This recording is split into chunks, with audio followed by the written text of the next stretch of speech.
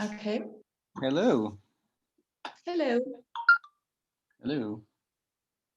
Hello. Hello, everybody that's joining, that's already with us. Thank you for being here. Thank you for joining us. Good morning to everybody that's in the area of Berlin. Hi, Peter. Hi, Marcel. I'm seeing some people, but not all. Actually, I'm technically conditioned. I'm feeling it today. So I'm very excited. I'm very excited to see you, and I'm very excited that we have this Flusser Festival going on today again. We all started to set up an event for the centennial, for the 100th birthday of Vilém Flusser, and we wanted to have that on the set of his last living location, right? His residence in France, Roubion. And we wanted to do that on his 100th birthday last year, 12th of May. And for reasons, we all met up in virtual space. But actually, last year and this year too, we thought it's for Flusserian people, it should be, well, it's definitely something we should think about, that we continue doing that. Still, we're looking very much forward to meet you in Roubion next year, hopefully. But we will continue doing virtual events too. So what else to say? We don't want to talk that much about us, actually. The Flusser Club is hosting this event. Baruch put a lot of work into that. Thank you for that. Thanks for all the people that are joining us and supporting us. So maybe you add some of the people you want to name here. And yeah, Baruch, come on, join into the discussion. Okay, if I must, thanks for the introduction and the first few words, Steffi. Wonderful to see you again. It's 12 months later, so 12 months, May 12th, and many of you I'm seeing again, so that's really wonderful. I mean, this is one of the things that that is one of the benefits of this telematic condition that we're in, is that we can have these international events, and it's relatively low. It's a low energy outflow to generate these international events. And yes, I see Corinne is there. Corinne directly from Roubion in Provence in France, where things are starting up again. Very nice to see you, Corinne. Corinne was ready to host us last year for the centennial, and unfortunately, we were not able to celebrate with Corinne, but we are celebrating with Corinne anyway, and it's great to have her with us. And she was extremely supportive of the project last year, and we had a beautiful plan, including a summer school and other events, an exhibition on the friendship of Vilém and Louis Beck. Hopefully, we'll be able to do that next year. And we'll have to figure out a way to make sure that everybody else who's here today will also be able to participate wherever you are in the world. I guess that's also coming up to be the next challenge, how we're going to be able to keep up this way of being networked and also local at the same time. Very Flusserian challenge for us, I guess. So yeah, I'd like to thank, of course, our members for supporting the Flusser Club. We have a lot of exciting announcements to share with you of developments with the Flusser Club, new resources for everybody, for the general public, for members. And I would also like to thank Westinhaag for supporting this program. And supporting my work at the Flusser Club all this time, and also, of course, the Vilém Flusser archive. in Berlin, who will be appearing live. We're going to have a performance today during the program. We have two performances actually. We have a series of very, very interesting, stimulating dialogues and discourses. As usual, our emphasis is trying to encourage that as much new information is generated as I think Vilém Flusser would encourage us to. So we try to divide up the lectures so that there would be a time for ample time for discussion after each presentation, each more frontal presentation. So we reverse the positions in the dialogical, or in the, as Vilém Flusser would say, in the responsible manner. Verantwortlich. All right, Steffi, do you have some other things to take care of? You'll see me like not looking off from time to time. I have to take care of the technical side of the stream as well. So please forgive me. I'm doing multiple tasks as usual.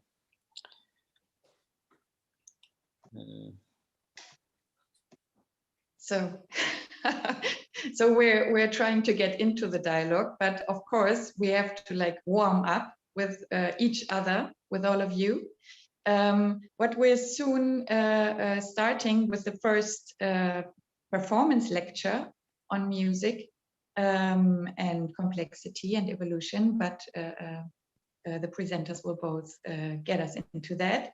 I think there are a lot of very interesting perspectives showing up today, and I'm very happy and looking very much forward to let you shine with your perspectives, but then at the same time trying to be as open as possible to get into that, that space of what would it be? Responsivity?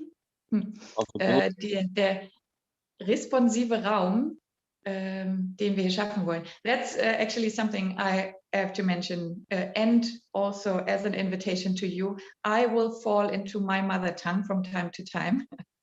And of course, I'm just as happy as I am that this technology exists, that we can interconnect now. I'm happy that English exists as our like Esperanto language, but it's not my mother tongue. It's not my it's not my philosophical language, maybe. So from time to time, I will just switch to my language, and that is, you are welcome to do that too, right? So we come all from different perspectives, and I am very much appreciative of the whole Flusserian community to always allow me to like shift my perspective towards another one.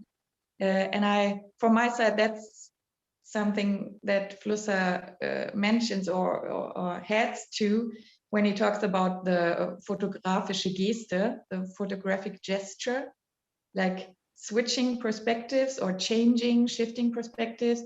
But still, the whole thing, what you just mentioned, it's also very much about dialogue, and that's what will be a little excessive today, maybe. But I hope we will all, have the capacities to join into the dialogue and be open and really talk to each other.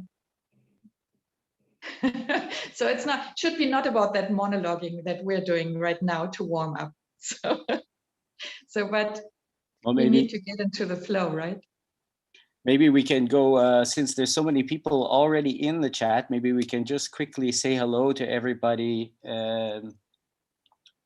Quickly go around the room and just warm everybody up so you get ready. I see Marc Lenot tuned in. There's Marc. Marc will be. Hi. Marc is doing an amazing amount of work this year, taking care of a new edition in the French language for Flusser Studies, and also writing some very, very valuable texts He's a rising star in the Flusser community. And also helping us with putting together the Flusser France panel, yep, which will be at 12:20, which is an exciting repeat occurrence here at the Flusser 100. Now the Flusser 100 Plus Festival, we have another hour dedicated to Flusser in France in French. So I hope you will, for those who enjoy and who can speak French and who can enjoy French, I hope you will enjoy that. That's going to be a wonderful exchange. It's very nice to see the Flusserian community growing and developing so well. We have, as Steffi said, our next presenter is already online. I'm very relieved to see that. Sebastian Sierra is there. Akim Monet is here with us. That's wonderful to see you. Akim Monet, the artist, has worked with Flusser's texts a lot and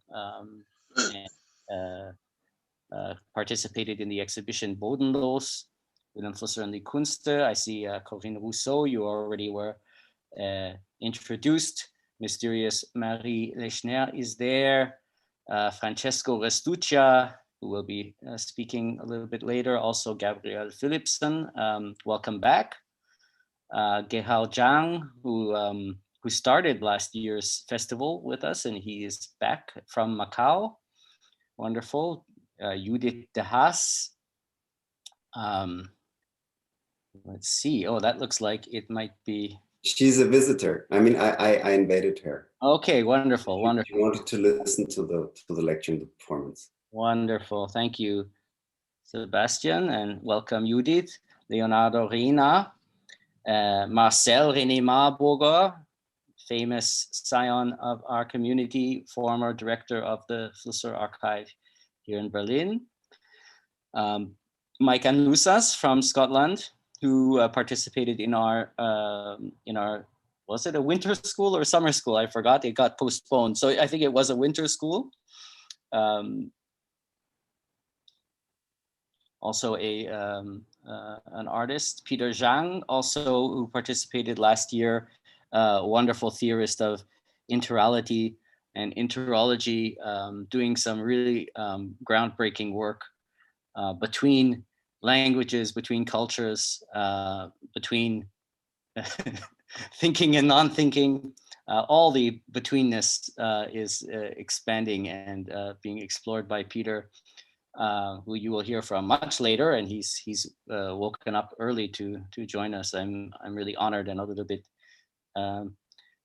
embarrassed to have woken Peter up. Miklos Peternak, so wonderful to see you coming in from Budapest, I guess.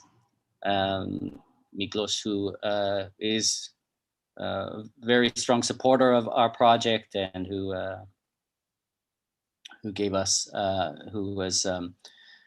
gave us these fantastic videos, the DVD set, We Shall Survive in the Memory of Others, which he filmed with Vilém Flusser back in the late 80s. Who else is there? Philip Süchtig is a new member here. I think he's a doctoral student, if I remember correctly. I forgot where, Weimar. And that's our round here. So yes, of course you're all welcome to, I don't know, actually I guess we should kind of move towards Sebastian Sierra-Bart and your partner Leonardo Reyna. Leonardo Reyna, yeah. Mm-hmm. Is the session being recorded? Yes, it's being recorded. Yeah. It's fine. I'm just wondering. Yeah, and it's being streamed, right? It's being streamed. If you don't want to, appear, then hide yourself. Yes, tell your friends. The stream is up. The stream is going, as far as I know. Everything seems stable. Knock wood. Right. So I hope you all feel familiar with the interface here. You can ask questions during presentations in the chat. Otherwise, please check your microphones. Make sure it's on or off, depending on what you'd like it to be. And what else should we? Sometimes it may be useful that the host is muting us if some, background noises are detected, something like that. And I wanted to mention for all people that are listening or watching the stream, you could also either write in the chat, but you could also write us an email to info@flusser.club to join the discussion, at least at some channel. We also have a Discord channel up, and I'm monitoring the Discord channel. So I put the link on our page for this event. It's also in the video description of the YouTube stream. So if you want to communicate with us from the YouTube stream, you can use the YouTube stream or the Discord channel. So I'm just now remembering to set up my cell phone with the YouTube stream on it so I can make sure to get your YouTube comments as well. All right, we are on schedule and ready to go with the first event on our program. The first contribution. Yeah, so there will be no big introduction. We keep it slim and personal. So Sebastian is one of our founding members of the Flusser Club. He joined in via the connection of Manfred Fassler, so I have to send out some memories. But of course we were reminded on the words of the survival in the memory of others. So there's time for grievance, but also time for, hope and live what we shared in connection.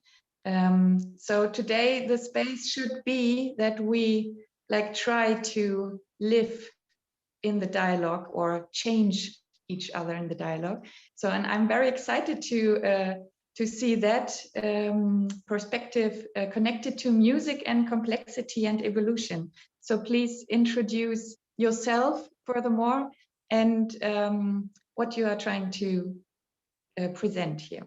And we are looking forward to the dialogue afterwards. Thank you very much, Steffi. Thank you very much for the introduction. Well, I showed a presentation of our humans here in the room. Leonardo Reyna is a concert pianist working worldwide with different orchestras, and as a solo pianist he studied in Cuba and Chile, and then at the Hans Eisler University in Berlin. He lives in Berlin. He's my piano teacher as well, yeah, and is a very good friend of mine.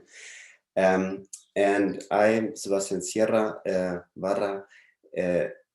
I'm in the context of Flusser, the most important thing is that I'm a media anthropologist, and I work at the Evangelische Hochschule in Berlin, like a docent for organizational development. I mean, it's like Steffi mentioned before, I will change into my mother language or tongue, which is German, and in a certain way Spanish as well. And maybe it's part of the performance.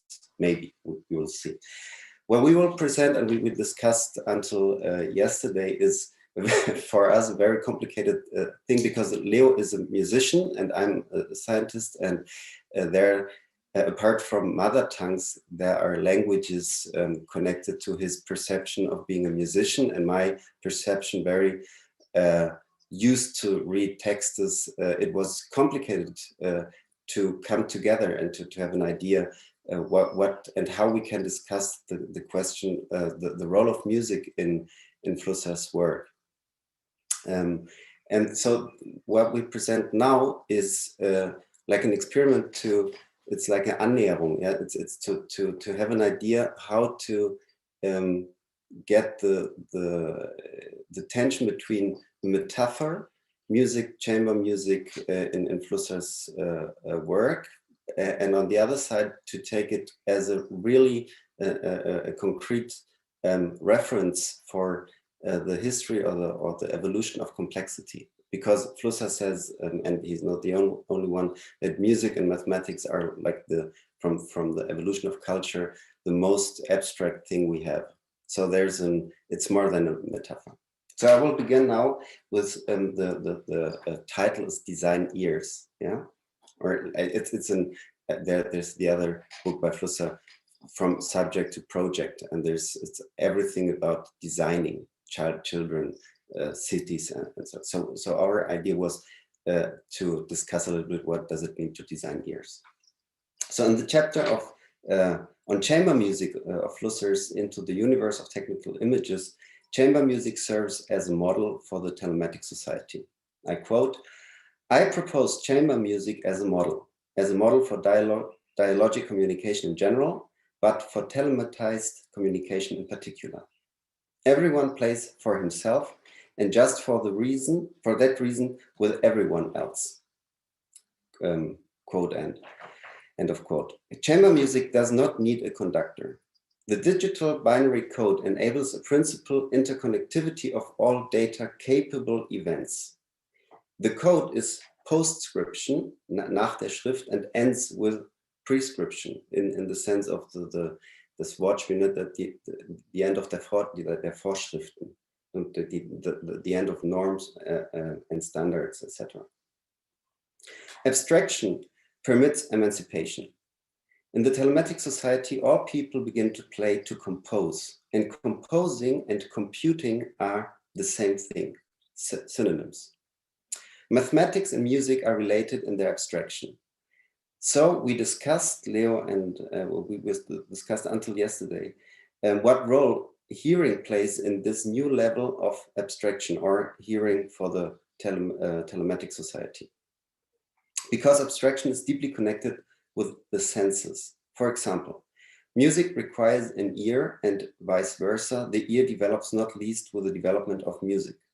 And it's interesting that hearing organs are in evolutionary terms, the last sensory organ to develop on land about 250 and 220 million years ago. Before that, terrestrial vertebrates were probably only able to perceive ground vibrations or loud, low-frequency sounds. After that, completely new communication with appearance of ears, possibility opened to through, for example, vocalization. From now on, sound waves rather than ground vibrations can be perceived, and they were like the base for new kind of communication. Thus, hearing forms a crucial basis for losing ground contact, for den Verlust der Bodenhaftung, die Bodenlosigkeit. Interestingly, hearing developed from bones which were originally located in the jaw. I don't know if I can show you this. Bildschirm freigeben. You see the image of the evolution of mammalian hearing? So yes, what we see is this bone, which was part of the jaw, transformed in this small, tiny bone here, which is now part of the ear organ of the ear. Yeah. It's just to have an idea that is really connected. I mean, it's an idea to say this is a kind of emancipation. Yeah. But it's interesting to say, okay, the transformation of the bone was necessary to develop or to construct ears, because for a long time hearing will be shaped by the production of sounds made by the mouth. Yes, I come back to it. And the dependence from mouth to language and from language to written culture is up to it's now in the telematic society up for disposition, and that means that we have really or we can think about a new kind of hearing without writing culture or language in the traditional way. because of course music is a language as well, but well, it's just an idea. The question came up: if the emergence of the universe of technical images requires a new ear. The universe, I quote again Flusser, the universe of technical images can be seen as a universe of musical imagination. Imagination and music are from now on no longer separable. End of quote. So if music and images can no longer be separated, do we need a seeing ear or hearing eyes? Of course, this is somewhat nonsense question because we don't have to separate the senses of hearing. What happens now? Yeah. Sorry about that. I think we had some echo. Okay. But anyway, the relationship between seeing and hearing is changing. As a first approximation, the evolution of hearing can be distinguished from the evolution of the ear as an auditory system. So, and now we will begin with the piano part. So we switch from my computer to Leo's computer. I mute now my computer. Yes.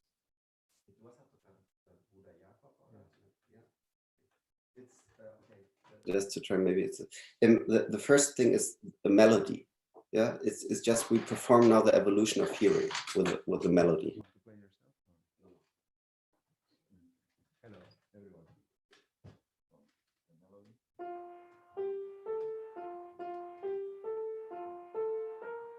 Guten Morgen für alle.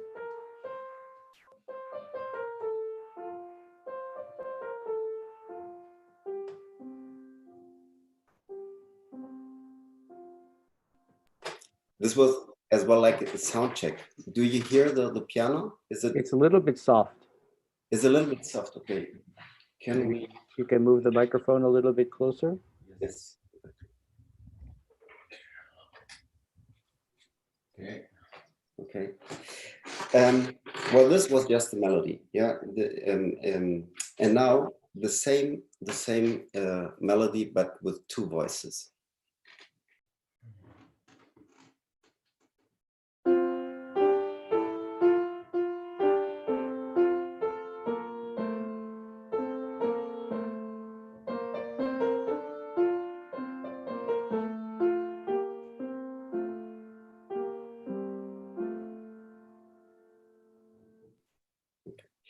These two voices means for the ear that you have to distinguish two sounds and at the same time to relate them. And with melody, there's the necessity of connect the tones to get the idea of melody. So it's the evolution of hearing or to understand music means to have an idea of relating the elements of tones to melody, to two voices. And what comes now is the Mehrstimmigkeit, the polyphony, and connected to this polyphony, the harmony and the independence of tones.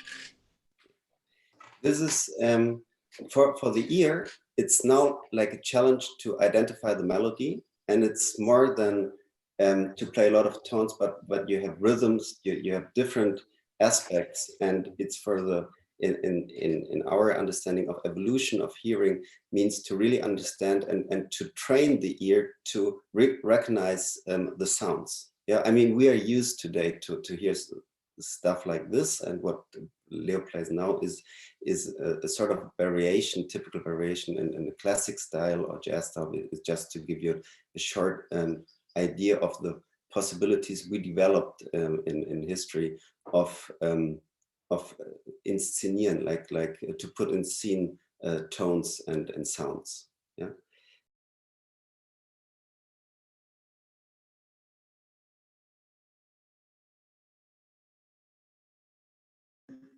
Yes. Yes, it's important to, hello, for me it's a pleasure to be here. As a pianist, as a musician in general, it's very important for us to come together in a society that seems to take us a little bit apart in our disciplines, and of course music as being a reflect of society, and as well as being a topic in where society has been influencing a lot the development of the music, as it comes to not just listening but to evolutionating in the composing process of many musicians along the history.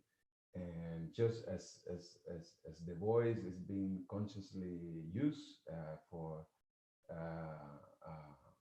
different purposes, and it can also be a sign of your temper, of your security as a human being, the voice and the way it's being used. The music is also has been through the articulation of the same music, has discovered all the possibilities that this articulation, these different intensities can provoke also with the human senses. So of course the polyphony and the complexity is something that appear also to liberate a little bit the principal aspect of a melody that was simply made in the beginning of the times, when something like that could happen.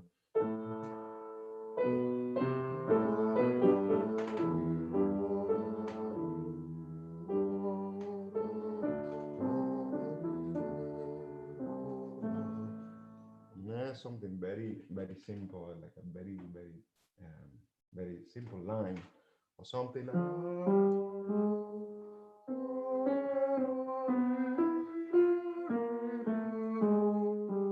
and then comes something.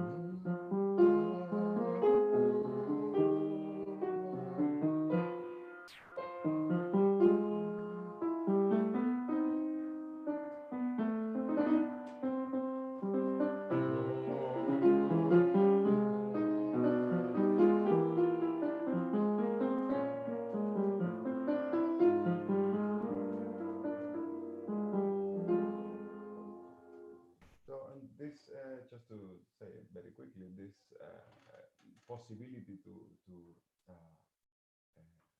extend composition or music piece give us, of course, the challenging task to a little bit divide our brain or our ears into what is a multi melodic piece, not with independent lines that all of them are crossing each other without depending on the other next to them, but still making a one solid discourse in the music. Yes, Baruch. Yes. Sorry, just that Leonardo was quiet, a little bit quiet, so we were not. I mean, I could hear, but I had to put up my speaker very loud. And The piano sound or the voice? The voice sound, his voice sound. So I mean, it was beautiful. So I did not want to miss any of it. But I got some messages that it was quite low for some people. So okay. Please, yeah. Okay, thank you very much. Okay. I will try to arrange something here. Yes.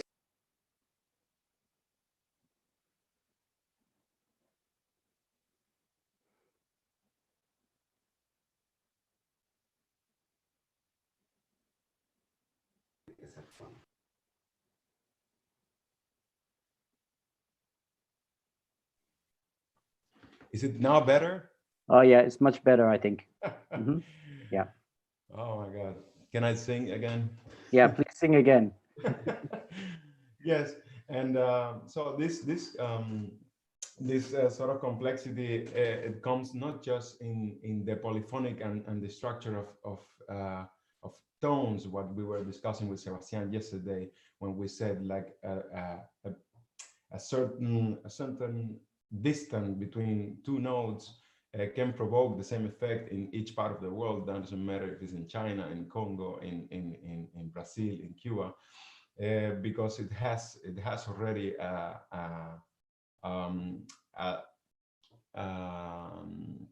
vibration, a tension, a thing that can provoke and evoke certain feelings. But apart from that, and it's what probably makes a difference when you listen to Pavarotti singing and any other tenor, but singing the same piece, but with one you perceive the music differently. And so we are talking not just about the mathematic formula that the music is exposing, but the way it's being articulated and the way it's being expressed. And therefore, the piano and the polyphony also develops in a way that talks to the senses of how I can, like a computer, adjust and regulate all the levels of my fingers to approach the whole range of sound in my hands, with different tonalities and colors. No, so rhythmically, of course, there is more complicated things. We want to do the Bach Fasciana, or no? That's Colette.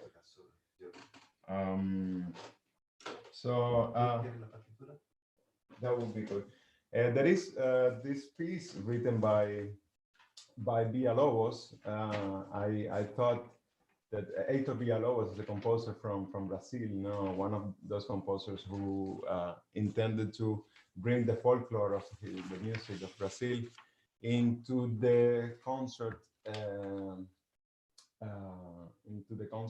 scene, and not anymore as a simple folkloric and popular music, but to bring it also as Brahms and Schumann and Schubert did with the Lied and with the symphony, to bring it also to the concert atmosphere. But what is interesting in his music is that he was also very, like every other musician, I think, very devoted and an admirer of the music of Bach, Johann Sebastian Bach. So he created these pieces called Bahianas Brasileiras, which is like a rhapsody, a scherzo, a play, where he takes the music from Brazil and mix it with the rhythms and the atmosphere. He brings it to the context of Brazil, the music of Bach. And it's a very interesting thing.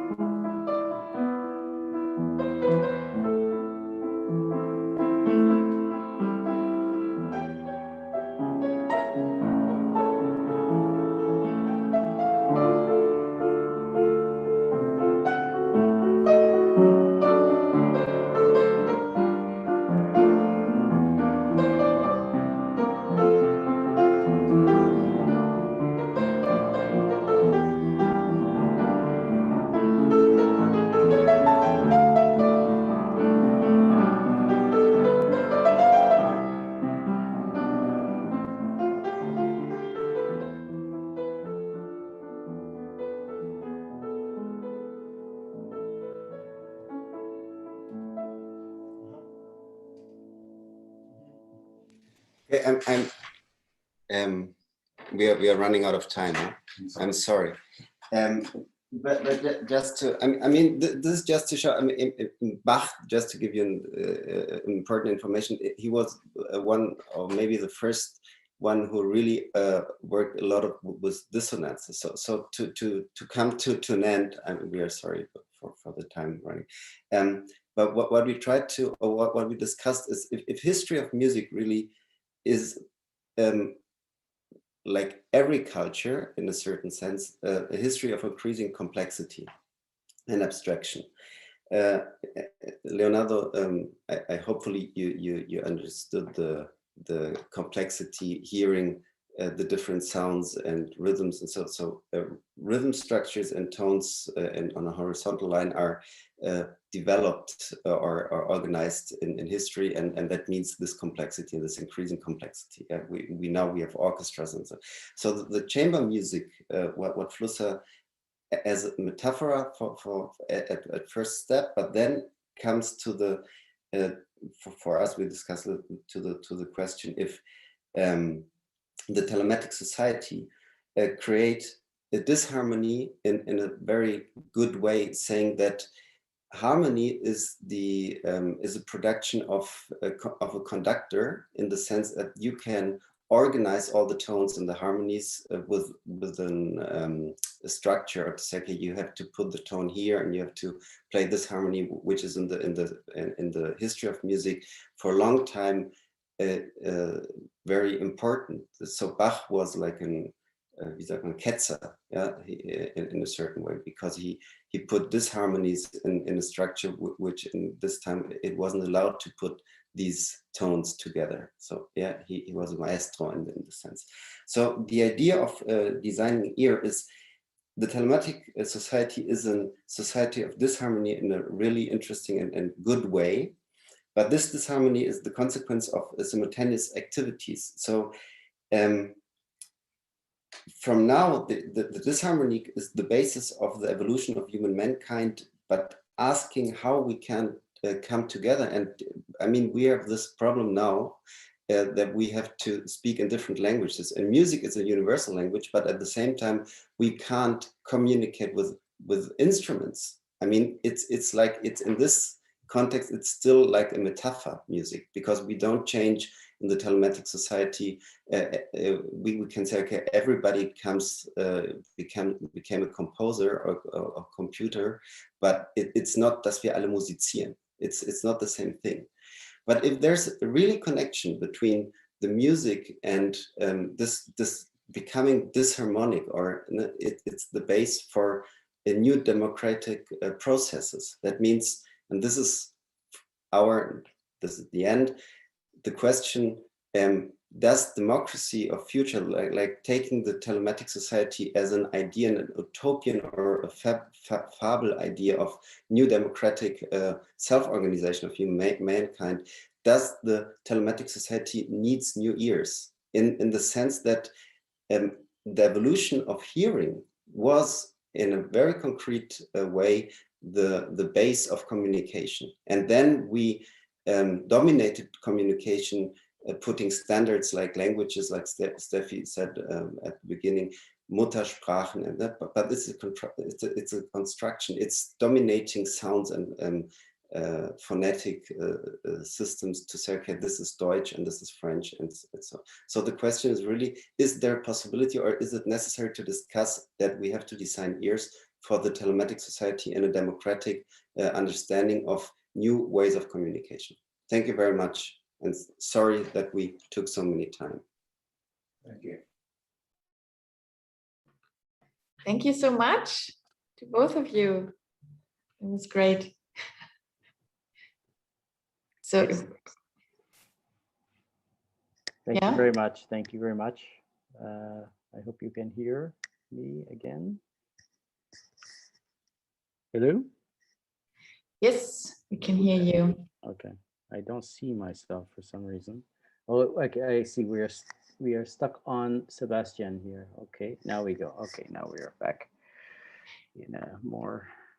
Yes. So thank you very much, Sebastian. Steffi, do you have like some first comments? I have a idea of a first comment. I mean, first of all, your reflections remind me of Flusser's work on colors back in the day. Of course, Flusser was also trying to find new universal language, or some new language that could overcome the crisis of text and writing, linear writing, and that, of course, that's quite well known that he no longer considered that linear writing was up to the task of grappling with our current conditions. And as you said, the music provides perhaps a universal language, but it's one that does not avail us of politics, right? It doesn't have that specificity maybe that we would need from a language, at least to administer our needs together. So yeah, I'm wondering, you're working with here kind of classic or kind of transitioning from classical, Western classical organization of sounds. I mean, when you say that we need new ears, I mean, my first thought is that, you know, the kind of work of noise musicians or noise sound artists are maybe exploring that new realm of listening. Maybe it's no longer music though. So maybe it's something that, that, you know, we need to leave music where it is and move on to a new kind of acoustic space of intersubjectivity. Yes, I mean we discussed exactly this point as well. It's sound. I mean, the interesting thing, you can say language is music as well, or you can separate or distinguish sounds in the sense this is music is limited by rhythms, harmonies, and noise, and sounds. It's not necessary music. And the interesting thing for me is, or you can also in music, there's this Geste des Musikhörens by Flusser, which is very interconnected to the body. I mean, if I get Flusser well, so you can't separate music from the body. So the body is music, and music is the body, says Flusser. And I'm not sure, but I wasn't convinced that to take the chamber music as a model for the telematic society, for the first thing, I immediately get it. But then I began to think, why does it have to be an example from the music if computation is, there's like coming a distance to music. So it's I get the point of the solists and the computation, and everybody is independent and together at the same time. But the thing of music, it's still, as you said, Baruch, there's something connected to the body, and this connection is, of course, it's like stress if you have noise, yeah. But the Bachiana, it depends on, but there's a connection to music, to sounds, which is it's a combination of training, of hearing sounds. I mean, we really have to train the ears to get the melodies, and on the other side there's something like nature connection to the music, and this is das Spannungsfeld for me. You have to say, okay, there is a metaphor for music and chamber music, and this is very, very helpful. And on the other side, there's we are losing the contact to the stuff of music at the same time if we don't understand, or if we don't discuss the necessity of develop music and ears in the way that the development of instruments, infrastructure of music is still something which is really connected to the body. But maybe, I mean, it was an interesting discussion with Leo, because it's hard for us really to have an idea. Yeah, of course, Leo.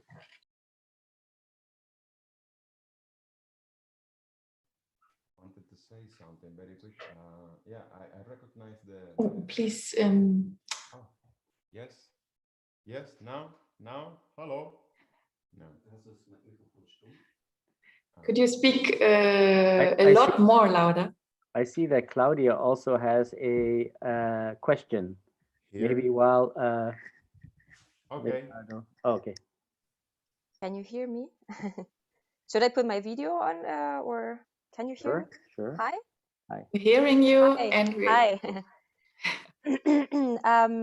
Yeah, I had just like one thought going through my mind, and it was about harmony in this harmony. Of course, I mean, we cannot understand this harmony if we don't understand what harmony is. And if we just like translate this to the politics, we could understand harmony with the monarchy.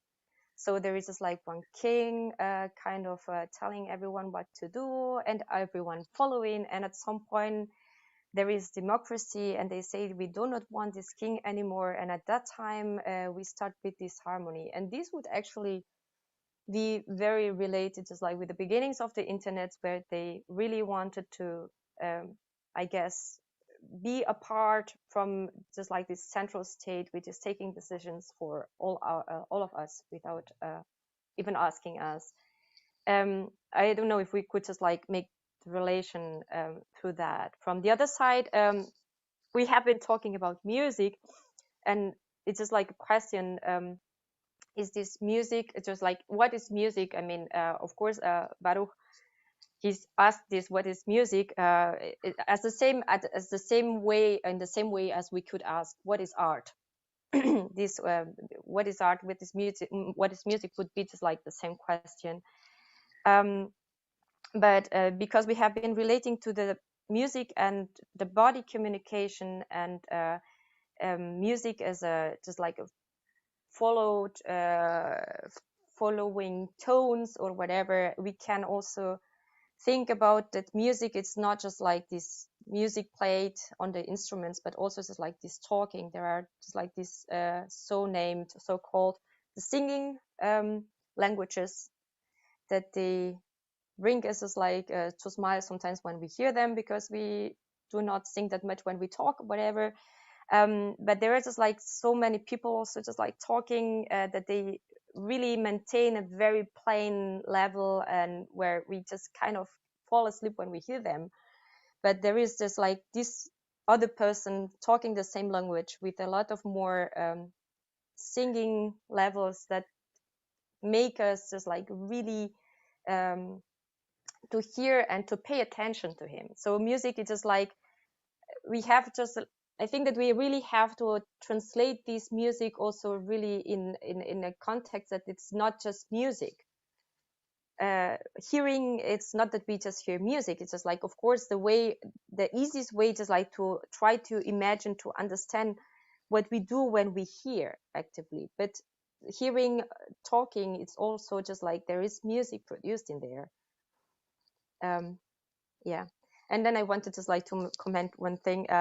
I think that Bach was really allowed to do whatever he wanted. I mean, just like Bach, he was so great, so he can do whatever he wants. It's just, yeah, that's it. Thank you. You're welcome. Thank you. Okay, Leonardo, you want to maybe respond? We have about 4 minutes left for your Yes, session. I forgot what I was going to say. Yes, no, I think that here's some Asian. Okay.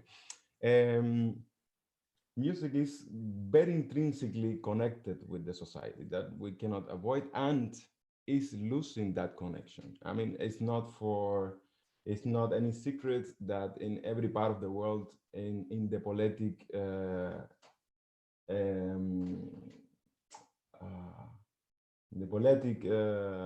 world, music and culture is losing support, is losing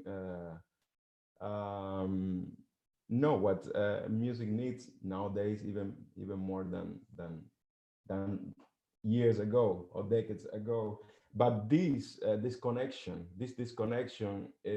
we cannot, or at least I personally don't attach it or don't connect it to a simple political move or a simple disinterest, but a real disconnection from the person, from the human being, with a part of the world that, in this case, music or art, has and should have a strong connection in the aesthetics and the intellectual thinking of a place, of a nation. No, if we want to talk about identity or not, that's a different subject. But And this is runs in the responsibility of the same artists, of the same musicians, and not only from one side. We were discussing this yesterday. How is it possible that culture is not being supported? But if the culture scene is not projecting the music on an aesthetic and intellectual values that can make others like you listening here connected and say, well, music is just music and we leave it there, or music is just in order for me to upschalting and to disconnect. No, it's actually to connect, and this is a collective work that must also come from the music side. Something that in the time of Bach, as Claudia was saying, or the time of Mozart, or etc., or in the Hof, when Mozart was playing for the king, etc., was people who needed the music. They didn't do it for something more than the really personal connection to the arts. So yeah, that was just something that I wanted to say, and hoping, of course, that music, and not just music, but arts in general, can come to that level of connection that will also allow a retroalimentation of society, not just misuse of the means of expression. Thank you.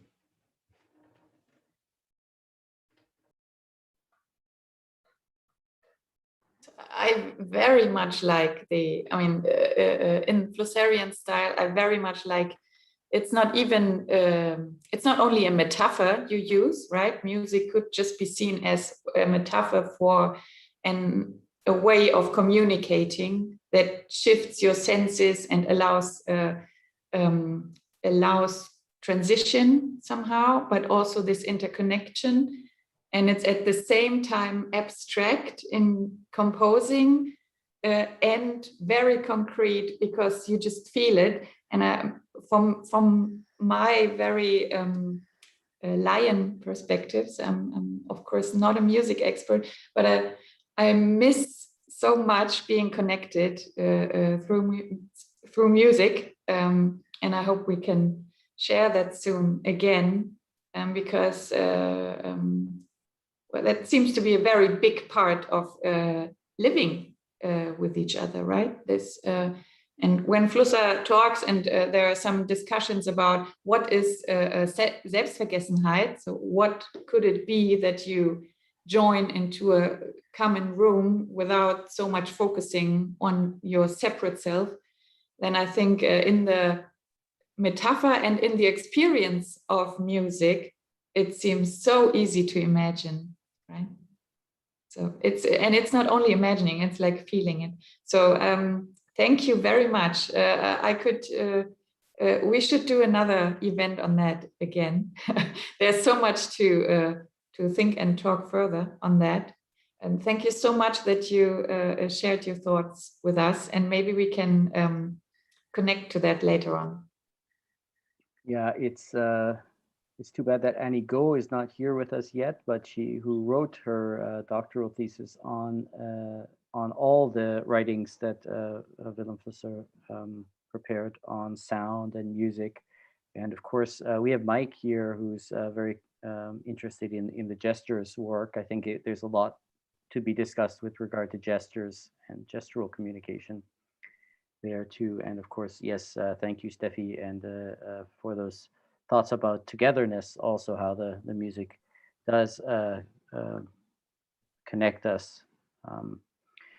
Yes, we do have to move on though. Thank you, Leonardo and Sebastian, for your wonderful presentations. Nice to start with some music. Thank you very much, Baruch, Steffi. Thank you very much. Please stick around. Very happy to welcome back to this second edition of the Flusser 100 Festival Gehao Zhang from Macau University of Science and Technology, Faculty of Humanities and Arts, and the political economy of communication is one of his specialties there. Gehao, are you there? Yes, I'm here. Okay, wonderful. Okay, welcome back. Glad to meet you again. Yeah. Online. How's everything over there in Macau? Perfect. Everything's fine. Yeah. Okay, great. Wonderful. So, is there anything you'd like to say before starting up with your discussion?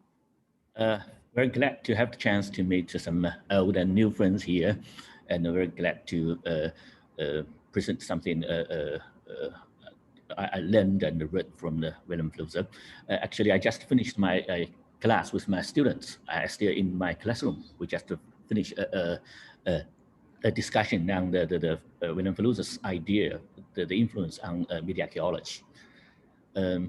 Actually, I thought about what I would like to talk. Actually, since my recent research is on the martial arts, so initially I'm thinking to talking about the gesture and the martial arts, but when I'm preparing for the presentation, I changed my initial idea.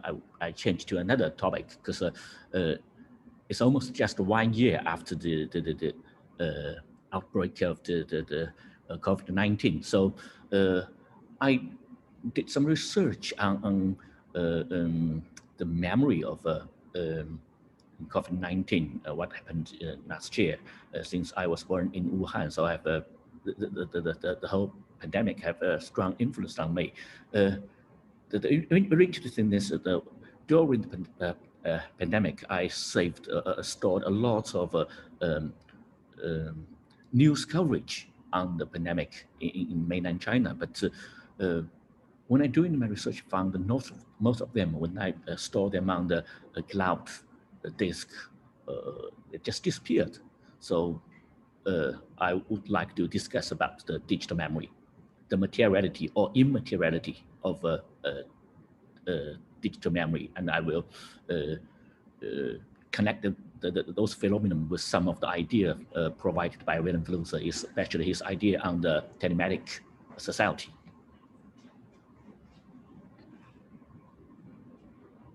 Great, great. Well, very excited to hear what you have to say about that. It's we all, I think it's something that we can all discuss a lot today. I mean, it's been a year of this pandemic and the pandemic response in various countries has been very, very interesting to observe. I think Flusser has prepared us to some extent for this situation, at least in terms of understanding this experience of sociality through technical apparatus. So yes, Gehao, can I do anything for you to help you? May I share my screen? Share my presentation. Go right ahead.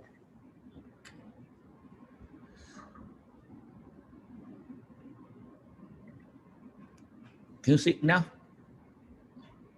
Yes. Okay. I will talk about the immateriality or materiality of digital memory. This research actually begins with I saved a lot of news coverage on my cloud disk since last year. But recently, when I try to reread them, I noticed that most of them I cannot access them. If you can read the Chinese, you can notice that's the page. When I try to access my cloud disk, I have no right to access them. I have no access to lots of websites store those kind of news coverage. But the main thing I would like to talk is about what happened about nearly a year ago. That happened on 12th of March last year. One of the Chinese newspaper, a magazine, published a report about the title of the report is called "The Whistle Giver."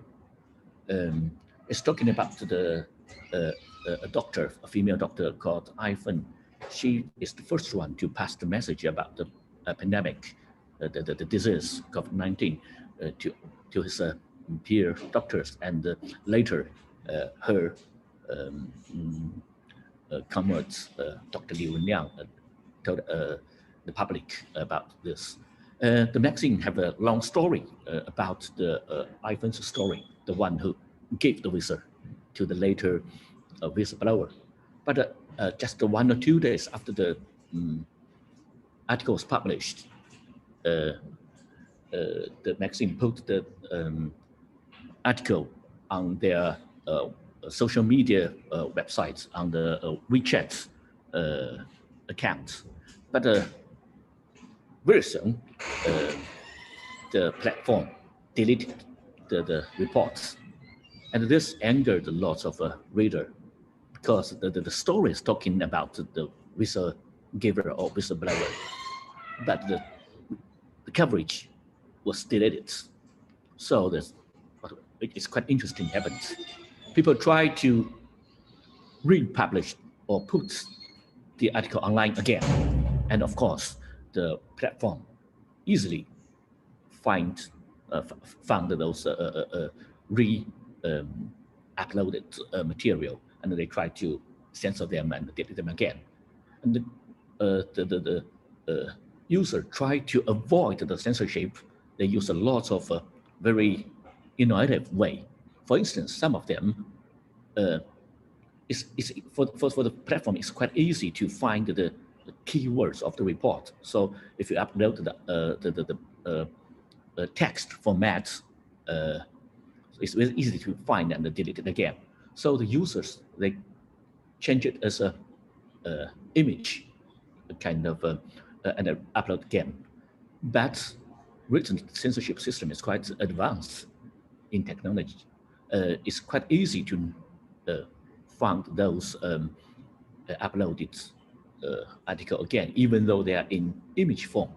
So the users try to convert or change the image to avoid the technical censorship.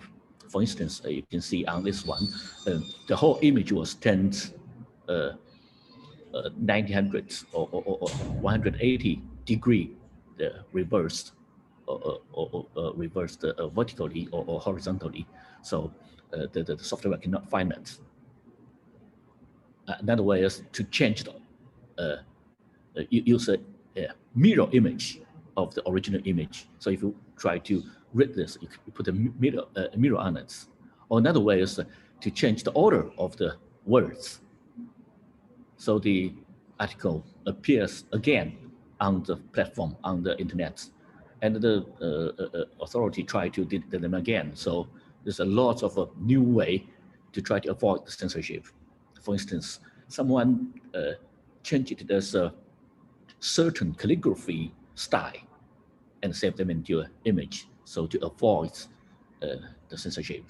You can see on the left is the use the calligraphy of Mao's style of calligraphy, and on the right is the oracle stone inscription style. So try to avoid the censorship by the internet platform and the authority. And other ways included put them into say an image contain the original message, but in the shape of monuments, or insert the article into another article, and it's ironically appears like some article talking about the censorship, the internet security, but you can see the small characters in between the line is the censored the article. And other ways turned it into an image, a word cloud as an image, or draw it as a cartoon, or translate it to different language. For instance, English, Japanese, Korean, German, Vietnamese, or put the whole article and publish into a totally white one. So if you use a certain key on your keyboard, if you choose all the image on the left, so you can see the words, because it's the background is white and the character, the color of the character is also white. But if you select it with your mouse, so you can read the text. Another way is to change it into a Latinized Chinese, based on the pronunciation, or the language for the blind, the language for the deaf, the gesture language, or change the original text as kind of a telegraph or Morse code, or some very rare language, for instance, Hebrew or Polygon. And the user, they can use the translation software to translate back to read the original article, and or change the layout, or change them into QR code or barcode, or use a emoji or mojiback, or change the read the article and record it as an audio file. So it's easy to escape of the censorship, or put them into the sequence of DNA as in the format, or put the character into the movie image, for instance, like the titles in the Star Wars, or in the Matrix.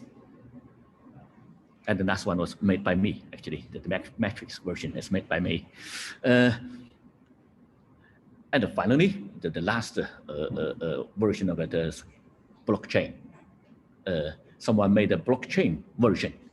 And according to the author of this blockchain version, he believes blockchain is decentralized. It cannot be forged, or it cannot be changed. So in a society who has a censorship system, the best quality of blockchain is to save those not easy to save archives, and to blockchain become a very good way to preserve a digital memory. That's good, according to some of the author. And if we go back to Vilém Flusser's idea, as we all know, Flusser has an idea about utopian society, the telematic society. He defined his idea of a telematic society in different works. For instance, in his into immaterial culture, into the universe of a technical image, and he mentioned a very interesting character of the telematic society. It's immaterial culture, the ephemeral culture, a culture that no longer store elaborated information in objects. In that way, the perishable and the forgettable works no longer exist in such a culture. So for him, the key aspect of the telematic society, this utopian society, is imperishable processing memories. And he also noticed we're still maybe far away, although we're on the way to the telematic society. And there's a two direction toward the telematic society. One is a move to the more central programmed totalitarian society of an image reserver and image administrator, and the other is a dialogical and the telematic society of an image producer and image collector. Actually, for him, he thinks it's not easy to immediately obviously that in telematic society is a very primitive primary stage or undeveloped form, but it has a potential to overthrow all those discussed as well as dialogical social structures. So telematic society will permit information to be generated and stored without a material support. So he believes maybe such as electronic magnetic can solve the problem of pre-Tenmax society's censorship. So when something become totally immaterial, become only exist in electronic magnetic form, it will never perish. It will be preserved as a kind of a digital memory. And only when the translation into an electromagnetic field is finished, we will actually be able to store information in permanent material and reproduce and transform again. So there's in Vilém Flusser's idea, there's a connection between the digital memory in immaterial form. Only those in the utopian telematic society, when the digital memory become kind of a immaterial form, it can really persist. And this lead to a question. If something was installed in electronical magnetic form, in so-called immaterial form, but this kind of immaterial culture, it has a materiality. Even something is totally in the immaterial form, in electrical magnetic form, but still has maybe a kind of a material infrastructure to support this kind of immaterial culture. Even in electromagnetic form, we still have an infrastructure for the electricity, for the magnetic. So although we're still far away from those utopian telematic society, but even this kind of telematic society realized there's still kind of the problem of materiality, the infrastructure to support this kind of immaterial culture or this kind of telematic society. Maybe that's why telematic society is still utopian, because we're still strained or limited by all kinds of material infrastructure. And those kind of material infrastructure also influenced the structure of the society, the structure of our communication. So that's why telematic society is still a utopian for us, at least at this stage. But the example I offered earlier tells us we still have the chance to take an effort to that kind of a telematic society. That's my presentation. Thank you, everyone.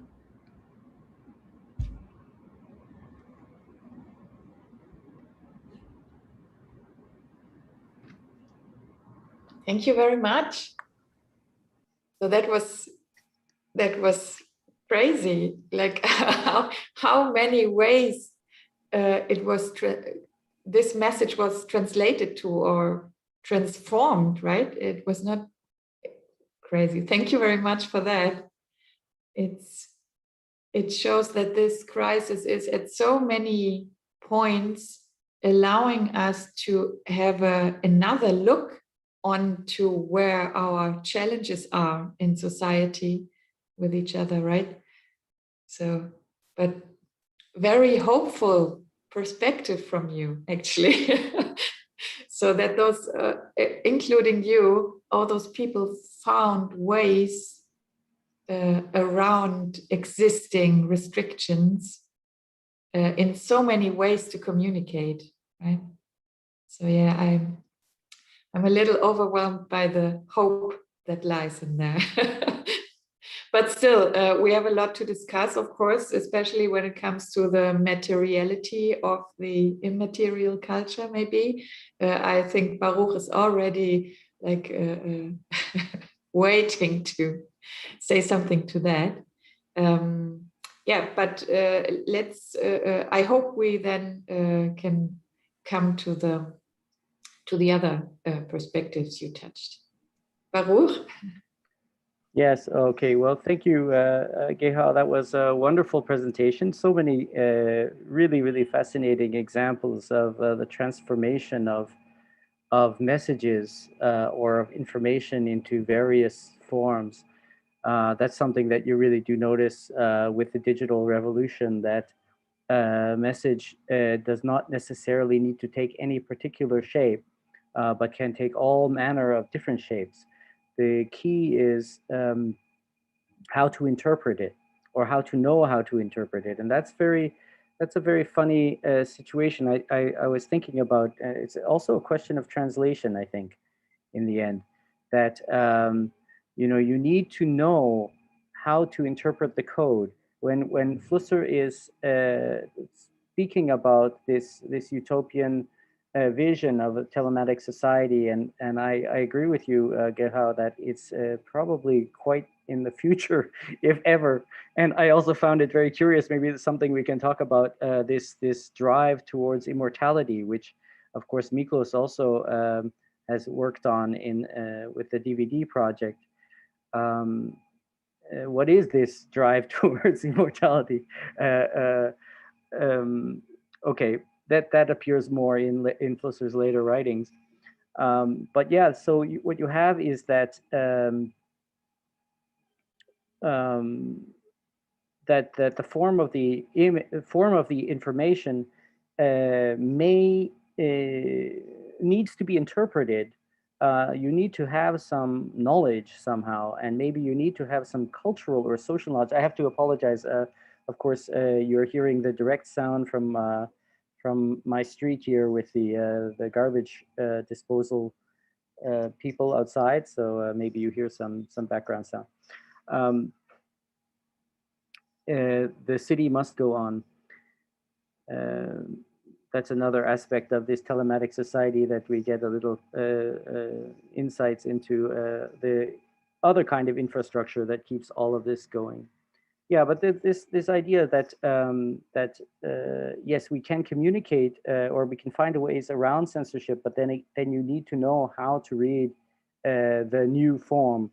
I think some of the examples you gave are quite easy, like you can put a mirror, but then maybe you need an app to read the QR code, or maybe for the blockchain you'll need definitely some kind of a client to read the blockchain information.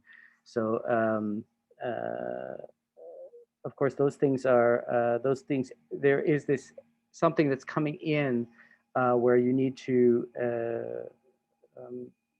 have that translation aspect. And I'm wondering, Gehao, maybe this is something you can answer. Are a lot of those responses just kind of humorous or you know, ironic? Of course, they're not all meant to just preserve that information and to keep it available to people. Or how does that work? Actually, in the beginning, people try to preserve this kind of original text, original image, and the authorities, their censorship system also upgraded, and they people in the beginning used a very simple techniques, and the advanced image identification system easily cracked this kind of innovation. So later, people try to use different ways, and then the purpose is not to preserve the message or preserve the memory, and become kind of a behavior kind of behavior arts, a kind of a demonstration in the form of rewrite the original message or transform the original message. So the importance is not the message itself, but the process of the transformation itself. And the people can, after months or after years, people may not remember the original image, but still remember the process of transformation, and the people, the efforts to transform the original message. And another thing I would like to mention is, actually, even though we are not in the telematic society, on the internet, it's quite difficult to totally delete something, but it's quite easy to have something stored on the internet, but let the most of us cannot access them. There's something there, but you cannot find it. Actually, I noticed, I think maybe the practicing censorship system works in this way. It's not totally deleted everything, but as something's there, but you cannot find it. The censorship is to control the search engine, or control the way people find the message, or not the message itself. I think that's what I've learned from the case I mentioned. Do we have some other questions from the assembled guests? I see Peter has his microphone on. Can I say something real quick? Please. Yeah, can you hear me? Yes. Do you want to put on your camera? I try to speak quite softly because my family is still sleeping. Hi, Professor Zhang. Nice to see you actually face to face. When you presented those fascinating, mutated forms of the same message, this idea of memes came to mind. It's more like a kind of performance art of sorts. I like Baruch's idea of there's humor, parody, permutation. It became a kind of formal permutation game of sorts. So fascinating presentation. I like that a lot. Thank you. So just want to share a quick impression. So thank you, Peter. Mike, you put your mic on, Mike? Sure.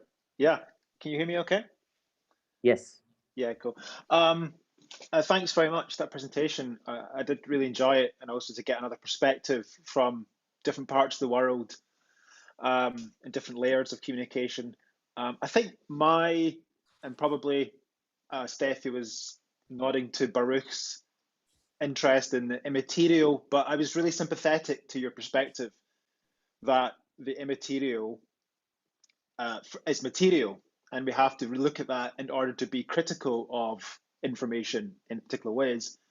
But I think, as a sort of, I guess it's a general conference symposium question, out of Flusser's work, his writing on the immaterial and use of the term is the thing I have most trouble with, because my own perspective is I disagree with it as a term. I think it's problematic in that it sort of gives this impression of information as not being material and takes the politics out of it to some extent. So my own thing is, I quite like to get rid of the term immaterial, but of course he keeps using it, Flusser, in his work, so I'm not quite sure what to do, but I just wanted to offer those thoughts. Maybe we have to practice some more of the ambiguity tolerance here too, that it's not either material or immaterial. So that's what I like about Flusser a lot, that he challenges us to think or to like under or overcome, or I don't know, but let's keep us a challenge to not stick to those binaries, because I totally agree there will be no immaterial, no real immaterial culture in the extreme way. I take it as a spectrum, and we still need, I think especially now, we become so aware of the technical infrastructure that allows us to connect to the world, even though we're all like trapped inside. So yeah, let's talk about the material conditions of the ideal immaterial culture. But still, there's the point, right? In the not really immateriality, but the something like it gets detached from solid materials, maybe something like that. It's more in a flowing energy room. I don't know. I don't find the word for that, but you may. So yeah. Back to you. I guess the thing is, the concept of material doesn't seem sufficient either, that to encapsulate energy and everything else. So I've often thought like, oh, matter, energy, but you end up with a similar duality of, So anyway, yeah, stuck in language a little bit. There's one question that refers to information, because, as you know, we all know, Flusser is very interested in this notion of information, of putting the form in to something, or when we talk to each other, when we exchange with each other, that's when we inform the other and we change each other's form. And also has to do with the we shall survive in the memory of others vector, where we inform each other, and we become immortal through the other. May his memory, or may their memory be a blessing. And that again, of course, we are material and we must be reproduced, right? A human being is a material being, and so even if we only have an idea, or we only have the information in our consciousness, well, that consciousness needs to be reproduced physically as well. So I also share this trouble with this concept of immateriality. Or also in the quotes that Gehao Zhang shared with us now, where is this information supposed to live, and is it important in this sense that it's externalized outside of human affairs, that it's in this electromagnetic spectrum as it seems to have been described? I'm not sure exactly. Maybe the metaphor of the music can help there again, because with the music, or with the help of thinking in that not only metaphor but experience, it's not right. It's not the most important thing. It's not the channel, or it's not the air. It's how you. But well, one other aspect is definitely that it's how we are transformed by that. Maybe, of course, yes, we are transformed and it lives within us. But now I just had this idea that maybe Flusser is thinking about, you know, how they say that all the television programs that were broadcast into outer space, they just kind of live on forever, floating into outer space, right? And so that the electromagnetic transmissions from the Earth are going out into outer space, and they'll be forever kind of transiting through the universe, right? And there we will live on forever somehow, but whether we'll be able to access that information is another question. Peter, you have something to add? It's just a little word like transcoding, maybe, you know, transcoding, nothing more. I guess, you know, to piggyback on what you said about, you know, transmission outwards, I guess there's a kind of entropy or dissipation. Eventually, that information cannot be harnessed. The thing is, we cannot catch up with the, you know, vibrations, you know, flying outward from us, or have to be faster than the speed of light to recapture that information. So in that sense, I guess entropy would be this, you know, something dissipating at a faster speed than we can, you know, catch. Having a kind of solid material base for information is precisely, you know, literally about setting things in stone to defy the erosion of time, you know. So like, you know, people in the media ecology community use the term cold mediums, like stone, tablets, and all that, even paper. So I guess electromagnetism is just, I don't know, it's, I don't know, it's just very complicated, I guess. The other idea that came to mind was if the original content was just the oneness, then all of these permutations would be the manyness. There's this relation between the one, which generates the many. So I guess eventually through this kind of diversification of form, the content somehow manages to be retained, to defy the attempt on the part of censors to get rid of it or hide it. So it's a strategy of survival through, I guess, multi formalization, for lack of a better word. Yeah, I'm just, thinking out loud, for the sake of discussion or dialogue. So fascinating again. Thank you. Mutation. Yeah. Gehao, we have 2 minutes left. Would you like to respond to some of the responses?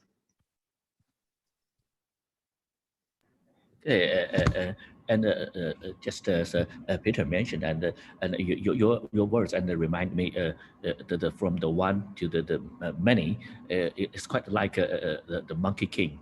He used one of his hair, and they can change to millions and thousands and of himself, and that's a great way to preserve or restore. Thank you everyone. Okay, thank you very much, Gehao, Zhang. That was fantastic. I hope I missed some of the slides because you went through them so quickly. So I hope you'll be able to share them with us later. So I will share it. I will send you a copy. Fantastic. So, can you hear me still? Yes.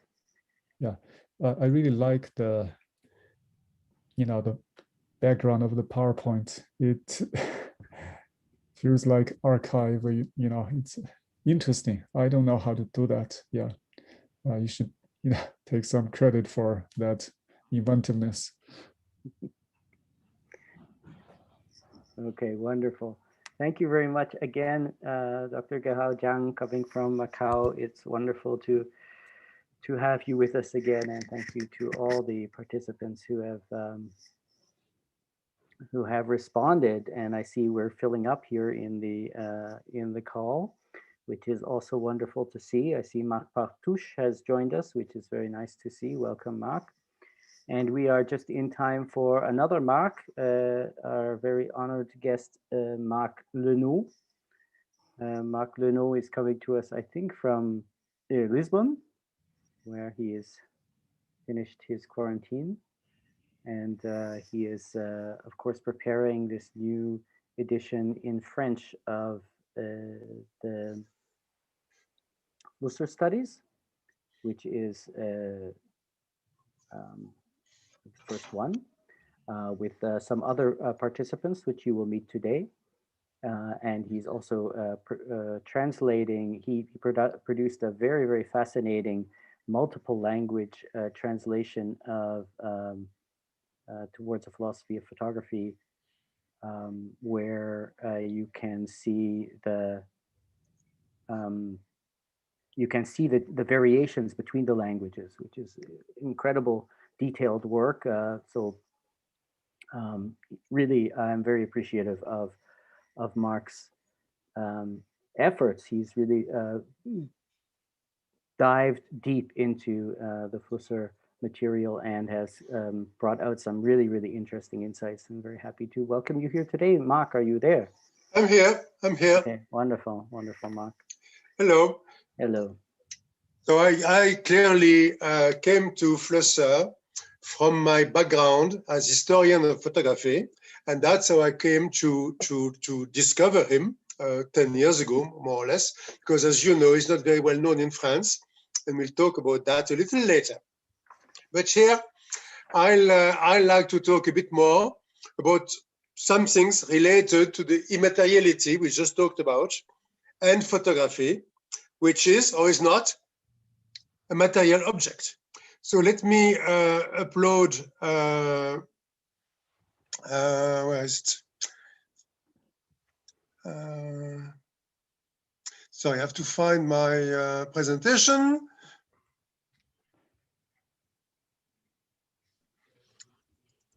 Okay. 1 second, I'm loading it. I will also have to adapt to. I'm loading it.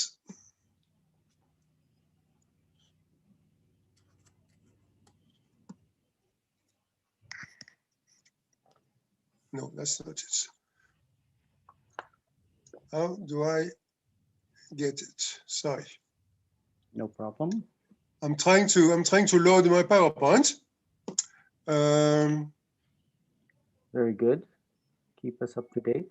Which should be here, but it's not. If not, okay, I know. Sorry, 1 second.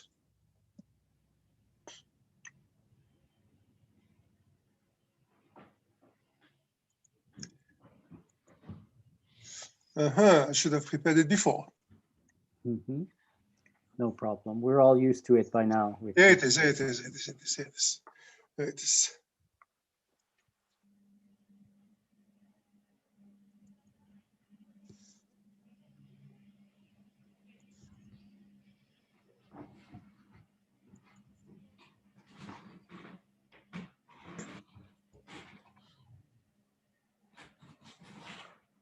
You see it? Yes, I see it. I see We're it. Are you, seeing your good? screen. Are you going to go full screen, or are you going to just stay in this? No, I like to split the screen so you can see me a little bit. Okay, okay. I will. I'm just adjusting this. Sorry, image. Fantastic. I can see. I don't see anything. You see the presentation? Yes. Okay. So I'm going to talk about photography and exchange value. And I'll start with this image. You can see it? Yes, yes, we see it. Okay, so this is by an artist called Mike Winkelmann, who, as an artist pseudo, used the name Beeple, and it's called Every Days, the First 5,000 Days. And this is a work of art I discovered a few months ago. And to be very frank, maybe because I'm too much 20th centuries, because I'm too old, I didn't know what was an NFT. What is an NFT? It's a non-fungible token. That is, it's a unit of data which is stored in a digital ledger, a blockchain, that certifies a digital asset to be unique. NFT can be used to represent items such as photographs, as we just saw one, videos, audios, and other. Possession of a copy of the original file is not restricted to the buyer of NFT. Copies of these digital items are available to anyone. But property, as opposed to possession, of the original NFT is tracked on the blockchains to provide the owner, the buyer, with a proof of ownership. So I frankly discovered that only a few months ago. I didn't know that a work of art could be an NFT.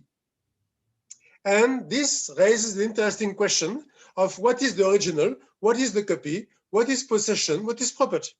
It first sent me back to read Walter Benjamin, The Work of Art in the Age of Mechanical Reproduction, which is, of course, a basic work for all photography historians, which basically, to summarize it very, very quickly, says the aura of a work of art derives from its authenticity, its uniqueness, and its physical and cultural location. The aura, that is the unique aesthetic authority of a work of art, is absent from mechanically produced copies, however perfectly made. The painting is not the same thing as the reproduction of the painting. But the mere existence of the mechanical copies, by changing the cultural context where the artwork is located, physically and culturally, diminishes the aesthetic value of the original work of art. This is what Benjamin said. And in photography, to retain some aura, photographers have made, since almost the beginning of photography, a small number of signed and numbered prints that they can sell and gain money, and sometimes even unique prints. So this later sent me to read an article by Flusser called Photography and Exchange Value, which was published in English and in German in the magazine Camera Austria in September 1982. That is more or less at the moment when Flusser was writing the first version of Für eine Philosophie der Fotografie in German. And I think, maybe I'm wrong, but I think it's one of the very few texts by Flusser which has some sort of an economic flavor. What does Flusser say? Flusser in this text says photographing is transforming an idea, a model, into a photograph.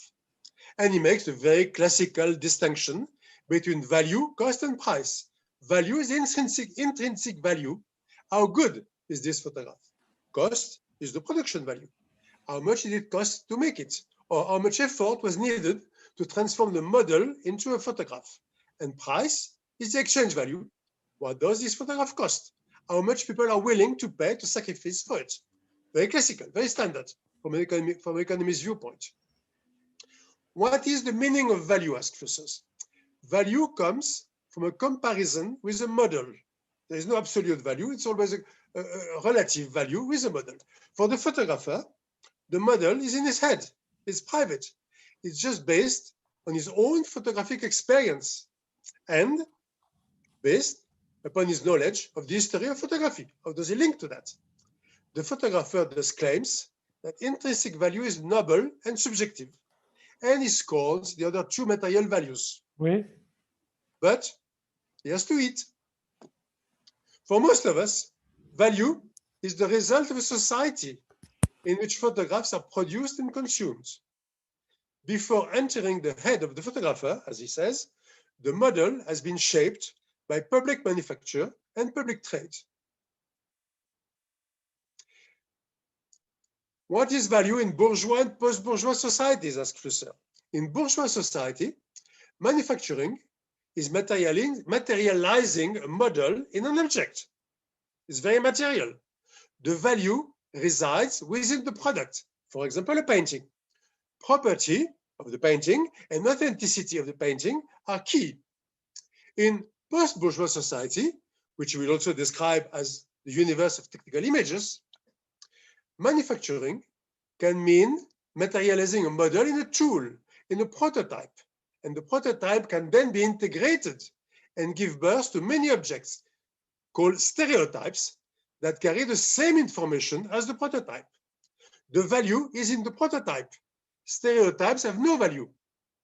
Property and authenticity become meaningless. Possession and copy have become key. Original or copy? The original is an object bearing the traces of an effort to make the value visible. These traces are proof that the value was objectified here. Unicity and authenticity are important to the owner, proofs that he was not cheated. The copy is an object showing the traces of the effort to imitate the original. An objectified value was distorted in the copy, reproduced, adulterated, diminished. The photographic prototype cannot be an original. It cannot be appropriated in the bourgeois sense. A photography is a stereotype functioning as an informational tool, and therefore it can be in the possession of anyone, but nobody can appropriate it, can have the property of it. To continue with Flusser's article, photographers, value and money. Photographers, says Flusser, in September '82, were among the first to bring about this revolution in production. They don't manufacture products, they produce tools. They diffuse information by means of a prototype through numerous stereotypes. For them, the value is an informational model which can be estimated in bits, and money should no longer be needed in this ideal post-bourgeois society. But photographers are new people, but they live in what he calls the final period of the bourgeois society. Since they cannot eat bits, they need money. This is a tragical aspect of the situation, says Flusser. They must compromise and transform bits in money. Photographs as collection piece. Photograph as collection piece. Therefore, photographers have to trick people, trying to bring the original over into the post-industrial society. They can do that thanks to the so-called knowers, says Flusser, which we could call collectors or experts or connaisseurs. Knowers are people who recognize whether a photograph shows any trace of an effort to make a value visible. There are people who recognize an original in a photograph. There are potential owners desiring to appropriate a photograph which has been recognized as an original. And to satisfy these people, these collectors, photographers manipulate photographs so that they can make money with them, selling them as originals. And I add, hence, there is a market for the numbered and signed copies in art photography. And based upon my research, paradoxically, this is often true very much of the experimental photographers. Photographers who are supposed to play against the apparatus, in Flusser's sense, but whose techniques, for example, the photograms or the chemigrams or the camera oscura, imply a single print and imply that there is no reproduction.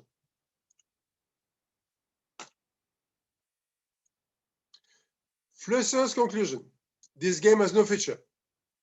Not the game of these photographers, not only because it is contrary to the nature of photography, since in the future, original and property will have no meaning, but mainly because the revolutionary method of production will become refined technically, increasingly automatized, electronized, cybernetic, telematic, and thus contrary to the interest of the knowers of original, the collectors.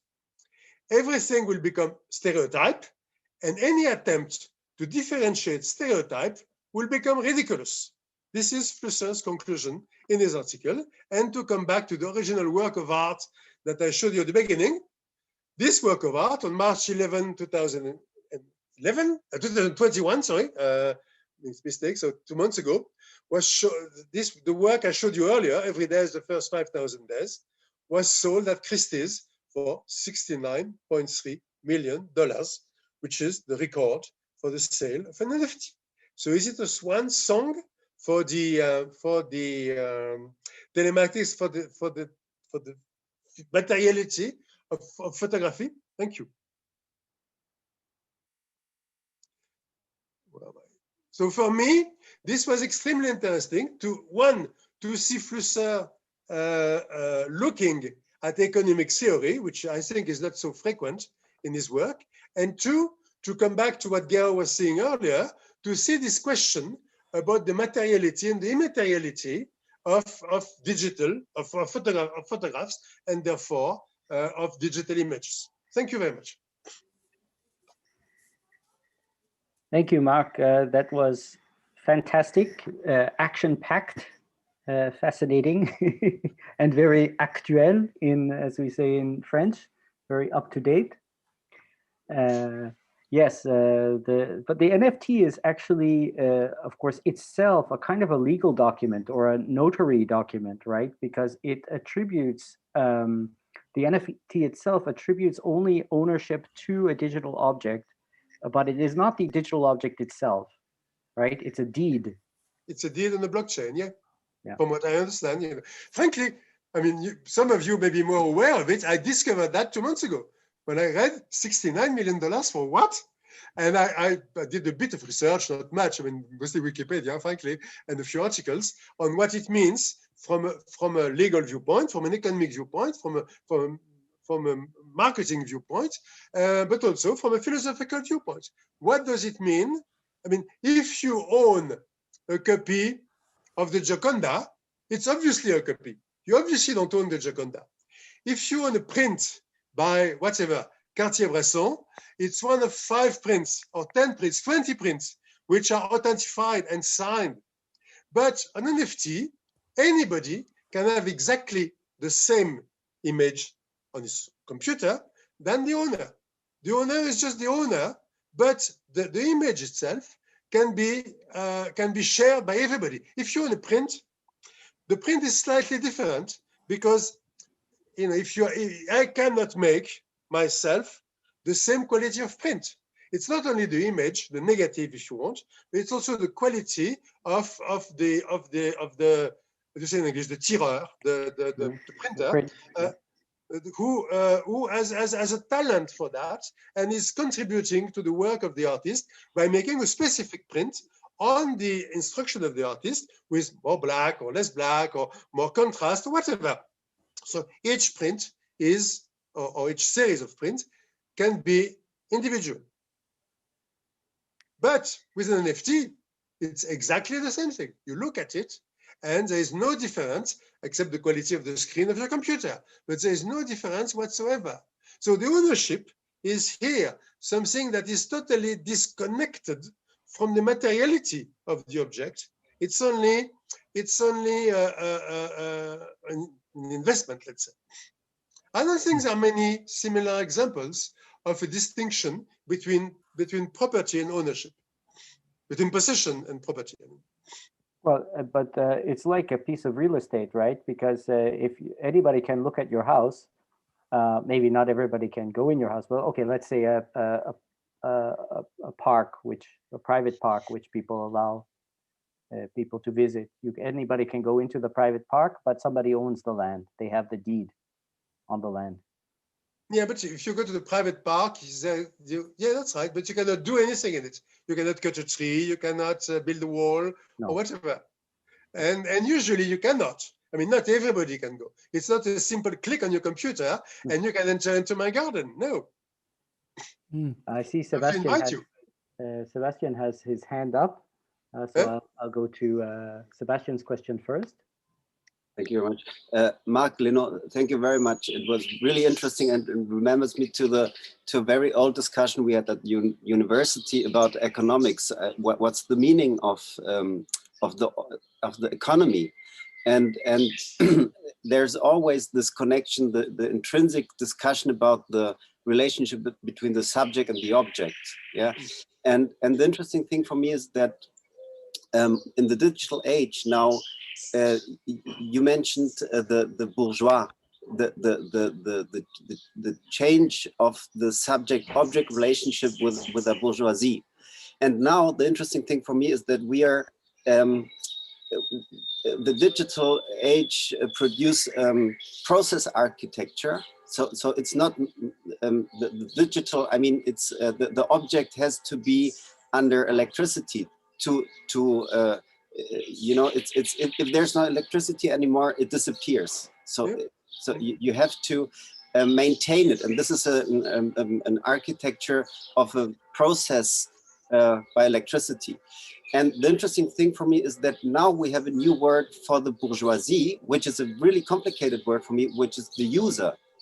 So we all became user, and the interesting thing for me is that the user is reducing the human mankind to a new element in the supply system, because the economy at the beginning in the oikos was a supply system for the family. So it means that there is a relationship to say the economy has to care for family or for society. And then with the bourgeoisie, it appears a market which allows to separate the objects from the supply idea, and the high frequency capitalism disconnected the idea of market to a speculative thing of Bereicherung, which means Baruch, sorry, it's enrichment. Enrichment, yeah, and the user now it's just one element in this X in the subject object system, which is it's like an object as well. And the interesting thing for me when I listen to it, it appears immediately. So okay, this is interesting. Maybe you can work with the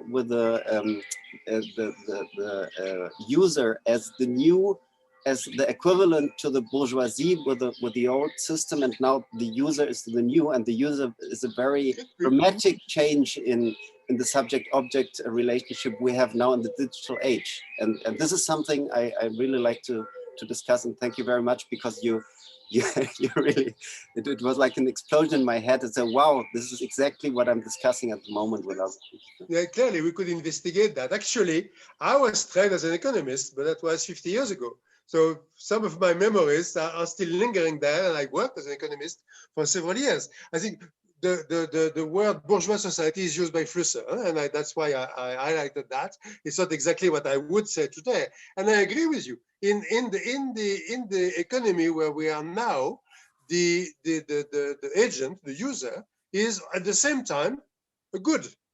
at the same time a merchandise. I mean, you know, we all go to Facebook or whatever, Twitter, whatever you want.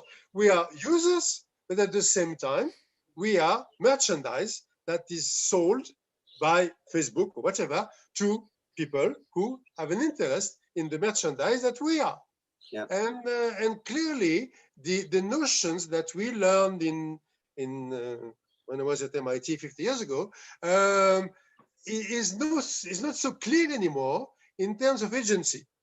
What we learn is that you have agents who are citizens, who are consumers, who are producers, and that deal in a specific given role in the economy. Either you're a consumer or you're a producer in one given transaction. That's what I learned 50 years ago. That's not true anymore. That's not true anymore. Today, let's say I consume, at least I participate in a social network, but by participating in the social network, by being an active agent, I'm at the same time a merchandise. And this is new. I mean, this happened with internet, more or less. Exactly. Thank you very much. Well, maybe it appeared with slavery a long time ago, but that was not exactly the same context. You know Shoshana Zuboff, she wrote the Surveillance Capitalism, the book 2 years ago. You send me the reference. She's speaking about digital slavery. Yeah. Mm-hmm. I see Marc Partouche has a question. Oui, enfin une remarque et une question. Excusez-moi, je le fais en français pour Marc Lenot. Sur les NFT, ce qui est intéressant, à mon avis, c'est de savoir qui achète.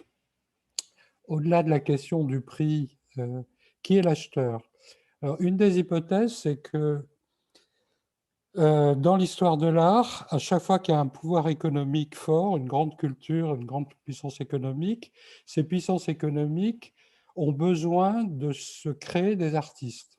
Alors, est-ce que l'hypothèse, c'est pas de dire qu'aujourd'hui, les fameuses GAFAM, les grandes entreprises, qui sont l'équivalent d'États transnationaux, est-ce que ce ne sont pas eux qui achètent justement pour créer les artistes de leur nouvelle domination? Should I translate? Yeah, maybe. Can you translate for everybody? Because we will do the French roundtable in a few minutes, but for now we're still in at least 2 languages. Okay. The question that Marc asked is, who is the buyer? Because the buyers are, especially the GAFAM, the buyers are creating the artists, are creating a new economy by putting money in something. They are building from zero, from scratch, new artists on which they can invest and speculate. In this case, the buyer is a Singaporean programmer, I have his name somewhere, who made a lot of money in computers or whatever, and would spend his money there. That's true. But the same thing is true when Salvador Mundi, the Leonardo da Vinci, is bought by the, what's it called, MBS, the Saudi, the son of the Saudi king. In each case, to get some visibility, some respectability in the art world, people who come from, let's say, nowhere, to simplify, are investing into works of art and paying a lot of money for that. Clear. So, but this is true whether the work is material, Leonardo da Vinci's Salvator Mundi, or whether the work is immaterial, this NFT. So clearly we have the economics of the art world, when we can go into that for hours, is clearly there's no value in itself, of course, in a work of art. So the value compared to let's put it in a different way. The cost of producing the work of art is now immaterial. Has no importance whatsoever.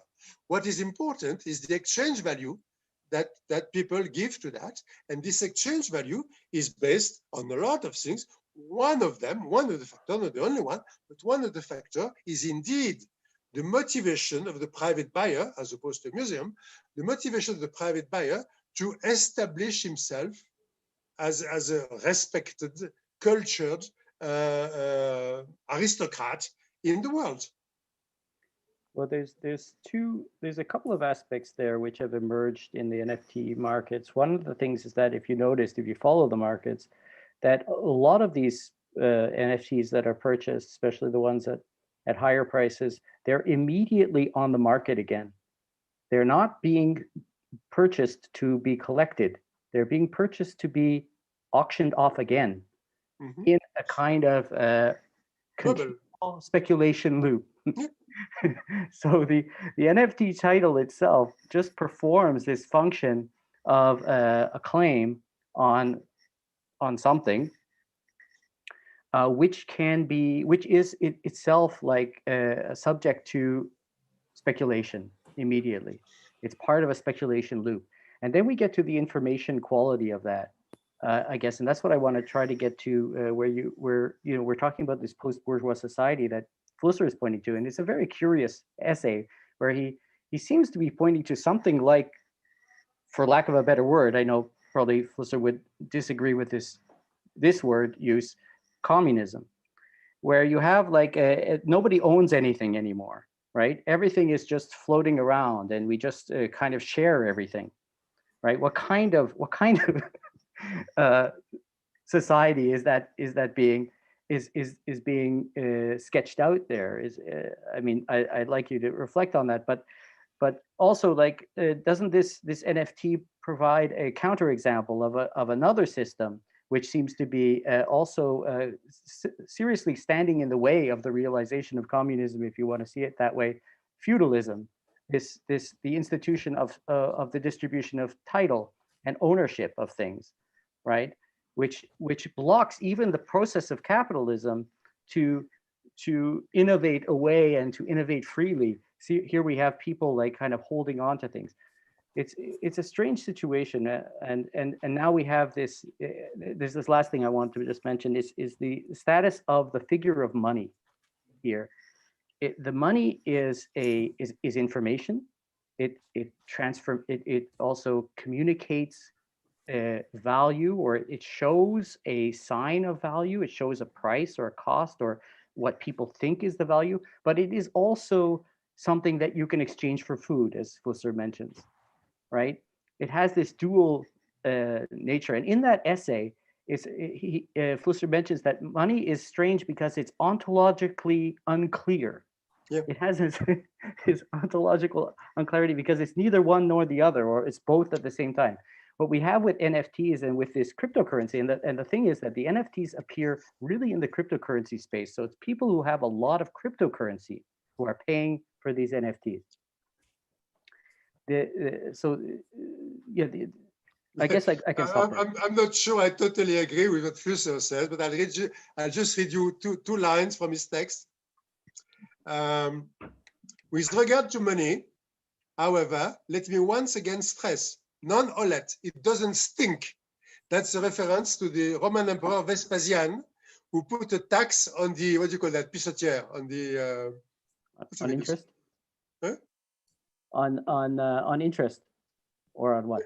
Where you can piss in in the urinals, the public urinals. Urinals. So Vespasian, the Roman emperor, put a tax on urinals, which in French we call Vespasien, and he says it doesn't stink, non-olet. Money is a measure enabling us to compare something real with something that should be so ideally, to measure the realm of reality in terms of ideals. Bankers and money counterfeiters are idealists. However, this extolation of money isn't meant to enrapture the Österreichische Länderbank, the sponsor of a get-together. This was in Linz. I don't know what's happening now. Hold on a second. And then I think somebody is trying to share a screen, but what's that? I all don't kind know. of things in German on my computer. Okay. So, sorry about that. No, but okay. If we go into the theory of money, I think we are going to spend hours there. But Flusser obviously is not an economist, and he puts on his vision, his ideas about telematics and value into an economic framework in this article.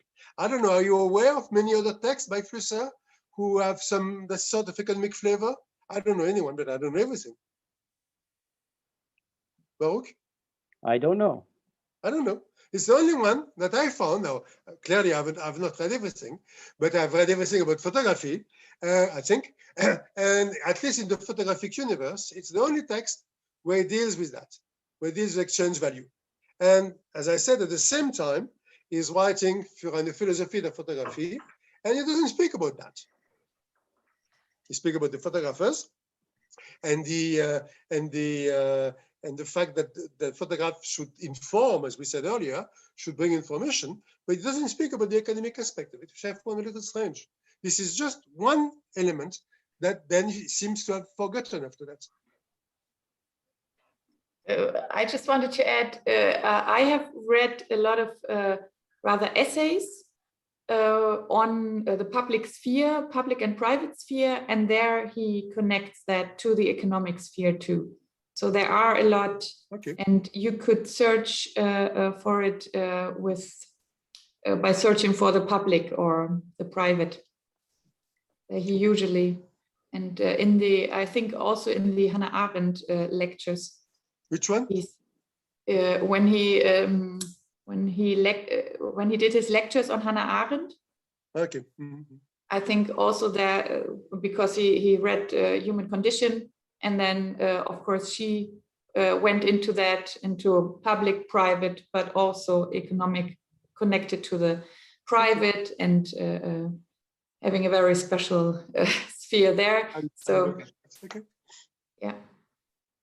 And there's a lot about the what you also touched about the models, right? Yeah, but the model and the value. Yeah, that he wrote a lot about it. The fact that the prototype and the stereotype, the model, objectifying a model into an image, that he wrote a lot. I was just talking about the economic concept. Peter, did you have something to add? Yeah, just a couple of quick thoughts.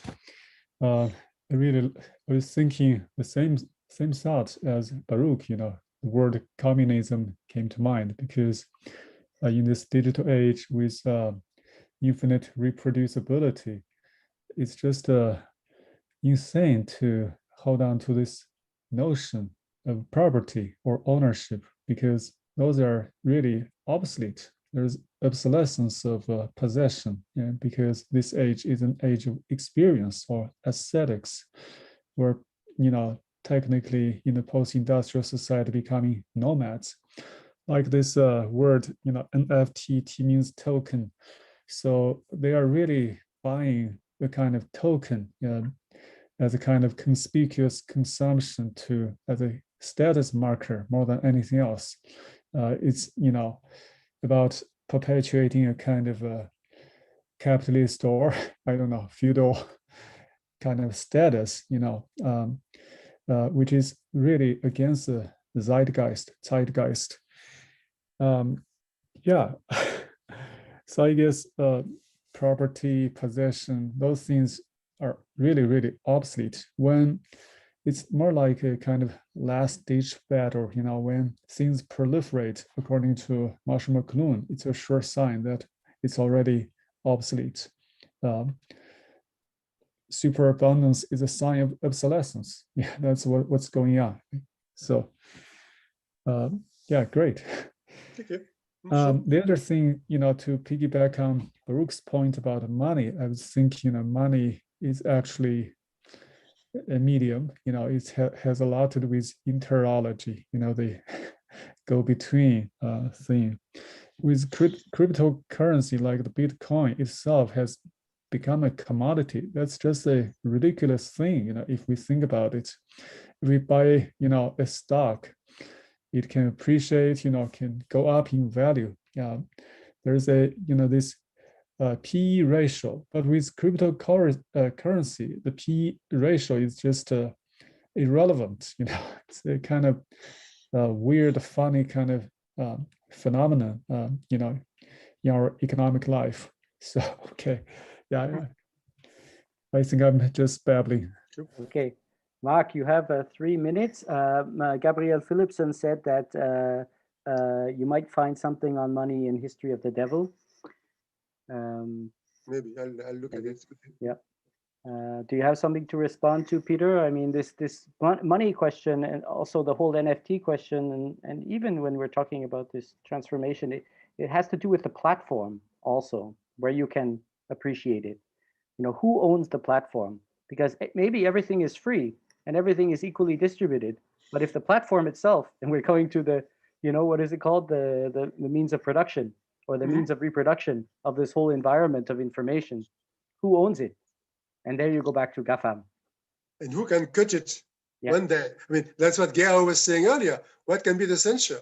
The entity who owns the platform, at one moment can also decide to cut it, and you cannot see it anymore. And you have censorship of works of art is one other thing. I mean, try to put on Facebook L'Origine du Monde by Courbet. You'll be censored. Your account will be suspended. So clearly, the platform is also a very important player in this in this game. That's why economists like Michael Hudson are saying that it's not we are not in capitalism now, but we are in a neo-feudalism, or there's a tendency towards a neo-feudalism where Mark Zuckerberg is the lord of Facebook, and we are all, you know, serfs there. Okay, I see Mike Anusas said, following up on Peter's direction, it all makes me think of the Emperor's New Clothes. Perhaps the buyer has been duped. Certainly, it has happened. There was a crash after the Big Beeple sale of people who were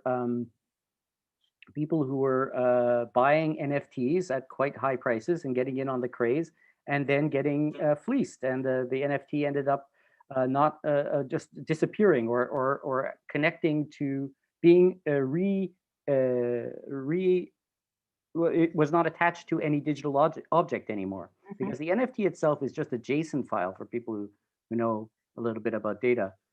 It's just like a database file. It's like a XML file. It doesn't have the actual digital object it's supposed to be attached to.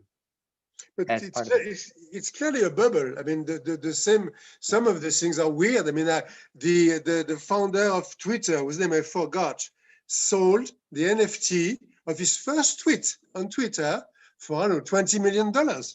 I mean, this is, at least the one I showed you is a work of art. We can discuss it, at least a work of art.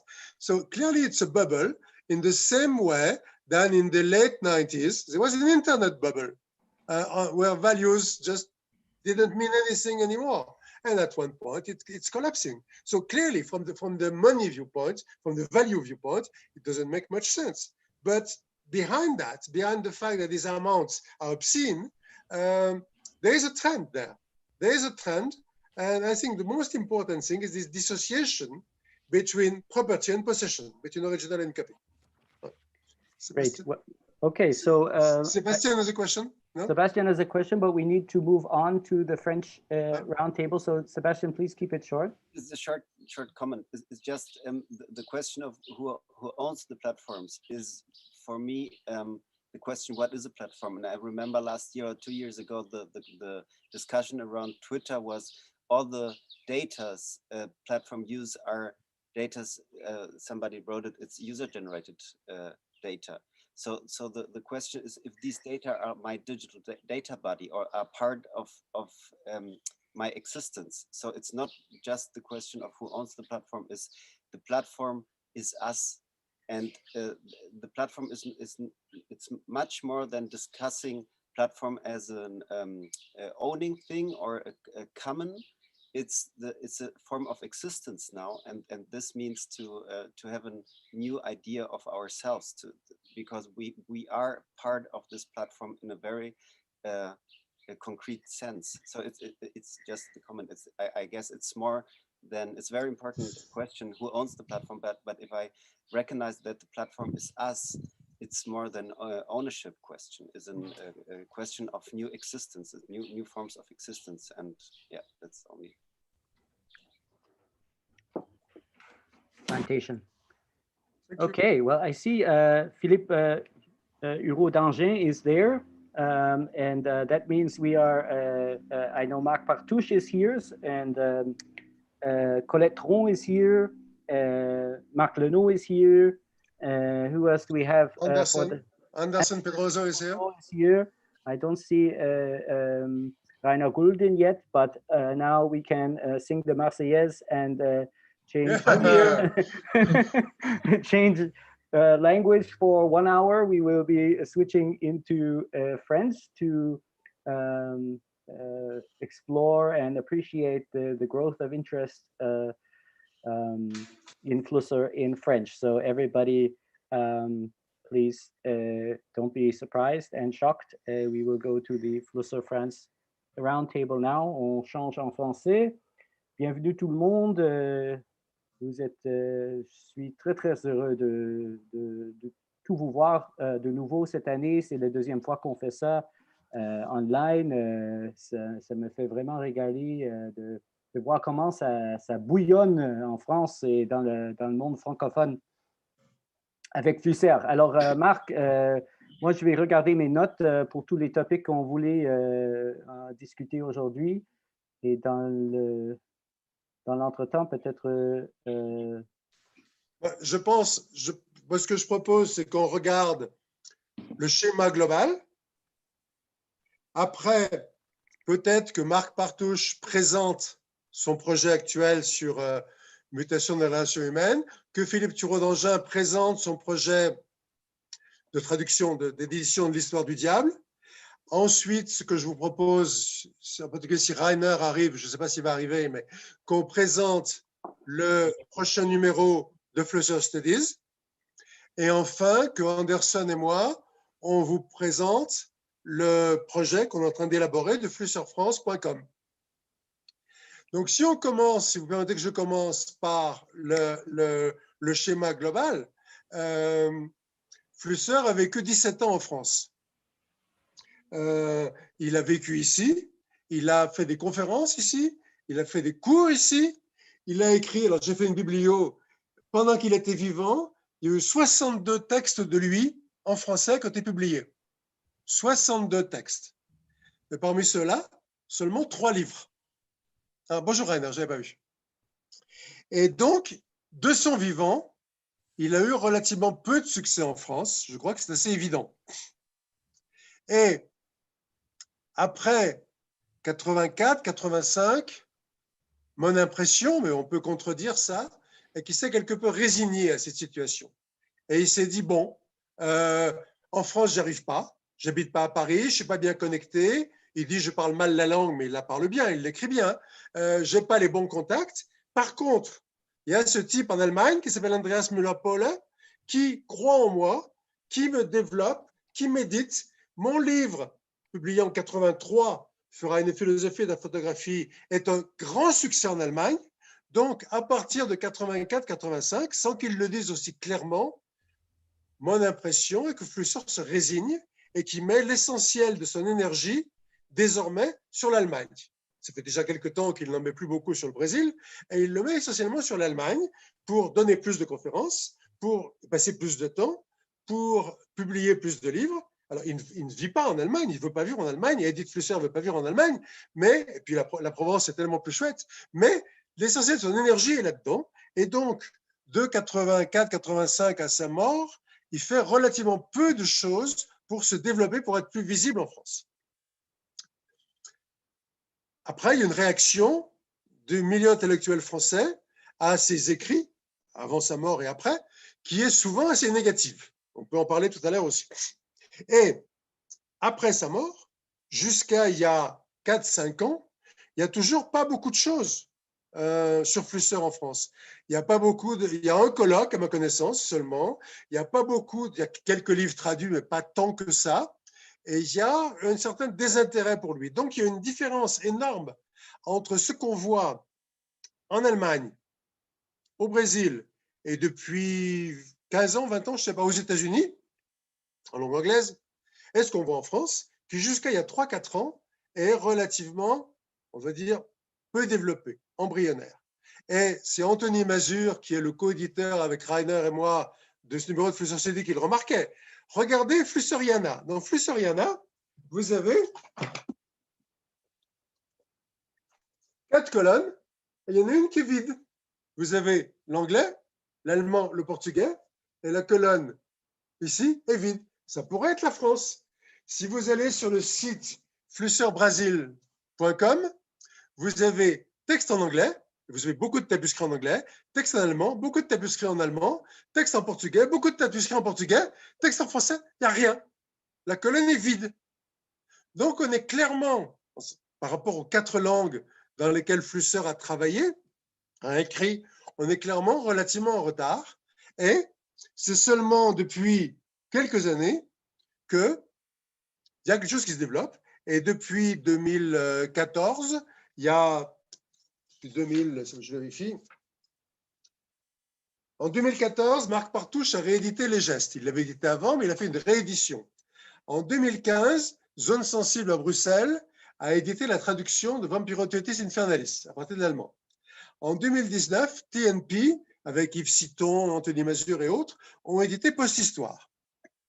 Cette année, Marc Partouche sort, il va nous le dire dans très peu de temps, Mutation des relations humaines.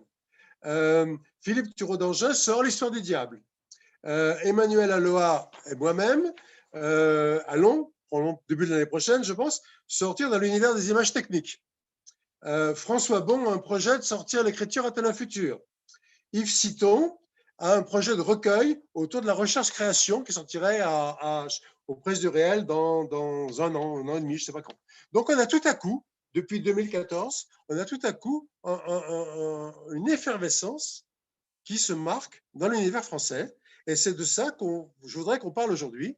Alors, je ne sais pas, peut-être que les 2 éditeurs peuvent chacun nous présenter les livres qui sortent ou qui vont sortir. Marc Partouche? Non? Voilà. Je vais voir. Vous m'entendez? Voilà. J'ai fait un peu de photos. Juste un peu pour l'histoire. C'est vrai que comment dire, l'audience de Vilém Flusser est un peu tardive. Par contre, ce qu'il faut remarquer, c'est qu'il a écrit un grand nombre de ses livres directement en français, à la fois en anglais et en français. Quand j'ai fait sa connaissance, j'étais très très jeune, j'étais tout à fait fasciné par le personnage qui avait à la fois une qualité humaine et intellectuelle assez exceptionnelle. Il m'avait confié trois tapuscrits directement en français. Le premier, il m'avait demandé de les éditer, de suivre l'édition, la publication. Donc le premier, Marc Lenot, tu vous l'avez rappelé, c'est Les Gestes. Donc il y a eu une première édition des Gestes, et c'est une édition qui a été, comment dire, adaptée sous son contrôle, parce que son texte en français est un texte d'un français de très haut niveau, mais qui nécessitait des adaptations, travail que j'ai fait. Il a supervisé ça, et donc on a sorti la première version des Gestes très tôt, sans doute après la philosophie de la photographie, c'était le deuxième texte en français.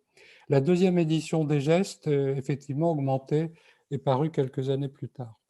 Le deuxième tapuscrit qu'il m'avait donné, quand je dis tapuscrit, c'était vraiment, il faut que je donne ça aux archives, c'était sur du papier pelure, on lit à peine les caractères, tapé à la machine, c'était post-histoire. Post-histoire, je n'ai pas eu le temps de le mettre en chantier avant que Catherine Gell me contacte pour me dire qu'elle avait l'idée de traduire post-histoire de l'anglais au français. Et c'est là que je lui ai dit que j'avais un document directement en français, beaucoup plus complet, beaucoup plus actualisé que la version anglaise. Donc ce livre est paru l'année dernière, enfin en 2019. Voilà. Et le troisième tapuscrit que j'avais, c'est Mutation dans les relations humaines, point d'interrogation. En sous-titre, c'est de la communicologie. De tous les textes que j'ai pu lire de Vilém Flusser, celui-là me semble vraiment le plus important. Et je trouve dommage, effectivement, qu'on a mis autant de temps à le sortir. Là encore, la version française est assez différente, elle est plus ample que la version, que les autres versions qui existent. Alors le livre est paru, je l'ai là, voilà. Je ne sais pas si vous le voyez. C'est un livre qui fait 300, presque 350 pages, qui est paru il y a peu de temps, il y a une dizaine de jours. Voilà. Il est tout frais, on est ravis. La particularité de ce livre, on reviendra après sur le contenu, peut-être si vous voulez. Moi, je n'avais pas vu ça dans ces autres textes, c'est que Vilém Flusser s'est exercé dans ce tapuscrit à faire des dessins. Et il y a toute une série de dessins, de schémas très complexes, très nombreux, faits au stylo à billes, avec des petits personnages. Presque sur tous les chapitres, il illustre son texte par des dessins, des petits schémas. Alors ça, c'était un vrai problème éditorial parce que ces petits schémas ont quelque chose d'attachant, sont faits de sa propre main, etc. Mais c'était très compliqué de les intégrer dans l'édition finale. Et finalement, le graphiste a adapté d'une certaine façon ces dessins. Voilà, je termine un peu sur la présentation. Juste sur les gestes, quand même, il y a eu 2 éditions. La première édition a été très vite épuisée. On a été assez surpris parce que c'était, comme Marc Lenot le rappelait, ce n'était pas quelqu'un de... et donc, on a fait une 2e édition très vite, qui a également été épuisée. Et la 3e, qui est l'édition augmentée qu'on a ressortie avec AK, qui elle-même a été épuisée. Donc, il y a quand même un public qui suit, même si ce n'est pas des milliers d'exemplaires, mais un public assez important qui suit maintenant les publications de Vilém Flusser. Voilà, peut-être qu'on viendra sur le détail après. En tout cas, le livre est là, je suis vraiment ravi et j'espère qu'il va toucher son public parce que vraiment, je pense que c'est un livre très important. Merci beaucoup. Il est sur Amazon, pas encore, non? Pas encore. On peut, si ça vous intéresse, vous m'envoyez un petit mail, je vous le fais. Je vous fais parvenir. Il est sur le site de l'éditeur, mais je peux vous envoyer les informations. J'avais la brochure, vous avez diffusé il y a 1 an pour dire que ça va sortir. Je vais écrire à l'éditeur. OK. Merci. Merci beaucoup. Je crois qu'en effet, vous avez fait un travail assez remarquable avec ces 3 textes qui sont sortis les uns après les autres.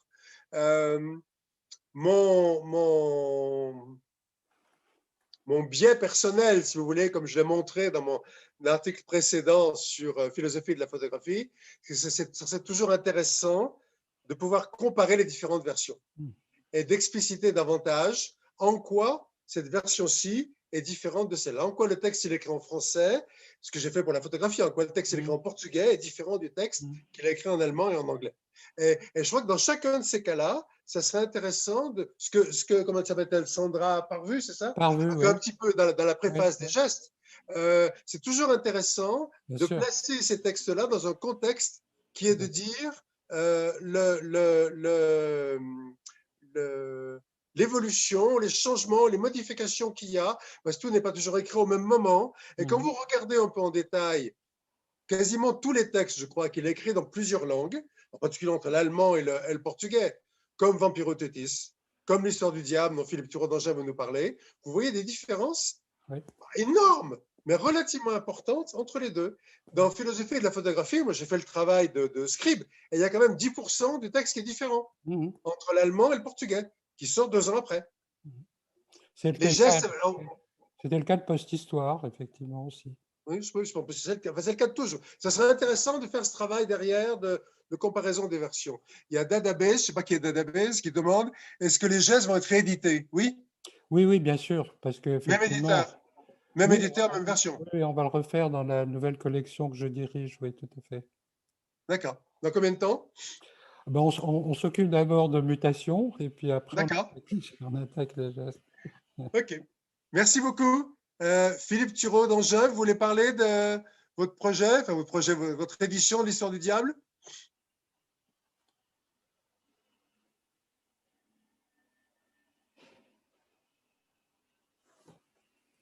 Le micro est coupé. Son micro est coupé. Mettez votre micro. Voilà. Voilà, mettez le micro, voilà, c'est bon. C'est bon. D'accord, pardon. Oui, je disais que l'histoire du diable, je ne pourrais pas montrer la couverture comme l'a fait Marc Partouche à l'instant, puisqu'il est à l'impression. Il sort donc début juin. Et donc, c'est évidemment la version portugaise, brésilienne que j'ai traduite. Et là, pour continuer dans ce que vient de dire Marc Partouche, en général, Flusser traduisait quasiment en même temps les textes qu'il était en train d'écrire ou en train de relire. Enfin, c'était un travail en général assez proche dans le temps. Alors que pour l'histoire du diable, donc, qui est un texte qu'il a écrit d'abord en allemand en 1958, qui n'a pas été publié alors, il l'a repris en fait 6 ans après, en 1964. Et en fait, entre les deux, il avait beaucoup écrit, beaucoup travaillé. Il avait commencé à avoir une position, disons, d'intellectuel au sein de l'Institut de la philosophie brésilienne.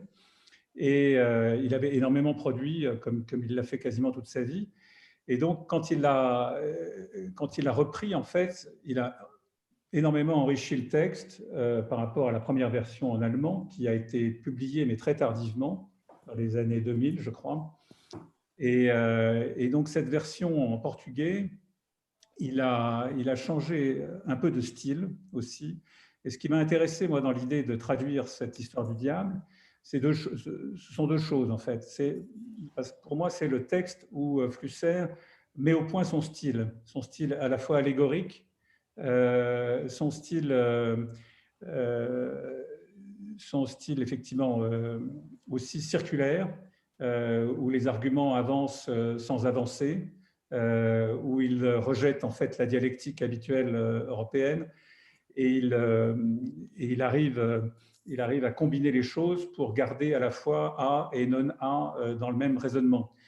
Et la seconde chose, c'est qu'il me semble que l'histoire du diable, il y a mis beaucoup de lui-même, et on retrouve un certain nombre de choses à l'état embryonnaire ou à l'état qu'on retrouvera par la suite, aussi bien dans ses études sur les médias, enfin dans tout ce que vous connaissez, que vous avez déjà lu et étudié, sur le nationalisme par exemple, sur la migration, enfin il y a beaucoup de choses. Voilà, donc l'histoire du diable n'avait pas été traduite en français, mais il y a énormément, comme vous l'avez dit Marc, énormément de textes qui restent à traduire. Mais celui-là me paraissait particulièrement important parce que c'est une sorte de matrice pour Flusser, me semble-t-il, de ses travaux futurs. Et bon, c'est un livre en plus très drôle, enfin, comme beaucoup de... alors, ce qui m'a donné l'idée de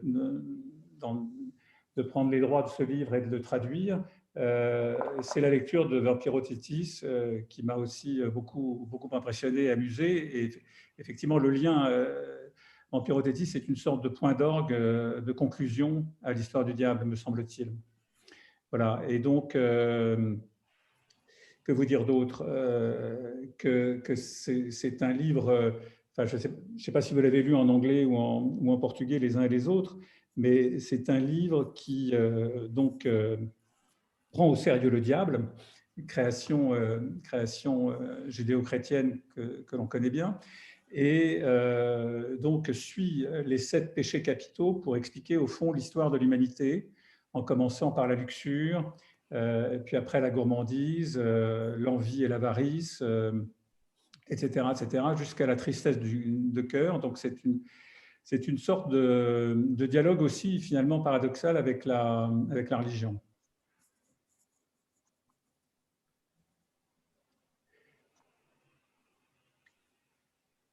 Merci. Vous avez d'autres projets autour de Flusser? Écoutez, pourquoi pas s'il y a un public, mais bon, je vois avec plaisir qu'il y a beaucoup d'énergie. Effectivement, je connais aussi Yves Citon qui m'a encouragé et qui m'a dit qu'effectivement sur la question du nationalisme, il y avait un livre qu'il fallait traduire absolument. Je ne sais pas lequel, je ne sais plus lequel. Peut-être que vous le savez, non? Sur le nationalisme. Je sais Oui. pas, Baruch? Non, sur les migrants, non? Sur les... Ah, sur les Oui. migrants, oui, bien sûr. Oui. Oui. La liberté des migrants, oui, oui, ça oui. Et là, il l'a écrit en allemand, c'est ça? Hein? Moi, je l'ai lu en anglais, il faut que je vérifie de quelle langue c'est traduit, je ne sais pas. Mon allemand n'est pas très bon, donc je me débrouille, mais sans plus. Ce qui est intéressant aussi dans ce que vous avez fait, c'est qu'il y a de plus en plus, il commence à y avoir des traductions depuis le portugais. Pendant quasiment tout le temps de sa mort, disons, jusqu'à il y a quelques années, quasiment, pas tout à fait, mais quasiment tous les livres ont été traduits depuis l'allemand.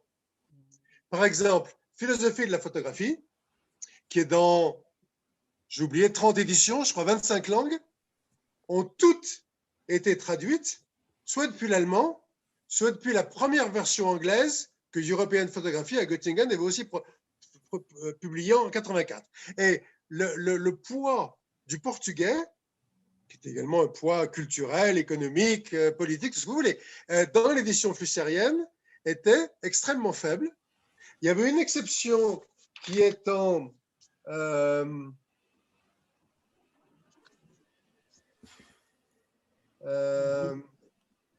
laissez-moi trouver. Voilà, en 2005, Circe, qui est l'éditeur de Philosophie de la photographie, a publié Essai sur la nature et la culture, qui est la traduction de Naturalmente. Et avant le vôtre, jusqu'à vous, c'était le seul livre en français traduit depuis le portugais. De la même manière, aux États-Unis, on commence à voir des livres traduits en portugais. Moi, mon édition de History of the Devil, je viens de le vérifier, est traduite depuis le portugais. Vampirotetis, il y a deux versions en anglais. Une traduite depuis l'allemand, une traduite depuis le portugais. Donc, il commence à y avoir une reconnaissance, on va dire mondiale, enfin, en tout cas américaine et française, de l'importance aussi de ces textes en portugais et de ne pas avoir totalement cette hégémonie, si je peux dire, de la langue allemande sur le travail de Flusser, qui a quand même été extrêmement forte, extrêmement dominante. Et ça, c'est important. Parce que, comme vous le savez, Flusser a vécu très longtemps, pratiquement 30 ans au Brésil, et il a cherché, il a eu du mal au début, au début des fin des années 40, à ce qu'il appelle trouver son Brésil en lui, ou trouver sa langue brésilienne, mais il a fini par la conquérir, et il a fini par... et je crois que c'est extrêmement important de souligner cet apport du brésilien, du portugais dans la trajectoire et même dans la façon d'écrire, puisque dans la préface, il est rappelé à quel point le portugais du romancier Guimarães lui a donné aussi cette façon d'écrire assez moderne et assez moderniste, où en fait Flusser, je ne sais pas ce qu'il en est en allemand, mais Flusser en portugais notamment, place la ponctuation de façon à réveiller un peu le lecteur. C'est-à-dire que sa ponctuation n'est pas une ponctuation classique. Et quand on est traducteur, bien sûr, le premier défaut qu'on peut avoir, et la première tendance, c'est de remettre les virgules, les points-virgules à la place traditionnelle, alors que Flusser insiste beaucoup à cette époque-là sur l'importance de casser le rythme des phrases pour obliger le lecteur à penser différemment, en fait. Et ça, c'est très net dans l'histoire du diable, comme ça l'est peut-être dans d'autres textes par la suite. C'est très difficile à traduire, oui. Non, pas si difficile. Non. Les ponctuations. Alors, vous connaissez l'anecdote aussi à propos de l'histoire du diable, c'est que la rumeur dit que Flusser ne gardait aucun exemplaire, je ne sais pas si Marc Partouche pourra abonder ou non, ne gardait aucun exemplaire de ce livre chez lui, justement par superstition et par une sorte de peur du diable qu'il avait lui-même invoqué. Mais ce qui est certain, c'est qu'il l'a écrit dans une sorte d'exaltation qui se ressent à la lecture du livre, en fait. une exaltation qu'il n'a peut-être pas dans d'autres ouvrages plus techniques finalement. Juste parlons de ce qui est intéressant dans le cas de Flusser, ce que vous disiez, Marc Lenot, c'est vrai que ce serait intéressant que quelqu'un puisse faire comment dire, d'une langue à l'autre, ce qui a changé, ce qui a été augmenté, ce qui reste pas, ce qui a été transformé. Mais ce qui est intéressant par rapport à la question de la traduction, c'est qu'il y a deux questions, c'est Flusser. Il y a les livres, les textes, ils sont traduits, et puis il y a les textes que lui-même a écrits en plusieurs langues. Et ça fait une vraie différence. Par exemple, les textes dont je me suis occupé, il les a écrits directement en français, alors avec l'adaptation nécessaire. Donc effectivement, la question du multilinguisme ou de la traduction, elle se pose de façon un peu différente dans son cas. Et c'est assez rare qu'un auteur écrive comme ça dans plusieurs langues, plusieurs de ses textes. Oui, tout à fait. Et d'ailleurs, ce qui, moi, me choque un peu, c'est que tous les anglo-saxons lisent Towards the Philosophy of Photography en anglais, publié par Reaction Books à Londres, qui est une traduction de l'allemand. Alors que Flusser l'a écrit en anglais. Et son anglais a été corrigé par Derek Bennett. Mais il y a une version originale anglaise de Flusser qui n'est pas éditée, qui est épuisée depuis 1990-86. Et pour tous les anglo-saxons, ce qui fait référence, c'est la traduction de l'allemand. Ce n'est pas très différent, mais c'est un peu une question de principe. Il y a 500 mots de différence, on va dire. Colette, Tron, vous avez une question? Oui, j'ai une petite... Bonjour à tous d'abord. J'ai une petite question et remarque, c'est que à la fois les langues que manipule, qu'utilise Flusser sont d'une richesse extraordinaire et en même temps, j'ai écouté un entretien qu'il avait donné où il disait que finalement la transmission des images par le calcul serait un langage beaucoup plus universel et beaucoup plus précis, qu'il fallait peut-être penser dans ces autres modalités-là, hein, puisque c'était tout aussi important pour lui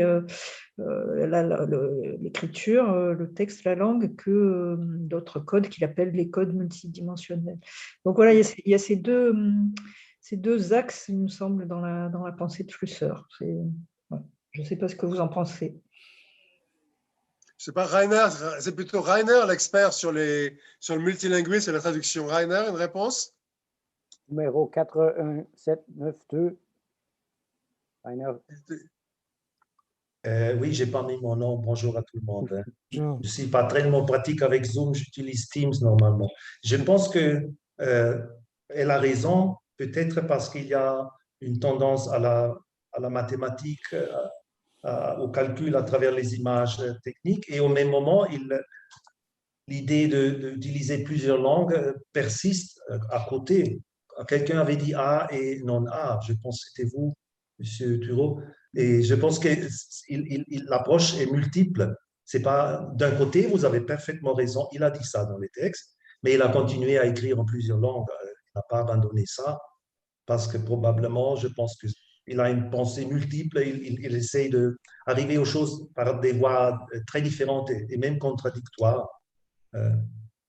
Merci, monsieur. Je ne vous connais pas, Marc et Philippe. C'était très intéressant. Merci beaucoup.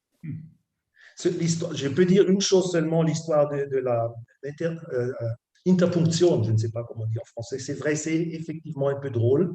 Et dernièrement, j'avais un texte, il fait une virgule et puis il met quelque chose entre oh, je ne sais pas. Parenthèse. Voilà, et puis il met une virgule encore. Il a une façon très, très particulière, mais ce serait très intéressant de suivre cette piste, vraiment pour voir comment il utilise ça. Ok. Juste pour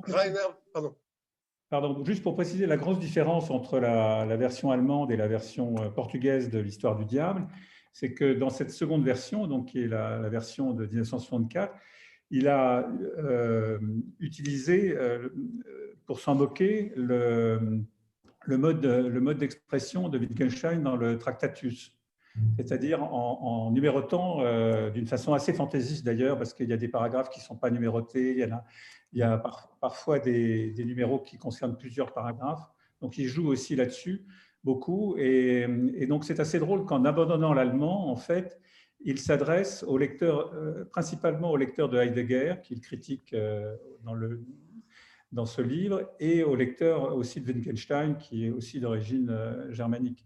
Donc, il y a une double ironie dans ce choix à la fois de la langue et de la façon d'énoncer son histoire du diable, qui est véritablement une façon pour lui de faire un livre de philosophie contre les philosophies dominantes de son époque, enfin de l'époque en question, des années 60, qui pour lui sont le logicisme de Wittgenstein et l'existentialisme soit allemand, soit français, puisque Sartre et Camus sont aussi présents dans le livre.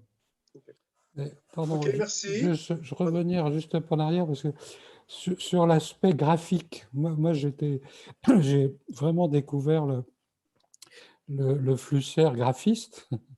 Et ce que j'entends de la ponctuation, moi, ce n'est pas quelque chose que j'avais beaucoup intégré. Effectivement, ce serait bien qu'un flussérien accompli aille rechercher dans l'ensemble de l'œuvre, parce que les dessins qu'il fait dans son texte, c'est comme des petites ponctuations dessinées. Donc, ce serait intéressant de voir sur l'ensemble de l'œuvre si cette question du dessin, du graphisme, de la ponctuation en tant que telle, est quelque chose qui court et quelle est sa place si c'est le cas. Voilà, c'est juste une remarque en vous écoutant. D'accord. On continue. Bon, le temps nous presse un tout petit peu. Reyna, vous voulez présenter le prochain Flusser Studies et après, je présenterai la table des matières. Non, mais Marc, tu nous avais envoyé oui, je vais le montrer. Mais si tu le montres et puis tu commentes et puis je peux ajouter. Flusser Studies 31, voilà. Vous le voyez? Ça arrive. Vous le voyez? Ouais. OK. Oui, OK. Donc c'est le Flusser Studies numéro 31. Reyna a décidé il y a quelque temps de faire un numéro spécial sur Flusser et la France. Ça devrait sortir en juillet. Et à côté de Reyna, nous sommes deux co-éditeurs, Anthony Mazur, qui ne peut pas être là aujourd'hui, et moi-même. Donc, je vais vous montrer simplement la table des matières. Hein. Donc, il y a 7 sections. La première est un hommage à Louis Beck, où on va, d'une part, il y a un texte sur Louis Beck. Ensuite, il y a Elise Rigot qui est en ligne, qui va présenter quelque chose sur Vampirotetis. On va donner le texte d'Orthonature Paranature, qui est un des 3 livres que Flusser a publié en France de son vivant, qui a été publié en 78, qui fait seulement 10 pages. Donc, on va donner le texte. Et Martha Schwendener, moi un petit peu, présentons ce texte-là. Et enfin, toujours en hommage à Louis Beck, on a trouvé les tapuscrits, les 2 tapuscrits de Flusser, tapuscrits en allemand et en portugais, sur les sulfanogrades, qui sont une œuvre de Louis Beck. Et donc, on va éditer, traduire en français, ces 2 textes-là. Donc, une première partie, Louis Beck est mort il y a 3 ans, et donc on va d'abord faire un hommage à Louis Beck, qui est presque fini. On attend encore quelques réponses des uns et des autres, mais globalement, ça y est à peu près. Deuxième volet, on va montrer l'intégration de Flusser avec d'autres artistes ou intellectuels français. Et là, on a trois textes. Une interview de Fred Forrest, il y a déjà eu, mais une nouvelle interview de Fred Forrest, comme vous le savez, a pas mal travaillé avec Flusser. Un texte sur les rapports, à la fois les correspondances entre Flusser et Abraham Moles, que Anderson Pedroso, qui est également en ligne, qui est le premier docteur, le premier à avoir soutenu une thèse de doctorat sur Flusser en français en septembre dernier, et donc qui a beaucoup travaillé là-dessus, et qui donc va présenter un essai sur Flusser et Moles, et puis une interview d'Hervé Fischer que Reyna a faite. Ensuite, plus basique, on va avoir une chronologie des différentes activités de Flusser quand il était en France, et une bibliographie de tous ces textes en français. Ça me donne un petit peu de travail, mais ça y est. 4e section, Flusser en France, où là, il y a trois ensembles. Il arrive en France en 72 pour présenter le projet de la Biennale de Sao Paulo, Et donc, il fait une présentation au congrès de l'AICA, l'Association des critiques d'art. Le premier article dans le Figaro sur Flusser à ce sujet-là, et la première interview de Flusser en français dans la Gazette de Lausanne. Donc, on présente ça aussi. Ensuite, c'est quelque chose que moi j'avais présenté il y a un an. En 81, il essaie d'organiser des rencontres à Robion. C'est pas un grand succès. Et je vais représenter ce que je montrais il y a un an dans ce même Flusser Club. Et enfin, un peu une analyse de ces différentes tentatives, dont je parlais tout à l'heure, d'être reconnues, d'être publiées en France, plutôt dans le domaine de la photographie, mais en général. Ensuite, quelles sont les éditions françaises de ces livres passés? Donc, on a d'une part une présentation de la force du quotidien, non pas le texte lui-même, parce qu'on n'a pas encore trouvé le copyright, mais une présentation de la force du quotidien sur comment ça a été édité, qu'est-ce qui s'est passé autour, pourquoi ça n'a pas marché non plus, etc. Et puis l'interview de Claude Lutz, qui est le patron de Circé, et qui a publié, la maison d'édition, qui a publié 4 livres de Flusser en français, 4 traductions. Et puis les futurs, donc Marc Partouche présentant son texte, Emmanuel Holloa présentant dans l'univers des images techniques, François Bon parlant de l'écriture à de la future, Philippe Dureau d'Angin présentant l'histoire du diable. Ensuite, mais ça c'est mon biais historien de la photographie, comme une bonne partie de mon travail a été comment les théories de Flusser éclairent le concept de photographie expérimentale, j'ai demandé à des photographes contemporains, expérimentaux, de parler de leur rapport avec Flusser. C'est des textes qui font 1 page, pas beaucoup plus, 2 pages, mais où chacun, ils sont 8, racontent comment ils ont découvert Flusser et comment ça les a influencés. Et par ailleurs, Flusser a écrit un texte pour la revue européenne de photographie sur mon ami Bernard Plessu, en anglais et en allemand, dans revue européenne de photographie, et donc on reprend ce texte, on le traduit en français et on montre les images de Plessu. Et finalement, plusieurs essais plus denses que ce qu'on vient de montrer. Là, ce qu'on vient de montrer avant, c'était plutôt historique et bibliographique. Là, des essais au sujet de Flusser. Donc, un de Pierre-Damien Huyghe, un d'Yves Citon, un de Martin Schwendener sur French Theory, un de Jean-Louis Poitvin sur l'acceptation de Flusser dans l'univers intellectuel français, et un d'Anthony Mazur. Voilà très rapidement ce que ça va être. Je vais demander, puisqu'Elise est là et que Anderson sont là, de parler rapidement de leurs textes. Je vous montre juste la liste des auteurs. Donc, les textes d'abord de Flusser, qu'on va publier ou republier, Ortho Nature par nature, qui était publié, mais à très peu d'exemplaires en 78, Sulfanograd, qui n'a jamais été publié, Bernard Plessu, qui a été publié dans Urban Photographie, qui n'a jamais été traduit en français, et l'interview de Flusser dans la Gazette de Lausanne. Ensuite, voilà les auteurs d'articles dans le texte, et à la fin, les 8 photographes contemporains qu'on a contactés pour faire ça. Voilà très rapidement. Donc, j'espère que vous le lirez en juillet avec beaucoup d'intérêt. C'est pas tout à fait fini. Tout n'est pas complètement fini, mais on est en train de travailler là-dessus. On a encore 1 ou 2 textes qu'on attend, qu'on n'a pas encore. Je vais demander à Elise de parler un tout petit peu de ce qu'elle va présenter sur Vampirothétis, et à Anderson ensuite de parler un petit peu de ce qu'il va présenter, puisque Marc et Philippe ont déjà parlé. Elise? Oui, bonjour à tous. Alors moi, pour la partie sur le Vampirothétis, je vais présenter le travail de podcast que j'ai fait, qui est en fait une adaptation, une traduction quelque part de l'œuvre du Vampirothétis et des différentes recherches que j'ai pu mener aux archives de Vilém Flusser, donc à Berlin, à propos de cet ouvrage. Donc ça se présente sous la forme de 3 chapitres, même si c'est des chapitrages audio. Le podcast en lui-même dure 1 heure.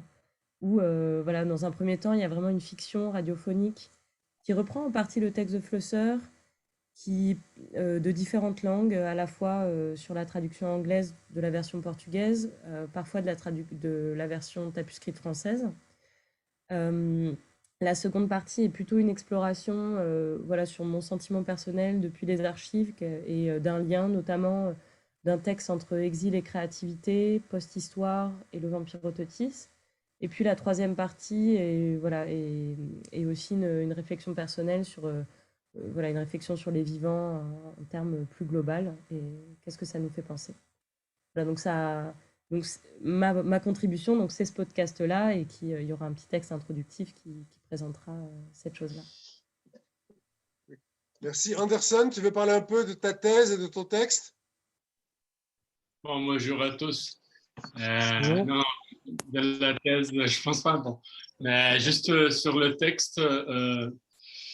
Alors, bon, moi, je parle sur la relation entre Flusser et Moll. Et disons, mon point de vue, c'était un peu, je pensais au lecteur. J'imagine que cette édition de Flusser Studies, ça va porter, disons, c'est une porte d'entrée. C'est peut-être le premier regard de certaines personnes sur Flusser. Donc, je pensais surtout au lecteur. Et donc, je présente un petit peu l'histoire de leur rencontre, l'entre-deux intellectuel. Et bon, moi, j'ai choisi comme titre le fond et la forme d'une affinité combative. Donc, je présente des idées qui sont déjà connues pour les lecteurs flussériens, disons, surtout ici au Brésil et entre les gens qui connaissent déjà Flusser. Mais je dirais ma contribution, c'est surtout un texte qui a la vocation, disons, d'être un introducteur, une introduction à la pensée de Flusser à partir de sa relation avec Moll. Donc, je n'ai pas une ambition d'épuiser toutes les données, mais je veux vraiment peut-être une expérience esthétique, disons, de lecteur. Je pense que ça, c'est important plus qu'une érudition, d'avoir toutes les choses précises. Et je pense que là, c'était mon point de vue. Donc, je présente leur histoire et aussi l'élément, disons, mystique, le fond mystique, toute la question un peu. Il s'agit de deux juifs. Moi, j'ai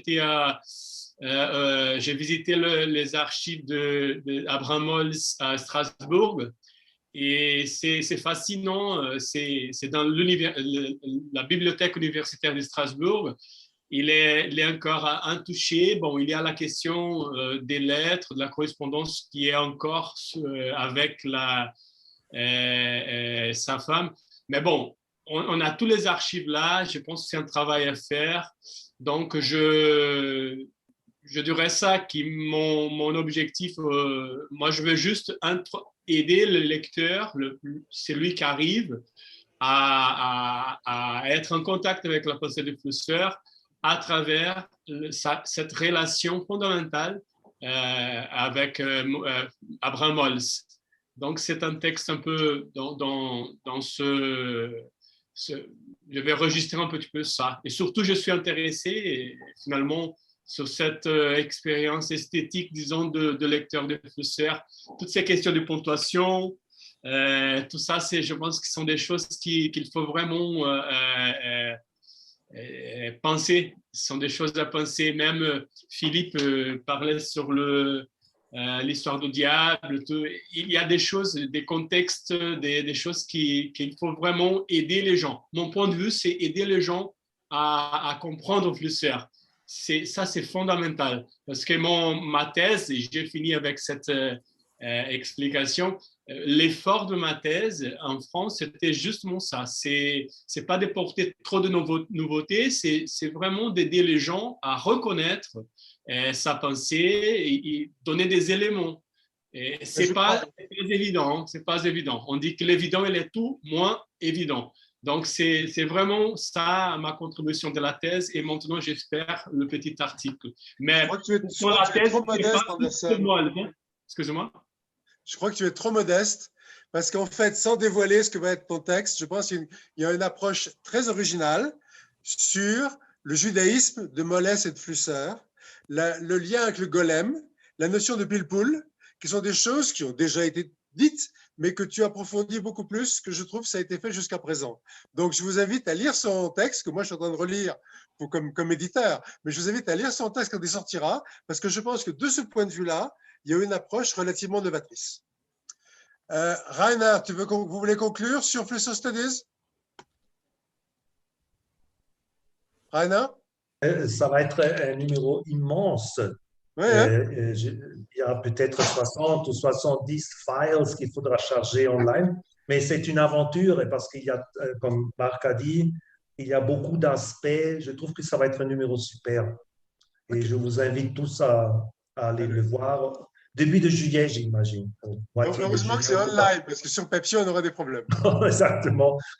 Ok, on est un peu en retard, je me dépêche. Maintenant, dernier truc à vous présenter, Anderson et moi, c'est ce qu'on veut faire autour d'un site Flusser France. Pardon, c'est pas ça, c'est ça, voilà. Donc ça, avec l'aide d'Yves Citon, on lance un site, on va lancer un site dont l'objectif, du fait du regain d'intérêt pour Flusser en France, du fait des nouvelles publications en cours dont on a parlé, du fait de l'absence de beaucoup de références sur Flusser en français, l'objectif, c'est de regrouper sur un site l'ensemble des informations françaises, francophones, belges, suisses, canadiennes, concernant Flusser, soit avec un accès direct, soit avec un lien vers d'autres sites. On veut présenter l'information générale, biographie, bibliographie, photographie, un index de tous les textes de Flusser en français, publiés ou non publiés, et sous réserve de copyright, ces textes eux-mêmes, un index des textes sur Flusser en français, écrits par d'autres, et sous réserve de copyright, ces textes eux-mêmes, et puis des informations sur les événements, soutenances de textes, de thèses, colloques, expositions en rapport avec Flusser. On va s'efforcer de lister tous les textes de et sur Flusser en français. Mais on ne publiera en ligne que des textes pour lesquels on aura l'accord du détenteur du copyright, qui est d'un côté Miguel Flusser, de l'autre côté l'éditeur de la revue ou du livre.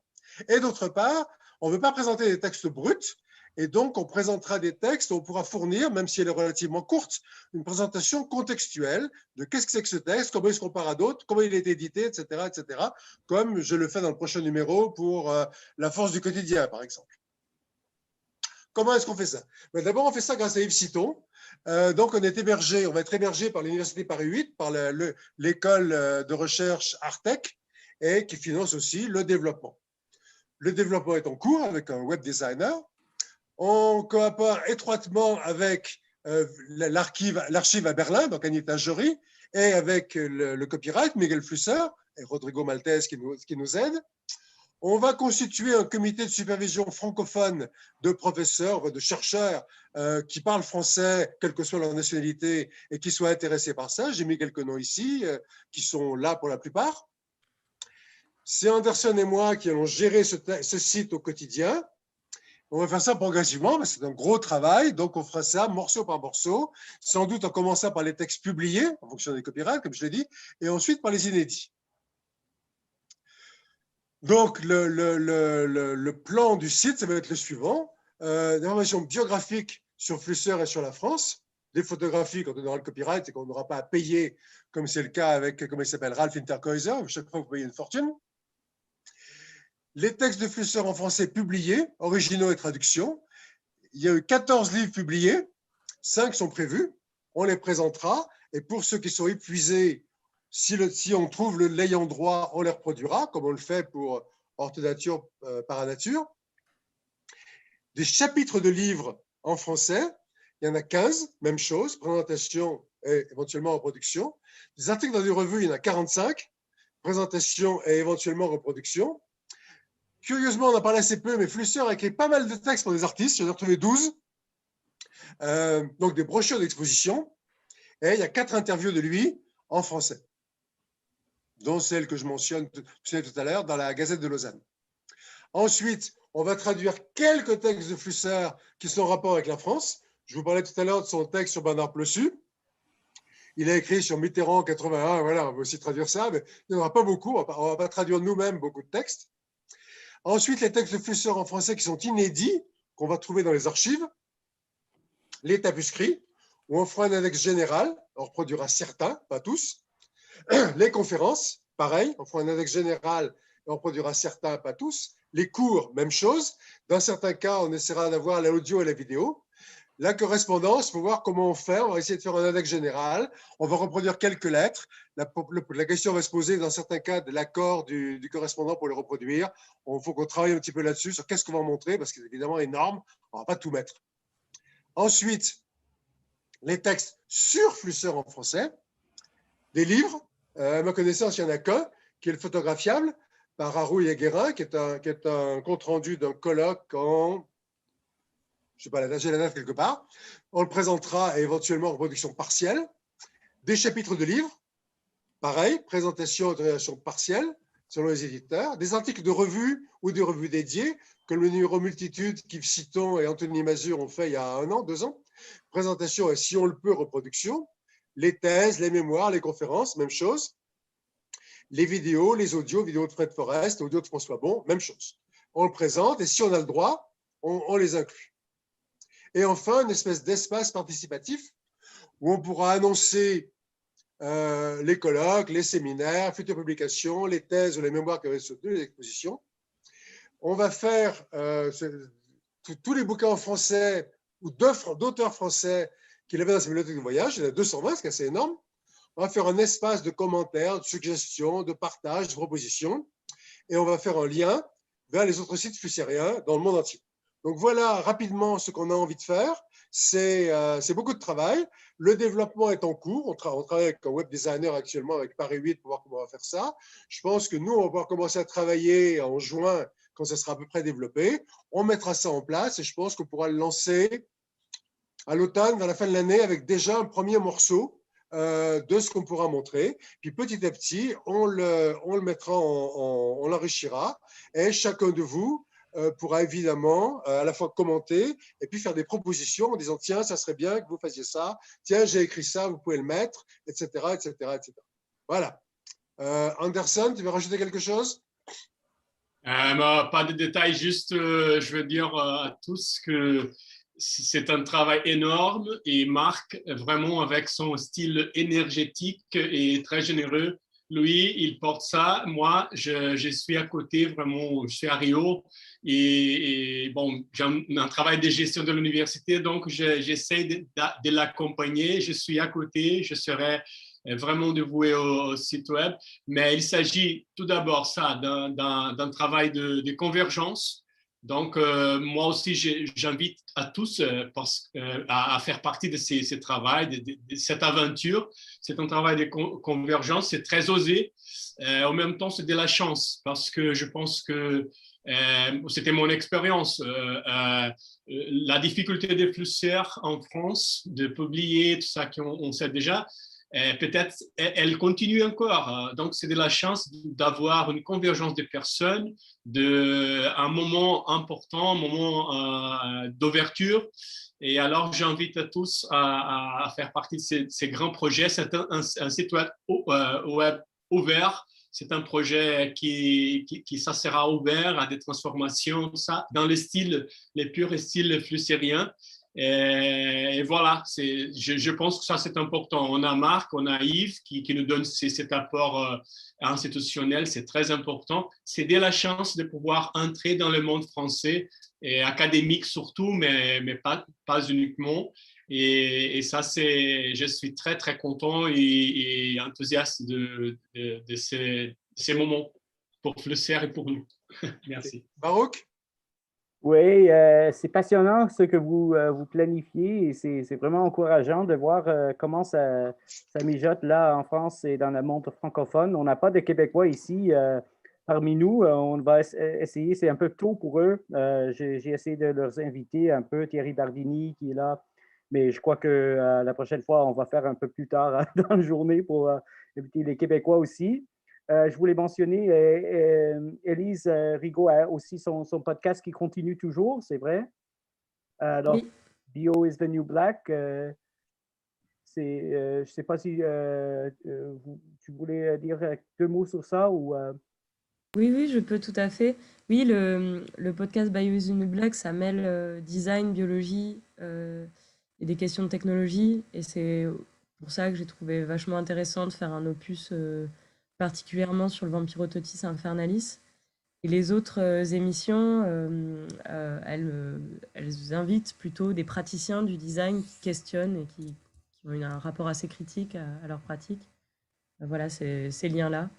Il y a 2 épisodes là, qui sont en cours de montage et il y en a déjà 5 en ligne. Et bien sûr, je vous invite à les écouter, à me faire des retours. Et voilà. Et normalement, aussi sur le podcast Bio is the New Black, Vampi, il y a une version française. Il y a la fiction qui a été traduite en anglais, qui est sur le site. Et avec Laura Gonzalez, on est en train de réfléchir à une traduction espagnole. Donc moi, je ne m'occuperai pas de la traduction cette fois-ci. Mais donc, ça va certainement donner une autre version en espagnol qu'elle aimerait bien intégrer à la version espagnole du Vampiroteutis Infernalis qui va sortir en langue espagnole, en castillan. OK, parfait. Merci, Elise. Je voulais aussi mentionner, par un point de vue traduction, c'est aussi intéressant pour Reyna, bien sûr, et pour tout le monde. Nous avons un wiki multilangue sur le site Flusser Club, wiki.flusser.club. Je vous invite tous à vous enregistrer là-bas et monter des articles en langue française qu'il nous faut absolument. On n'a pas beaucoup. Wiki est là pour vous. Alors, oui, mettez-vous-en à alimenter cette ressource-là qui nous aiderait aussi à échanger sur la façon de traduire des concepts flusseriennes en langue française ou entre toutes les langues. Et la dernière chose que je voulais ajouter avant que je redonne la parole à Marc pour finir, c'est que Corinne Rousseau est là de Robion elle-même. On espère qu'elle va pouvoir nous accueillir l'année prochaine, le 12 mai. Je ne sais pas si tu es toujours là. Oui. Oui, je suis là, bien sûr. D'abord, merci pour cette belle énergie et puis que tu as mise avec Steffi sur l'organisation de la journée, parce que c'est fantastique. Moi, je passe une belle journée avec vous. Donc, moi, j'ai la chance d'habiter la dernière maison qu'a habité Vilém Flusser à Robion. Je vais vous proposer, Marc, de vous envoyer des photos de la maison extérieure, de son bureau et puis de l'endroit où il vivait, de la tonnelle sous laquelle il discutait philosophie avec notamment son ami Louis Beck. Et puis, j'essaierai de participer du mieux possible. Moi, je ne viens pas du tout du monde de la philosophie, mais du monde du tourisme. Donc, j'essaierai de vous faire un programme tout autour de la rencontre qui sera plus touristique. On travaille aussi avec une association qui s'appelle Cavaillon-Luberon-Provence à l'organisation d'échanges internationaux, notamment franco-allemands. Et puis aussi, on organise un festival qui s'appelle le Festival Science et Fiction, qui a lieu à l'automne et qui mêle art, science et environnement. Donc, peut-être qu'on pourra envisager de donner une belle place un jour à Vilém Flusser dans le cadre de ce festival, surtout s'il y a de nombreuses parutions en français qui sont là, et ce serait une occasion de transmettre un peu plus. Donc, moi, je vais vous aider de toutes mes forces parce que j'ai beaucoup de chance tous les jours de vivre dans un environnement si agréable. J'ai par contre bien noté que l'histoire du diable, j'achèterai le livre, mais je ne le lirai pas chez moi et je ne le garderai pas chez moi parce que je n'aimerais pas que Vilém Flusser en soit offensé. Donc, je le lirai ailleurs en vacances. Voilà. OK. Donc, en mai prochain à Robion, c'est ça? Tout à fait, on vous attend. Parfait. Marc, peut-être avant qu'on se quitte, parce que j'oublie, j'ai quelques textes qui ont été publiés en français dans Le Vivant et l'Artificiel et dans la revue Graphite. Est-ce que vous les avez? Bon, je veux bien les PDF. Oui. J'ai le texte, mais je veux bien un PDF. Celui sur la Shoah aussi, dans ce Graphite, vous l'avez? Enfin, je vous envoie. Je vous envoie. Envoyez-moi ce que vous avez. J'ai les deux textes sur Vivant Artificiel. Ah, sur oui. la Shoah, je ne crois pas. Comment il s'appelle? Je me souviens plus. Il y a je veux bien. longtemps. Envoyez-moi ce que vous avez en PDF. D'accord. Okay. Et puis, on intégrera ça au fur et à mesure. Bon, merci beaucoup à tous. On a un peu dérapé dans l'horaire, mais merci beaucoup à tous pour cet accompagnement et cet enthousiasme. Si certains d'entre vous veulent faire davantage de choses avec le site, ils sont les bienvenus. Je pense que Flusser Studies, le prochain Flusser Studies va aussi générer de l'intérêt. Mais si certains d'entre vous veulent faire davantage de choses autour du site, soyez les bienvenus. On va évidemment diffuser, communiquer. Je pense qu'à l'automne, quand on sera à peu près opérationnel, on contactera tout le monde. Mais merci beaucoup. Merci. Merci à tous. Merci à vous. Félicitations. Merci. Je vois, comme on est dans la transition, je vois que Colette Tron avait quelque chose à dire. Alors, je donne la parole à Colette pendant qu'on fait la transition à Marc, à Mike Anusas. So we don't get too much into Mike's time. But Colette, did you have something? Merci beaucoup, Baruch. D'abord, je voulais vous féliciter tous pour cette belle énergie et pour tout ce qui se met en route. Je voulais souligner l'importance que je donne à cet hommage à Louis Beck qui est fait dans le Flusser Studies. Et je pense que si jamais, j'ai une suggestion, si jamais il est possible d'organiser cette rencontre à Robion l'année prochaine, je trouve que ce serait important qu'il y ait aussi un temps, je le dis un peu à Corinne Rousseau, peut-être un temps axé autour de ces relations et ce qu'elles ont produit également. C'est prévu. Alors, je peux vous répondre, c'est prévu, puisqu'on avait prévu déjà de le faire l'an dernier. On avait même prévu de faire une exposition sur Vilém Flusser et Louis Beck, puisque j'ai eu la chance de connaître Louis Beck et c'est lui qui m'a parlé de Vilém Flusser. Je suis restée très amie avec la famille et oui, bien sûr, c'est prévu. Il y aura une grande part qui sera consacrée à Louis Beck, qui était venu d'ailleurs présenter son travail sur les sulfanogrades lors d'une édition du Festival Science et Fiction. Merci. Yes. So back to English. We must go back to English so we can make the transition back to and get Mike underway here.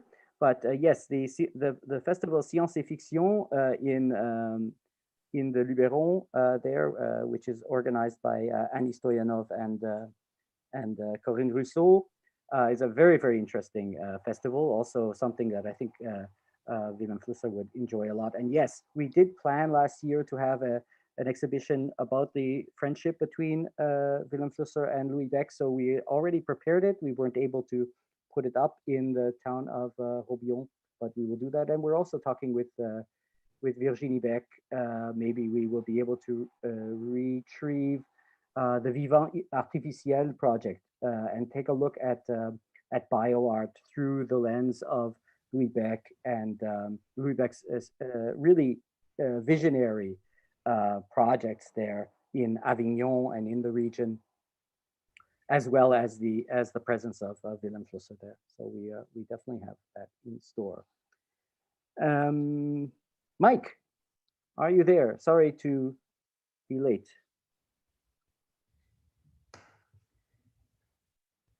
I see Mike's mic is off. Okay, hopefully you can hear me. I can hear you, yes. Okay, great, excellent, cool. I'm just going to share a file on the YouTube that's some of the quotations, references I'm using. And I'll put it on the chat for the Zoom as well. Here we go. Okay, so, okay, shall I go ahead? Please go ahead.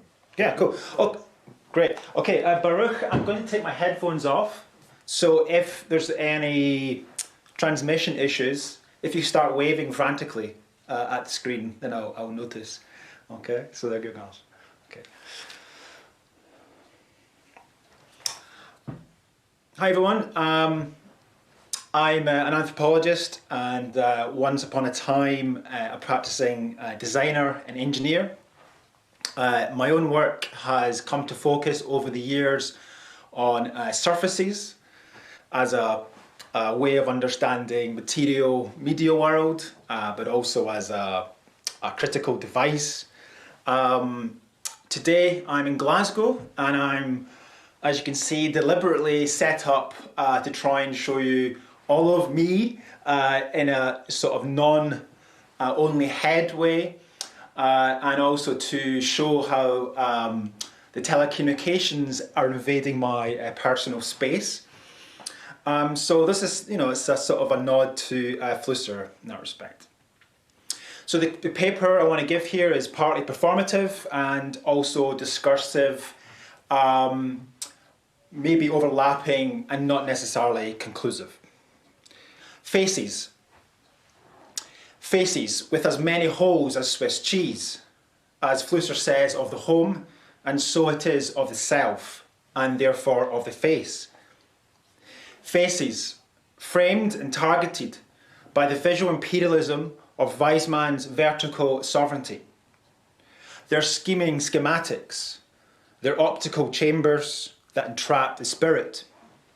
That is, these chambers being cameras, and analysis, and documentation of Lombroso's phrenology, mapping a criminal topography to encode the geometry and the territory of the face so as to designate and distinguish the savage, the deviant, against the pristine upwards orthogonality of the even white masterface.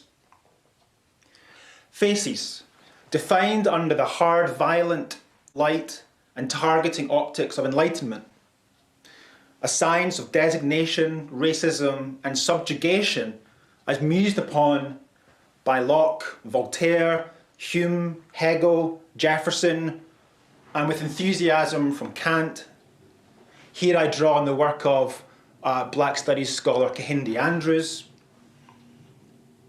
Deceptively decent, a philosophy so easy to trip on.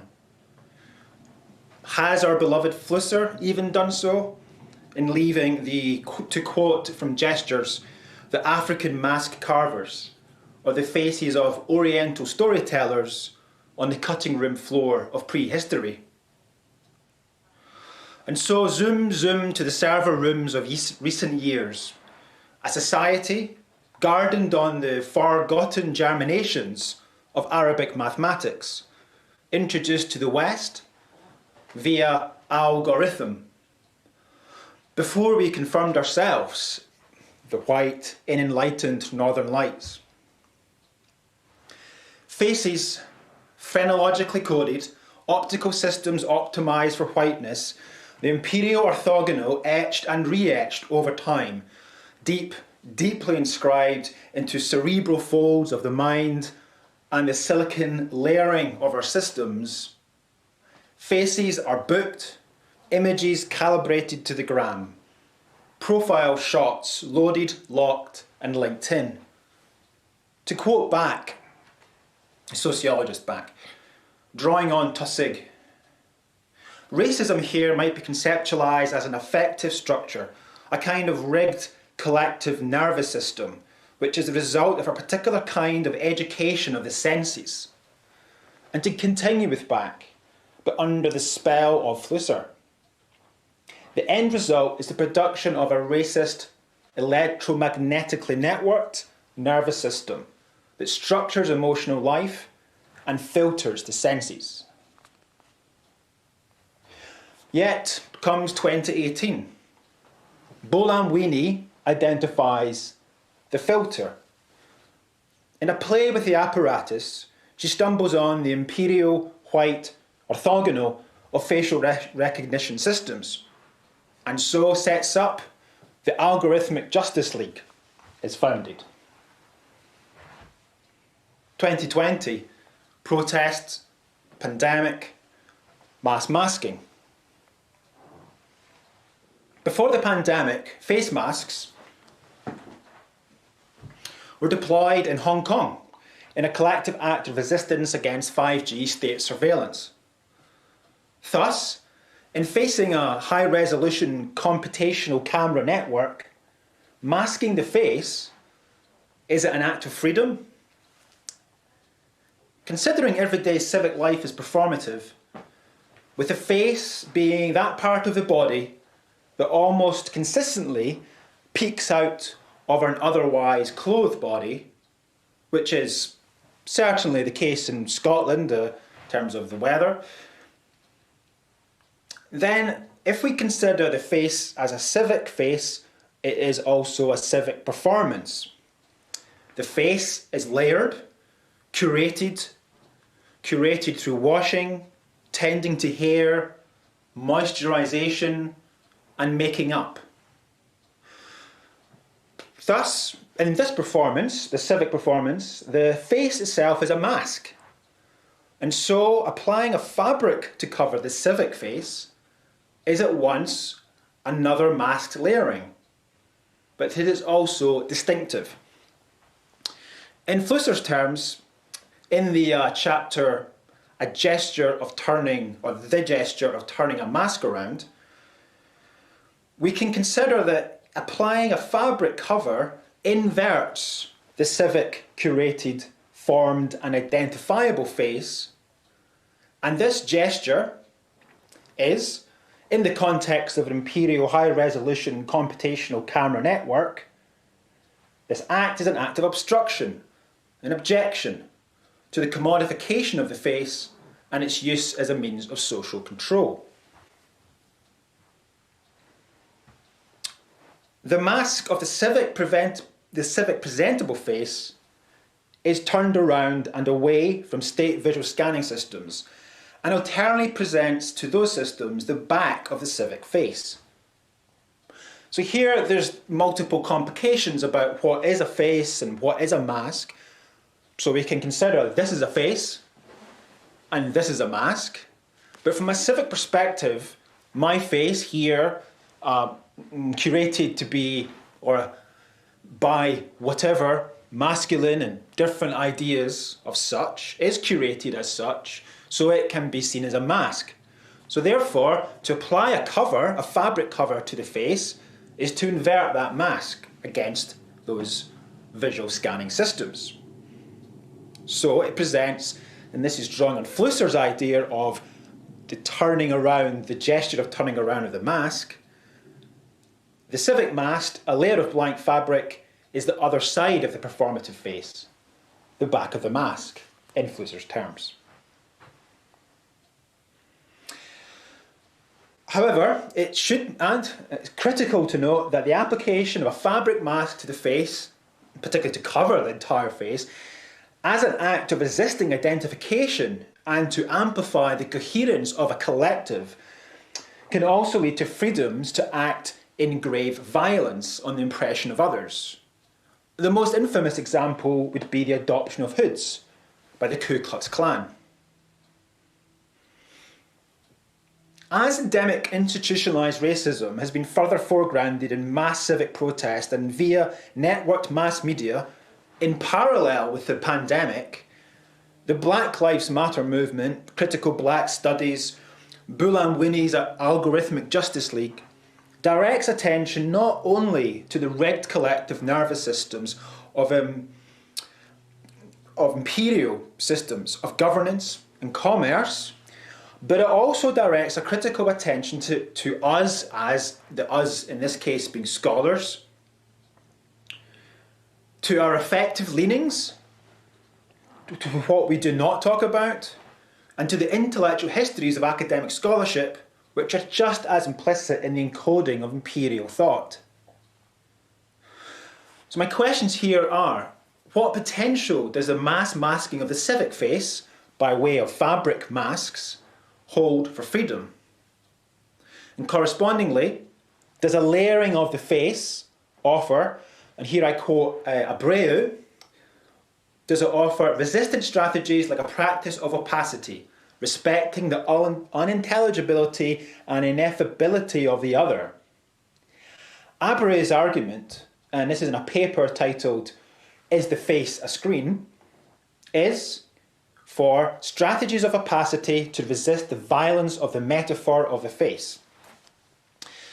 Now, for me, on first reading Abreu's perspective, it actually seems to run directly in opposition or counter to my own arguments from previous writings, where I have tended more to argue against opacity of technological systems and for the perceptibility of technology through the idea of layering and textility. And these questions of opacity and masking, I think, are increasingly very important, and I'd be interested to hear your thoughts.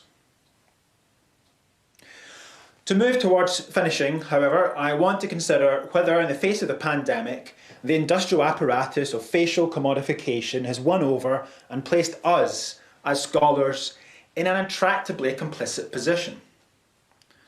the pandemic has brought with it an awareness that our faces are less civilized, topographically bounded, and obliging to careful curation than may have previously been more recently thought of. Faces are not coherent, settled object-like things. Rather, faces are akin to how I have come to theorize about faces.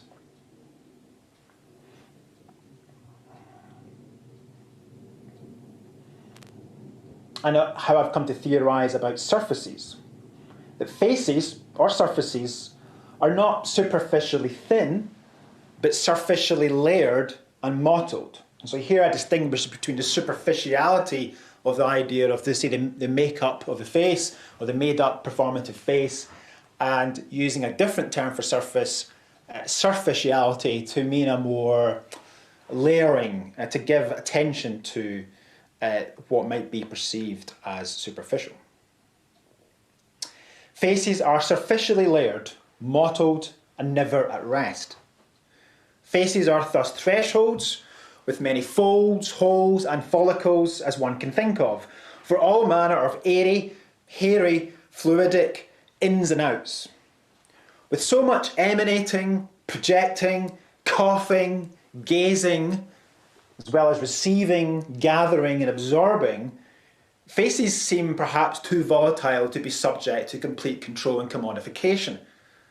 At their most radical, faces are not so much settled organic synthetics, but are not so much matters, not so much a layer where matter transits across, but rather perhaps we can think of a face as atmosphere. They are atmosphere.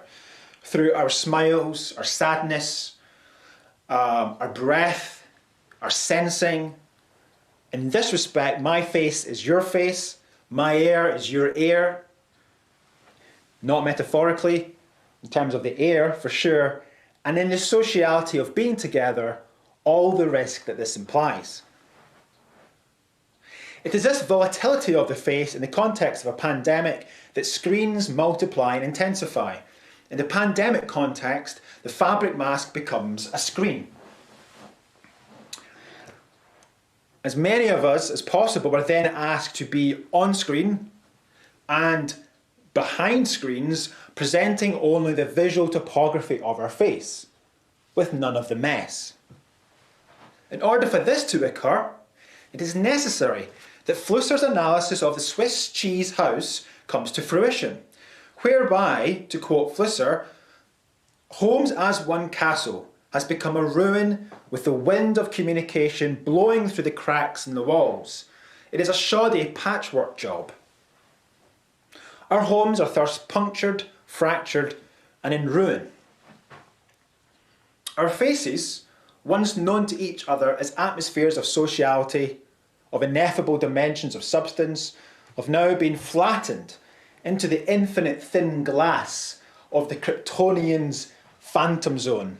For those of you that have seen Superman 2, look for the phantom zone scene where faces are imprisoned into an ultra or infinitely thin glass-like, crystal-like sheet.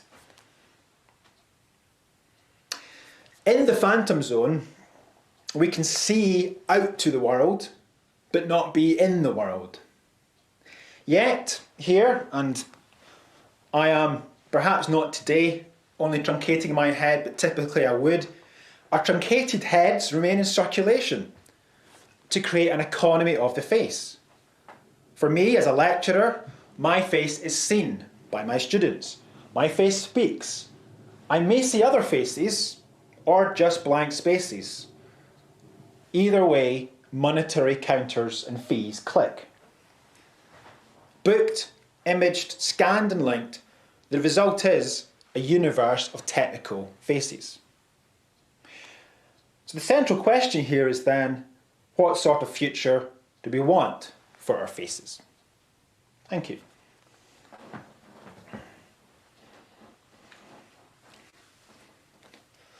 Thank you very much. So back again to an interface with faces, right? Yes. Yeah, I really appreciate your homage to. I'm also taking the opportunity to stand up. Okay. Your homage to the Fred Forrest Vilém Flusser collaboration on the gestures, gestures of the professor. So I see that you are embodying your thinking, and it's not just a thinking head, which is already decapitated. You are. It's a very fascinating journey you took us on there, where we are going from the face to the surface of the screen, the face as a mask. Of course, the word person in English comes from persona, which means mask. That our social being is a mask. It's not the real being. But as you said, this is something that we've come to already with Gehao's presentation and with other reflections today. This materialization of the media, the materialization of the face seems to be coming back now. So that the face, it appears on the surface of the body, but it is itself so tied up in the material process of the reproduction of the body. And it's the same thing when we think about the face on the surface of the screen, that parallel that you had for the Superman from the Superman movie, that this very infinitely thin glass is yet still thick enough to provide the face, and still material enough to have the pixels in it to provide the face. So that this relationship between And absolutely, and here I've deliberately set up a particular camera setup with high resolution and things, such as there's actually quite a lot you can get through the wires, if you like, which itself is interesting. So it's a rich surface. Yeah. I'm curious also, did you think about landscape at all in this respect? That the human face in the sense of human nature becomes a kind of human landscape?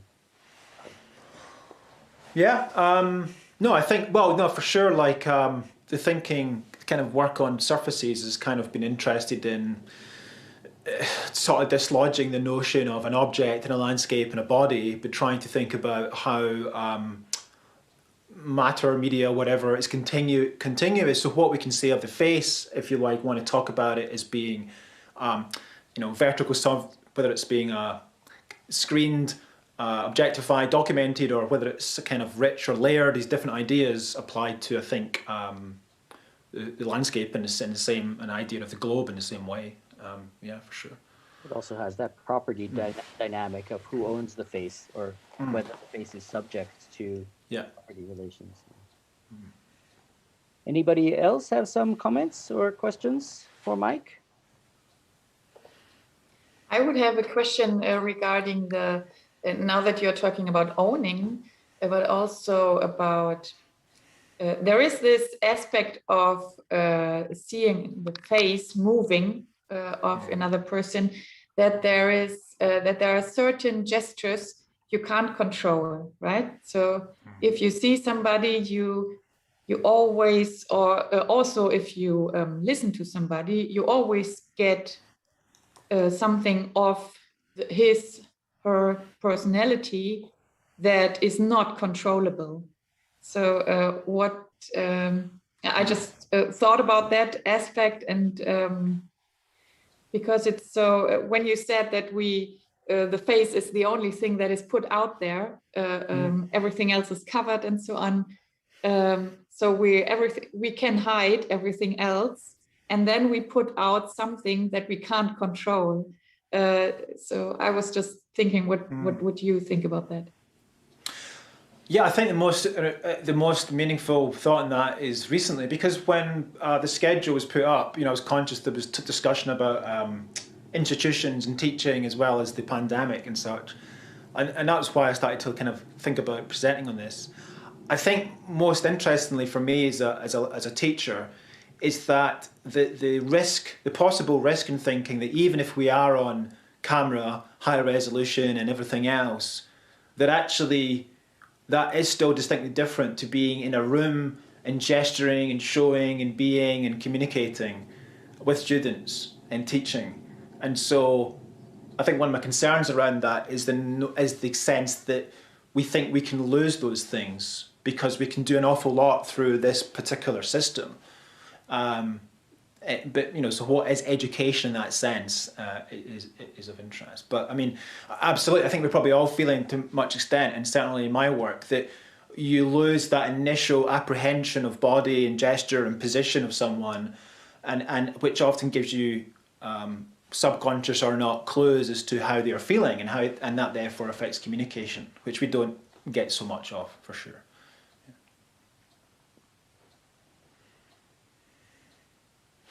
So could you connect that to your thoughts about the opacity?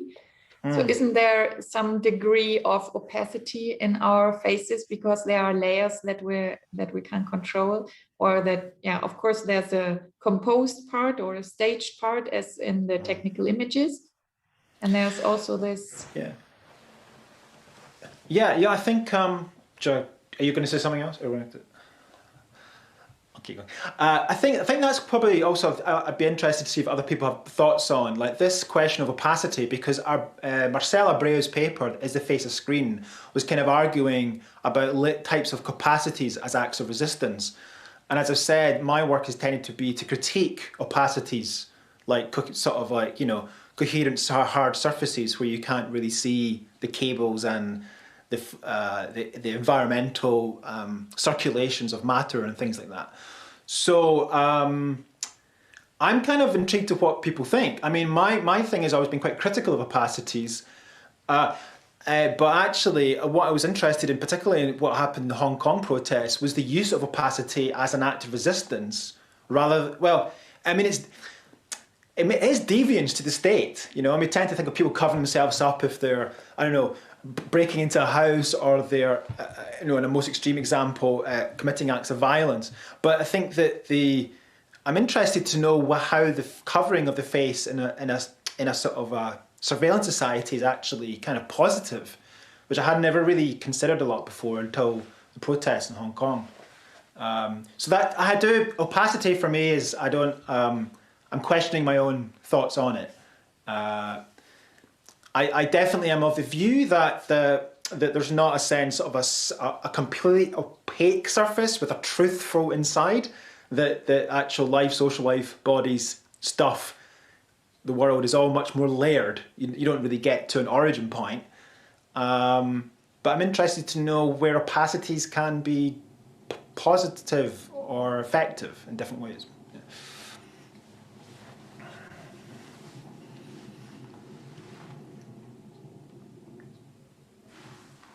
I'm not sure whether we have a Flusserian response to that.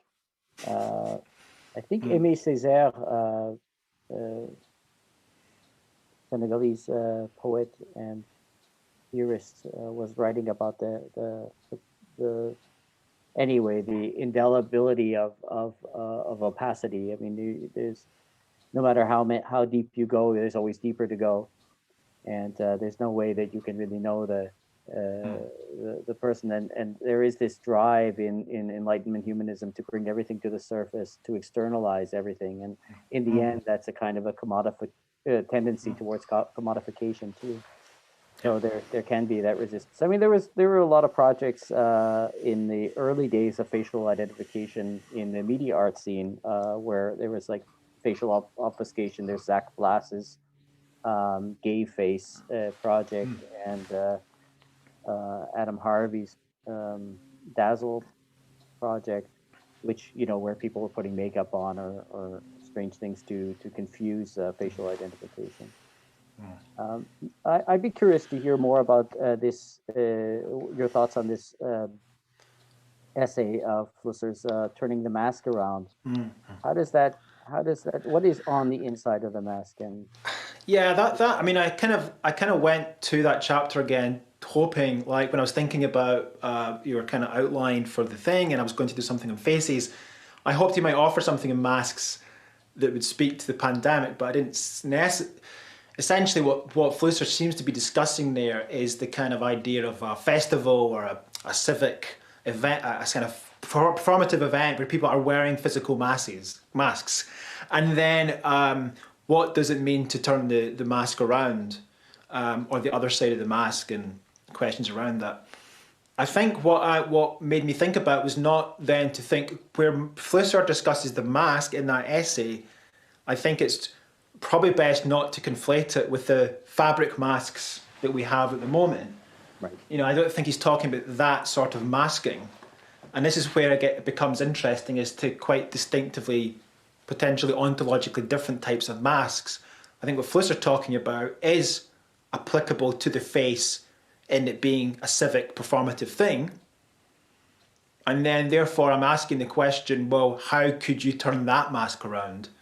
And that's where I'm wondering that actually to cover it up is like turning that around. I'm not sure that my logic argument holds there, but that's kind of how I'm interpreting his essay here. Yeah.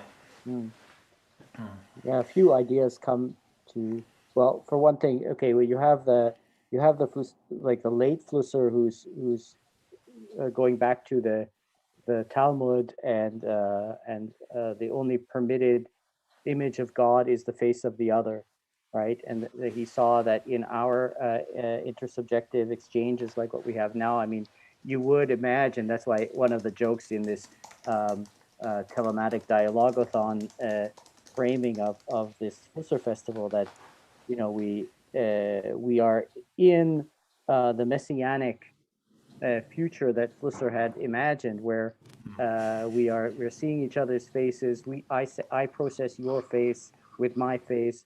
I send it back to your face, and between these faces, we have this messianic exchange whereby we become sacred, or we become immortal in a way. We're informing each other, and somehow with the mask, as has emerged, I mean, this medical mask that we've had to wear, kind of medical style mask, that kind of interrupts that intersubjective interface, interfacial joining or meeting. At the same time, this mask represents a social commitment to the public health. In a way, when you wear the mask, even though you're hiding your face, you are communicating something else, which is not in your face, right? Which is something beyond faces. Well, it's a sociality in itself. It becomes an act of sociality to indicate that, of course. I think what's interested me about the masking is how much you notice people's eyes express more. And I suppose we're also we're discussing the novelty of the mask in a particular context, maybe in a, might call it a Western context, where there are cultures and, you know, for sake of quickness, Islamic traditions of covering the face, and that may be something that's not necessarily so novel or so strange to others, or in different ways.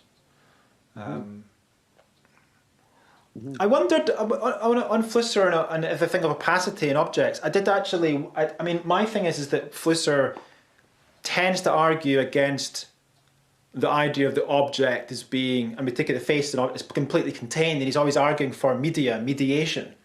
So that's where I've tended to understand Flusser as being critical of any intensive layering of opacity that takes away, that blocks mediation. That's how I've tended to read it. But the work that I read by Abreu is kind of arguing differently. That opacity can be used in well, I guess it's not mediation. I guess it's pushing ahead particular agendas or resistances. Yeah. But I guess it depends on your situation. Like we were talking about before, if we're heading towards this post-bourgeois, post-historical period, and we're not quite there yet, and post-history is here, but it's not evenly distributed, as I forgot if it was William Gibson, I'm paraphrasing, that you may be in a situation where you will need to strategically or tactically employ opacity to resist externalization of yourself. Yeah. Yeah, go ahead. But I just wanted to put in the onion, Flusser's onion. Yeah. When you talked about like what is the other side of the mask, right? Then I was reminded on his onion metaphor and that may be connected to your idea of civic phases, which I would understand as like roles, maybe. Maybe it's something like that. And I'm, as you talked about makeup, I also thought, so when I put off my makeup, am I then more me or not? Right? So, but with the metaphor of the onion, it may be easier to show that the learning is there is nothing more than these layers that are interconnections to others, and that for me is the most interesting part in this idea of turning towards the other and understanding myself only as the you of the other, right? Where does he mention onions? I've not read that part or that book or wherever it's coming from. Oh, well, okay, it's that's nothing. That's I've seen in the film Shrek where he talks about having layers, onions having layers, you know, and there's this sort of. I actually quite like it because it implies that you take away what you think is the outer surface to get towards, you know, the truth, like the taking off of the makeup or whatever. And then actually all you do find is there's more layers. And it's like we try to find out, you know, if we're trying to resolve a kind of intellectual discussion on a topic, you just keep going, keep going, keep going. And then I guess you end up finding it's all just layers, really. So it is, yeah. If you take away the interconnectedness with the others, then there's nothing left, right? And well, there's, yeah. Well, I mean, yeah, but then we get to the Socratic notion of philosophy, right? Where the important thing is the exchange and not the truth. Like the truth is in the exchange, and we are generating wisdom between us, and that, you know, you can keep unpeeling the layers until there's nothing left, but at least you had some fun together, you know. Well, the layers are just a way to be confronted with the idea of there's nothing like tearing away the curtain, and then there's the metaphysical truth, right? That's for me, it's that metaphorical image we're pointing to here. Yeah. Ding an sich. Well, it's 2 o'clock and it's time to move on. Thank you very much, Mike Anusas from, or is it Mike Anusas? I don't know. I saw a check. It keeps, over my life, it's been Anusas, and I've been discussing whether it's Anusha. So it's all to do with this groundlessness of not really knowing, to be honest. Anusas for the moment's fine. Yeah. Great. Yeah. Thank you very much, Mike. Thank you. We also have a video of Mike's performance lecture at the winter school on the Flusser Club website, so we can share that with people who are interested. Also on the gestures. We'll move on now to Lucrezia Zanardi and Marcel René Marburger. I'm not sure if I don't see Marcel there, but oh yes, he is here. Okay, yes, you're both here. Would you?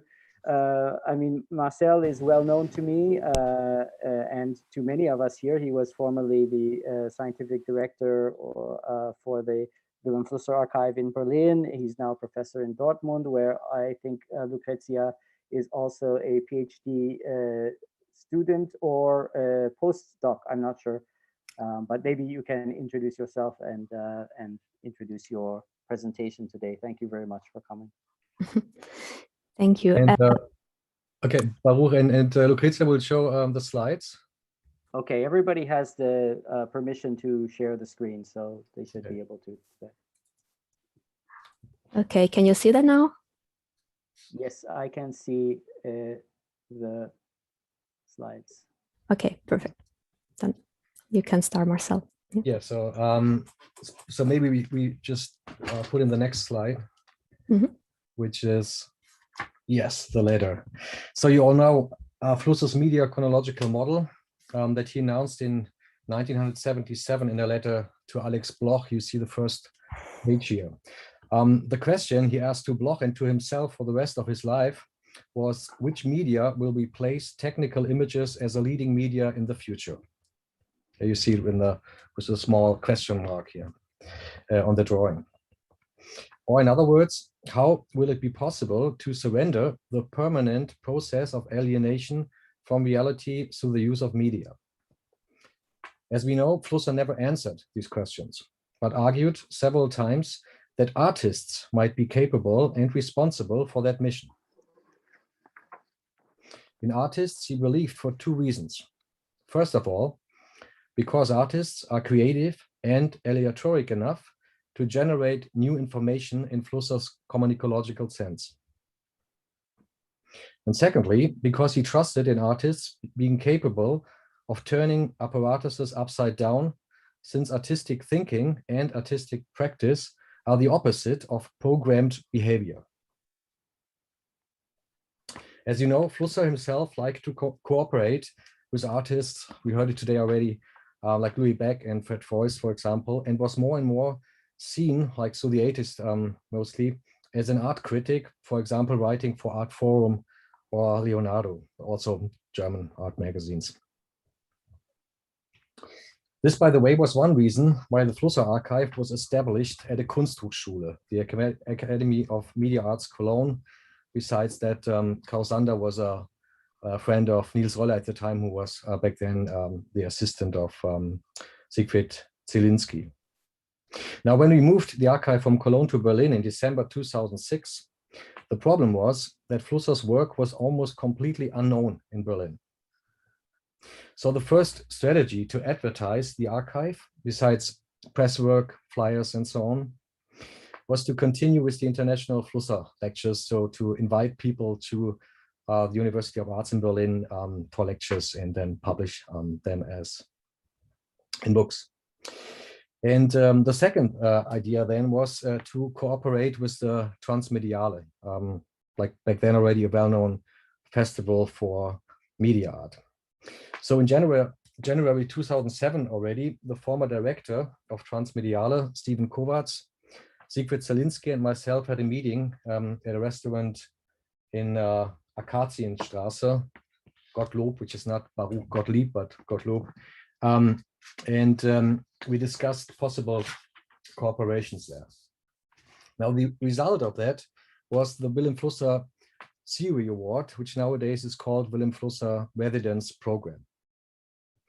In the following weeks and months, Markus Huber, the assistant of Steven Kovacs, and myself developed the background for the award and discussed what the award should stand for and what kind of connection it could have to the work and thinking of Vilém Flusser.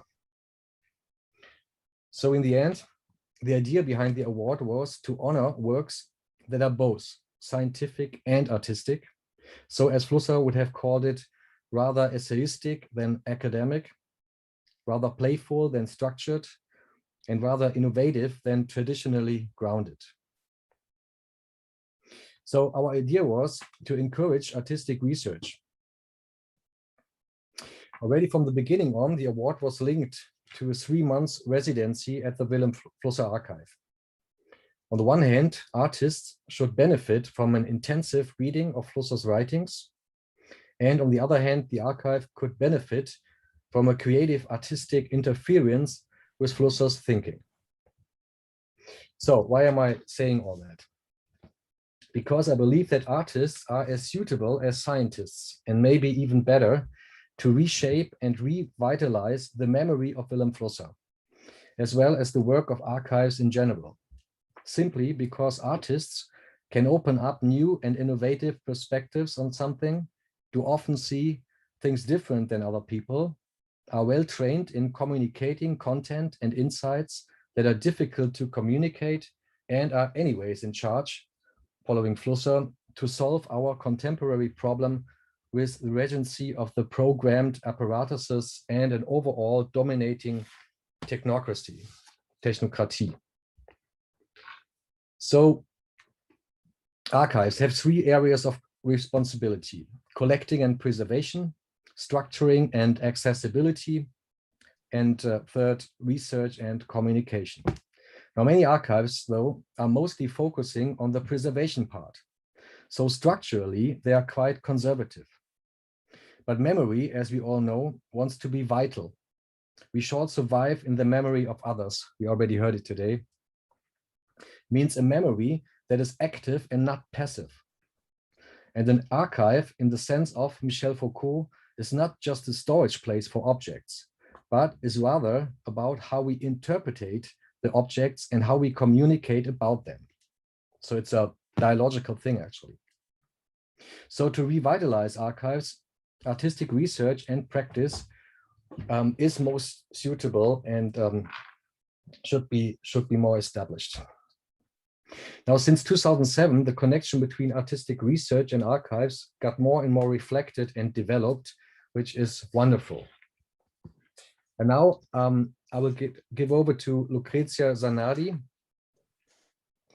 who is not only an artist practicing all that, but is also writing her doctoral dissertation about artistic interventions in archives at the University of Applied Sciences and Arts Dortmund and the Radboud University in Nijmegen.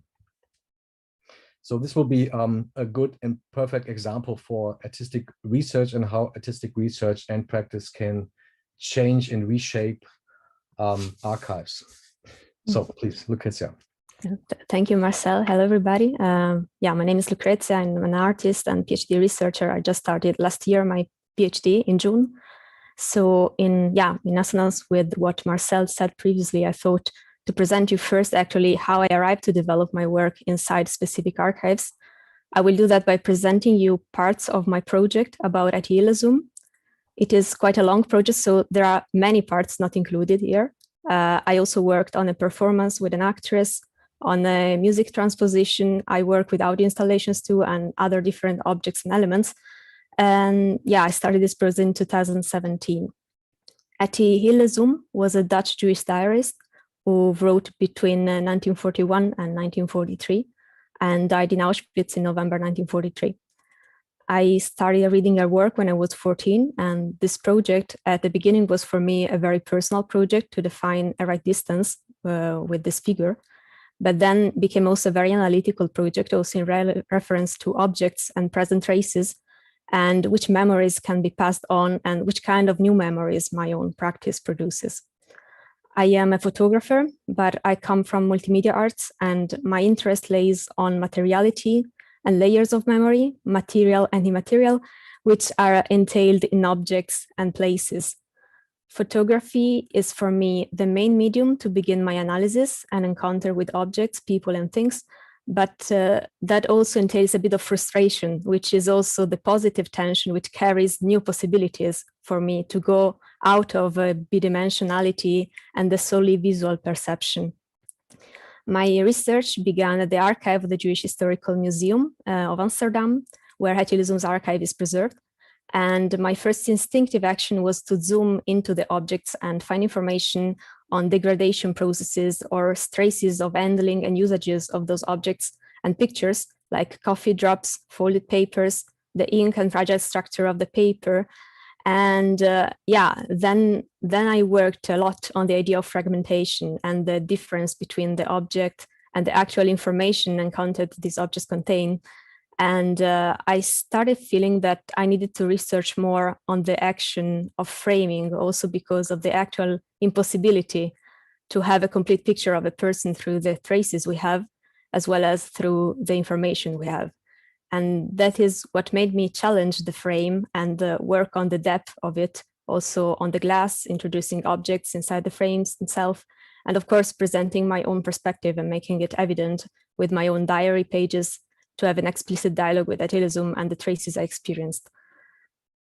When I speak of traces, there is also another dimensions I implemented into the archival research, While I was there inside the research center, I felt a gap between the structured organization of those materials and the many other dimensions which could be experienced in an outside world, which directly or indirectly have to do with the life experience of Achilleism. That's why I organized long trips through the Netherlands, first in Middelburg, the city where she was born, then to Deventer, where she grew up, as well as Amsterdam, Westerbork. And there I tracked down experiences she described in the diaries, but also contacted the present inhabitants of the houses in which she lived or had a connection. And there it was a little like an ethnographic research, and we started a dialogue on Achilleism. If, of course, they welcomed me into the house, which sometimes was not the case, but that's also interesting for me.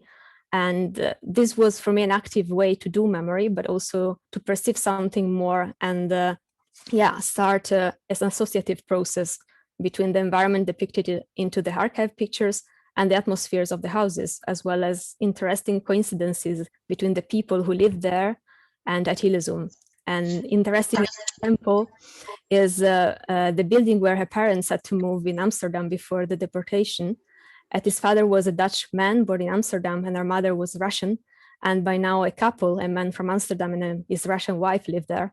And of course, are just suggestions, but still, this kind of coincidences made us talk about that and establish a very deep connection and interest in Achilleism on those people.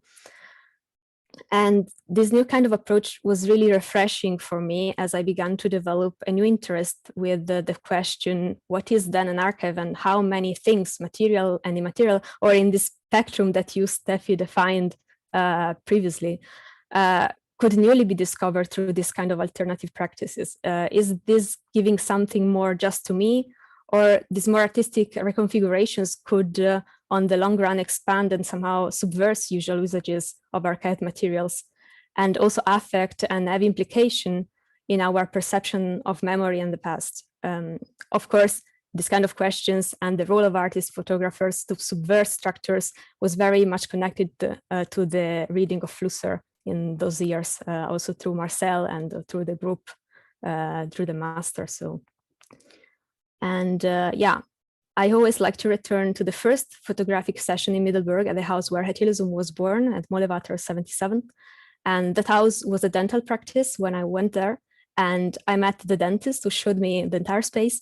I followed her during her last hour at work, and she said that for her was always as if living with the constant presence of Achilleism there. On the front of the building, there is a plaque in remembrance of Achilleism, and she sometimes received flowers, at least at his birthday in January or in November in remembrance of her death, but also occasionally, and many people wait outside to see and read the plaque. And because of that, she said, yeah, I received flowers, but I know they're not for me. And that was for me a nice moment and a nice interaction with the first inhabitant I met. And last year, the house where Achilleism was born, this house, became an Institute for Education, Science, Art and Culture devoted to the work of Achilleism. I'm one of the board members of this new foundation. And well, of course, coming from such a long artistic research is very important to me that finally a place of memory connected to Achilleism biography exists. And in particular, the house where her life began. That was also an highly symbolic and auratic dimension, and it connects profoundly with my artistic research. And the Achilleism house was born from the Achilleism Research Center, which was devoted to the academic research platform, which has developed thanks to Klaas Melik and enabled many scholars from all over the world to get in contact and meet occasionally for symposia. But before the last year, the center was into a very small office, and the other disciplines and perspectives, like the one of artists or the educational programs, were at the second level. And now that what we aim at into the Achilleism house is mainly interdisciplinarity, also to deal with respect with the place where Achilleism was born, and where not just academics, but also artists, students, and the community of Middelburg and international community as well have the possibility to cooperate and interact with the space and the shaping of its activities.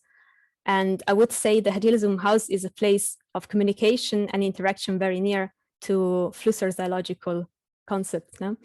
And at the same time, the Achilleism house intends to reflect the thoughts of Achilleism. And I can say that, like Achilleism defined herself as a workshop and as a home to carry within the self, the house aims at being like a continuous workshop and dialogical space where new insights, dialogues, and knowledges are generated. And we developed this project with the people and are financing ourselves through fundings and as well as through a big crowdfunding campaign, which you can see typing the link written there below the picture.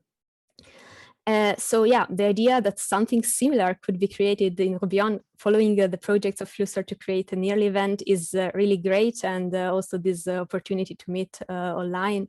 And yeah, so that the physical dialogical space is generated.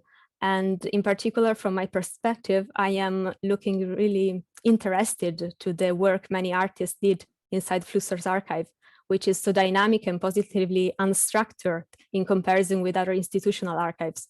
So I think it would be great if there could be a focused discussion in the future on how the Vilém Flusser work developed through the years and which role played the different artists involved to expand Flusser's archive.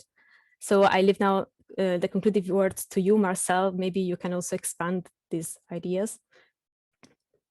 Yeah, you are muted. Sorry.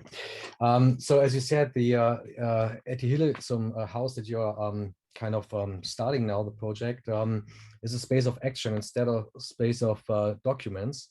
And now the Flusser Club, by the way, is, or maybe Baruch, you can, or maybe Lucrezia, you can end the slides now so that we can see each other. Because we're slowly shifting over into the discussion now, Steffi and Baruch. And by the way, Baruch and Steffi, thank you very much for putting this all up again. It's a whole bunch of work, and now again, you started at 10, so it's already more than 4 hours that you are joining this whole thing and discussing with the people. So yeah, great respect for myself for that, and thanks a lot for doing all this. So the Flusser Club is also kind of a Etty Hillesum house in regard to Flusser. So it's not an archive collecting documents, but a platform to discuss his thoughts. And also you are already intertwining artistic projects in the discussions on the platform all the time, and continuing this with the homepage that you are putting up. And this is like the right move in my perspective to come up with something new, or to bring more or new like aspects, more yeah, whatever innovative things to the memory regarding Vilém Flusser. So the idea was maybe if the gathering will happen next year in France, in Roubion, that we maybe discuss this further, and also do something like Lucrezia said, collect these things. I remember that we started already 10 years ago to make a list with all the artistic works that dealt with Flusser or with his thoughts, and this could be interesting to continue, because there are a lot of artistic works reflecting Flusser, like also the next one, which is coming in like 15 minutes. You know, Munay, for example, is of course you know, doing artistic research and practice, and so maybe to list all that and all these projects, but also then to discuss and reflect them in regard to the artistic maybe methods, strategies that are involved, because you know, Lucrezia talked about her strategies and methods, just a few, because there are more than this in her projects, but of course every approach, every artistic approach is different. It has is maybe following a different method, a different strategy, and it would be interesting, or could be interesting to discuss them. So Baruch, are you still there? Yes, I am. Thank you very much, Marcel and Lucrezia, for the very fascinating and stimulating presentation and thoughts. I mean, it's of course stuff that's very close to me when I was preparing with Siegfried the exhibition Bodenlos, we had the same challenge: how to make the archive alive, how to bring the archive alive, because it was an exhibition about texts, or at least it was an exhibition about a text maker. But luckily for us, Flusser was already ahead of us, trying to find new modes of thinking, which were not merely confined to the written word or the printed page. And so there were already those vectors to explore with Flusser's own practice, but also, yes, the artists that he wrote about. Of course, he reflected on art, maybe not as an art critic, maybe art was a pretext in a lot of cases, or a foil or a muse, right, in a lot of cases. But that dialogue with art was there, and with artists was there in Flusser's life. So it's also definitely something that we can go deeper into. And certainly this aspect of bringing people together to confront or grapple with their conditions in a focused way, as Lucrezia is working on there. I think this is one of the major functions of art practice, that we want, that for me anyway today is that convening aspect of it, sorry, I'm getting distracted here because Francesco is intervening here. Yeah, so maybe that's already underway. Also, of course, yeah, as you mentioned, we're trying to bring people together here, and we definitely want to do something in Roubion. Hopefully that will happen next year, and maybe, yes, as Lucrezia was pointing out, there could be a chance to do something maybe even a little bit more permanent. We've been talking about it, and actually Corinne maybe has something to say about it. Many people have brought up this initiative to have a plaque on the house in Roubion, which mentions that Flusser is there. It's a kind of strange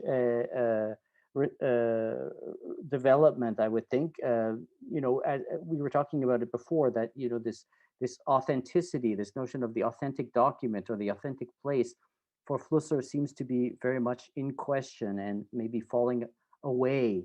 But at the same time, artists especially gravitate to these authentic, or these vestiges of authenticity. Maybe that's something that we can talk about a little bit more.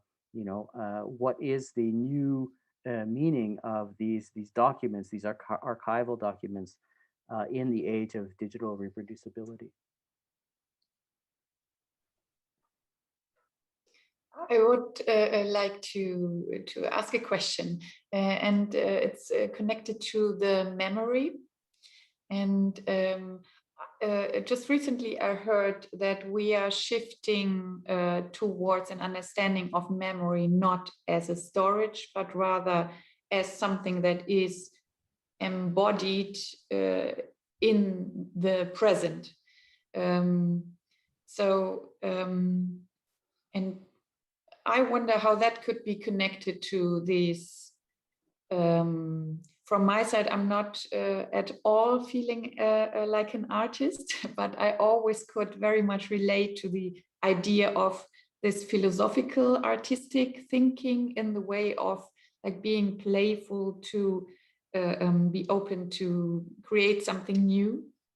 And I wonder how you would connect that. I mean, the presence, the embodiedness, and the openness of artists, maybe also like the interconnectedness of philosophical artists, to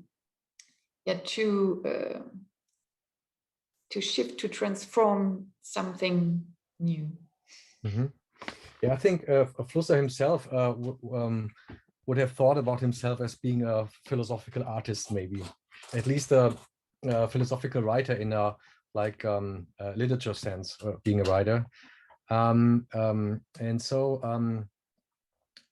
as we know, it was important for him to collect all his writings. So he collected all his papers, letters, and so on. That's why the archive is as big and contains as much things as it has, like more than 2,400 essays and so on, because he collected everything. But on the other hand, he said many times that it's really important for him that people use his thoughts, his writings, and so on, and then are responsible to change them in something else. So the dialogue should move on, and although he's dead, there should be still a dialogue with his text, and there still should be like an innovative aspect, so information in the Flusser sense is always new, is always innovative. So that's what he was hoping, or at least saying. So to think of an archive as being a place to transform things, to not just keep objects, not just to store objects, but to work with them and to change the interpretation all the time, to change therefore also the archive itself, because an archive, as I said, is not just a storage place, but is how do you communicate about the objects. That's what the archive is, like Foucault said in his Archaeology of Science. And so I think that Flusser would have liked it, and I think every archive would like it to be vital in that sense, that people discuss the documents, the thoughts, and to always and permanently transfer them into the future. And so does that answer the question? Sorry, I was... Have some ideas in response?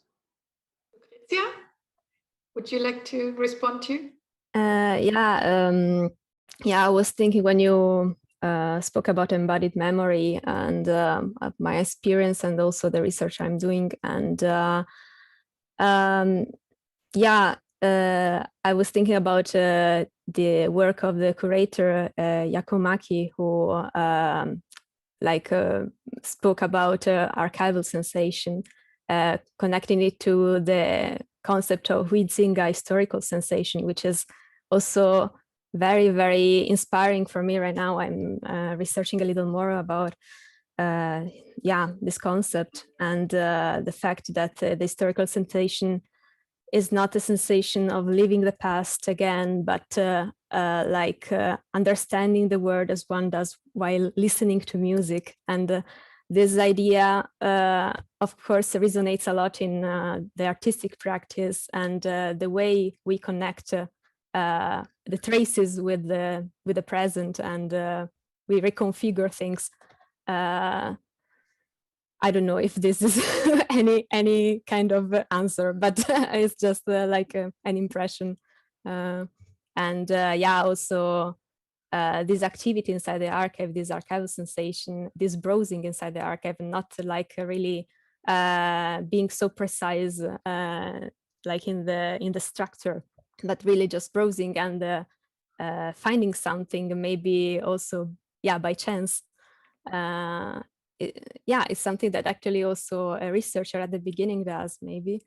And I think it's also a point of the research which has to be a little more thought about, this moment in which you don't know and you in a way find something which is like a surprise, like the surprising moment, and which also connects with the fractures also artists create.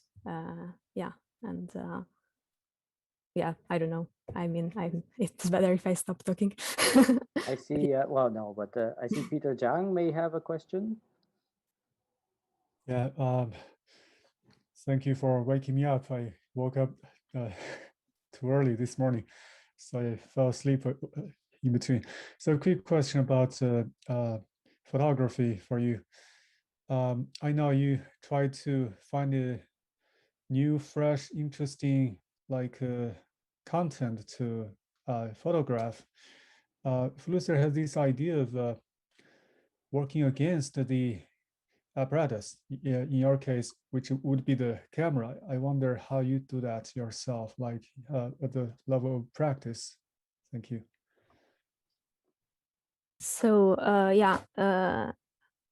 I said you before that I contacted the present inhabitants of those houses, but actually also in my practice, I never had a portrait of a person, and it was always about this dialogue and the difficulty also to establish a visual dialogue and then the visual confluence with this atmosphere created through the dialogue.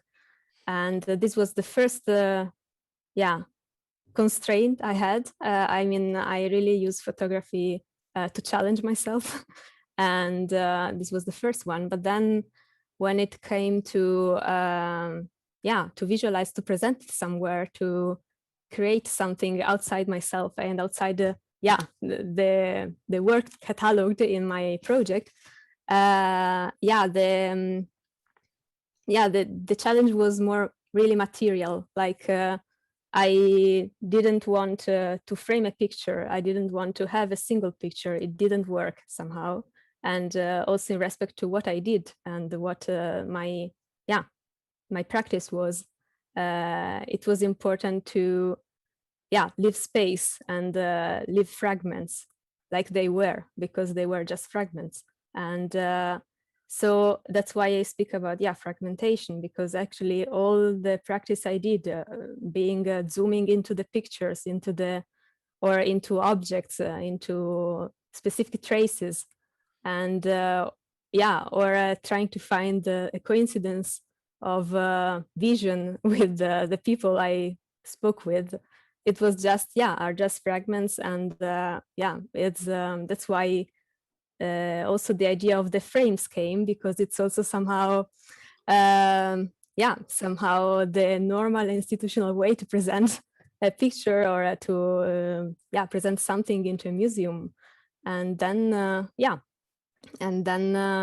it was like as if having the frame as a table in which to dispose things and create connections, but is open, and people can see and be attracted by one specific element or this kind of things. I think this is more or less what I would say. Yeah. It's like a piece of work, a photographic piece of work that is not only using the camera. So maybe Lucrezia is not jumping in the camera and turning it upside down from the inside, but is taking the camera and then taking many other things. So and it's still a photographic work. It's a photographic piece of work, but it has various elements, and it's not only about pictures, let's say. It's the encounter of the photographic apparatus with the apparatus of the archive. I can see like that, right. So that there's some kind of reversal that takes place there. Yeah. I'm curious though, just as we're coming to all these Benjaminian themes here with the aura of the original and the traces, the patina and all that. I mean, what is the status of the original object? Because this is something that the archive is concerned with. I mean, how important is it to keep these originals nowadays, and what is the relevance of the original for you? Yeah, and maybe Lucrezia, you should talk about Edith Stein, because that's a second person Lucrezia is working on, and there it's not only that she's dealing with originals, but only with also with holy objects. Because now Edith Stein is a holy person, so that's also an interesting aspect. Or maybe this goes too far. I don't know. Well, we have 2 minutes, so 4 minutes. So okay, I don't know if there's time to go also into the Edith Stein project and also all this. Of course, it's very, very. I mean, I already researched a little and did some parallelisms between aura in Benjamin terms, and yeah, what it means to have also a relic and the secondary relic or the same things, but maybe also regarding the materiality and the actual situation of objects.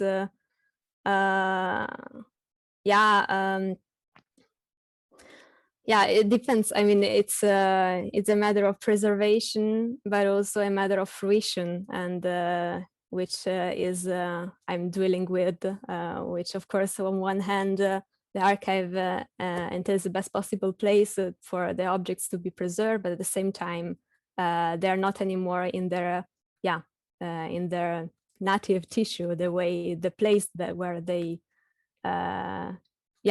where they should be somehow. And there are many different possible dimensions to research on in these regards. And now when we talk about new ways of interpretation, it doesn't really matter if you start with an object that has an aura, or that you think has an aura, or something else, or just a text or a copy or whatever it is, or a digital text. It doesn't matter. It can, you can start with everything. And so the question is not where you start, but the question is what to do from there on, from the starting point on. Yeah, for example, I found it very inspiring when I went to the archive in Berlin, that the fact that there are copies and there is this this parallelism between two archives, and I mean, this is also a very, very interesting and stimulating part, which I see in the Flusser archive, which doesn't give less value, I would say.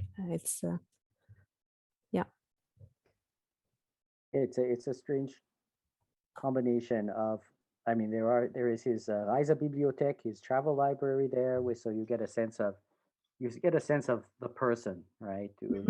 There is some, I don't know. I mean, I'm just curious about this residual authenticity. How relevant do you need something to anchor such a project? Or is it okay to have reproductions and to start with other things? And what is the tension between those things? Very curious. I think we'll be exploring it. We are moving to the Flusser archive right now, where Monai and Nico are waiting with their performance. So I will thank you both very much for this wonderful investigation and exploration of artistic processes and the archive and the future of the archive and the meaning of the archive. And we will make a transition to the Flusser archive, where we will see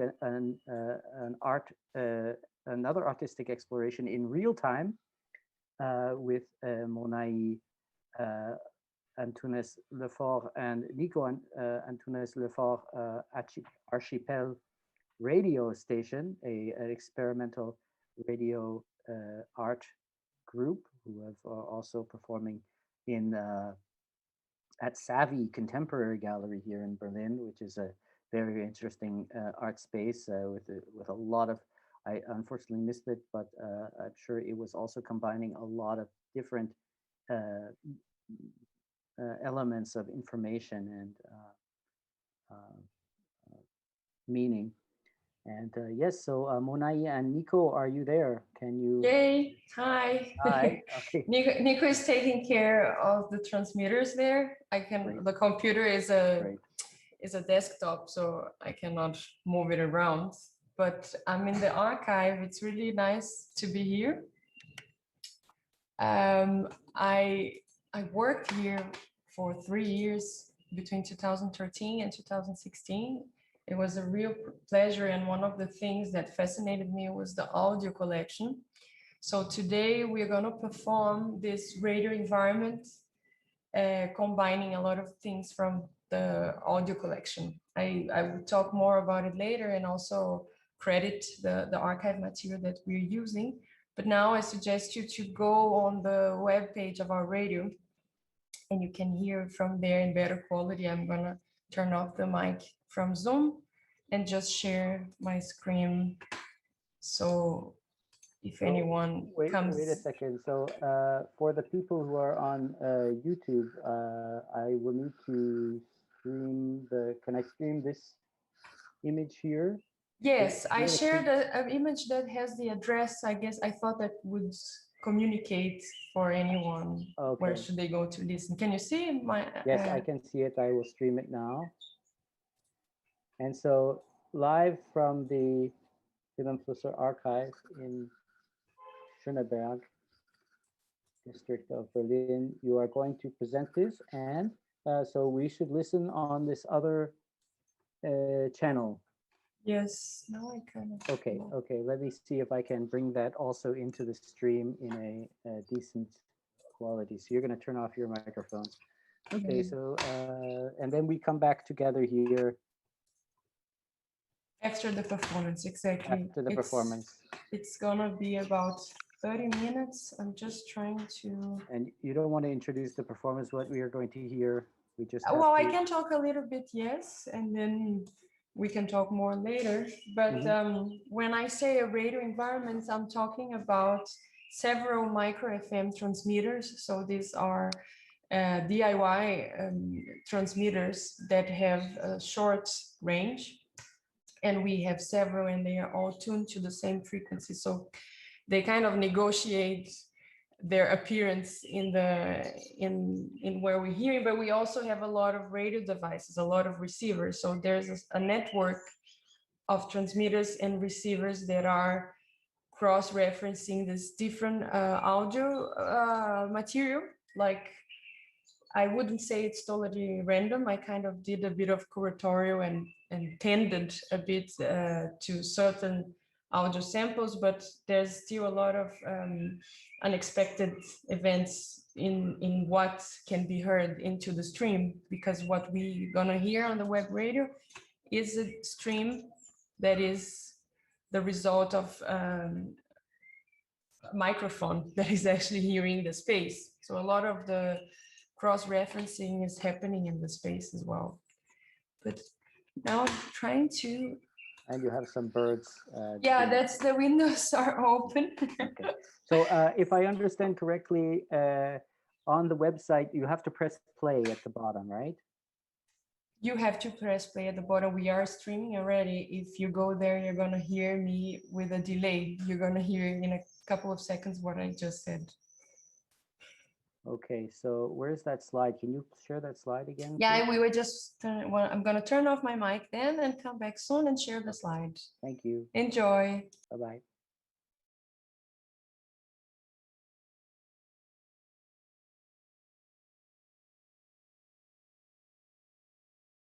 A network of transmitters and receivers that are cross-referencing this different audio material. Like, I wouldn't say it's totally random. I kind of did a bit of curatorial and tended a bit to certain audio samples, but there's still a lot of unexpected events in what can be heard into the stream, because what we're gonna hear on the web radio is a stream that is the result of a microphone that is actually hearing the space. So a lot of the cross-referencing is happening in the space as well. But now I'm trying to... Yeah, that's the windows are open.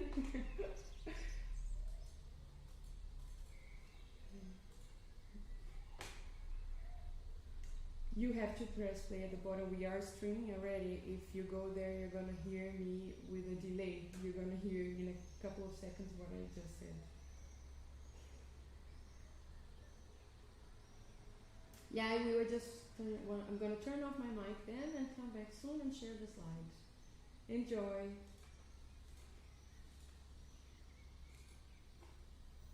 Hat den Computer gesehen zum ersten Mal im Haus von Louis Beck. Und da war er etwas erstaunt. Der Louis Beck hat schon damit gearbeitet. Hat er die Schwierigkeiten gesehen. Man hat es aber nie probiert, nie versucht. Der Mann hat es nicht versucht, darüber gesprochen und die Folgen dessen und die Vorteile und so weiter. Aber er hat das nie in der Hand gehabt. Er war der unpraktischste Mensch, den es auf der Welt gibt. Wie wir in Brasilien hinter uns gelassen haben, sind wir glücklich geworden. Wir sind geflogen nach Genf. Er wurde geschickt, mein Mann, Künstler und Kommissare zu wählen für die nächste Biennale in São Paulo. Und da haben wir unter anderem den Louis Beck begegnet. Und das ist der beste Freund von meinem Mann, außer dem Milton vielleicht. In Algier ist er geboren, als Franzose, er hat dann ein Künstler. Und der lebt in der Provence. Und da wir ja nicht wussten, wohin mit uns, da kamen wir auf die Idee, dorthin zu gehen, in der Nähe von Aix, wo mein Mann auch in Aix gleich arbeiten konnte. Er hat Vorträge gehalten und später dann in Marseille auf der Universität in Lumini hat er Kurse gegeben.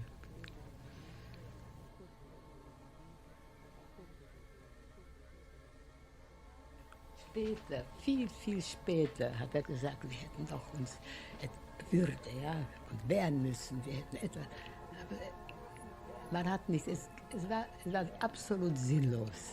Es wäre ganz sinnlos gewesen, etwas zu tun. Beim ersten Schritt wäre man umgekommen. Natürlich dachten wir, wir würden immer dort leben, in Prag. Wir waren dort zu Hause. Wir waren nicht deutsche Juden. Wahrscheinlich waren wir verwurzelt. Vor 1937 hat dann ein Hass begonnen, auch sozial. Es hat dann begonnen zu schüren, eine unangenehme Situation. Und zum Glück hat das mein Vater begriffen und hat alles gemacht, damit wir etwas Geld im Ausland haben, weil er damit gerechnet hat, dass wir werden weggehen müssen. Er hat es gespürt. Viele haben das nicht wissen wollen und sind umgekommen. Mein Schwiegervater, der hätte auswandern können, er hat eine Berufung auf die Universität nach Jerusalem gehabt.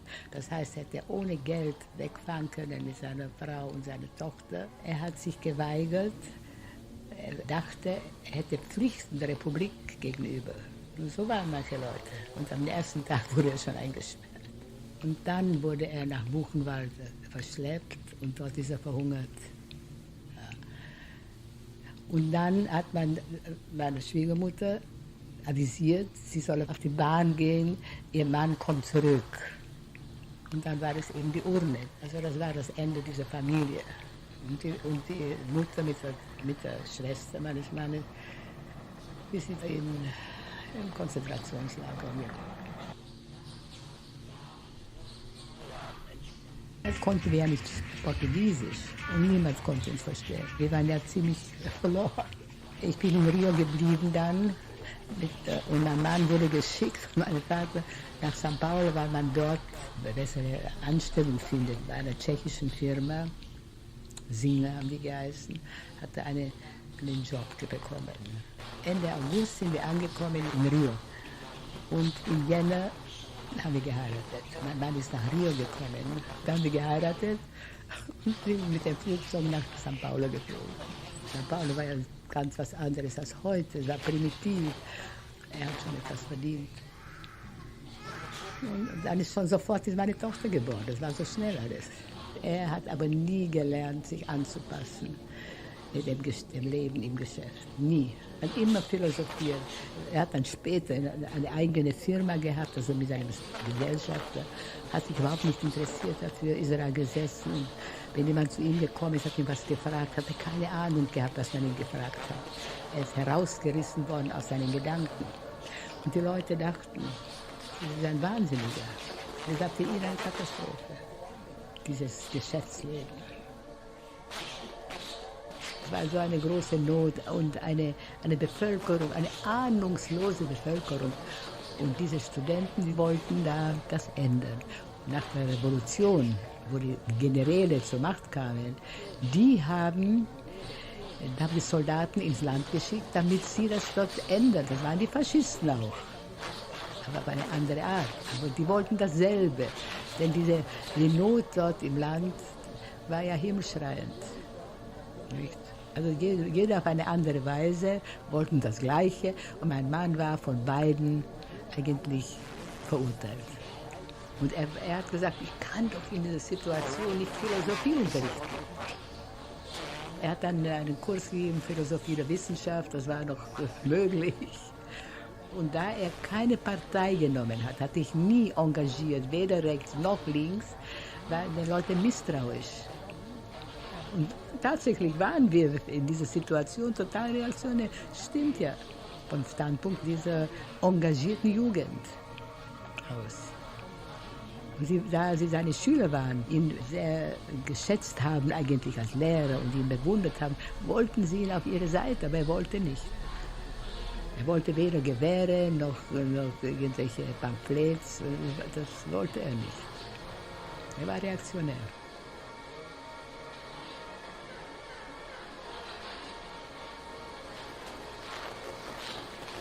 Er hat dann angefangen, im Estado de São Paulo, das ist die größte São Paulo Zeitung, zu publizieren.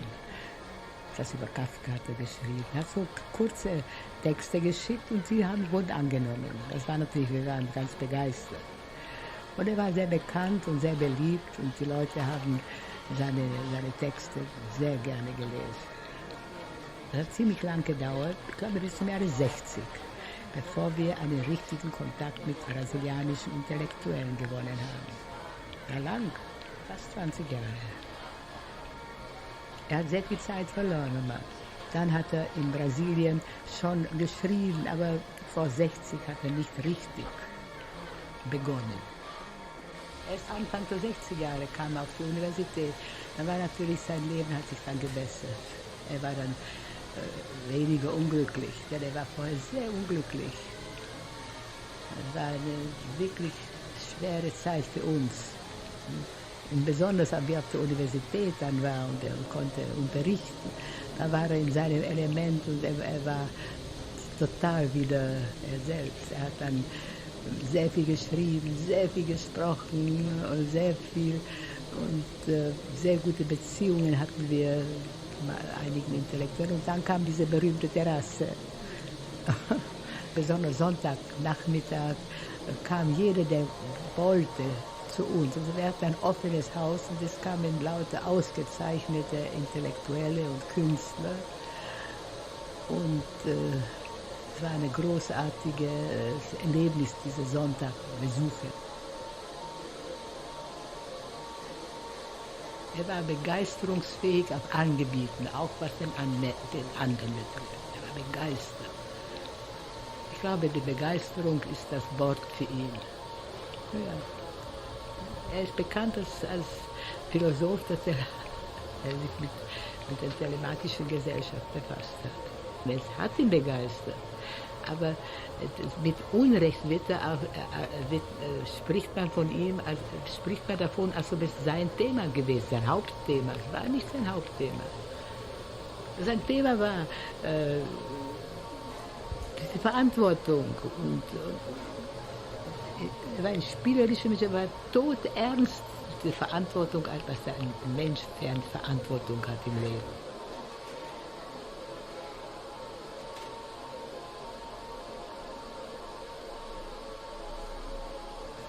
Casa che deixa de ser espaço, casa que deixa de ser definida topologicamente, passa a ser instrumento a ser definido funcionalmente ou, como se diz atualmente, ecologicamente.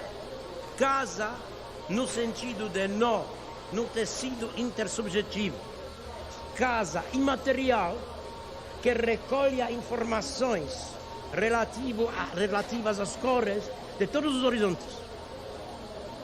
Portanto, assuma não somente a decadência da cidade, mas a decadência do Estado Nacional como um fato e que aceite a emergência daquilo que McLuhan chamou como uma palavra, ao meu ver, pouco feliz, a ideia cósmica, que recolhe estas informações, que as memorize, que disponha de instrumentos para memorizar estas informações em vários códigos.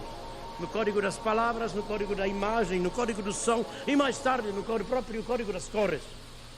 que uma vez emagazinadas estas informações as processe, que construa laboratórios, que construa escolas, que construa centros de reflexão, que faça reuniões como esta, que faça exposições, em suma, que processe estas informações para que disso resultem informações novas, que divulgue imediatamente estas informações, seja materialmente, seja imaterialmente, isto é, seja como suporte de papel, seja como suporte de fita vídeo, seja como suporte de fita filme, seja como suporte de disquete, que esta divulgação seja feita de maneira que provoque espontaneamente feedback do mundo inteiro, que este feedback seja de novo recolhido e de novo memorizado e de novo processado. Em suma, se eu quero ver a coisa ecologicamente que surja flotando vagamente por cima desse monstro que é São Paulo, uma espécie de vácuo que suga informações, que se transforme num dos centros da cultura, da nova cultura pós-civilizatória, ou não simulacra, porque nesse mundo também é um simulacro. Estamos agora projetando toda uma série de mundos alternativos que governamos de acordo com as nossas próprias regras. Pela primeira vez, acho eu, o homem está se erigindo, o homem está se pondo aos seus próprios pés. Ele deixa de ser submisso, subjetivo, ele passa a ser um projeto sobre o mundo. Ora, para ser um projeto sobre o mundo, ele precisa elaborar os seus códigos. Um dos códigos mais importantes de projeto é a cor. Nada sabemos a respeito. Somos totalmente ignorantes. Estes códigos de cores que estão sendo bolados por aqui pelos computadores, pelas simulações de estruturas atômicas, pelas simulações biológicas, pela manipulação das cores em seres vivos, tudo isso são primeiros passos. Não temos uma teoria das cores, não temos uma teoria de como codificar esta nova capacidade, esta imaginação do segundo grau, aquilo que em alemão eu chamo Einbildungskraft, para fazer a distinção entre imaginação. Ora, se a Casa da Cor tiver uma única fundamental tarefa, a meu ver, é servir de lugar de encontro aonde futuramente, num futuro imprevisível, um tal código ou tais códigos possam ser elaborados. Como disse Felipe, tais códigos seriam transversais num significado extremamente radical. Não apenas a cor seria uma linguagem que desprezaria as diferenças linguísticas e culturais, que desprezaria as diferenças de disciplinas, que atravessaria desde a matemática pura, através da física, química, biologia, psicologia, até as ciências mais moles e finalmente até a arte e a filosofia. Digo mais, ela será transversal, porque lhe permitiria ao homem de pensar o até agora inteiramente impensável, inefável, e o fazer de uma maneira disciplinada, clara, distinta. Eu lhes agradeço. Our love, should you and I with faith conspire to grasp this sorry scheme of infant child, did we not shatter it to bits, and then remold it nearer to the heart's desires? An Brasilien aufzugeben und in der Provence diesen Anti-Brasilien zu wohnen. Ma se non fosse utopico, para quem? Se o nosso propósito fosse de construir mais um museuzinho, e museus morreram, mas pelo menos 10 anos e 15 anos, já que múltiplos substituem originais e não tem sentido nenhum. A única forma de museu possível é um museu imaginário do tipo Pompidou. Que fosse uma espécie de museu, que fosse uma espécie de centro para o parlamento, que tenha 4 mundos, que seja localizado em qualquer lugar, isso não vale a pena. Simplesmente continuar essa brutalidade que está por aqui. Mas se pelo contrário, suficientemente, porque aquilo reside fundamentalmente sobre pessoas. Se pelo contrário fosse possível reunir um grupo de pessoas suficientemente motivado para visualizar uma tal nova forma de casa, nesta circunstância que acabo de escrever um tanto impiedosamente, então creio que estamos engajados numa aventura que vale a pena. Eu sei que a maior parte da natureza é caótica. Mas este caos pode ser formulado em equações. Estas equações se chamam equações fractais. Se eu pego estas equações e ponho elas no computador, o computador me mostra imagens coloridas. Algumas destas imagens, como os senhores são cansados de saber, se chamam monstros de Mandelbrot. Ora, lá a cor significa uma determinada função de uma determinada equação. E está codificada de maneira clara e distinta. Quem conhece este código das cores pode visualizar a equação fractal. Isso não se confunde. Porque, por exemplo, aparece uma formação fractal na tela que se parece com uma formação alpina. Aí então surge o problema linguístico. Será que a equação, que a imagem se parece à formação alpina porque a formação alpina tem estrutura fractal? Ou será que a equação fractal imita a formação alpina? Caímos em plena divagação metafísica e porcarias semelhantes. Mas se nós nos concentrarmos sobre a imagem mesmo, se esquecemos o pensamento verbal, se aprendemos a pensar em cores, então estamos vendo nitidamente o que está acontecendo. O que estamos vendo é uma imagem de uma equação. E toda a elucubração filosófica cai por terra. É preciso filosofar com esta imagem e não com palavras. Estamos agora projetando toda uma série de mundos alternativos que governamos de acordo com as nossas próprias regras. Pela primeira vez, acho eu, o homem está se erigindo, o homem está se pondo aos seus próprios pés. Ele deixa de ser submisso, subjetivo, ele passa a ser um projeto sobre o mundo. Ora, para ser um projeto sobre o mundo, ele precisa elaborar os seus códigos. Um dos códigos mais importantes do projeto é a cor. Nada sabemos a respeito. Somos totalmente ignorantes. Estes códigos de cores que estão sendo bolados por aqui pelos computadores, pelas simulações de estruturas atômicas, pelas simulações biológicas, pela manipulação das cores em seres vivos, tudo isso são primeiros passos. Não temos uma teoria das cores, não temos uma teoria de como codificar esta nova capacidade, esta imaginação de segundo grau, aquilo que em alemão eu chamo Einbildungskraft, para fazer a distinção entre imaginação. Ora, se a casa da cor tiver uma única fundamental tarefa, a meu ver, é servir de lugar de encontro aonde futuramente, num futuro imprevisível, um tal código ou tais códigos possam ser elaborados. Como diz o Felipe, tais códigos seriam transversais num significado extremamente radical. Não apenas a cor seria uma linguagem que desprezaria as diferenças linguísticas e culturais, que desprezaria as diferenças de disciplinas, que atravessaria desde a matemática pura, através da física, química, biologia, psicologia, até as ciências mais moles e finalmente até a arte e a filosofia. Digo mais, ela será transversal porque ela permitiria ao homem de pensar o até agora inteiramente impensável, inefável, e o fazer de uma maneira disciplinada, clara e distinta. Eu lhes agradeço.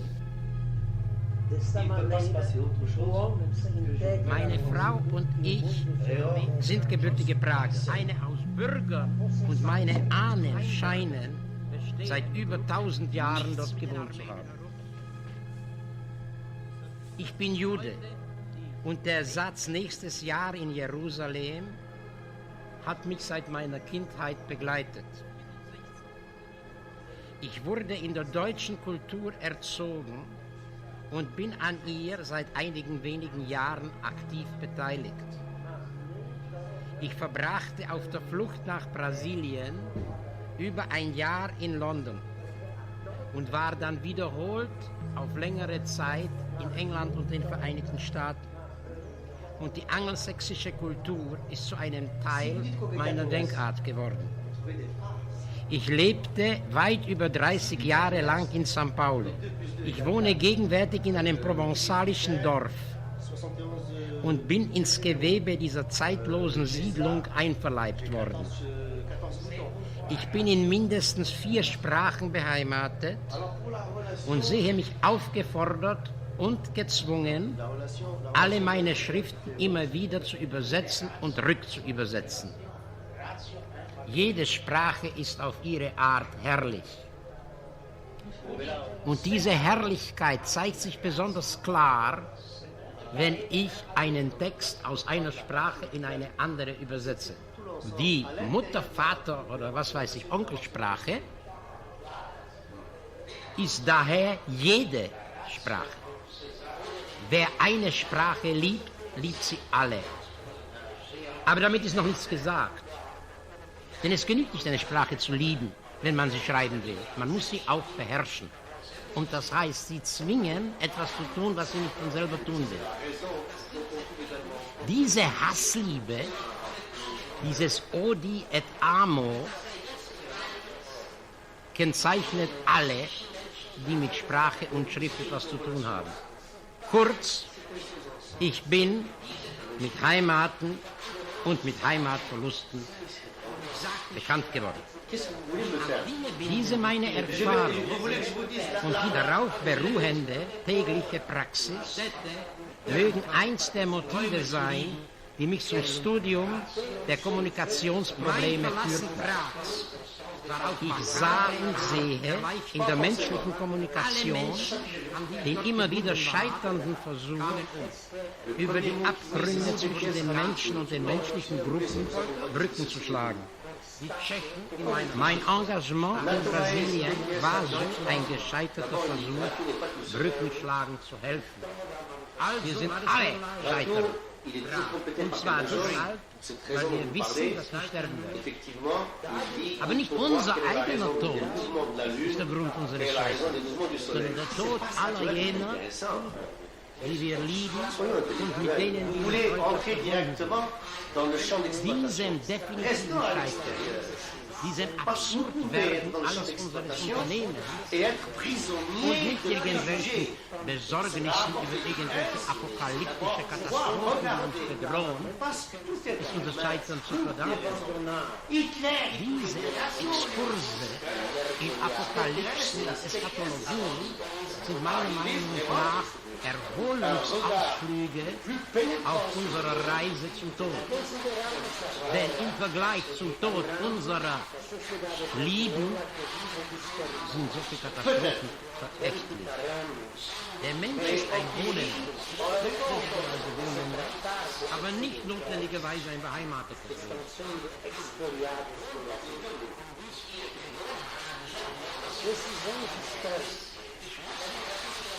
O brasileiro pertencente a este ramo chamado assim, como realizado em muito estado chamado espanhol.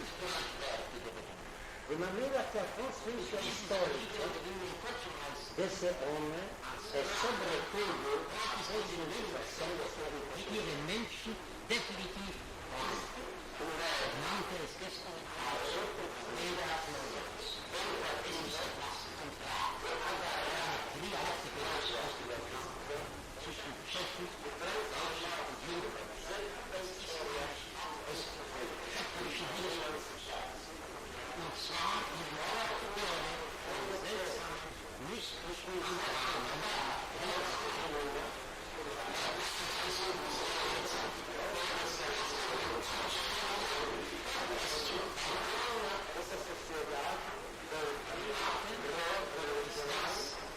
We are archival stations, community raiders. I am René. I'm here with Nico. We are live from the Vilém Flusser archive in Berlin at the Universität der Künste. We are listening to content from the audio archive of the Vilém Flusser archive. What the most predominant material that we heard was Abenteuer im Gebiet der Wahrscheinlichkeit, der philosophische Schriftsteller Vilém Flusser, produced by Egon. We also heard Heimat und Heimatlosigkeit, Flusser, der Redewert, frei von Heimat, der Mensch im Universum der technischen Bildung. We also heard two different fragments from the A Casa da Cor lecture series, both days, by Flusser. And we also heard some fragments of a conversation between Zahoui Abbas and Flusser. And we heard, well, a lecture that Flusser gave in Brazil.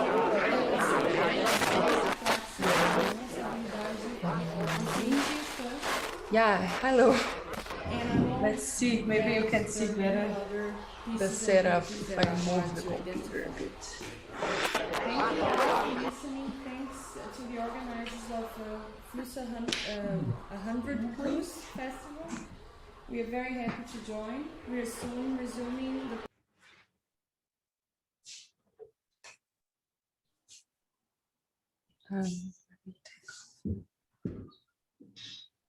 We are back. Yeah. Okay. Okay. I need to change. Oh, great stuff. Fantastic. Thank you. All right.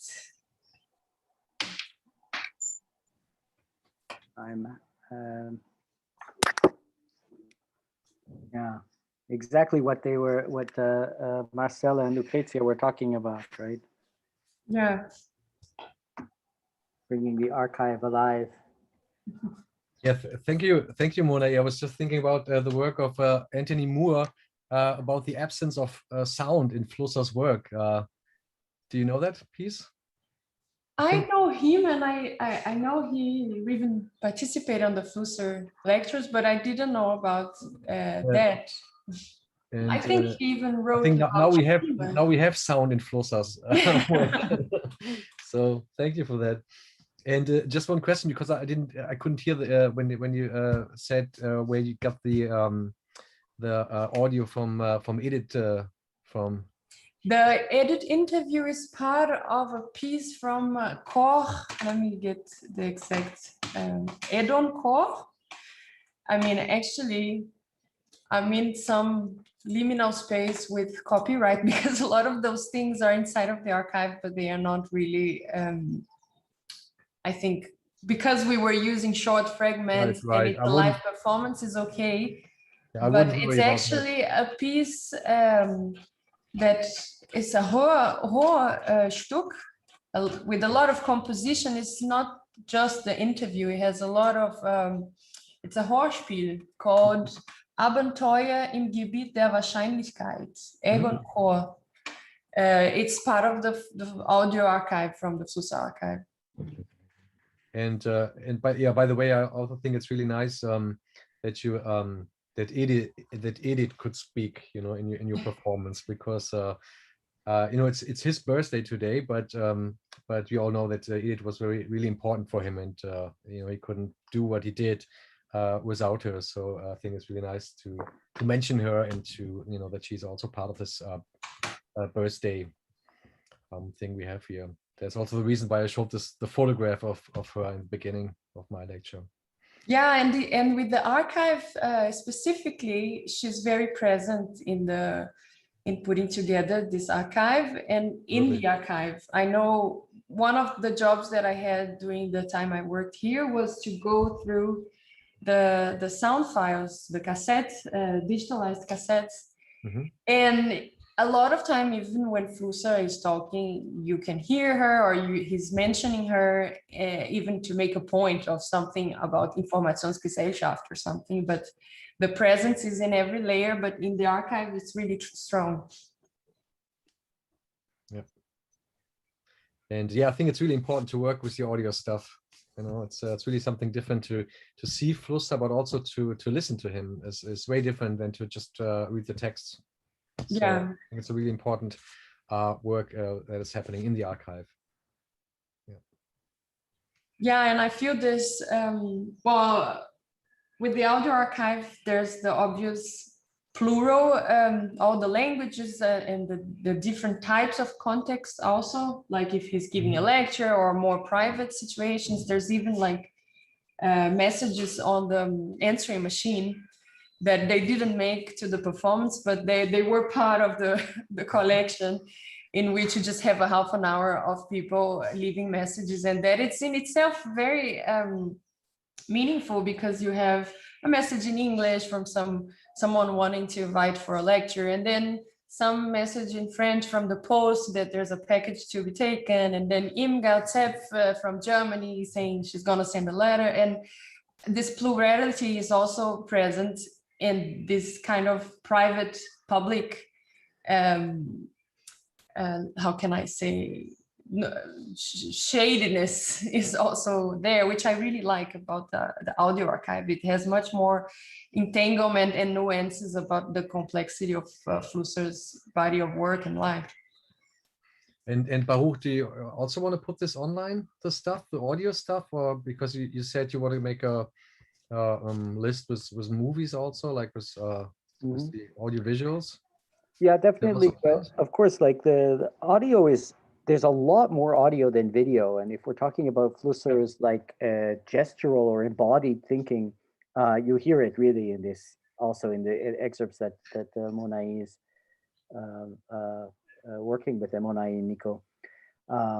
Yeah, so forceful and strong, yes. But of course, like audio is really the most difficult to archive somehow, because you have to, at least you can skip through a video, but you can't skip through an audio. You have to listen to the whole thing. If you want to see, like on this cassette, if Flusser appears at one point or not, or the whole cassette is useful or not, you actually have to listen to the whole thing. And I think, I don't know, Monai, maybe you can inform us about this, but have they all been listened to, or are there still like some cassettes that are not indexed, or? They have not been listened to. They have been superficially checked, because before I worked in the archive, Anigo was working, and she did the work of digitalizing them all and creating a sheet that you can access on the website of the Flusser archive. Here you can have a PDF with a table where you see everything there is, and also the stand, because you have a bunch of columns and boxes that are just interrogation point, you know. So I did listen and keyworded and kind of gave more treatment to most of the Portuguese stuff and some other. And there was a lot of work done in the ballroom of Holism, also as part of the exhibition. So I think a lot of the audio archive has been brought more public, or given more accessibility and awareness when there's a specific project that works with them. And a lot happens just also from visitors that come here and they work with that, and then they kind of contribute with the information about that. But a lot of stuff is not heard, I think, not exactly what you said. No, it's too much work. You have to really be into it. Yeah, it's work for the future, but amazing work. And you also did some great work with some of the Casa da Cor audio recordings of Flusser, which you actually put into that presentation where he's presenting the Casa da Cor project. You made some videos where you can follow along. You had the translations on them, right? And we have a few of those in our video collection, luckily, through our work with the DAAD Winter School. So that, Marcel, is available. And yeah, as much as we can, we're going to try to share, as long as the rights are fine. Monai and Nico, do you want to say any last, make some last comments about your project to share with us before we go to Yessi? Yeah, I would like to say that apart from the audio, we hear a lot of the sounds of the radio, but there's a lot of music also in this performance today, that it's Nico's work, that I have to thank him, who's on the computer right there. But there was a bit of a mix between this, what is happening in the moment, in the space, the archive, but also how he manipulated the environment, so to speak, that I would say is a generative music work that I want to thank him to collaborate on that with me. There he is. Thank you a lot. you can see a lot the Flusser archive there. We see the Flusser books and the secondary literature. We see the archive and we see Nico. I think the sound was also like interference from between the radios. So that's part of the generative experience, right? Yes. Yeah. And the noise information relation in a Flusserian sense. I think Nico is going to give us a short demonstration. Are you cleaning up? I think no, it's just moving around. But I can just show the transmitters. Like we have a couple of those, and they are linked to the different contacts. And then we have, just radios around. And yeah, a lot of stuff going on. Anyone can also ask us directly and we can give more information since we're running out of time. Fantastic. Thank you very much, both of you, Monai and Nico. Thank you to Anita. I don't know if you're there hiding behind the camera She's somewhere. sick. She didn't came as she was okay. planning, but she felt sick today. It's a shame. I hope she gets better. Okay, well, get better soon. Anita Yori, who is now the director at the Flusser Archive. Thank you for helping make that possible. We are moving on to our next presentation. Yessi, are you there? Hi, Baruch. Hi, Yessi. Can you listen? I hear you, but I do not see you.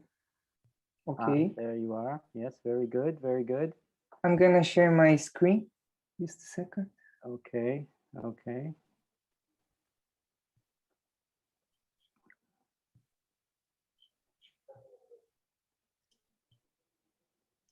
So Yessi will talk about Flusser and science fiction. Yeah. Do you see my text, Flusser's Concepts of Science Fiction? I see your text. I'm just formatting it for the YouTube stream.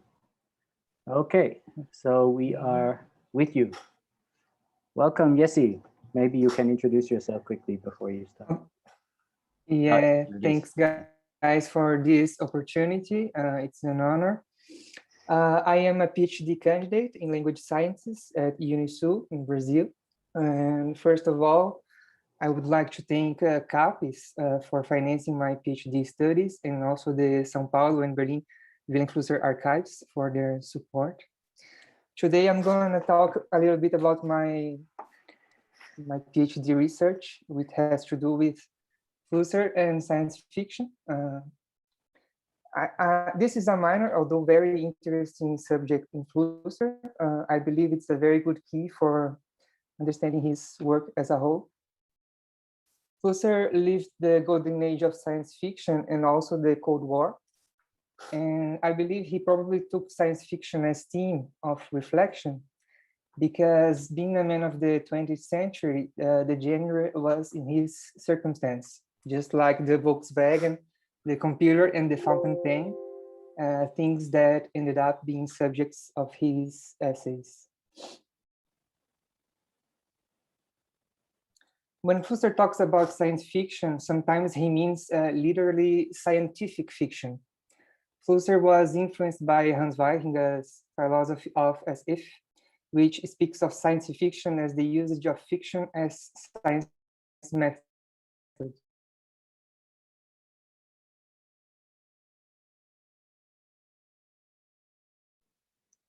Yes, your connection is bad, I think, or is giving trouble. We will try to read sentence. Hopefully you catch up.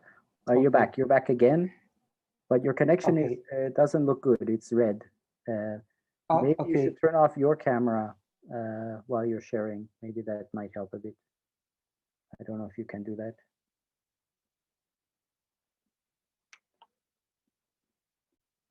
Hello? Okay. I interrupted my camera. Okay. Can you listen? Yes, I can hear you. Okay. Yeah. Mm-hmm. Well, when Flusser talks about science fiction, sometimes he means literally scientific fiction. Flusser was influenced by Hans Weiringer's philosophy of as if, a book which speaks of science fictions as the usage of fiction as science method. Fiction here is not about creating plots and drama, but about using untruth to get to the truth. Fiction, according to Weihinger, is different from the hypothesis because hypotheses are to be confirmed and fiction is to be thrown away afterwards. As Professor Eric Felinto, who is here today, he writes, the idea of fiction as epistemological instrument is so central in Flusser that it allows to speak, in fact, of a philosophy of fiction. This is my translation of Professor Felinto. Flusser sees fiction as another method of science. Along with authors like Abraham Malls, he believes that there is no fundamental difference between scientific and artistic creation. As Malls has written, the opposition between artist and researcher has been way too much stressed. Paula Bozzi writes that the relation between fiction and science is ambivalent. On one hand, fiction is seen as just a literary expression, and it is said to be excluded from the so-called serious scientific activity, from the exactive methods. On the other hand, fiction has always been part of science in the form of the thought experiment. And in the core of experimentation, we find the practice of pretending, the simulation of conditions of reality. Flusser himself wrote what he called science fiction tales, texts such as Bibliófagos Convictus, A Vaca, The Cow, Pedifesto, Pedifest, Chamando a Terra, Calling Earth, The Submarine, and Vampiroclitis Infernalis. Flusser believed that most science fiction we find in bookstores and cinemas is frustrating because it has very little of scientific. In The History of the Devil, one of his first books, one can read, "It is pitiful the lack of imagination of science fiction authors. They find in Mars organisms that are obviously carbon-based and project in the screens of our movie theaters such vulgar phenomena as eyes, claws, and trunks. I suggest to these authors to imagine a silicon-based life." My translation of Flusser. Flusser writes that chemistry's imagination is more fertile. Later in his life, Flusser will get to know in France artist Louis Beck, who imagined not a silicon-based but a sulfur-based life with his sulfonogrades. Louis Beck talked about a fabulatory epistemology, epistemologie fabulatoire, which introduces in the boson of scientific methodologies a bit of imagination, postulating that knowledge cannot develop itself validly without the operative presence of an exacting fantasy. Louis Beck, my translation. What would be the medicine for such a lack of imagination of the science fiction writers? O bicho de sete cabeças, the seven-headed beast, as Flusser calls a 1972 short essay published in Folha de São Paulo. I must explain that the idiom bicho de sete cabeças means in Brazil a very challenging problem, perhaps unsolvable. Western tradition talks about Cerberus, the dog with 3 heads, sometimes described as possessing 50 heads. In this essay, Flusser writes that really interesting fiction, informative, he says, in a cybernetic sense, works with what is possible yet improbable. It has to do with information theory and the banality, originality dialectics. Flusser writes that a 7-headed beast is much more biologically conceivable and explainable than, let's say, a cat with a dog's head, which would put in crisis the whole building of biology. On the other hand, we have seen many cases of animals, even humans,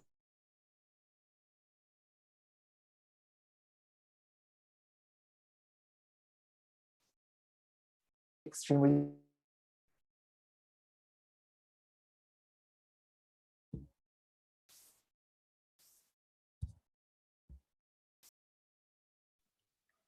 I'm sorry, Jesse, you sound like you are not there again.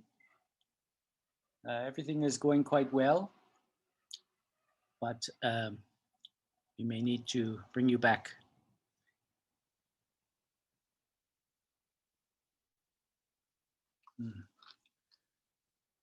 So. Hi, guys. Hi, Jesse. I'm sorry. It was working until my presentation. Okay. Let me share again.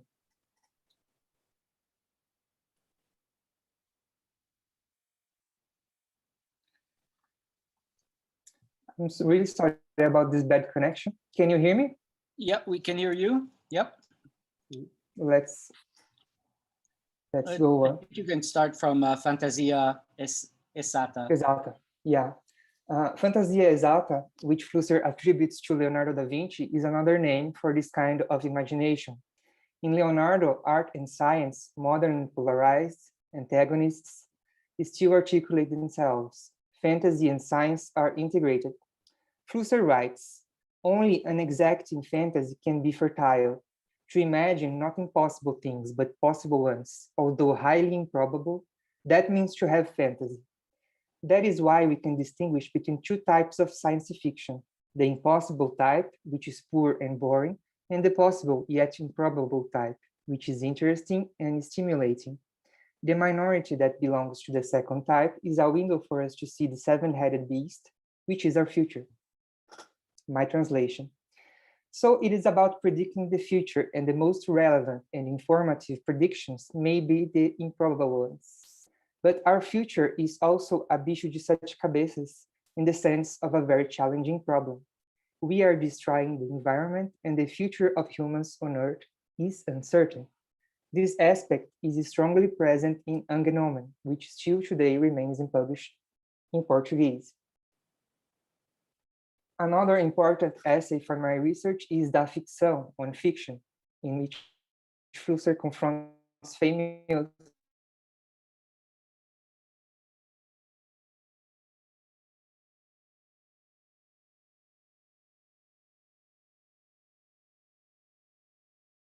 The contradiction between both is, for Flusser, the attestation of a profound change in our sense of reality. Flusser argues that in contemporaneity, our situation is odd because we no longer believe that we'll find truth behind the deceitfulness of appearances. Fiction is reality. We live in a climate of fiction due to the feeling of annihilation of the real that quantum physics and the mushroom cloud provoke on us. What is real, asks us Italian philosopher Giorgio Agamben. For Flusser, we lost our sense of reality. There are only the many multiple fictions. Reality is the point of coincidence of different fictions. Something very similar is said in the non-dated essay Especulações em torno do filme 2001, Speculations around the movie 2001. Flusser writes that 17th century science used it to find a kind of answer that it projected itself with its methods, later calling this objectivity. Scientific knowledge for Flusser is just a game with certain rules that some of us accept to play. But from Newton passing to Hume to Heisenberg, a change occurs. It is the abandon of the notion of great truth. In contemporaneity, science discovers that the labyrinth where it wanders has in the center nothing, or at most a mirror that reflects the scientist. The crisis of science, however, does not prevent it from developing itself in exponential growth, but maybe prevents it from keeping on being, in Flusser's own words, our fate, our authority. In the conference Science Fiction, Flusser arguments that the genre at first seems to have to do with works in which fiction and science intersect. But in this zone of overlap, nor science or fiction can really be taken seriously. Plus, this polarity, according to Flusser, cannot be supported anymore, for contemporary science increasingly begins to notice that it could not even exist without fiction, and that science should be taken as another case of fiction. Science fiction stories are many times disappointing because in them, we do not find science actually, but entertainment, and only extrapolations of trends that are already observable in the present. For Flusser, under the label science fiction, we were supposed to see fictional scientific hypotheses. For him, we will find much more inventiveness in the scientific texts of Einstein or Darwin, in the quantum physics with its bosons, mesons, and neutrinos. It has to do for Flusser with our current concept of truth. We shall not seek a clear distinction between the true and false. Sentences that are completely true or completely false are not significant. And that is why scientific sentences must stay within a zone between these two horizons of tautology and contradiction. Still, according to Flusser, science is a kind of discourse that progresses as its statements become ever more probable. In such an epistemology, one never arrives at truth, but gets each time closer to it. This happens through two complementary strategies. One of them is falsification, which consists of making appear sentences that are more and more probable. And the other one is to measure the degree of any sentence in order to work with its margin of error, its fuzziness. However, advocating for the fantasia exata as method, Flusser suggests an inverted epistemology to seek to produce deliberately improbable sentences with discipline in order to grab the truth from the opposite side, a sort of via negativa, reductio ad absurdum. Through fiction, it would be possible to get to know what is not. But such a science fiction as counter science would have to obey the same discipline of the scientific text. To produce improbable sentences without ever losing sight of truth would be to contemplate the apparition of beauty in its true meaning, Flusser writes. What we have just described, according to him, is nothing but the creative act, which has always sought the improbable. What we should expect from science fiction, says the philosopher, is the same creative force that manifests itself in science, but in the direction of the beautiful. Flusser ends his conference saying that probably this does not exist in literature, nor can exist, but that technical images and computer algorithms may be the first manifestation of this truly science fiction. Technical images are scientific for Flusser because the apparatuses have their functioning based on mathematical equations. Therefore, they are exact.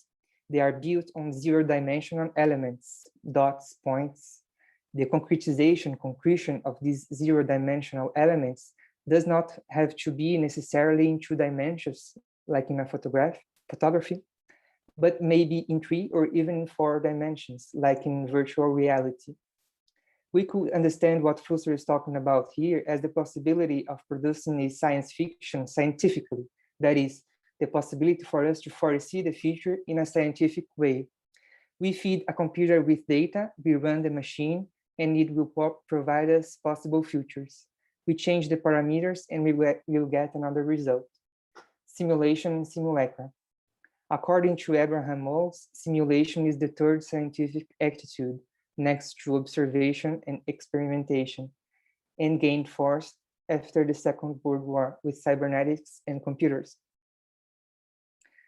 This was already tried many times, for example, in The Limits to Growth, the Meadows Report, but more recently in this COVID-19 pandemic, we are living for the science fiction. The curve is a fiction that has the possibility of becoming true. To seek to flatten the curve is to act for the dystopia not to become true. As writer and futurologist Stanislaw Lem, whose centennial is celebrated this year, reminds us, philosopher Karl Popper once said, future cannot be predicted. Popper is right. There are way too many factors at stake. However, he is also wrong.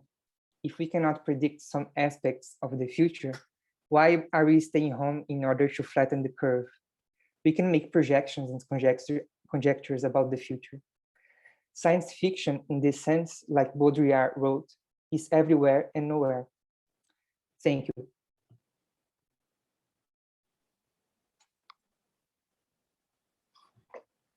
Thank you very much.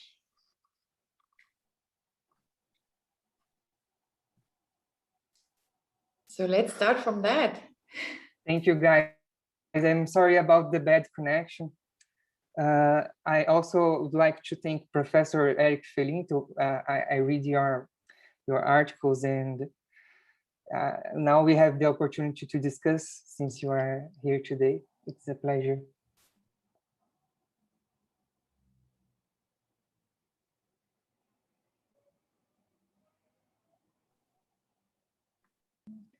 So there's a Thanks, lot. Peter.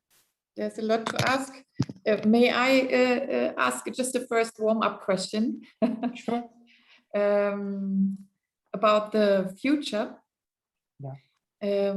I just recently heard the idea of, and I was reminded to Flusser's thoughts, that somebody said that we now are shifting towards imagining the future not in a linear way anymore, not directed one-dimensionally, but more in curves, as, for example, in the waves of statistic diagrams and so on. So that's, and that when you talked, you also talked about the pandemic. And I think a lot of metaphors now drip into our shared minds of to understand ourselves and the world in those metaphors of viruses, diagram modeling of scenarios in the future. So yeah, how would you connect that? Yeah, can you hear me well? My connection is bad. It's good. I believe today we project futures and we act in order to have agency on the future. For example, in this COVID-19, we are always projecting the curve and we are always reevaluating the scenarios. And I think when Flusser talks about science fiction in the conference, science fiction, I think he's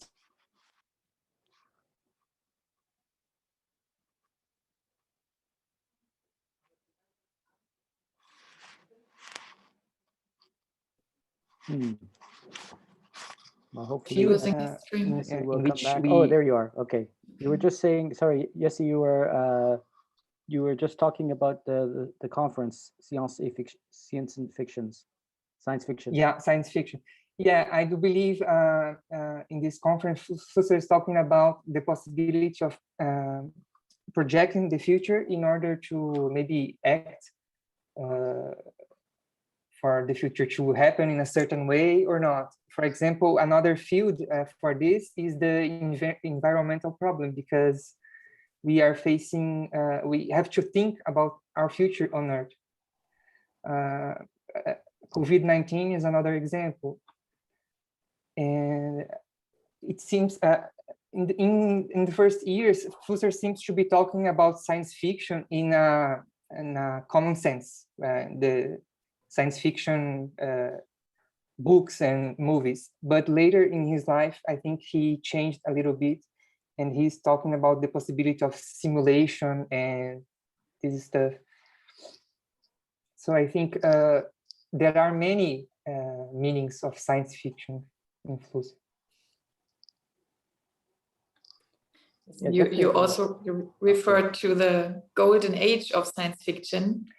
Yeah, because being a man of the 40s, 50s, and 60s, Flusser lived this rush, this frenzy of science fiction, right?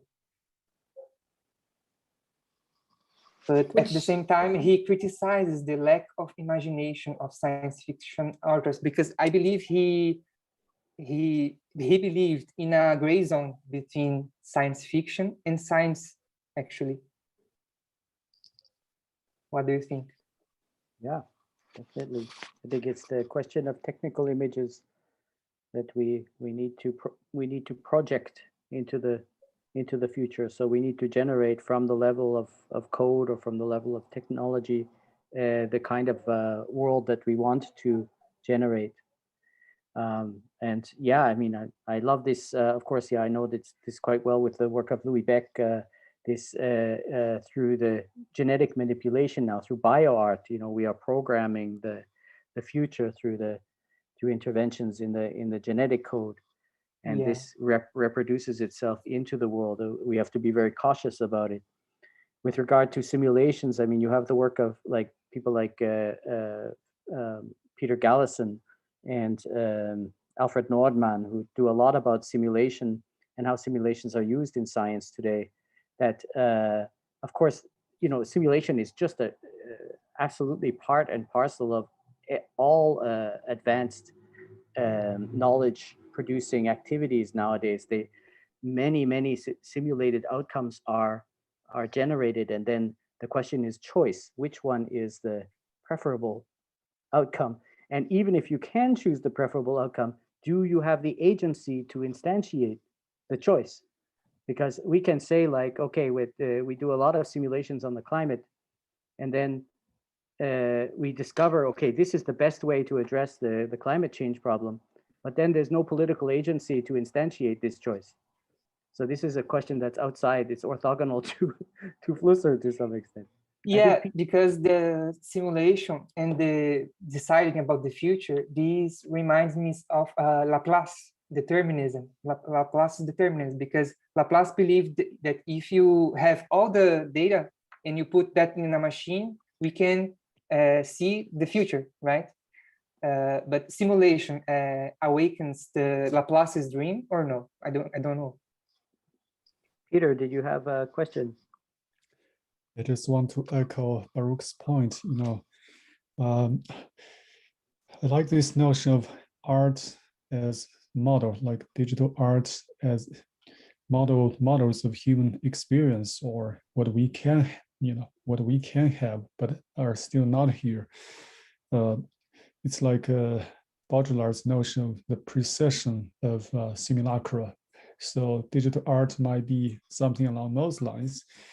But today, it's kind of unfortunate that most people use digital technology to take photos of their food and cats and dogs instead of doing this kind of futuristic, fantasy, or I guess fiction. So maybe we should say there's a kind of new elite.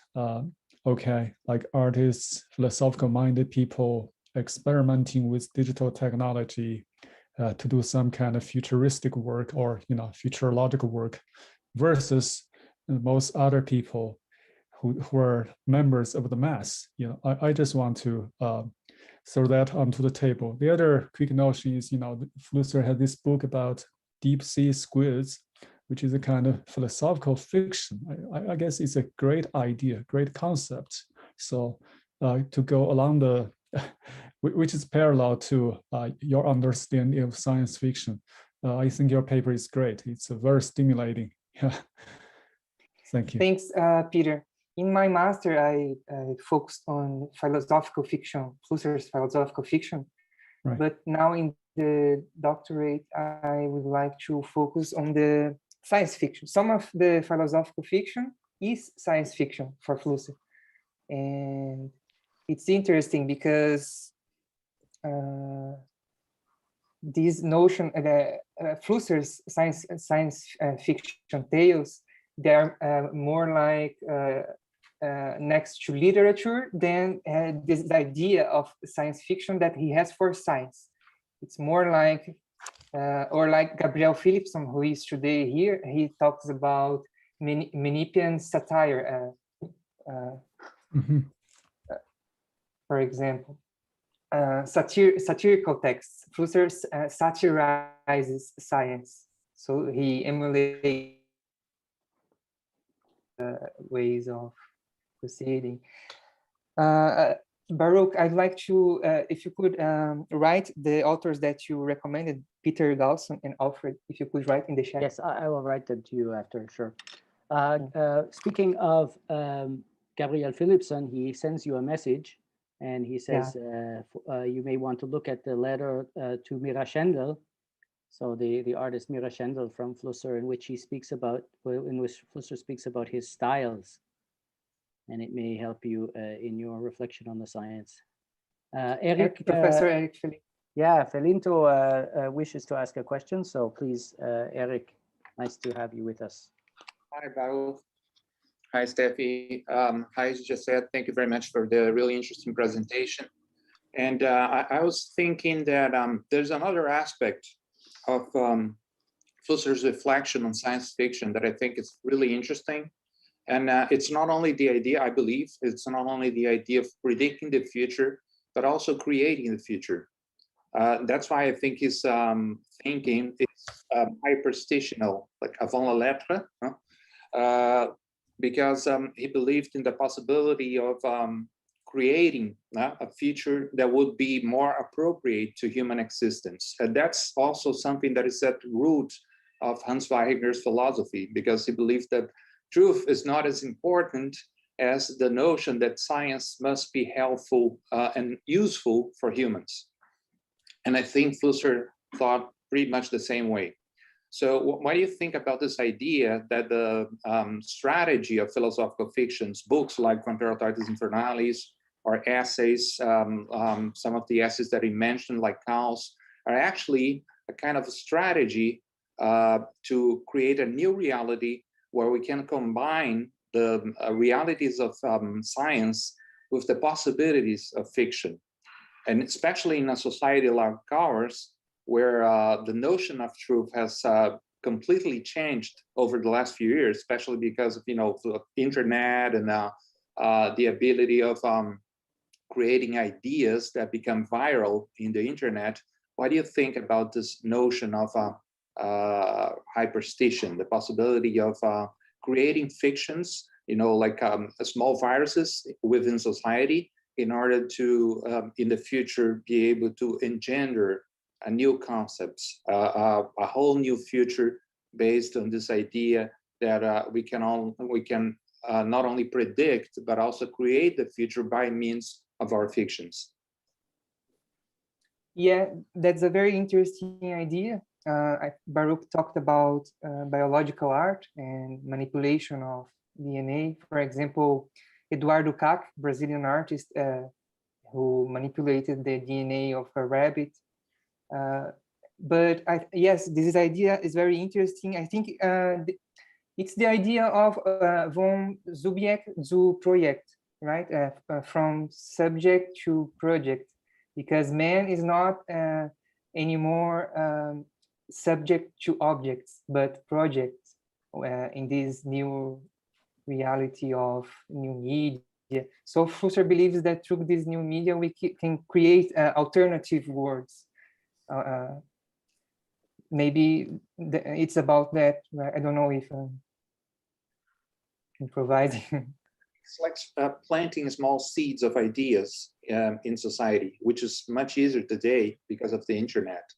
So when Flusser, philosophical fictions, in a way, he was also trying to contribute to creating futures, different kinds of futures for humanity that can even change itself by means of like genetic manipulation. That's, I think, for Flusser, the greatest kind of artwork possible, when you can even recreate yourself by means of technology. Yeah, maybe we can think also about computer viruses, because it's a metaphor, right? A computer virus is an algorithm, but when the first computer viruses emerged, maybe they thought about the fact that it spreads, it is made to spread, and the virus is also made to spread, and the virus has no body, just genetic code. I mean, virus really, we can believe really viruses exist because they are only genetic codes floating in space and don't have body and not even a single cell. They don't have a cell. So it's unbelievable. It's almost a miracle, really. The opposite of a miracle. We have one question from Francesco Restuccia. Would you like to ask? Okay, thank you. And thank you for this presentation. It was very interesting. I think this idea of science fiction and Flusser is really important. And I was wondering if you are familiar with a short story, the Missão Homo Sapiens Sapiens. Yes, sure. It's one of my favorites. It's really beautiful. And of course, it's not classic science fiction, but if we think of paleontology as a science, I was wondering if Flusser's interest for paleontology, for Neanderthal, could be seen as a form of science fiction of the past. So science fiction not only to rethink, to think the future, Yes. but to rethink the past.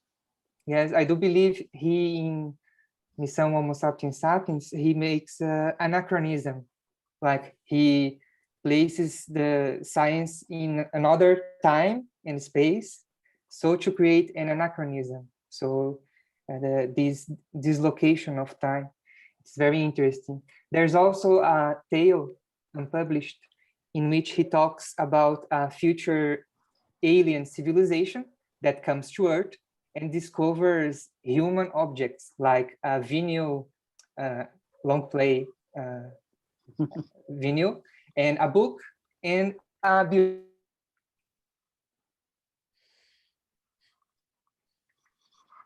discover these things like in an archaeological way.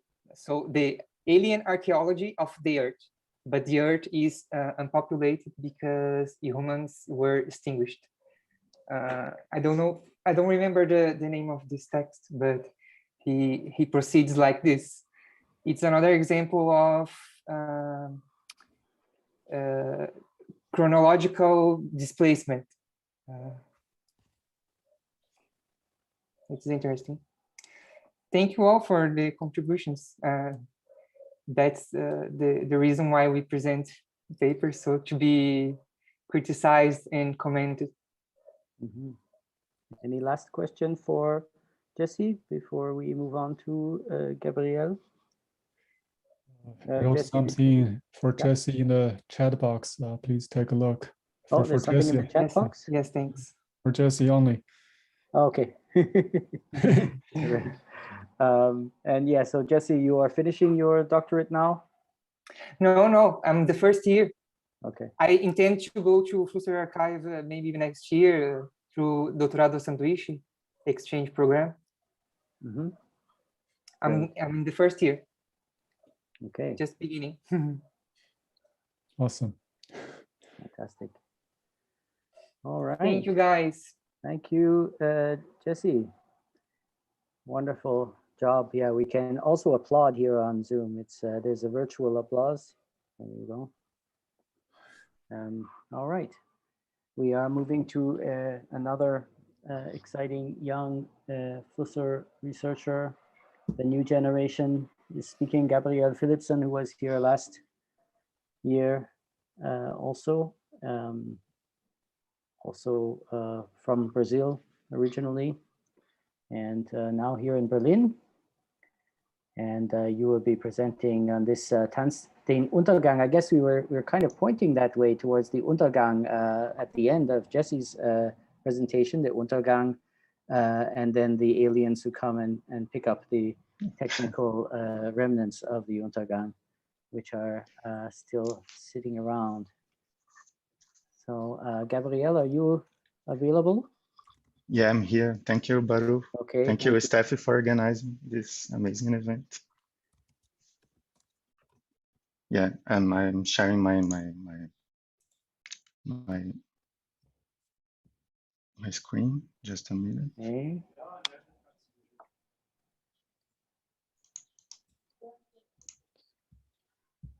I think it's this. I have to authorize it.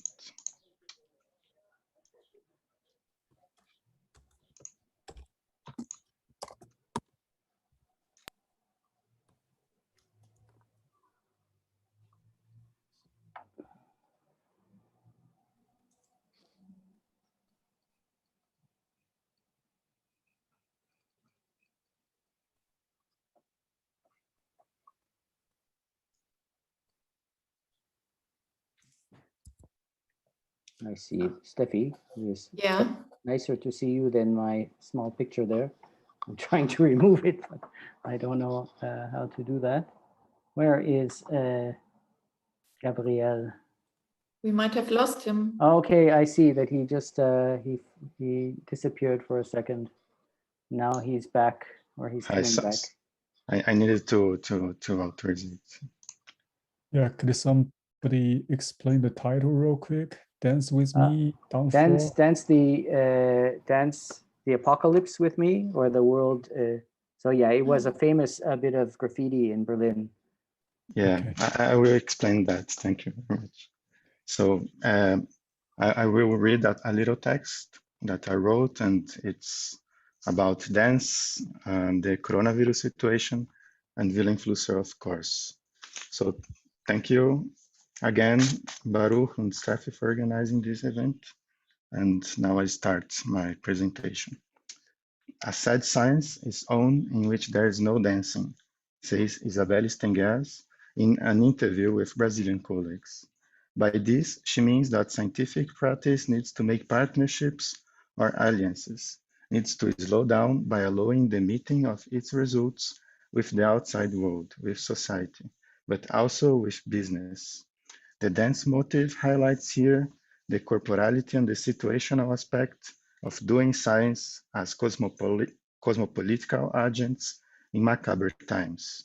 If, and this already since Adorno, Benjamin, and Horkheimer, a poor or positive science is no longer possible or desirable, a theory of how to make these alliances and partnerships is nevertheless necessary. In times of coronavirus, this seems evident. The dance motive, moreover, brings into play the poeticism, beauty, and creativity of scientific activity. Dance, the Decline with Me, is a possible translation of the graffiti found in Berlin in the surroundings of the Harun Farouk Institute and in front of Savi Contemporary, the laboratory of form ideas, during the making and the preparation of this text, probably written at least since 2017, and therefore with no direct connection to the global crisis caused by the coronavirus. Oddly, it's perhaps possible to suggest this slogan as a translation of Donna Haraway's idea of making with. In the midst of decline or decay, that is, the end of the world, the falling sky, the entropism of world time in which geological time is accelerated, coinciding with historical time, or whatever you want to call it, dance with me.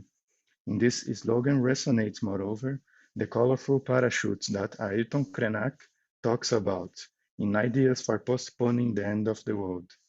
They are to be built as a creative and critical capacity, as a way to leave the fall beyond melancholy. Dance on the groundless with me, tant den bodenlos mit mir, and let us make colorful parachutes. It would be possible to equivocally translate. If it's possible to suggest that mir does not only mean me, but could also fictionally be mir in Russian peace or world, then we could translate the graphite like this, with colorful parachutes, dance on the groundless with the world. Perhaps it's also possible to suggest that this dance dances with or is related to the string figures or games of cat's cradle, or perhaps with the droguinhas, the little drugs of Mira Schendel. In these figures or games, the knots of SF that combine several possible senses of the activity of a non-sad science, of a gay science and its thousand names, science fiction, speculative fabulation, string figures, speculative feminism, science facts so far. SF, says Haraway, is a theoretical trope, a way to think with a host of companions in symbiotic trading, felting, tangling, tracking, and sorting. I work with and in SF, says Haraway, as material semiotic composting, as theory in the mood as model. In this sense, in the way Haraway conceives them, SF is an actual thing, understood as an agency that always requests a response, and also a practice and process of making connections with others in surprising ways. Here, it's perhaps possible to propose a previously unsuspected possibility of kinship between SF practice and the project of recreating criticism as a genre. In a sense, just as Benjamin's Denkbilder or figures of thought are based on the side-by-side workings of image and concept, SF practice departs not only from this coupling of science and fiction, but taking this practice further, connects it, among others, and above all, to the problem itself of dance itself, that is, to the very problem of connection, of coupling, or destination of this Denkbilder. While these figures of thought have their origins in the German Romanticism of authors such as Novalis and Schlegel, contaminated at their core by the figures of the philosopher genius, here we are no longer in this paradigm in which the idea of the text dominates. SF does not even presuppose a writing of the world. On the contrary, it's the very paradigm or allegory of writing that is abandoned alongside melancholy and the strictly masculine universe. The intention or gesture of each one, however, seems to come into common vibrations, like responses or connections that take place in time and in the history of fractal threads and dancers. Let us not forget that among the critical theorists, Benjamin was perhaps the one most enthusiastic about the anti-fascist possibilities of technical images. If knowledge and science becomes a speech act with Benjamin, to the extent that he perceives the centrality of the role of a writing that makes philosophy a construction, with Haraway and Stengers, from this performativity of speech or writing are made string figures, SF and dances. It is as if they were taken literally, but beyond the latter, the practical conception of philosophy established a read since Fichte, who had transformed it into philosophical act, into action, into tat handling. But beyond that, it's not only philosophy and literature that comes together in this knot, but it's above all the natural and hard sciences that make with the humanities at the very moment when the boundaries between nature and culture begin to blur. Indeed, for between the incipient tragedy of the gay science of Nietzsche, the maker of words, to Donna Haraway's SF, via Benjaminian criticism, among others, it's possible to observe a turn in the notation system from the 20th century to the 21st. It is in aphorism 327 of Gay Science that Nietzsche discusses the prejudice of the expression taking things seriously to the setting motion of the heavy, creaking machine that some call intellect. The human beast loses its good humor, it seems, every time it thinks things through. It becomes serious, and where there is laughter and joy, thought is worth nothing. So says the prejudice of the serious beast against all gay science. Thus, starting from the non-division between body and spirit, he writes with his feet, not only with his hands, in search of a higher organic system that will join to scientific thought the artistic forces and the practical wisdom of life, in relation to which the scholar, the musician, the artist, and the legislator, as we now know them, would seem like poor antiquities. Meanwhile, the highest organism continued to drift, becoming not Übermensch, but Holobiont or a deictic pronoun. Where everything is human, human is no longer a distinction. Drifting was left also on Tagang itself, which did not reach its destination, but drifted horizontally, drifting Anthropocene and its variables. Drifted known, or at least no less than 1 billion of them, black, according to Catherine Youssef, the colonial geology essay, 1 billion black Anthropocenes are known, which seeks to deneutralize or to make dense the physical geology, the very field in which the notion of Anthropocene had been forged, and that is too closely bound up with colonial and Slavocratic agendas in its apparent technicality. It happens, moreover, that the gay science Nietzsche expressly addresses to us, the stateless, who are homeless, via Heimatlosen, children of the future, the Europeans who possess the right to call themselves stateless, homeless, in a distinctive and honorable sense. Nietzsche calls this we as the community of the Kinder der Zukunft, of the children of the future. They, in a word, good Europeans, the heirs of Europe, the rich, oversupplied, but also overly obligated heirs of thousands of years of European spirit. These would be humans if they were never still human. They are by no means good Christians, but the emancipated ones, as Hitler reminds us, that is, woman writers. They are the most modern of the modern. Nietzsche will continue through aphorism later. It is Derrida thus who does the honors of placing the Emmet of Sius Maria in the dance, In éperons or spurs, the styles of Nietzsche, Derrida destinerances Nietzsche's writing by catching him on the back foot or stilettoing his style. And the style, as the Algerian author reminds us, is for the man in Nietzsche as the penis is for the same man in Freud. Derrida does that reflecting about the use he makes of quotation marks, which suspend whenever he makes use of the notion of truth, suggesting the possibility of a Nietzschean feminism against Nietzsche. It's also Flusser in Wohnung beziehen in der Heimatlosigkeit, Heimat und Heimatlosigkeit, Wohnung und Gewohnheit, who, for his part, without mentioning Nietzsche's name, calls his Wanderer to destinerate. Flusser points out that from the point of view of the Beheimateten, the patricians, the Einwanderer, the immigrant, is even befremdender, unheimlicher, that is, even stranger, non-familiar or foreign, than the Wanderer. For the stateless immigrant would show the groundless background of the homeland habits understood as codes, the kitsch banality of what habitual convention had made sacred. The Einwanderer, more than the Wanderer, in this sense, is the one for whom concrete experience itself constitutes the hammer with which the Wanderer philosophizes. He transvalues with his mere presence all values. In this sense, in order to decode the code of what's sacred, the Wanderer lacks the stateless presence, the Ein, that is, the stateless insertion in the midst of the patricians. In a certain sense, the Wanderer has a homeland.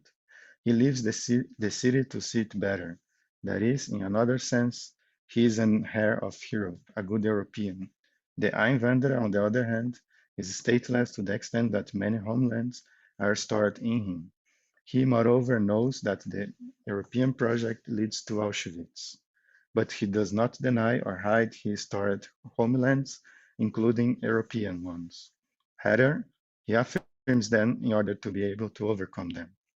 It is in this sense that Flusser speaks also of the immigrant's function, which he understands as a profession, vocation, and calling, als Beruf und Berufung. Like Socrates' militancy, a call from the goddess to become a flight that bothers and wakes up the city. We, the stateless, says Flusser, would have the professional and vocational function of calling all the patricians to consciousness, of being messengers of the future. The Einwanderer then functions as Socrates' lover of wisdom. And it would be possible perhaps to say that the latter is to the wise what the Einwanderer is to the wanderer. He works as a dysfunctional device, a pharmacon, by being inserted, Ein, by being in the midst of his neighbors, but his co-humans, and human can, why not, be a deity here. His Aufgabe, his task or job, is a Beruf and a Berufung, not only understood as destination, but also as the very job profession that destinates, that is, that summons and invokes what comes, the good news, the game message. Echoing the relationship between Einwanderer and Wanderer, it's perhaps possible to observe that on the drift from value to code, from the transvaluation of all values to the decoding of the usual codes, a passage from the 20th century or generally postmodern notation system to another one, not post-humanist but compostist, a holobiontic notation system or a notation system of the humanity understood as a deity after the ontological term. Flusser, alongside Bateson and Whitehead, early thinkers of cybernetics, and others, such as Benjamin, can be recognized as one of its preparers and heralds, as one of its stateless destinerants. And this is perhaps the potency, both actual and extemporaneous, of his corpus. And I finish here my text. This is only a part of a bigger essay that is going to be probably in the introduction of my dissertation. If I don't change my mind and think and take this text to the trash, but now it's going to be in the introduction of my dissertation. thank you very much for listening to me. And I think that maybe what to connect with what Jesse just said, I think I am trying to here to draft some ideas to connect what Jesse just said about science fiction and so on with Haraway's ideas, and also with all the philosophy of exile of Nietzsche, so of Flusser, sorry. So this is maybe what I'm to resume what I'm trying to do, what concerns me in this text. It would be that. Thank you very much. Thank you. You. Oh, you've got a lot of applause, silent applause. Yeah, I hope it reached you. Yet another one. So there's a lot of interest in your work. Thank you very much. For that. So yeah, any questions more than applause? Then please join into the discussion. Colette? Yes, thank you very much. It was very rich, so it's difficult to send questions. I would like to know what is your background, because you link the real history with the history of philosophy and with story of techniques and with actuality. I studied philosophy and the graduation, and then I am doing my post graduation in literary theory. So yeah, so and I just have interest about media studies, but I'm not a media studies myself. So I like to read Hitler. Yeah. Thank you. It is very interesting to have such links between Flusser and a community of thinkers, because maybe it's not so I don't have a est-ce que je peux parler français? Pardon, je suis un petit peu fatiguée, je n'arrive pas. En français, on peut traduire. Ouais. Donc je trouve très important de connecter Flusser à d'autres penseurs. Hein. Je crois qu'il était un peu spécifique et en même temps très hétéroclite et inclassable, et c'est ce qui fait sa richesse. Mais je pense qu'il n'est pas, c'est pas un satellite dans son genre. Je pense qu'on l'a relié aussi peut-être à d'autres penseurs des médias dans ces années-là, notamment McLuhan. Mais ce que vous faites ça me paraît très important, donc merci beaucoup. Okay, I don't know if you understood, Gabriel, but for Well, the benefit of everybody, Colette was congratulating you anyway, thanking you for doing this important work of connecting Flusser's thought to some contemporary thinkers. I think Flusser was very, like McLuhan, also unorthodox in the way he wrote his texts without any sources usually. Except for his first two books, there was like a Quellenverzeichnis, like a bibliography, but otherwise he never put a bibliography. So so he mentions a lot of books here and there, passing. Sometimes you get the feeling that he only read the cover of the book, but he definitely was reading a lot, and especially natural sciences. He read a lot of natural sciences. If you go to the Flusser archive, you'll see his travel library. He read a lot of scientific books as well. What occurs to me now with you and Jesse's presentation is that this province of fiction that allows, and this is something that's in Haraway as well, and it's explicitly articulated in Haraway in the recent book in Staying with the Trouble, right? In the Camille stories, right? How how where she goes to this writer's retreat, right? She goes to a fiction writer's retreat, and how the writing of fiction helps to synthesize a lot of very, very difficult conflictual experiences and reflections on our contemporary condition, between the lived experience, the organic experience, I don't know, the lived bodily experience, which is enmeshed in nature, in the environment, in so many different ways, and interpenetrated or sliced through by the technological vector, which is coming from Enlightenment humanism and through scientific and technological progress, which we also cannot remove, right?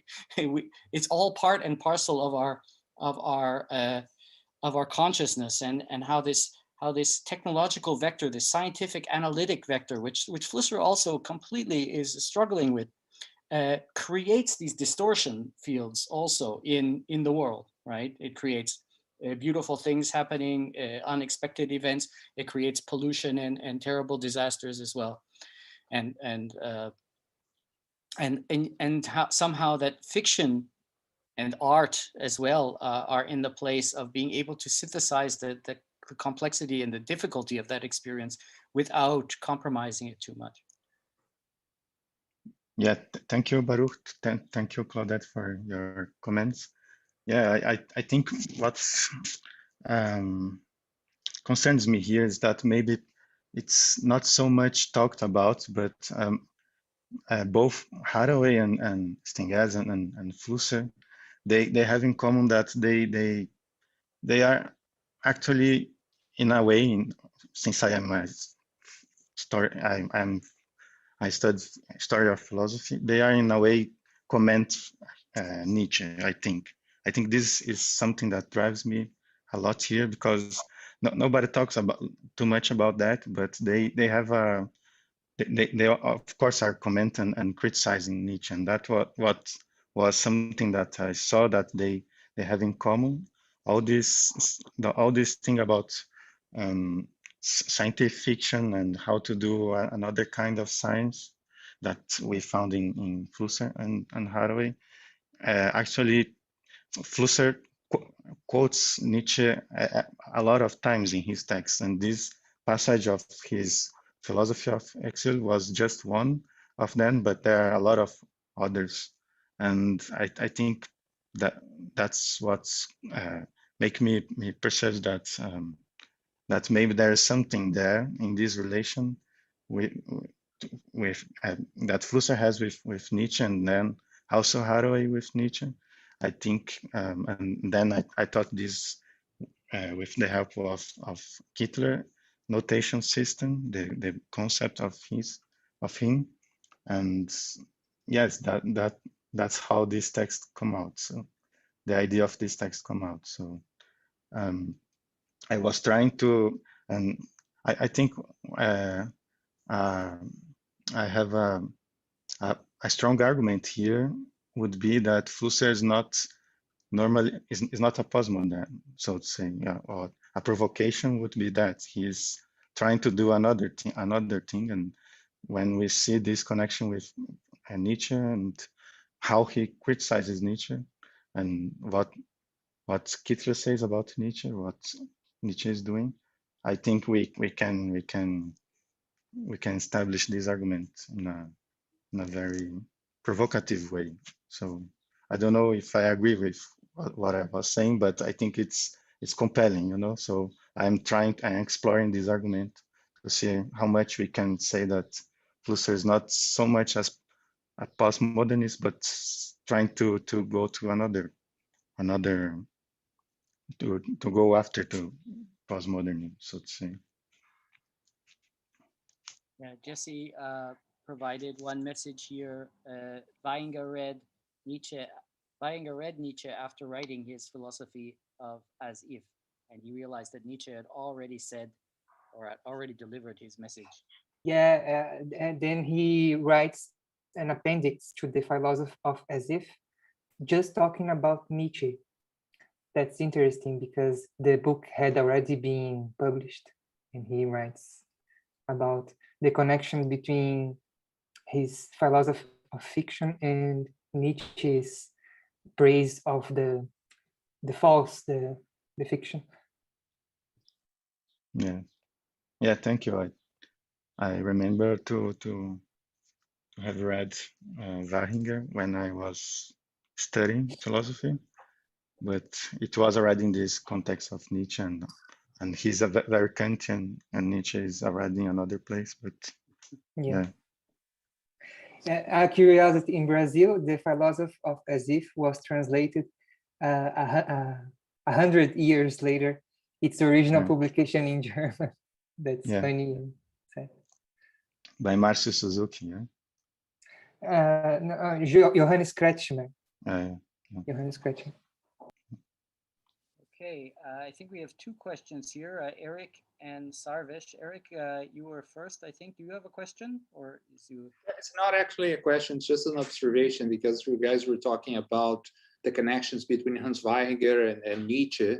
I actually have a small book that compares quotes from Wahinger and Nietzsche, and I always remember that Flusser loved this quote by Nietzsche: "Kunst ist besser als Wahrheit," which is very Waheringer.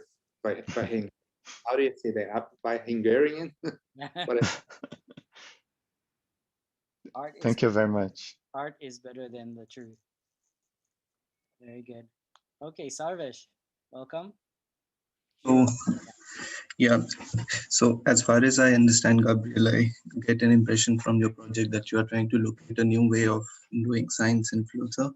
I don't know if I understand that correctly, but if that is the case, how do you see a connection between phenomenology and Flusser in that sense? Because Flusser himself talks about a new way of doing science in a phenomenological way. And I mean, do you see any parallels between phenomenology and Flusser in that sense, in a way of doing new science? Yeah, thank you, Sarvesh. I think it's a very, I would need a lot of time to talk about this, but to resume it, the Flusser's way of doing phenomenology is a very personal, so to say, and that's not me that I'm saying that but other texts that I read have read that talks about that. But for me, when he says that he's doing phenomenology, is I think he was trying to find a way of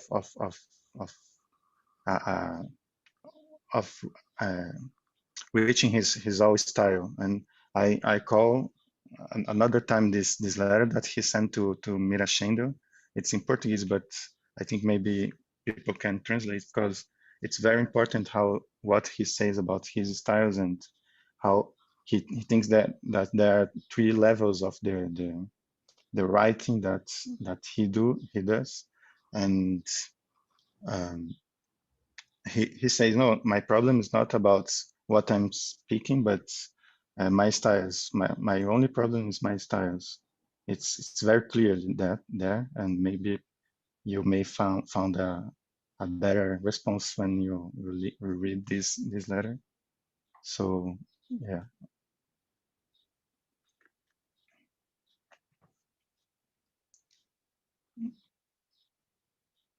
Great. Any other questions, comments? I don't know. I was just wondering if you, Gabriel, could elaborate a little bit on Benjamin and Flusser, because I know that Benjamin is one of the few authors that Flusser quotes explicitly, and I think there's a lot of really interesting similarities between them, not only regarding the way that they thought about technical objects, but also the way that they thought about the divide between nature and culture. So I was wondering if you could maybe talk a little bit about that, if you see any connections, really interesting connections between Flusser and Walter Benjamin's, like some of them you pointed out in your paper. Yeah, thank you, Eric. Actually, I would be interested of hearing you talking about that. But yeah, in this text, my interest was about the form of of their texts, how they conceive that they were what they were doing. So I based my interpretation of Benjamin texts on the dissertation of my supervisor in Brazil. He wrote about Benjamin and how he was trying to recreate the criticism as a genre, and I was thinking how the problem that Benjamin was dealing with has been also taken further by Flusser himself, but also by Haraway's and Stengers. So I was focused only in this aspect in this text, but I know that there are a lot of other connections, and yeah, I would be very interested to hear from you. Yeah. Thank you very much for your question. Okay, well, I think it sounds like Eric does not want to expand on that for now, but I guess we can imagine. I think if you checked, I don't know if you were around for Marc Lenot's presentation earlier today, but there was a lot of, I mean, especially the work of art in the age of its technical reproducibility. Yeah, of course. In that essay, this very strange essay, which I think everybody should read and discuss when we are talking about technical objects and digital objects, and whether in the end, what kind of post-historical or post-modernity we can possibly be in, because there's so much history and there's so much modernity with us all the time, right? And we're not, I mean, we're kind of with it, not post it ever. I always make the joke that we should replace post with most, and then we'll have a better theory. So, most modern is probably more useful. I was curious about this. I missed the attribution, but you were saying something about when everything is human is no longer a distinction. You were talking about Anthropocene. But what can you expand a little bit about? Yeah. Sorry, I was thinking about Viveres Castro idea of humanity. That and he's to resume to. It's a very longer topic, but to say it in a word, I would say that he's trying to he sees that the Schopenhauer's philosophy sees the humanity as a deictic pronoun. So humanity is not a condition, but a place that everything can be, and to become a subject. So it's very much more complex than that, but that was I think his idea that about humanity. So yeah, it's a process. Sorry? It's a process. It's not like a distinction. Yeah, it's a position that you can be, that animals can be. So the idea that what the subject, the object is also a subject, and when to say that is to say that the object is has also humanity, has also an agency in the world. So I think it goes more or less in this direction to see that that there is an action, that there is an agency of animals and other things, and Shapiri and other things, and that's to say that they for this kind of thoughts, that's to say that they have a humanity, though, so that they can see the world like us. There's a Viveres Castro says he makes an inversion, so everything is human nothing. Humanity is no longer a distinction, is no longer a problem that we have to deal with. So everything has an agency. So in a way. So what happens then? I mean, if humanity is no longer a useful distinction, where are we? I mean,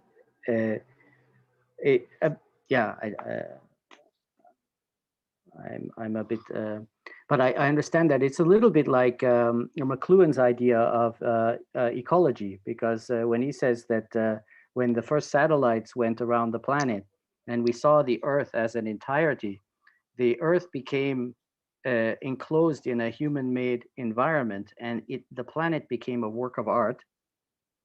It no longer was nature. Nature ended, he says. Nature ended, and ecology was born. And ecology is of course, oikos, the house, right? So the implication is that everything that we study in terms of nature or science has already been transformed into human, anthropomorphized into a human epistemology. So we don't know anything that's not human. Everything we know is human. Yeah, in a sense is this, but I think it's also, you asked who are we, where we are, and I think that the very problem here is who are these we. So I think what Village Castle is trying to say is to rethink this idea of community, of human community, and it goes this way. But how is there such a thing as community that does not exclude anything, or is it what do you call it, obligatory community? No, I think it's to see that everything has an agency. So that's to call that everything is human. So it's to try to do a science in which everything has an agency. So everything that is our object actually is a subject, and how to do that and is what I think he is challenging us in a way. But yeah, it could be much more tough than that. So it's just a resume, Yeah, great. Thank you. Eric, do you have a last comment or no? Just gonna say that Flusser is a romantic, but it's just to provoke a little bit. They're not romantic. But isn't that what we heard in the sound in the radio show from Nico and Monai, that you hear in the background? Edith is saying that Flusser was a reactionary at that time. Maybe he wasn't always. But, all right, so now it's time to move to our next presenter. Thank you very much, Gabrielle. Everybody congratulate Gabrielle for another very stimulating. I love it when people try to connect these different thinkers, and especially, connecting Haraway, because Haraway is one of our more interesting contemporary thinkers these days, I think. Really, earnestly, I mean, staying with the trouble is exactly what it is it really not unflinchingly dealing with the difficulty as Flusser did in his time, just really struggling with it earnestly, rigorously, with all of her scientific tools, and as well her literary gifts. Francesco. Thank you very much. Thank you very much, everyone. And yes, let's stay in touch, eh? May I add just a little detail? Yes. Just because I found it very interesting, the reference to the Mira Schendel letter, where he's writing on the styles. I haven't read that, so please feel free to translate.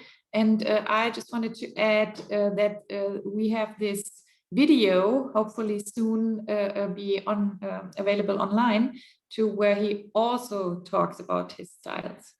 So maybe one could connect that reading and watching them.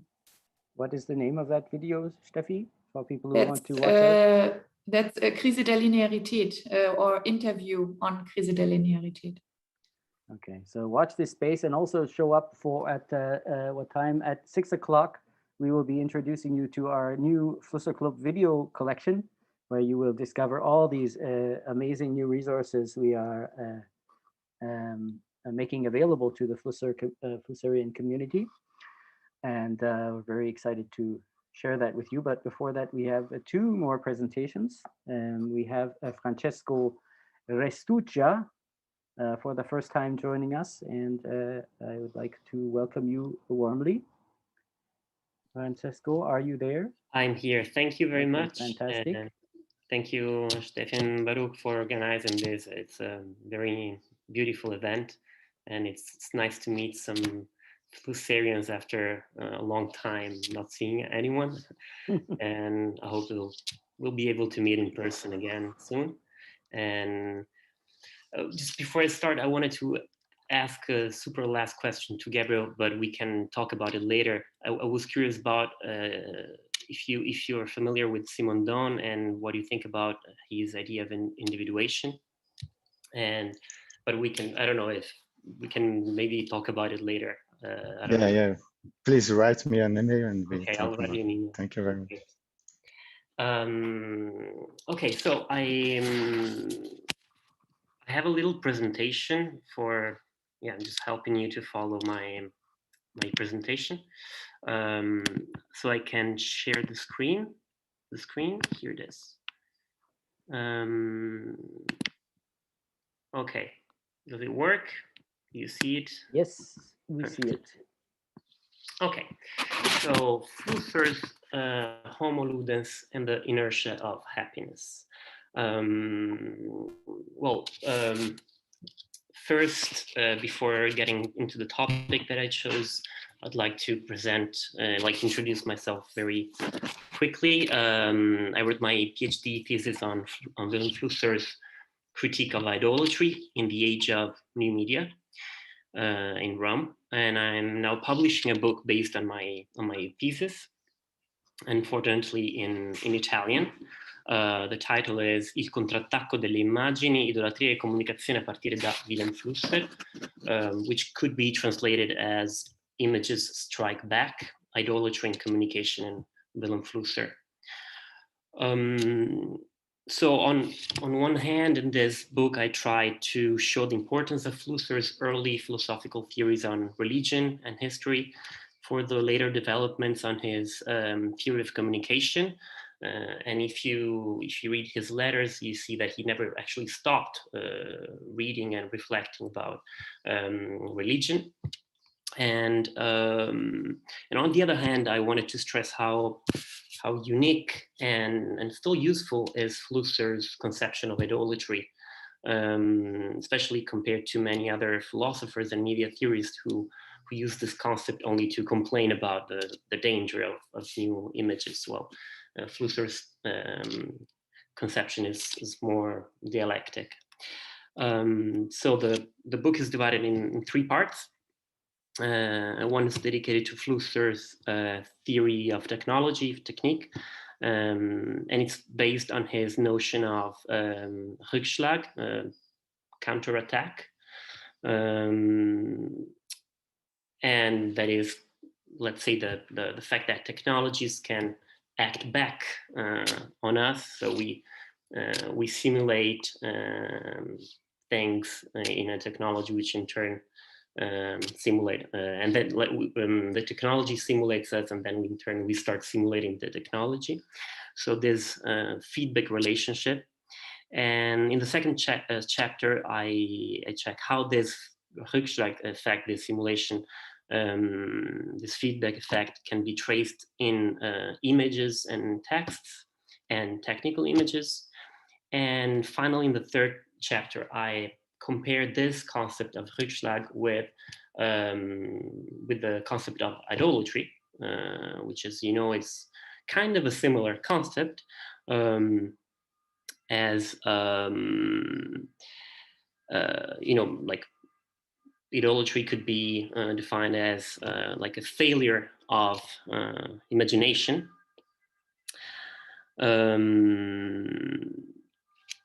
So when we become victims of images, So I tried overall to show that the problem is neither images themselves nor the feedback process, the Rückschlag, but our imagination and how images can trigger or obstruct our imagination. So there are images that obstruct our imaginations. Those are these idolatrous images, idols, and they have a magical power. Flusser talks about a magical consciousness that is aroused by these images. And on the other side, we have what I called anti-idolatrous images. That is, images that invite us to play. So dialogical images. So as you've seen in this last sentence, there are two concepts that emerge at the end of this book. That is dialogue, of course, but play and magic. And so right now in this presentation, I wanted to talk about a more specific issue that I became aware of while writing the book, the thesis, and that I'm trying to develop now. And it's exactly the relationship between magic and play. And the way I try to tackle this couple of concepts today is through the expression homo ludens. Well, you know that how central is the concept of play in Flusser's thought. I don't need to say anything about it. And of course, you also know that the German word Spiel and the Portuguese word jogo can be translated both as play and game. When Flusser, of course, Baruch was mentioning earlier that Flusser almost never mentions his sources, and even when he does it, we shouldn't trust him. But yeah, so when he talks about play, he only mentions Anatol Rapoport, the mathematician. And of course, we can clearly see that there is a dialogue there. There is a connection. We can even say a debt somehow towards Rapoport's game theory. For example, when he describes a game as a combination of elements in accordance with rules, or the concept of competence, for example. And Flusser's reflections on game theory are very interesting, like when he distinguishes between closed or open games, structurally complex or functionally complex, or zero-sum or positive-sum games, etc. But Flusser is not only interested in game theory, he's also interested in the act of playing, so in the anthropological dimension of play. And in several occasions when he elaborates on his conception, he uses the expression homo ludens. So he does so in post-history, in Towards the Philosophy of Photography, in the Bochum lectures, Kommunikologie weiter denken. I'll mostly focus on this last one, especially in the chapter Spiel und Kunst. And well, as you know, the expression homo ludens comes from the title of an important book by the Dutch historian Johan Huizinga. Yeah, in Italian we all call him Huizinga, but I discovered that in Dutch it should be pronounced Huizinga, I don't know, or something similar. I'm trying not to mispronounce it.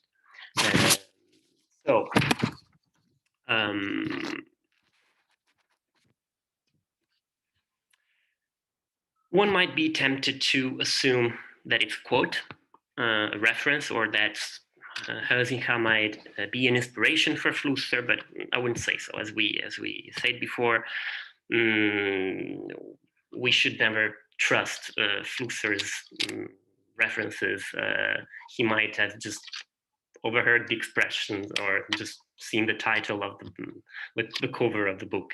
But the truth is, it doesn't matter. I'm not trying to do a philological work here, but I'm trying to, let's say, build a posthumous dialogue between these two authors. And so even if you never read Huizinga, I think that comparing their conceptions might be useful for understanding them better, especially because the concept of magic has a very important role in Huizinga's theory. And so this will allow me to better elaborate this relationship. So a few words on Huizinga's Homo Ludens. According to Huizinga, magic, no, I'm sorry, I skipped a thing. So according to Huizinga, play on one side and cult and magic on the other side can almost be identified. Huizinga wants to prove that playing is something serious, something fundamental and primary to human culture. And in order to do so, Huizinga tries to argue that magic and play have the same origin. And he does so showing that magic rituals have a ludic dimension and play has a ritual dimension. So now let's discuss these 2 points in Huizinga and compare what Flusser thinks about this. So first point, the ludic dimension of magic.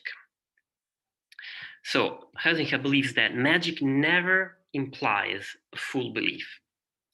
People don't believe in magic as they believe in science, for example. They are not fully deceived. There is always a tiny part of them that is aware that they're dealing with a cultural construction, but they decide to believe. So there's some kind of fiction of as if, just to keep on the dialogue with what we were saying before. For example, Huizinga says, imagine a tribal magic ritual where the men of the village wear masks and act as ghosts of the dead ancestors running after the women of the village. The women run away screaming,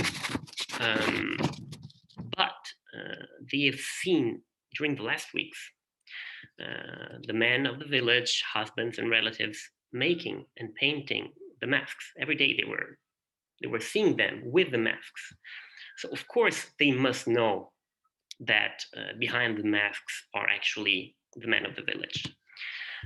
They can't be completely unaware of this. So there is a playful dimension. So just like during a game, we act as what we are doing, I don't know, running away, hiding, fighting. We act as that action is vital and crucial, but we are always aware that it's only a game and we know when to stop. We do know the limits. We are aware of the limits of the game. So according to Huizinga, playing is strictly connected to illusion, and illusion is connected to game, to play. And he refers to the Latin etymology of illusion, in illusio, from in ludus. So he says entering the game, and he uses the Dutch word in spelling and the German word Einspielung.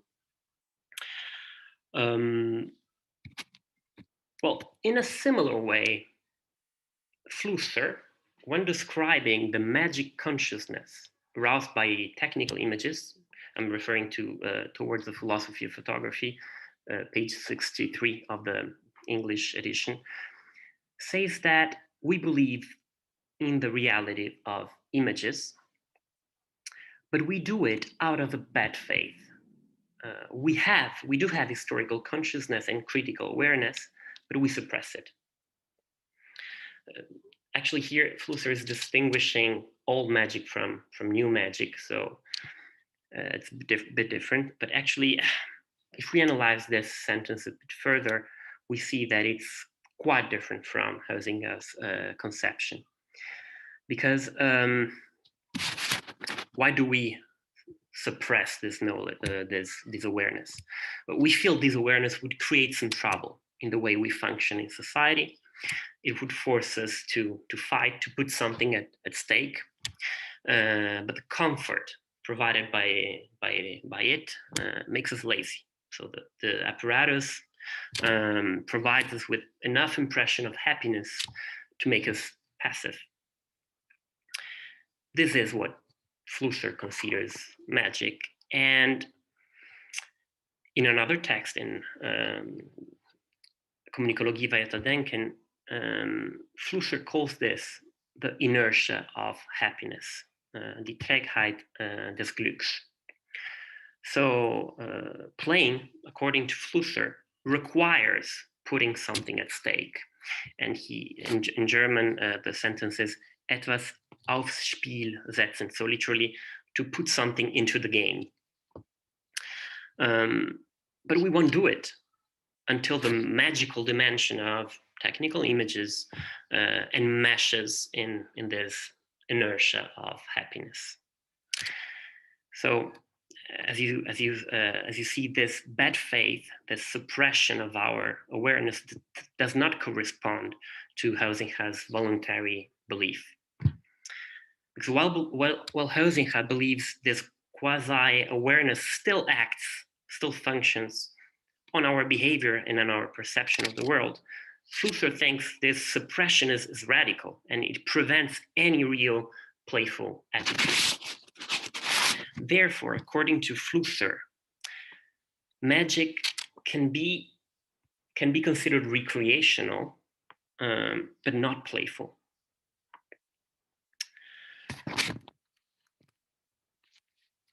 Second question, the serious dimension of play. Huizinga believes that we can recognize in play a similar seriousness as in religious and magic rituals. Games have a set of strict rules and space-time limits, as rituals do. Magic is defined by a limited space and time, as well as a set of rules that must be followed as conditions for the magic to happen. Huizinga refers to the sacred space of the naos, of the ancient temples, the inner chamber of the ancient temples, as well as to circles traced on the ground where magicians organize their rituals. And he compares these spaces to the fields and boards of many games. And in a couple of situations, Huizinga calls this the space of a game magic circle, Zauberkreis. And as you probably know, this expression has been very successful in game studies. It's really used today for video game studies. Now, if you break these rules or exceed the limits in a magic or religious ritual, you commit a desecration, a profanation that destroys the magic or religious power of the ritual and even of the place itself. And in a similar way, according to Huizinga, by breaking the rules or exceeding the limits of a game, one becomes a Spielverderber, or in Dutch, a spell breaker. So in English, you could translate this in a buzzkill or a spoil sports, basically a game spoiler, someone who spoils the game. And that's it, the game's over. I think there's a very interesting work by Harun Farocki about the limits of video games, by the way, Parallel. And I think it dialogues very much with this issue. So the serious dimension of play in Flusser. Flusser also thinks games need rules. And playing for Flusser is not absolute freedom. He always stresses that freedom is always freedom within a set of rules, or liberty within a set of rules, or, and there is an ambiguity here, liberty to play with a set of rules. Well, on the other hand, Flusser also often reflects on the sacred space and on the limits of this sacred space, reminding us, for example, how the Greek word for temple, temenos, means literally separated, cut out. He adds that the Greek conception of the sacred is mostly spatial, while the Jewish one is mostly temporal, the Shabbat. And he adds something in this way. Following the Jewish conception, Flusser identifies play as something sacred, while following the Jewish conception, because the Shabbat is opposed to the working time. So Flusser compares the Shabbat with the concept of otium, the Roman concept of otium, and the Greek concept of skolé. And of course, he's in a dialogue with Hannah Arendt on this.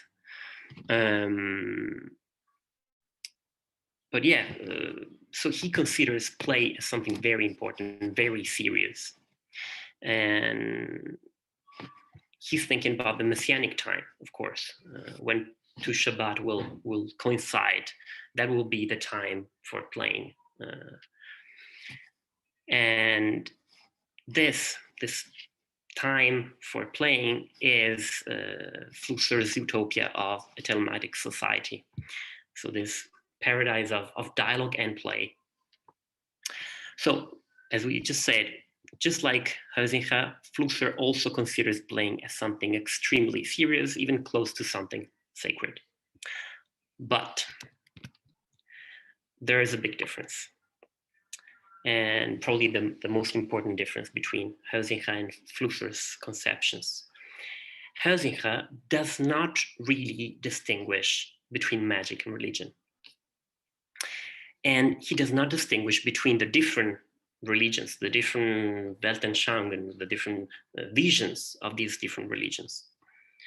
So somehow Huizinga assumes that primitive cults, that is magic, can be considered a paradigm for the sacred in all history, focusing on this idea of the limit of being separated.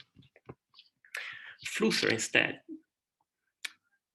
thinks that the Jewish and Christian conception of the sacred is radically different from the pagan one. It's a new paradigm. So Flusser identifies magic with the pagan rituals and magic consciousness with an objectifying mentality. The magician is a dominant subject that violently transforms the world in order to obtain what he wants. And using communicological terms, we could say that magic is extremely discursive. On the contrary, the Jewish conception of the sacred is based on dialogue, an acknowledgement of otherness and intersubjectivity. So this is why Flusser can consider play as something serious and almost sacred, and yet opposite to magic. But this distinction also allows Flusser, and that's what's more interesting for me, he allows him to think of a third alternative between the enchantment and sense of adventure of magic and the gray monotony of secularized societies and apparatuses. And this third alternative is play, which saves the adventure and the emotional world of magic without its dominant and objectifying dimension. And I'm thinking here especially about the dialogue, especially the posthumous dialogue that Flusser had with Vicente Ferreira da Silva and his concept of adventure. So, conclusion, Huizinga's Homo Ludens is mainly conservative. It's the nature of the human being. It has always been, and only now, recently, our form of life, our life form is changing, and therefore our playful nature is at risk. Huizinga believes that the lack of magic of our secularized world is responsible for the decline of the playful dimension of culture. So since the 19th century, we are losing our capability of playing because we're not able to believe in the magical world of play anymore. On the contrary, Flusser conceives magic and play as belonging to two separate and mutually exclusive fields, the objectifying and idolatrous sphere of enchantment, which prevents any real interaction, and on the other side, the ludic sphere of dialogue. So we now have technologies that both have an extreme dialogical potential, but also huge magic power. So the 20th century is the age of play, and nevertheless is becoming difficult to play because our world is still too magical. So according to Flusser, homo ludens does not describe our past or present or our eternal nature, it's a project. So in Kommunikologie weiterdenken, he writes, Homo faber is der Schritt zum homo ludens. So it's the step towards homo ludens. So in this way, I think that from a few references, we can maybe, I can maybe hypothesize that Flusser's conception of homo ludens can be identified with the way he uses Marx's concept of homo novus and Nietzsche's concept of Übermensch. So Flusser explicitly connects homo novus and Übermensch, but I think that his idea of homo ludens can also be connected with these other two concepts. So we now have plenty of games, and we still have to learn how to play them. We have to overcome our inertia of happiness and learn how to be players, that homines ludentes. Thank you.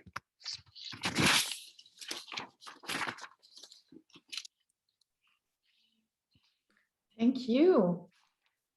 Thank you very much. I would have a lot of ideas, actually. Yeah, I'm sorry. This is, oh, here I am. See, so as I told you, this is an ongoing research, so I am just looking forward comments and critics, and just looking for your help. Hopefully we can be of help. If so, nobody raises his hand, so I take the first step. I was, of course, reminded of the Flusser conference on play and games, and all the work we did there, or all the discussions we had, and all the inspiration. And I remember that we tried to connect this idea of only the player who knows that he's playing a game can be free, but not in that traditional sense of freedom as freedom of things, but rather freedom to, as he says. And then we try to think that in that metaphor of lucid dreaming. So there, the first step is that you realize that you're dreaming and that you can change something. So that would be the freedom of the player that can play with and against the apparatus, right? Only within the parts, but still against. But then with the metaphor of this lucid dreaming, we had that stage of first realizing, okay, it is a dream or it is a play, so I am able to change it, but then keeping that awareness that you might have the capacity to change, and then doing it. These are different steps, right? And then what I also connect to it is there are, of course, like in this also religious saying of there are things that I can change and there are things that I can't change, and the real wisdom would be to see the difference, right? So I put it all in there. What do you think? Well, thank you very much. It's a lot of inputs. That's very interesting. And yeah, the idea that you need to be aware in order to that you're a player in order to be free. This reminds me of this of the reference to football that Flusser makes, and I remember he didn't like football, but I think Louis Beck talked to him about this, how in football, in soccer, the players are both they have to like in chess there's one player and then there are the how do you say in English the pieces? The pieces, thank you. So you have the pieces and the player there, and the pieces are not aware. They are played by someone else. Well, in football, the pieces are also player and they are aware and they need to have a global vision of the whole game. And in a sort of way, our life within the apparatus is more similar to football players than, or should be, than to pieces of chess game. There's also what you said also reminded me of Walter Benjamin, and I agree that there are a lot of potential connections between Benjamin and Flusser, and there's difference. The idea of be free to reminds me of a very beautiful sentence of Benjamin where he distinguishes be free from, be free to, and be free with. And even though this is not a Flusserian sentence, I think that Flusser would have loved this idea of being free with someone. And also the idea of dream reminds me of Benjamin's theory on dream and on the threshold between dream and awake. And I'm reading now some of the comments. Oh yeah, some of the comments. So there's a comment about Roger Calois, Les Jeux et les Hommes. Yeah. There's a reference from Jesse. There's a few references for you here, so you can check that. Also, Philip Zuchtig is also suggesting this paideia concept in Calois. I'm wondering, did you stumble on anything about von Neumann? Because von Neumann game theory was very popular at the time that Flusser was developing these theories, and he was reading a lot of cybernetics stuff. Yeah, sure. So I read Calois, and it's a very important reference for me, of course, especially Calois' critique to Huizinga. And Calois, he worked on Neumann. But I was hoping to find some, but Flusser only quotes Rapaport, which is in kind of the same age, same world. I don't know, but of course Neumann is a very interesting reference. As for the concept of paideia as opposed to ludus, and well, I think that in Flusser you might find both sides, paideia of course, but also ludus. So I don't want to get too much into this distinction, but ludus is the more competitive control. Yeah, it's the part. It's the game where you are in control, and the paideia is the more childish, excited game, something like that. And so I think these are both parts that are. I think Gabriel, he had his hand up before. Oh. No, I think it was a mistake. Sorry. Oh, okay. Can I say something? But thank you very much for your Peter. presentation. Yeah, Peter would like to say something. Yeah, thank you. I'd like to echo Steffi's point. I think the presentation is very clear and important, very sharp. Really like it. This there's this important distinction between the paradoxical nature of technical images. On one side, it's like drugs or psychedelics. They can numb us or stimulate us. There's a fine line that we have to negotiate. And I like the phrase "inertia of happiness." We want to stay there. I guess the other thing Steffi mentioned was, lucid dreaming. I guess Flusser has a little moment to that effect. We are in this age, we're dreaming with our eyes wide open. It's a kind of not unconscious, but super conscious. Yeah, it's very interesting ideas. So I just want to say I really like this presentation. I'll be in touch with you about potential venues for publishing it. If you're interested, I'll email you. So thank you. Thank you very much. Thank you very much. Yeah, right now I think in Italy there is a kind of a debate. I don't know if any of you knows the collective of writers Booming. They're huge success of fiction writing. They are called New Italian Epics, and they're historians, but also political activists.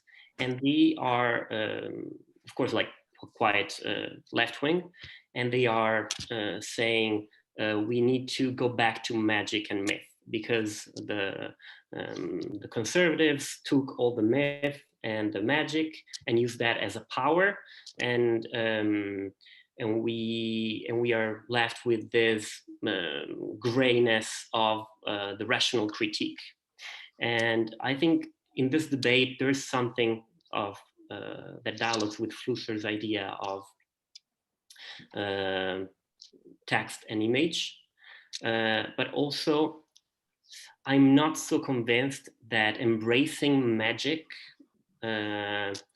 is the key, and that I'm still convinced that magic always has a dangerous, something dangerous. So that's why I prefer the concept of play, and that really seems to me like an escape from that. And recently I've been interested also in illusionism, like stage magic, exactly because it's honest. So they say we are not doing magic, but they keep the emotional effect of magic.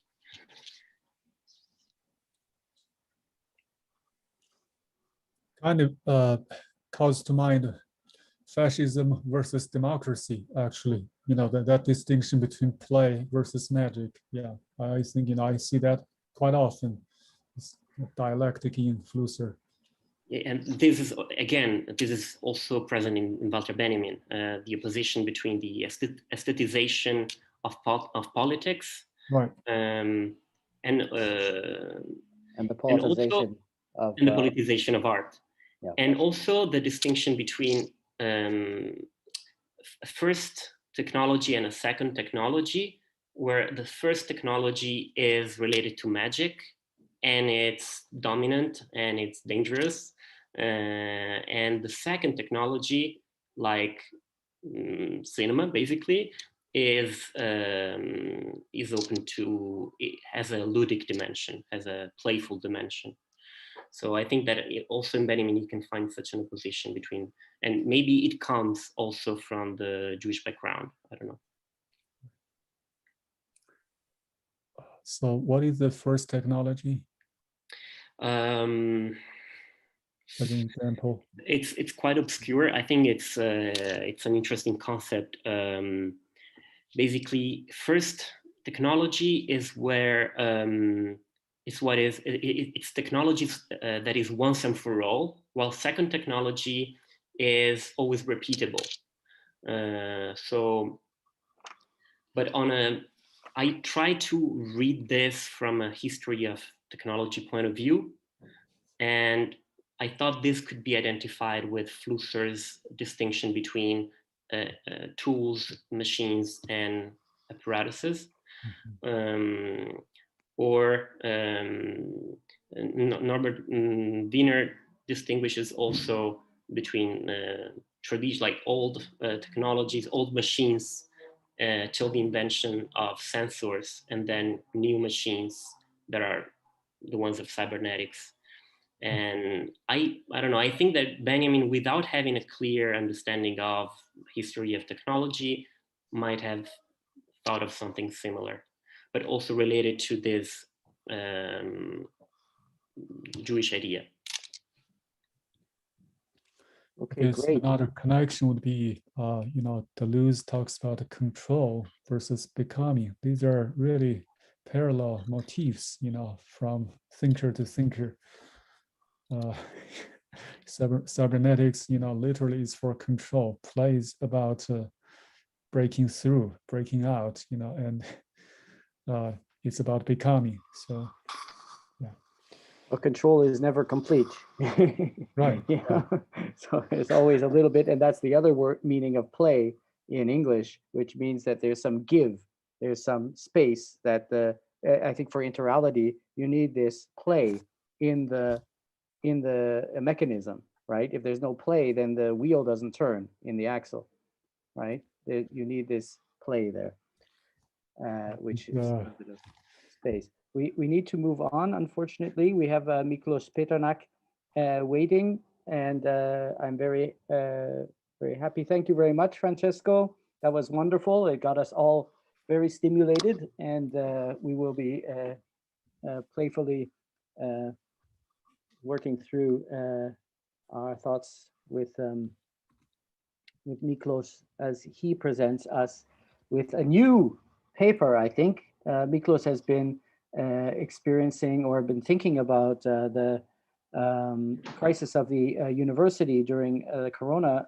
pandemic, and I'm very curious to hear what kind of Flusserian observations you can have. I've also had some myself. I think Flusser prepared us very well for online teaching, as well as could be, you know, under the circumstances. But Miklos, can I see you? Are you there? Yes. Wonderful. Can you hear me? Yes. Fine. Yeah. So Miklos is still the director of C3 Center for Art and Technology. Is it correct? Center for Culture and Communication Foundation. Oh, Center for Culture Communication Foundation in Budapest. What else can we say about you before you? Teaching at University of Fine Art, and this talk will be in relationship with this. Great. Are you ready to go? Absolutely ready. Good evening, ladies and gentlemen. I'm very happy that I have this opportunity to share you this playful presentation. And I am very happy that Baruch liked the idea, so I can share the screen.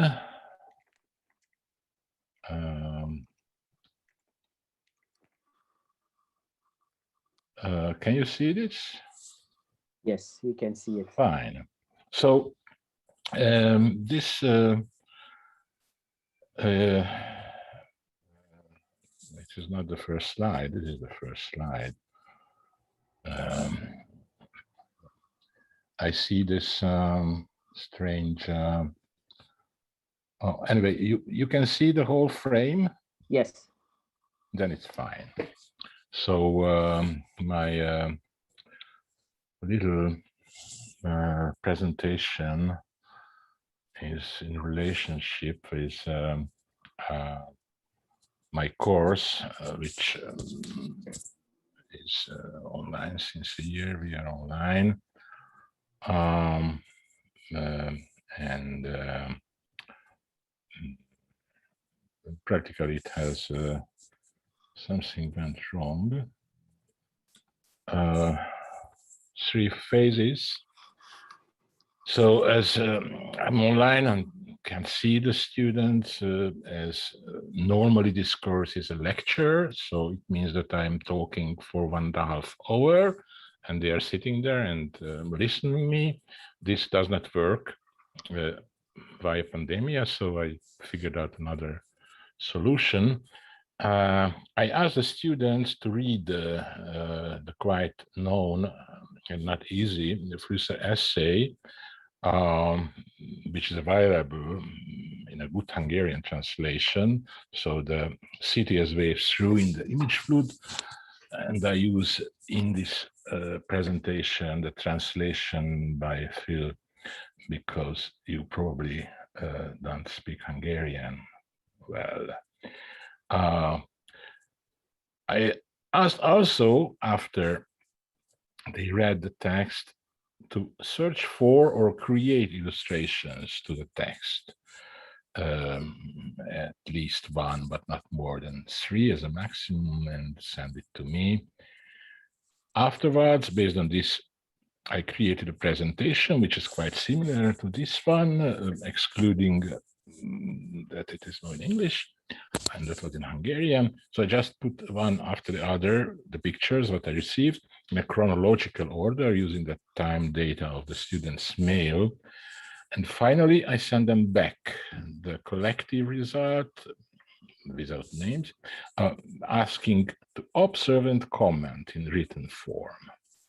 And 38 comments arrived, which is a good result.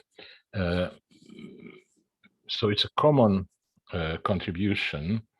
And here you can see the co-author's name. Practically 45 students were in the scores, and 41, 42, let's say 43 replied for the first call.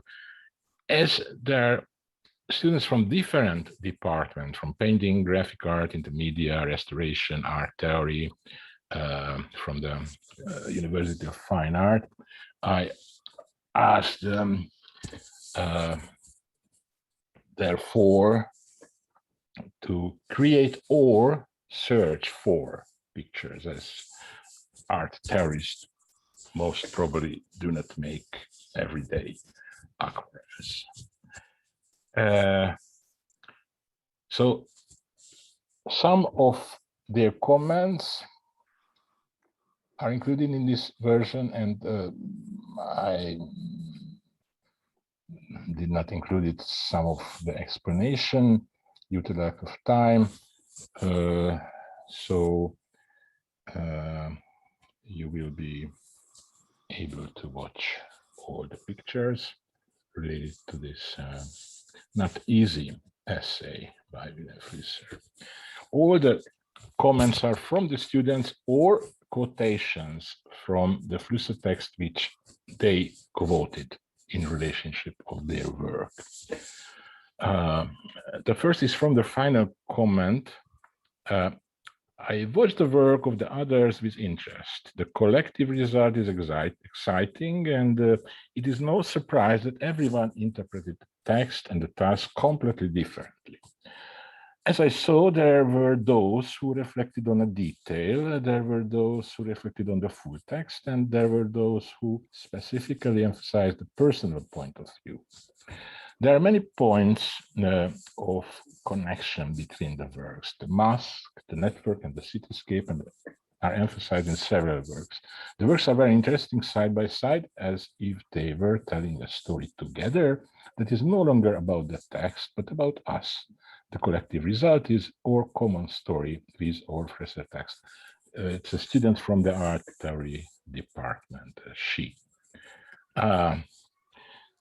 The comment to this picture, my picture was made on the 4th of December, and the quotation from the student: today, according to many, politics and theory are in service to the economy because it led to the freedom of choice and happiness. Consumers should be kings of the city. This came together with this comment. You can read below, and later, to comment the whole presentation, she also added, the task was meaningless because a theoretical text or essay cannot be illustrated. Otherwise, the theoretical text is fundamentally meaningless. According to Wittgenstein's picture theory formulated in the Tractatus, linguistic sign that does not represent reality has no meaning. Of course, Wittgenstein's image philosophy can be debated. Intermediate student. I came pictures from the Blade Runner. Two of them is visible here, and also from the art history. He wrote, reading the text, I will tell you honestly, a little hard I was able to follow in general. That may be associated here as an artistic kind of futurism, which has a preference for the city. Comment to this drawing. Good writing for me is not what I can fully understand sentence by sentence, but what makes me free by moving the images in my head. I find even a part, if I find even a part in a text I like, then I know it is a good writing. Yeah, it is good to see the many different solutions, the congruencies, similarities, relationships, when you see in the other pictures your own one. What's even better to see is that someone sent something that I myself would have similarly visualized, but I didn't, and luckily someone did. Maybe it is important for me because I lack the conversation with my friends. So a direct reflection to the pandemic situation. From the same author, these images are tied to the text. I made them. The two angles have a different effect, and I wanted to show the endowment of my room. However, I like the one better, which is more red, because it's like a view of another planet breaking into me, and not our street. Yeah. This first comment, I was reminded of the image of the ideal city appearing in the Renaissance overall, I think as a contradictory phenomenon, but looking at the details of the text, they are not so far apart. I also made a short animation for illustration, highlighting 4 sentences from the text. The next picture will be the short GIF animation. This was the selection from the original Flusser text. Not only can atoms be split into particles, but so can all mental objects. Actions became actons, decisions became decidemes, perceptions became stimulations, representations become pixels. Another 3 sentences or 3, yes. We must become projects out of subjects. The new city would be a projection of projects among human beings. That sounds utopic, which it certainly is, because the new city is not geographically locatable. On the contrary, it is everywhere where humans open up to one another.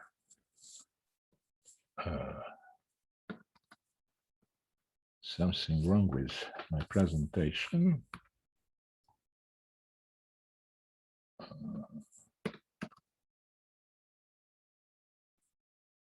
I don't know why it freezed, but anyway, yes. So this is this short animation mentioned by the student. And there were selection from other artists from the internet, and remark like this: if no, after seeing the diverse solutions, we would have to reread the text and react to it, how many would choose the image differently? I definitely would. Yes, this is a work on which is working on, a work in progress. I am posting 3 pages of an ongoing project because I think they relate to the Flusser text at several points. This work of mine is a kind of parody, a coloring book, and also an alphabet book, where each letter is associated with a relevant concept.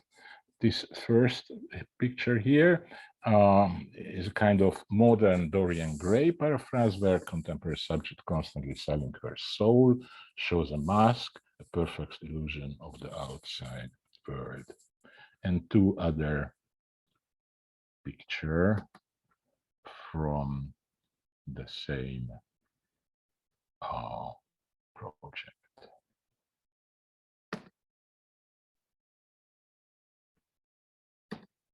I don't know why it does not want to. Yes, I found the task difficult, but I tried to gather appropriate images for the text. I hope I didn't really misunderstand the task.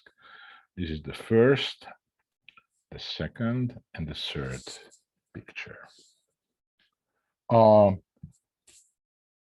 This arrived without any comment, but as many work were related to that part of the text which is related to the masks, I just put Flusser quotations, which I do not intend to read out.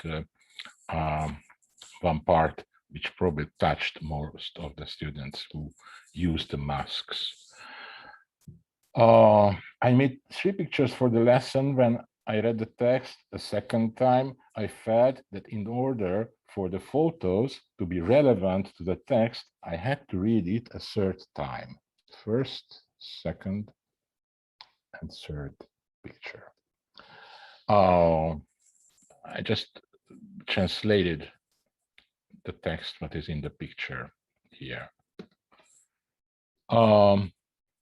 Yes. Unfortunately, I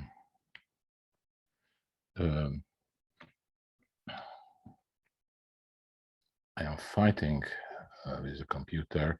The title is Metro at Home, and 2 photos with this comment arrived. I tried to approach the task from a more personal point of view. So this seam or needlework was done. It was important for me to put the work in a relatively central place and to have some connection to the space as well. The subway, the metro, has been decisive for me since I was a child. The subway is a community place where a lot of people turn around every day. Everyone brings with them a thread, what is involuntary but connected to another. The Zoom is fighting with the PowerPoint, the mirror of urbanization. This is a longer contribution, which, as the artist or the student wrote, is in connection, especially with that part of the original text. The totality of the threads constitute the concrete life word, and the notes therein are abstract extrapolations. One recognizes this when they unknot themselves. They are hollow line onions.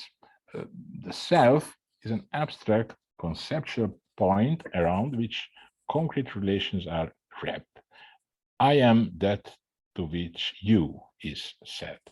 She thought that this is the most relevant element for a possible illustration. This is a more complex approach. He wrote, interpreting the complex ideas read in the text a little more simply. It was most interesting for me to understand the city as a force field and to interpret individuals as smaller knots of field lines and their interactions as phenomenon that can be described as decomposable into simple elements. These thoughts, in my opinion, can be expressed visually with the pictorial elements of mathematics and artificial intelligence. That's why I choose these images. The next two will come, namely the software for self-driving cars, Tesla, and the visual form of machine learning, neural network. The self-driving car is more closely connected to the beginning of the text. The breakdown of the old cityscape by seeing the city only as a mathematical science and the action, reaction, relationship derived from them. There are no churches, no people, no memories, just raw information. The neural network reflects more on the field and its nothings. So this is the second, and this is the third picture.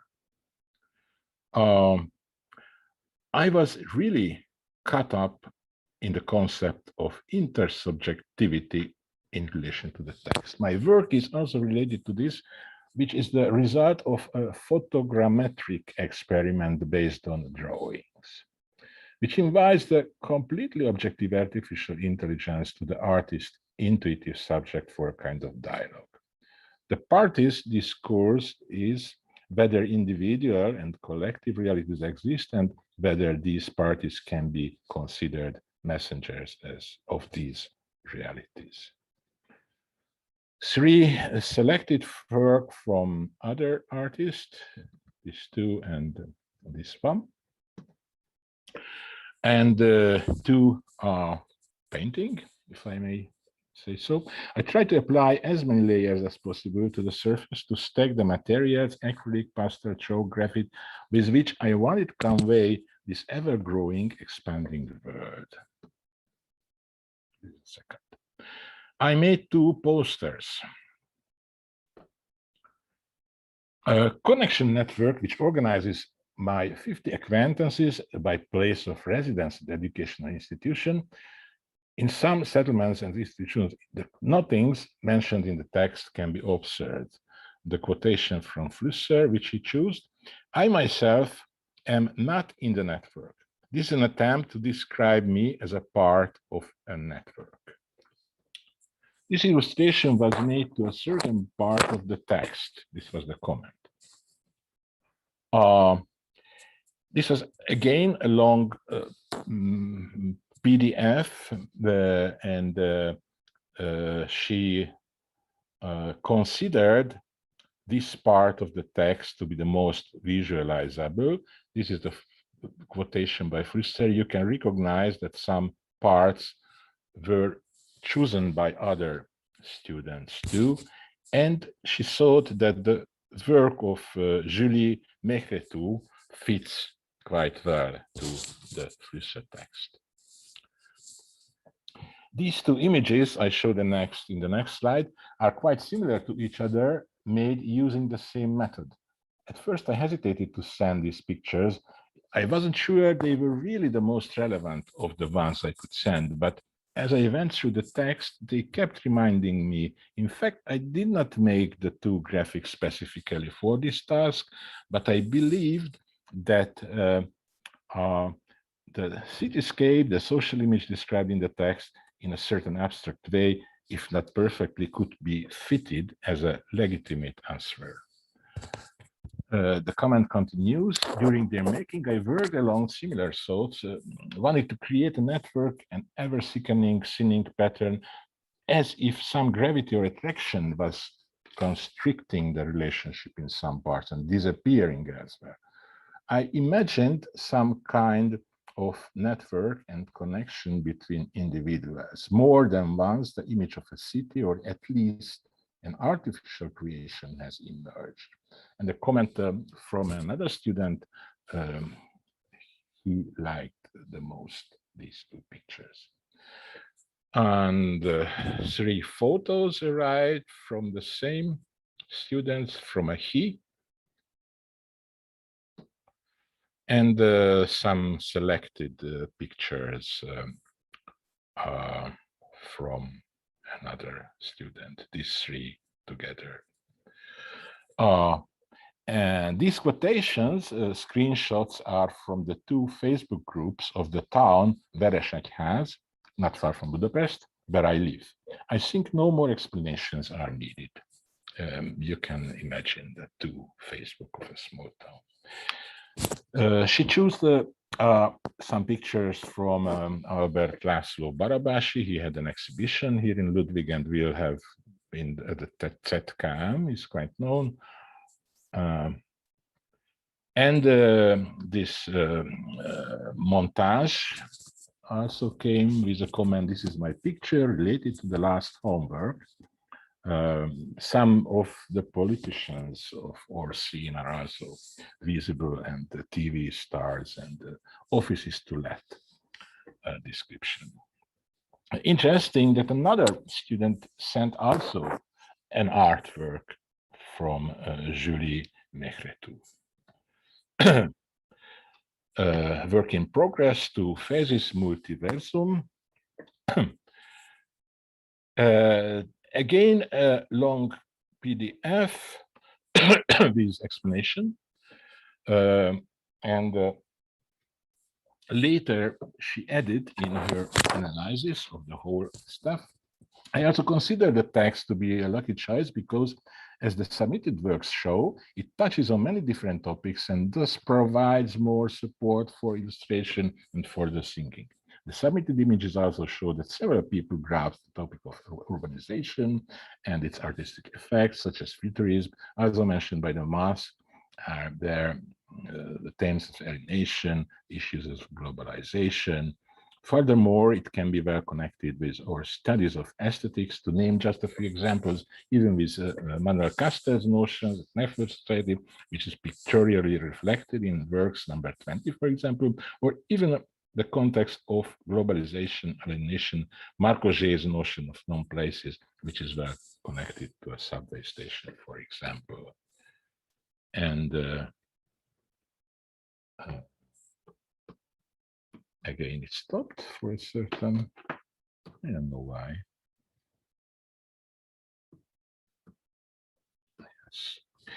Yes. 3 pages from the long PDF.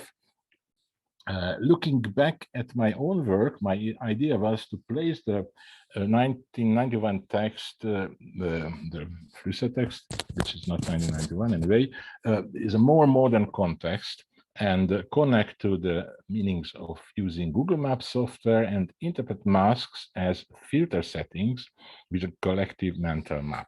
Seeing the other works only reinforces the direction in which an image made for a text can be differentiated, whether it is made in a scientific journal or a contemporary art product, or say the text itself should be illustrated. 3 pictures, one from the student and 2 selected one. This is a selected one, this again, a selected one, and her own photo. Life Budapest is the title. A short video of an annual montage of photos accumulated over the past 5 years. It's a 15 seconds video, but I was not brave enough to integrate in this presentation, which freezes several times. 3 related to 3D, and a comment for this. Everyone read the same text and was given the same task, yet very different solutions were found. I wonder why. My simplest answer to this is that from the moment we are born, the personalities of all of us go through continuous development involving not just the environmental and parental education, but specifically every single element, whatever you can imagine. A sound, a scent, a touch, even the tiniest, seemingly insignificant things constantly contribute to the development of our personality, because everything that surrounds us is a constant part of our lives. It is not merely present. I don't know why it does not goes. Yes. In the first picture, my concept was to integrate the bows mentioned by Flusser with the concept of the mask. The wires that connect these bows by penetrating the objects, and possibly the objects themselves, are directed at the cables described by the author, eliminating the existence of public or private spaces in cities. In addition, the material holding the bows also leans inward, referring to the curved gravitational field mentioned by the writer. In these 2 images from the same student, I tried a different arrangement with the chicken hearts, which thus represent the flesh and blood, people in themselves, and the wires appearing between them violate their surface, thus penetrating into them. And through painting from the same artist, she wrote, "It was very exciting to see without names who was associated with what.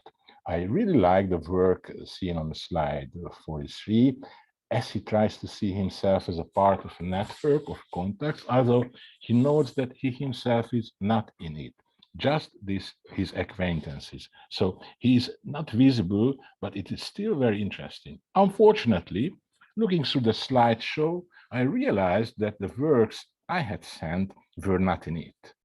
And after checking the email, as I remembered that I had painted and sent it, I saw that I had sent it to myself within the deadline. I'll send them at least know that I have discovered this way that they only got to my own mailbox." And one interpretation,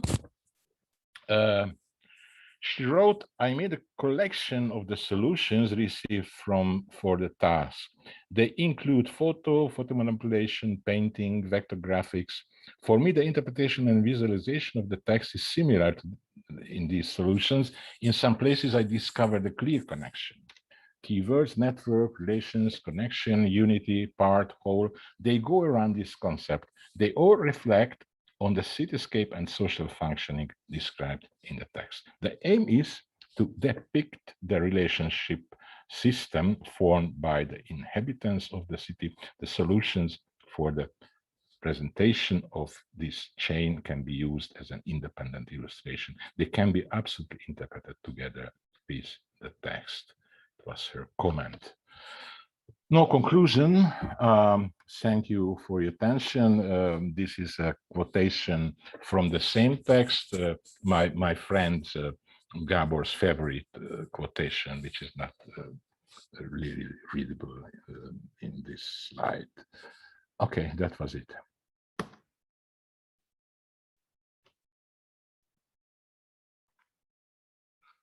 Thank you very much.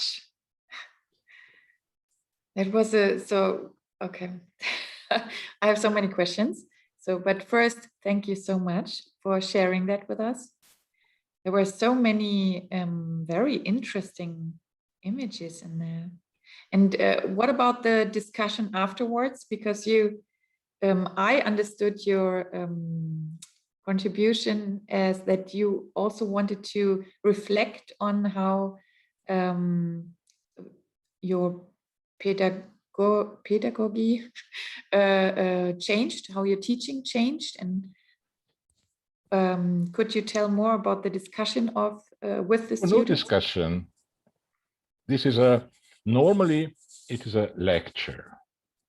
It is scheduled every Monday noon by the school, and I thought it's absolutely absurd to imagine 40 people sitting in front of a computer watching me for 1.5 hours on Monday noon. If they do it, they're stupid, and I'm not there for stupid people. But I hope no student has stupid. Therefore, I send them presentation, but they can watch whenever they want, and diverse type of task. And this was, I guess, quite successful.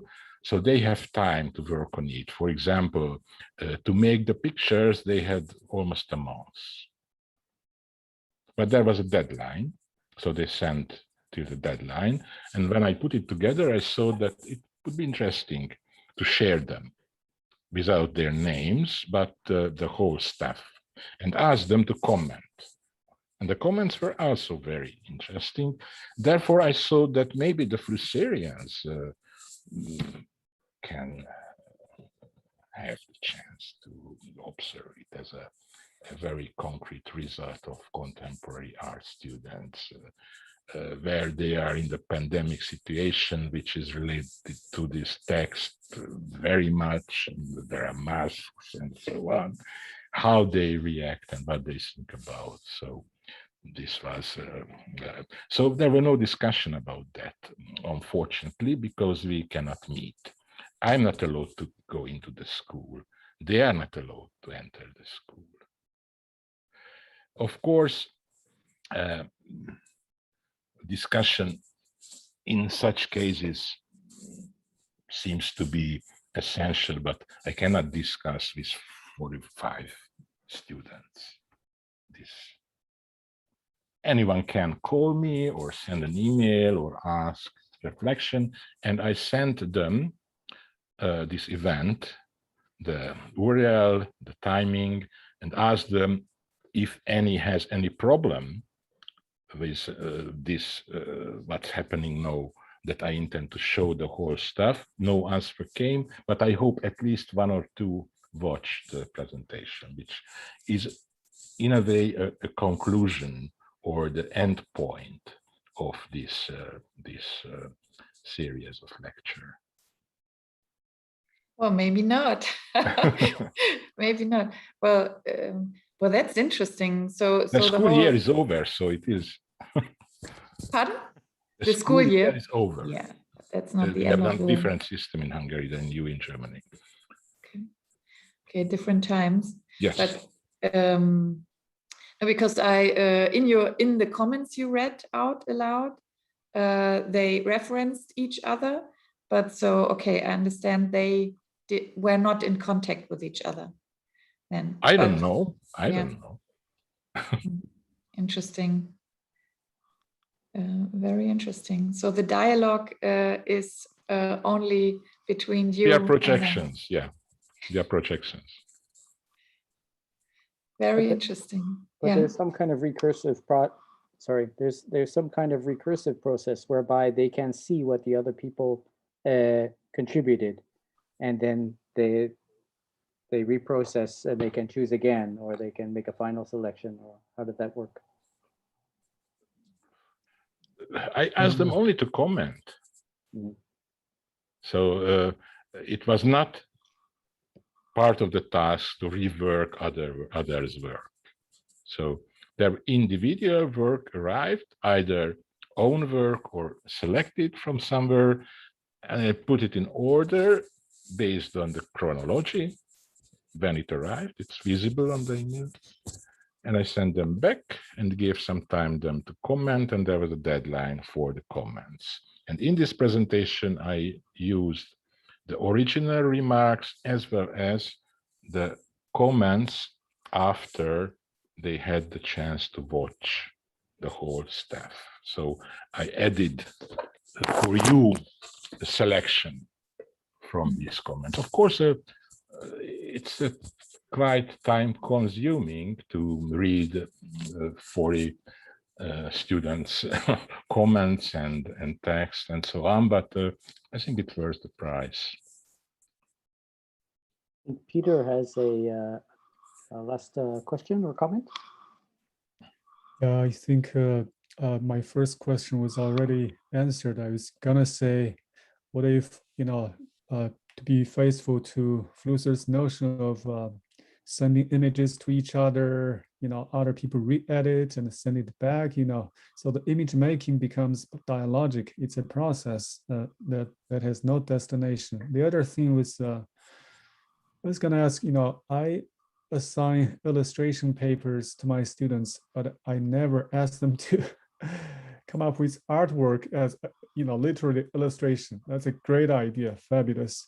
So after the project, this entire process, pedagogically, I guess, what would be your reflections regarding this? I guess Baruch at the very beginning mentioned the university during the pandemic. I thought this is going to be about, the walls between the departments, but this is not that. So it's a very interesting kind of surprise. Yeah, very delightful. I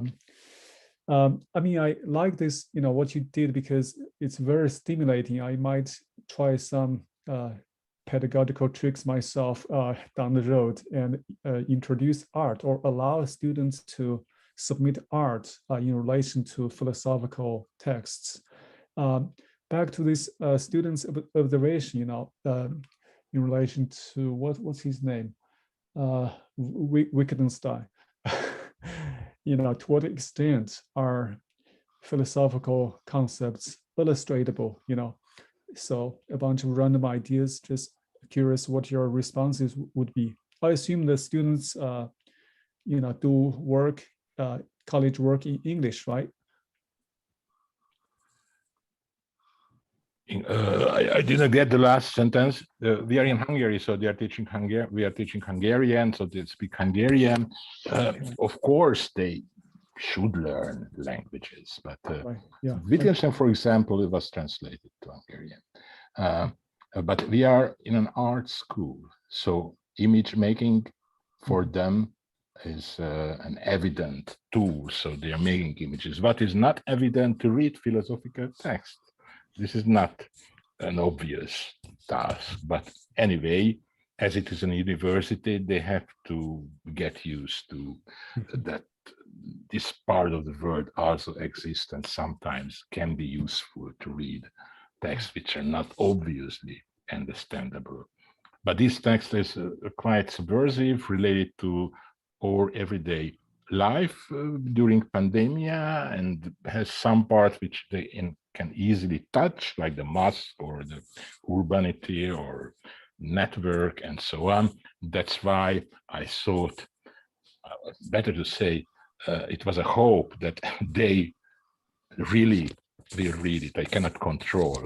And to add a special task, to ask them to illustrate it, it helps again to be aware of the fact that they really read this text.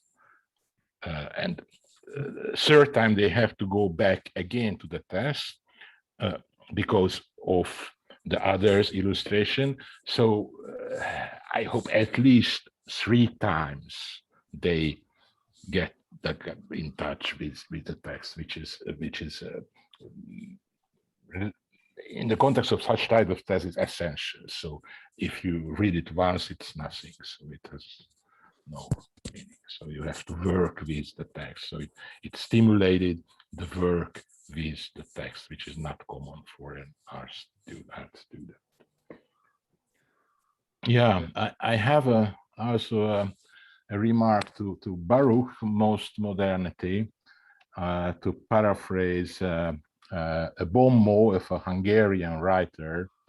It is so good that from now onwards I said it. I will take that as a compliment. Miklos, I mean, you are also a videographer. We are moving on to the next session, and it is a session where we are featuring some exciting new announcements from the Flusser Club, including our video collection, which of course you were generous enough to contribute your 4 epochal canonic videos from the DVD collection. We Shall Survive with in the Memory of Others.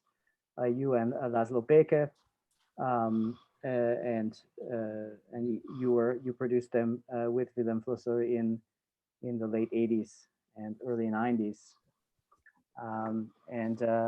Maybe we can make the transition. You spoke about them last year, but maybe you can just, if you are thinking about them again, do you find that one of them or any of them are more relevant? The DVD still exists.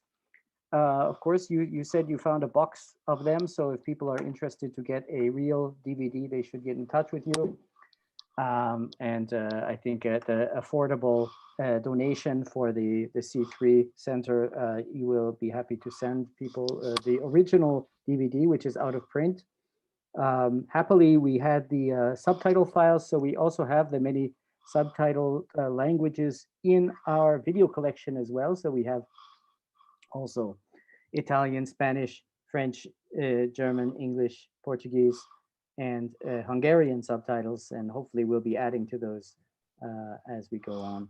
Steffi, would you like to introduce, and I can just co-pilot with some website animations, maybe Miklos, in the meantime, anything to reflect on those old videos from back in the day?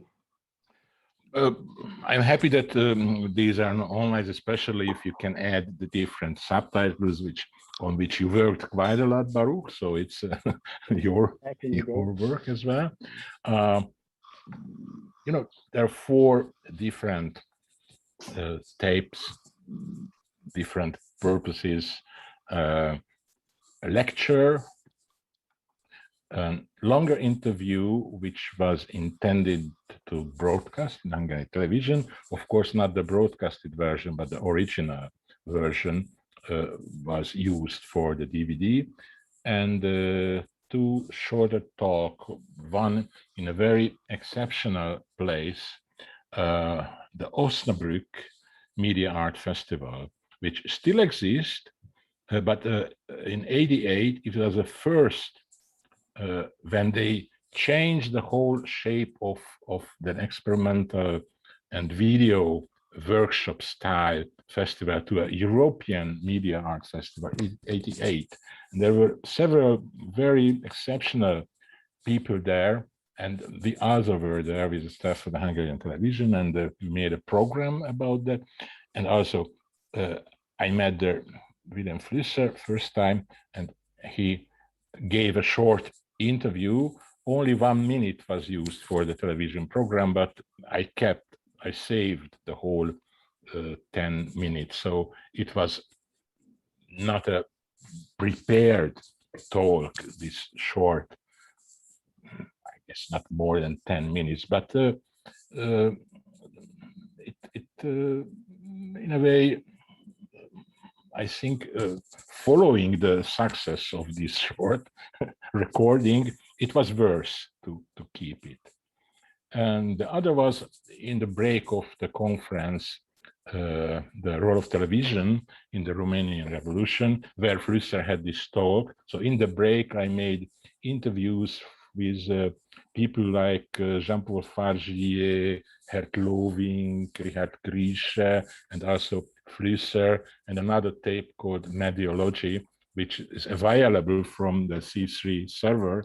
We have a catalog.c3 URL where all these products are available.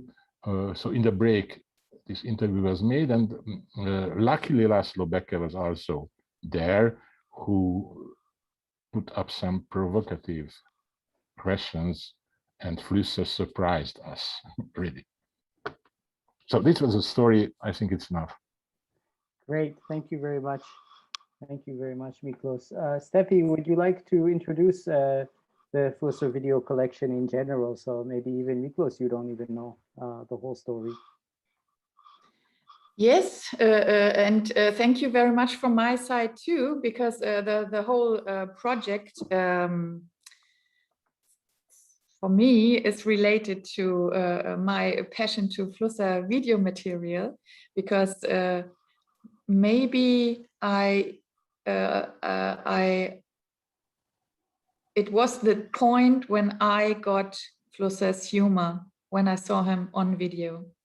And in the texts, I didn't miss it all the way, but when I saw him on video, I got his humor finally. so that helped me a lot. And hi, Michael, you are there. Great to have you here. So thank you. Hello. Both of you, Michael Belitsky and Miklos Peternak. We owe you so much thank, because that was not good English, but because you allowed us to now provide your videos that were either out of stock or not in new sales edition. So they were accessible at the archive, for example, but now they are online. So I will share my screen to show you one of the first So do you see that? Yes. Yes. Okay. So what you see here is also the Flusser wiki that was set up by on Baruch's initiative. I now worked myself into that and tried to set up the video collection or a space for the video collection here. You can also find the video collection showcase on the Flusser Club Vimeo page, and on our website you will also find a collection of the videos, but we also wanted to take the chance of this meeting here to share our thoughts, to collaboratively work together on this Flusser wiki and use that, for example, for different language universes, right? So all of your French efforts are very welcome to go in here too. But also, as you see here, Baruch planned for a lot of different languages. So Hungarian is also included, of course. So, but for now, I actually decided to put my first efforts into an English version, and we set up a list, a short list of the maybe longest and most precious video material. And for example, the 4 videos from the We Shall Survive in the Memory of Others are included here. It's on writing complexity, it's television image, on religion, and on technical images. It is sorted in a chronological order right now, but you can resort it by languages or whatever you like with these columns. And why did we do that? Because we wanted to provide a simplified overview. Of course, there is a video index from the Flusser archive in Berlin, which includes a lot of videos. And it took me, when I first went into that, it took me quite some time to understand and sort which videos are original Flusser videos, which videos are like artwork videos or supplementary accompanying videos and so on. So we tried, as a first start, we tried to establish a somehow reference list here where we excluded all the duplicates, as you see here, camera versions or very short TV clips, secondary sources. Michael, Yes. you are of course very much connected to Vilém Flusser's Fluss, so you can talk about that. And of course, when we finally meet in Roubion, we wanted to do to like repeat your Spaziergang with Flusser in Roubion maybe. And I just quickly want to add, and then I hand over to you, that we also now first time, so you find Vilém Flusser's Fluss, for example, the whole package that was published on VHS at that time in '94, I think. You can expand on that. And on your original recording files that you handed over to the archive, I back then found this passage on human history as TV drama. And we had a little preview publication of that connected to the Flusser studies of, I don't know, 2014. But now we have it completely online. So thanks to both of you that that you allowed us to put that online. And I think there will be a lot of researchers that can go into that, and we try to provide the transcripts. And thanks to some funding, we also had to subtitling and then later on next stage, translating the subtitles. Steffi, scroll down a bit. Scroll down a bit. Scroll down so people can see that the articles on these articles on these videos are quite elaborate. They have all the technical information, the author information. They're keyworded, they're cited, they're tagged, and there are references. And of course, all of this is in wiki format, so you're welcome to edit them if you have extra information to add or corrections to make. There's a discussion box at the bottom where you can also contribute some comments. Michael, welcome. Hello, everybody. First of all, if I may, thank you, Steffi, for your amazing energy, time, and helping to formate all this big pile of valuable things, including, of course, I always say I was lucky to be just in the right time in the right place.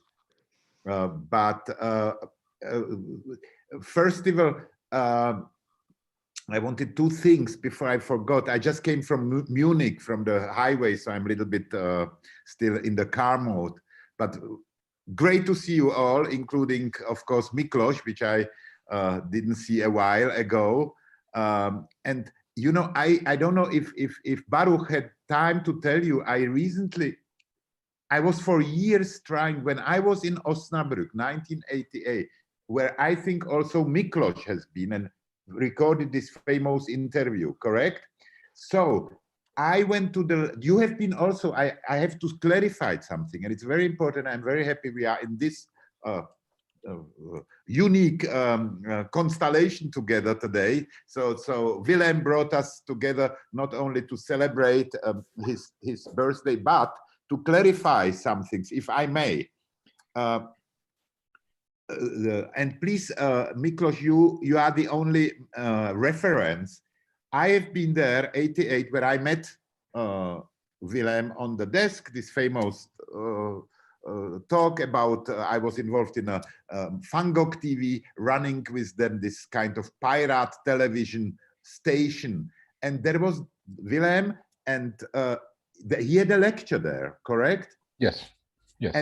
And I went to a camera and I recorded this lecture with a shaky camera. Now, I was believing now, for how long ago is it? This is more than 30 years. I was believing that I gave this material to Fangok TV. This was Mike Hens and Karel Dudešek and all those people. And I never see it again. And they would kind of take it away from me. And recently, my assistant, who works since years on is helping me on my archive, we found this material. Now, I don't know, Steffi, if you had an opportunity meanwhile to see something from it. I don't say that it's sensational, but it's another material which can be proceed. Okay, Baruch, I have Baruch already sent it to me, and I have downloaded it, but I have not watched it yet. No hassle. No hassle. No, I'm just mentioning that I was kind of feeling very bad that I will never see it again. And I was writing to the guys and they never answered. And I said, motherfuckers, excuse me, I never use such a words, but I was angry because it's a valuable material. Having anything from Vilém is valuable, right? More or less. So I thought I lost it, and suddenly it appeared like a wonder. It's not in very good condition. The rest is somehow destroyed, but still it is something. And the other question is, Baruch asked me recently, and please, Baruch, correct me if I'm saying something. Now Baruch looks very frozen. I don't know if he's there or no. I'm here. He's just not moving. He's like a snake. Yeah. I'm working, trying to get things ready, just in case you say something that I need to prepare it. Okay, no, I just, Baruch reminded me and asked me, there is another this cassette I delivered with this material from the second material. There is another material. I cannot disclose where is it from. I gave it where. Miklos is frozen. In the meantime, do you have the video? Yes, actually? yes. I'm just lining it up to play. Okay. So here's. Let's see if anybody recognizes where this video is from.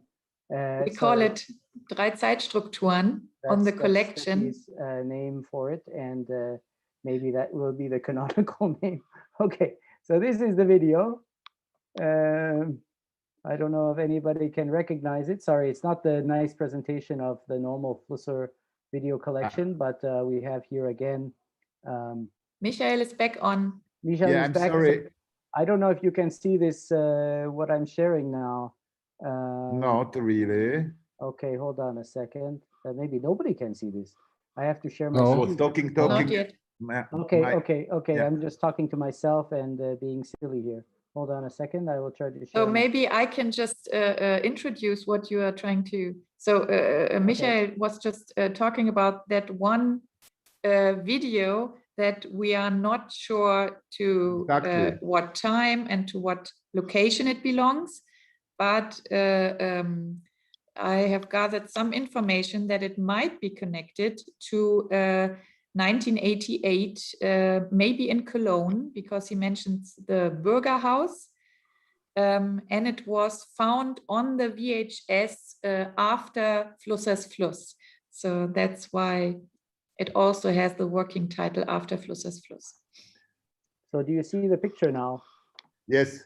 Yes. We do. Does that seem familiar to you? Do you ask who? Oh, I don't know anybody who's watching. You know, the funny or interesting I can thing, see Edith here. Edith is, of course, in front. yes. You know, I have really, my memory is terrible. And I remember having been on several lectures of his around Düsseldorf. He was even this, I remember, but I probably, or for sure didn't record, he was in a bookstore in Düsseldorf, introducing one of his new books in that time. It was a small bookstore, and it was packed with people, and I know I've been there. I don't remember the Cologne, could be not. What is interesting, that in Cologne, he has exactly the same shirt, suit, as he has in Osnabrück. So it must, it's 88, definitely, it's the same year. And I know one, I met him first time, 88, Osnabrück. I don't know when was this Cologne. And Osnabrück was, do you remember, Miklos? Maybe in autumn. It's easy to check because they even put online the catalog. Yeah, you are right. Maybe in autumn, September. I think so, autumn. Even they switch. Okay, whatever. So this is my starting point with him, and I don't know if you knew him before or you met him before. I met him at Osnabrück the first time as well. First time. Yes, I know his books, but not himself. So it was our first meeting. I see. So you were advanced because I didn't know. I had no clue who he is. He just had the same accent I have from Prague, and I just asked him, "Where are you from?" Expecting he say the same. So this was the first totally coincidental meeting on a desk in Osnabrück without having no idea. So thanks to this lecture, I knew suddenly what a phenomenon. But yeah, it's a mystery if it's Cologne or I don't think it's in Osnabrück, correct, Steffi? This one which Baruch now showed. He talks about that he has been to several video-related events just previously in Germany. So that might connect to April 88, that European, you already mentioned that, the media festival, right? Then Electronica in September, and then the Film and Video Treff in Cologne in October 88, that might be the one that is connected to this. So if you ever come up with a memory of that you have filmed it, because then only then you could agree to putting it I online. would ask one more thing. Baruch mentioned it, you should mention it just as well. Is it like this, that this cassette, the VHS, Baruch, you said last time that the VHS cassette was the material the same as Vilém Flusser's Fluss, correct? Right. This video is recorded after a copy of Vilém Flusser's Fluss on the same VHS tape. So the VHS tape starts with Vilém Flusser's Fluss and then it stops, and then this video appears after that on the same tape. It must be your tape, no? I just say mystery. Okay. Okay, I could be, could be not. I don't know. I mean, what is strange if this cassette came from me, that it's there. That's really an indication. But I could not swear to your or my death or lie. Osnabrück was between the 11th and 15th of September. Okay. No, sorry. It is another. They don't read it that year. Just a moment, but. Osnabrück, wasn't that April 88? Should be not so difficult. I am trying to check their own website, but they have an archive and they have yeah. By the way, I wanted to mention, I wanted to send greetings from Karin. She sent an email, and I shall greet you. I mean, all of you, but Michael specifically. And maybe she can also help. I don't know. Have you been connected at that time already? No. Okay. No, that was later on, right? It starts with 88 Osnabrück, and actually Osnabrück was the first EMAF, European Media Art Festival. Till then, it was a festival for experimental film. So it was a kind of starting point with Flusser and with this Fangok TV, pirate television. And it was like big explosions. I was just, I recently had a look on the archive and there is almost nothing for 88. It's very, very sad. And somewhere the catalog you can find, the catalog what they published. Yes. Somewhere there. Yeah. Once I found, but no, I am not able to do it. Okay, Maybe it's lost. So either it's spring or but it's easy to find out. Marcel is saying something here. A tape from the film, and so that might be then connected to the film and video class in Cologne. Then, Marcel. Theaterfilm und Fernsehen. You know, a friend of mine was working at the library. They have a small library at the Institute for Theaterfilm und Fernsehwissenschaften at the university, and he was working there and found this tape, like several tapes actually, and put it on one tape, or maybe even two tapes. I can't remember. It was like in 2001, 2002 already, and I gave it to the archive. So do you know we have to look at the writing maybe on the tape, because then I could tell if it's my writing or Ante's writing, you know, the friend of mine who worked at the library back then. But regardless, it's probably that's how that video got on that tape, and in that case, Ante would know maybe better. Yeah, right. Now why is? But the original tapes are still in the library in Cologne, I think. You know, so. Well, you know, a lot of them are in the Flusser archive in Berlin. I mean, I don't know if they're the originals, but they're the ones that we digitized.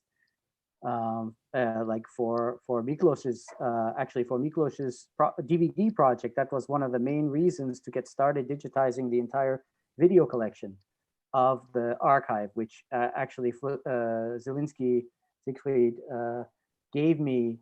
We have to thank, of course, Siegfried Zielinski for actually preserving the archive until this day with a lot of incredible effort. And of course, he brought me in to digitize the video collection, including the materials of Miklos and Michael back in 2008. And that's when I went through all the videotapes that were in the Flusser archive. I don't know if they're the originals or they're copies of the originals. No, I mean, there are originals in the library in Cologne that I mentioned, and then this friend of mine put it on another tape, you know, so he copied them. And this VHS copy I gave to the archive. I see. Okay, well, maybe we're getting closer.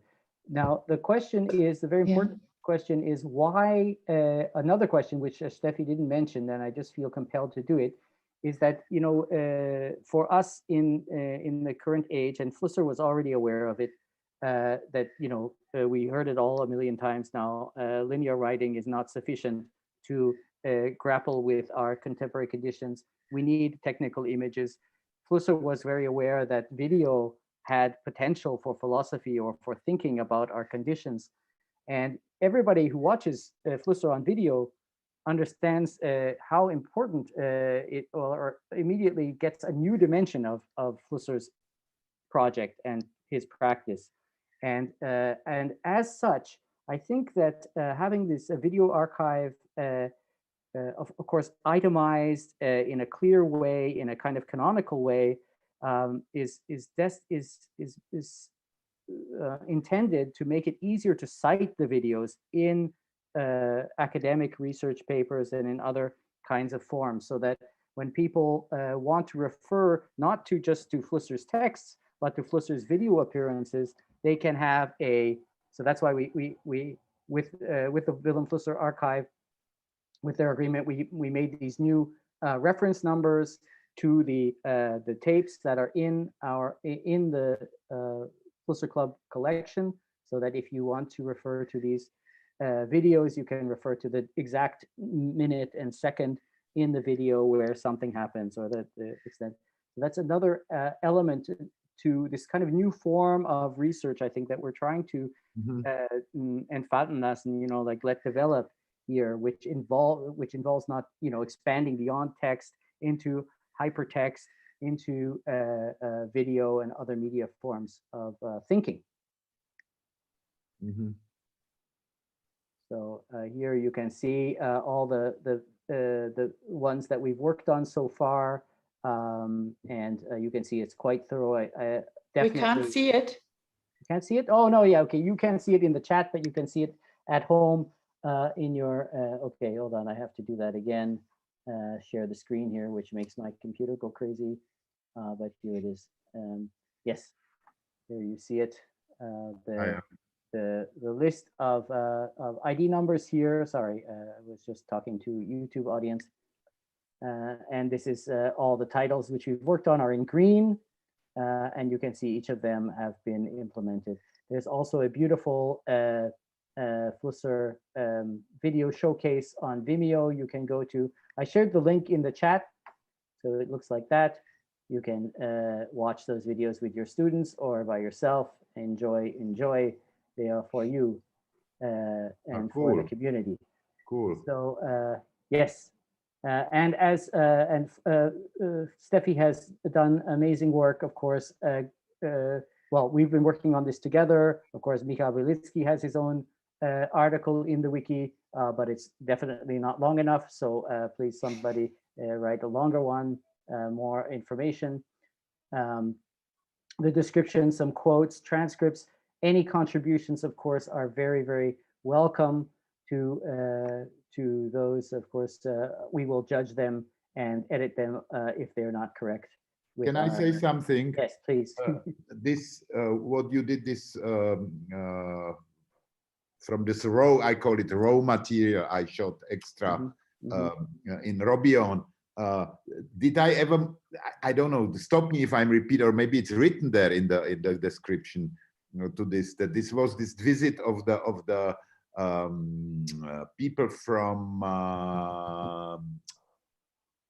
Arte. Yes. Yeah. Okay. And they discussed this potential, which never happened, where he more or less kicked them out at the end of the day, because they were not enough imaginative and enough creative to understand his vision. This was this moment. Actually, I didn't record that, how he basically pretty angry say, I'm not going to work with people like you on this. So it was like really like full of emotion, to say it nicely. At least you kept the camera running, Mikhail. For that, we thank you, because this video is a really incredible video. And we did spend, Steffi and I spent quite a lot of time on it in 2014, preparing for a Flusser Studies edition, where we presented the transcripts of this video in English and in German. Yeah, you see Flusser here as a creator, he looks like he's trying to produce a TV program, and he has the whole vision in his head. And this is video as philosophy, or video as thinking, and the Arte people, it's way over their head. Absolutely. For them. You can, at the end, you can at least sense that there has been not that connection that he hoped for. So there, yeah, you can see here that the Flusser Studies edition is linked here, and there's a lot of information about the background. I think we discussed that with you back in the day in 2014, Miklos. Mikhail, about the circumstances under which this video was made. But definitely, if you have time, add some more information to this article as well. To every article, you can see Miklos Peternak also has a much too short article here, but at least there is a start. So everything is starting here on the wiki. I think we can just introduce the wiki to everybody at this stage. The wiki is a resource for the whole Flusserian community, as Steffi mentioned. It's in many languages here, but if your language is missing, then just let us know and we'll add your language. Of course, these are not really, not every article is translated in every language, unfortunately. That's up to everybody's language community to generate the content in their language, hopefully. All you have to do, if you come to the archive, you can go into the search field. If you're looking for something like algorithm, then you can see, okay, here's algorithm, algorithmus, algoritmo. We can see we have 3 different, can you see? Yeah, and then you can go there. You can see that the article is there, and then there's some keywords here, which are fantastic. There's also a sitemap, which gives you the entire overview of all the articles that are in the wiki so far. We took the glossary from the Flusseriana, but we are, and that's with permission of Peter Weibel, ZKM, the publisher, Daniel Irgang, and Siegfried, of course. We took the glossary terms, but of course this is meant to be a living reference manual and not the Flusseriana. Flusseriana will exist always in its form, but this is going to be something that is changing. So please don't be shy adding things to any particular article that you find is relevant to you, like apparatus, and then you can change to the German version. And of course, if you don't have your version like in French, you just have to create it. I mean, it's absolutely mind-blowing what you have done, Steffi and Baruch.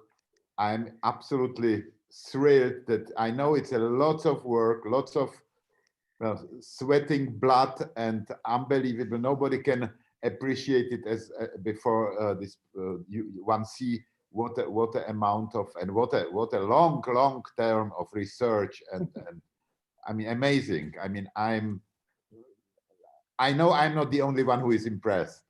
Yeah, and it's really, you guys did, I mean, for the humanity.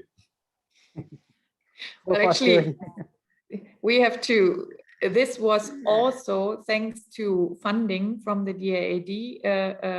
So thanks to Ulrich again to connect that. And we have received donations for the Flusser Club, which we put directly into the to working on the video collection connected to the wiki further.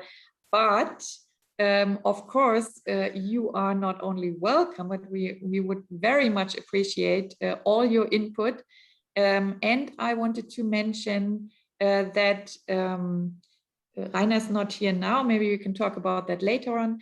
But Reyna Guldin and I already discussed a Flusser Studies issue, an upcoming Flusser Studies issue or a topic for that on wikis, which would not specifically be on the Flusser wiki, but also connected to all the questions that that come up regarding that. For example, the hierarchy or parallelity, yet interconnectedness of the separate languages, right? So we're experiencing that very concretely by doing that. So if you, for example, when we put up the bibliography, the Flusseriana bibliography in English, then of course I wanted to just duplicate it into the other languages, but then I would have to update every single language page. So for now, I'm only working in English. But there are a lot of other aspects to discuss, and I wanted to invite you not only to participate in the Flusser Wiki, but if anybody of you is interested or knows somebody who's interested, please reach out to us for the Flusser Studies issue on Wikis 2, where we want to reflect also on, you know, Flusser's notion of a new kind of writing, new publishing. And I think, of course, in the wiki and the whole, I mean, Wikipedia just had its birthday. The whole idea of wiki is very much connected to this ideal telematic society, right? Where we all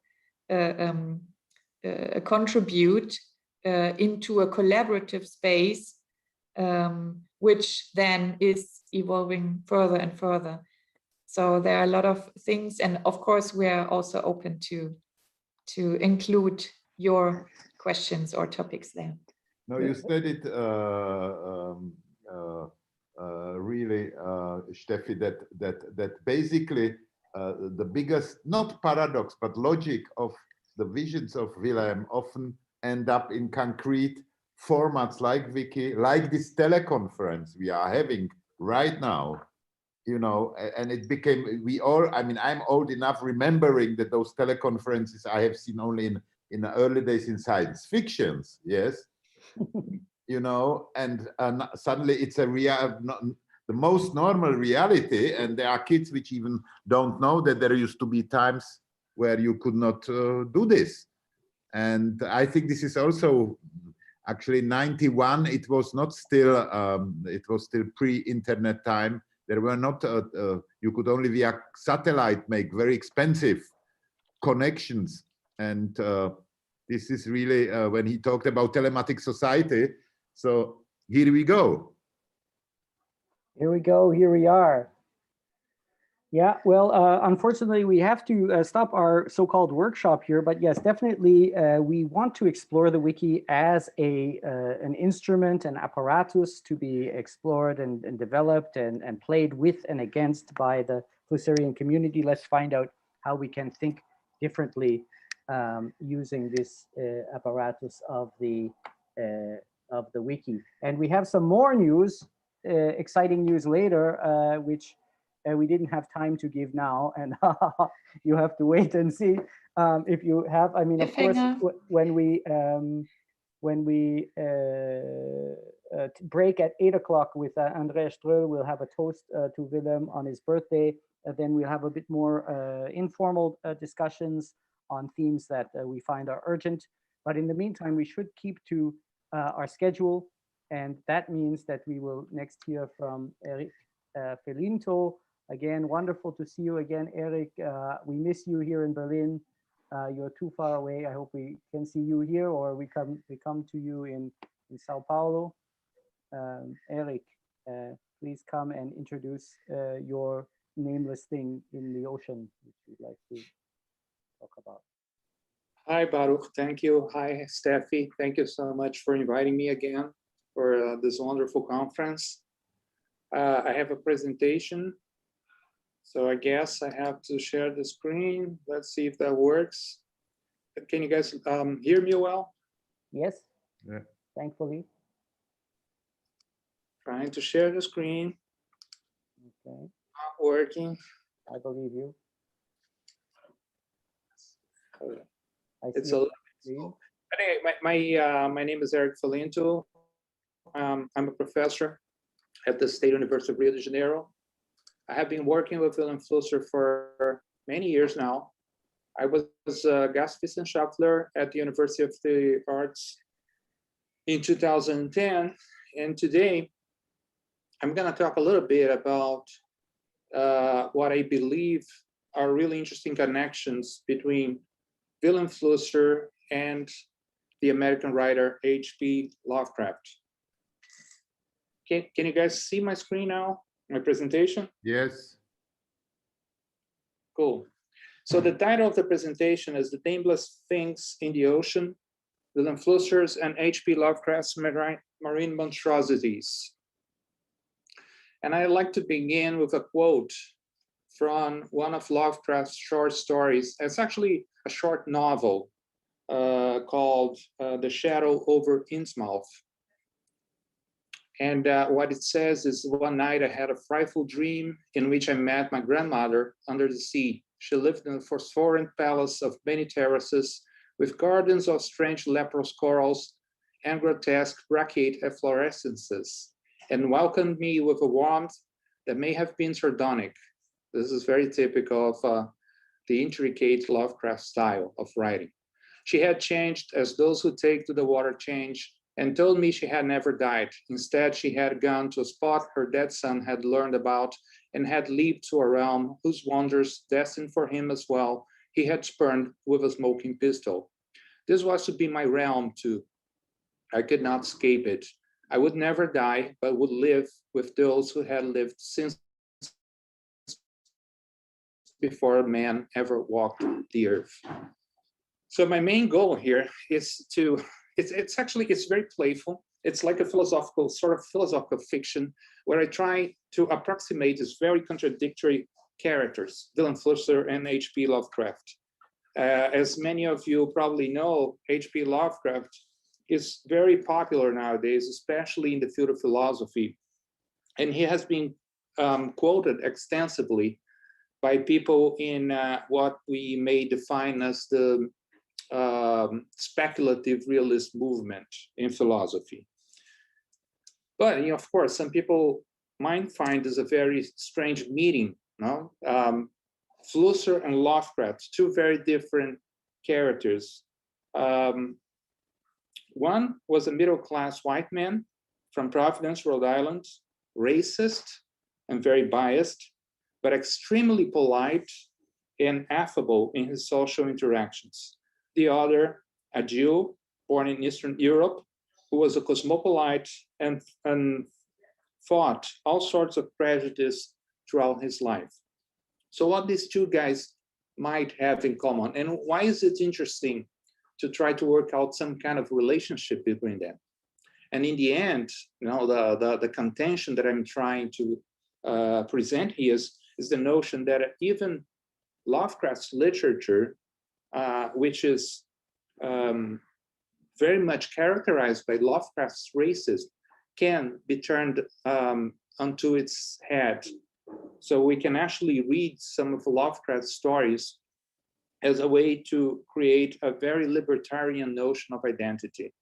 Of course, in opposition to what he intended to do with his many stories about strange creatures and monsters and marine creatures, which most of the times, as many people have said before, are representations of his racial fears. So what those two guys have in common? First thing, they have a shared attraction to strange and alien creatures. The old ones, in the case of Lovecraft, worms, amoebas, squids, all sorts of tremophiles in the case of Vilém Flusser. And second, very real fascination of the ocean and its mysteries. I've been intrigued for many years now with the way the Flusser works the metaphor and the image of the ocean, and how he in a way connects those metaphors to the problem of identity. And of course, the topic of post-humanism. I think Flusser was dealing with the problem of post-humanism much before, you know, most of the people started talking about the subject.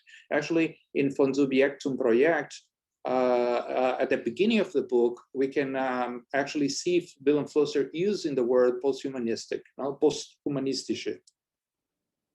And I think these two interests, now this attraction to strange and alien creatures and this fascination of the ocean and its mystery, they are all connected to the same concern with the idea of the unhuman. And in the third and final part of my presentation, I'm going to try to connect this notion of the unhuman with some of Walter Benjamin's reflections on the notion of the unhuman. And what I'm going to try to show is that is how Flusser can be used in a way that is very similar to Walter Benjamin in regards to how they appropriate this notion of the unhuman. So if you guys think this is a very strange combination, Flusser and Lovecraft, there's an even more unlikely encounter that was imagined by this Spanish cartoonist, Marc, between H.P. Lovecraft and Walt Disney. In this very fascinating short story, this very fascinating comic book, there's this fictitious meeting between H.P. Lovecraft and Flusser, where they have a bet, because of course they are discussing about the nature of the universe, and Lovecraft believes the universe is dark, basically dark, and he has this pessimistic take on the universe. His philosophy of cosmic pessimism. And of course, Walt Disney, on the other hand, sees everything as beautiful. We live in an amazing universe filled with beautiful things. So they have this bet where Lovecraft says to Walt Disney, okay, you're gonna dream about me every night. And if this really happens, you will be forced to write a script with some of my ideas and using some of my monsters. So of course, Walt Disney starts dreaming about Lovecraft every night. He gets completely desperate, on the verge of being totally crazy. And finally, he writes this script for an animation movie, but then Lovecraft dies, and Walt Disney doesn't feel compelled to actually fulfill, the conditions of the bet. And of course, I'm not the first person to notice these connections between Flusser and Lovecraft. A lot of people actually have talked about this. Roger Luckhurst, Dan Mellon-Fee, Tony Whitehead. And I think the most interesting take on the similarities between Flusser and Lovecraft was the one by Eugene Thacker. Eugene Thacker, the North American philosopher. In his trilogy of books, The Horror of Philosophy, in the, I don't know if it's the second or the third volume, called Tentacles Longer Than Night, Eugene Thacker compares the obsession that Lovecraft and Flusser have with the ocean and these strange marine creatures. And he says in the book, for all its playfulness, at the center of Vampirotoitus, the famous book by Flusser, Vampirotoitus Infernalis, at the center of the Vampirotoitus report is the theme of relating to a form of life radically unhuman. So Eugene Thacker also believes that Flusser is tackling with this issue of the post-human or the unhuman, just like Lovecraft in a way did in his writings, in his fiction. And his argument departs from this very fascinating idea, the sentence. It was one of the things that I never forgot when I read Vampirotoitus Infernalis. This notion, the sentence that Flusser puts in the book, in the German version, this notion that the Ekel recapitulierte Phylogenese recapitulates phylogenesis. And then Eugene Thacker writes that the inside of science of biological classification is, Flusser suggests, to have articulated in great detail the scope and range of human disgust towards that which is not human. Such disgust is also, of course, a sign of the human being's failure to appreciate or relate to that which is not human, other than in terms of utility for us as human beings.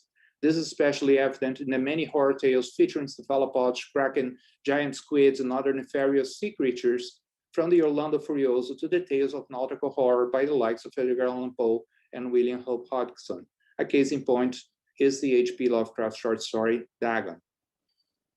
So for Eugene Thacker, the topic of the unhuman is dealt with in a similar manner by Flusser and H.P. Lovecraft by means of this notion of the disgust. The more distant from us is another species, the more we feel disgust towards it, like a cockroach, for instance. I mean, in the phylogenetic order of beings. But this leads us also to a couple of really interesting questions that have to do with the obsession that Flusser and Lovecraft had with the ocean and its mysterious creatures. And we can formulate these questions in two different ways. First, why has the ocean been historically associated with the idea of the unhuman, or even better, with the alien and the outside? And second, the second question, is it possible to revert the negative value often attributed to those representations? For example, Lovecraft's races, because Lovecraft always used his fish man, these strange creatures like Cthulhu, in order to represent his racial bias, his racial prejudice. Is it possible to turn them into symbols of liberation? And of course, I believe it is.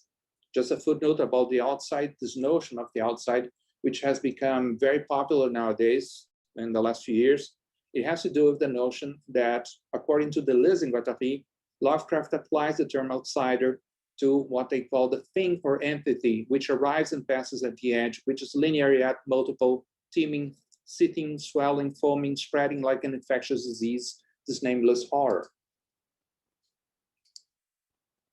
So the first way to answer this question is we can find it in a short essay by Ben Wooder, the notion that, of course, the ocean is inhabited by monsters, by strange creatures. And there's a whole tradition, historical tradition, that a very imaginative tradition that sees the ocean as a place that is inhabited by, extremophiles or strange creatures, basically alien beings. And that's precisely the kind of representation we see in a book like Alien Ocean by Stephen Helmreich, biologist, who claims that,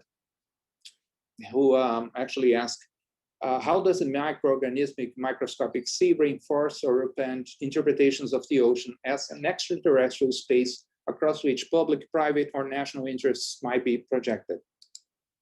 So the ocean is not only a physical medium, but it's also an imaginary territory for our representations of the alien.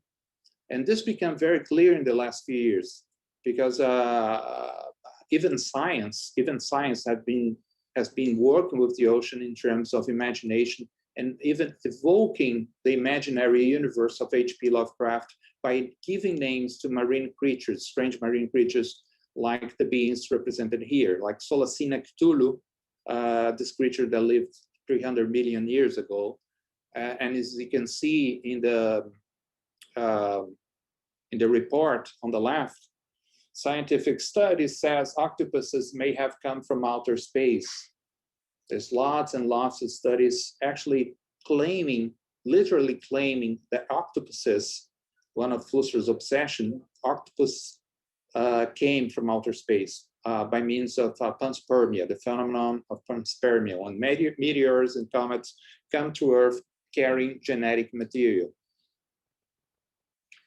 So in order to answer the first question, the first notion that the ocean is inhabited by strange, nefarious creatures, we can use this short essay by Ben Wooder, where he establishes a relationship between the idea of capitalism as a notion of monstrosities, where he actually mentions two types of molar oceanic forces: the liquidity of capital, which for him is a kind of masculine force, and the desiring flows of nature, which for him is the opposite, a feminine force. So for him, for Ben Woodard, either everything hegemonically flows in one direction or opens into a feminine realm of diversity and experimentation, an unbounded ocean. So what's interesting here is this imaginary representation, this contradiction between the notion of capital as a permanent flow, like an ocean where we are completely immersed in and we cannot escape from it. The same idea that we find, for instance, in Mark Fisher's capitalist realism, where he says there's no outside of capitalism. Or on the other hand, we can use the ocean as a representation of freedom, a multiplicity, the possibility of creating other identities. And what Ben Woodard proposes in his paper is what he calls a politics of the outside. Life itself in capitalism has reduced profit over cost. High-speed trade and liquid assets have made an ocean out of capital and populated it with creatures, algorithms, which behave together in ways we fundamentally cannot predict.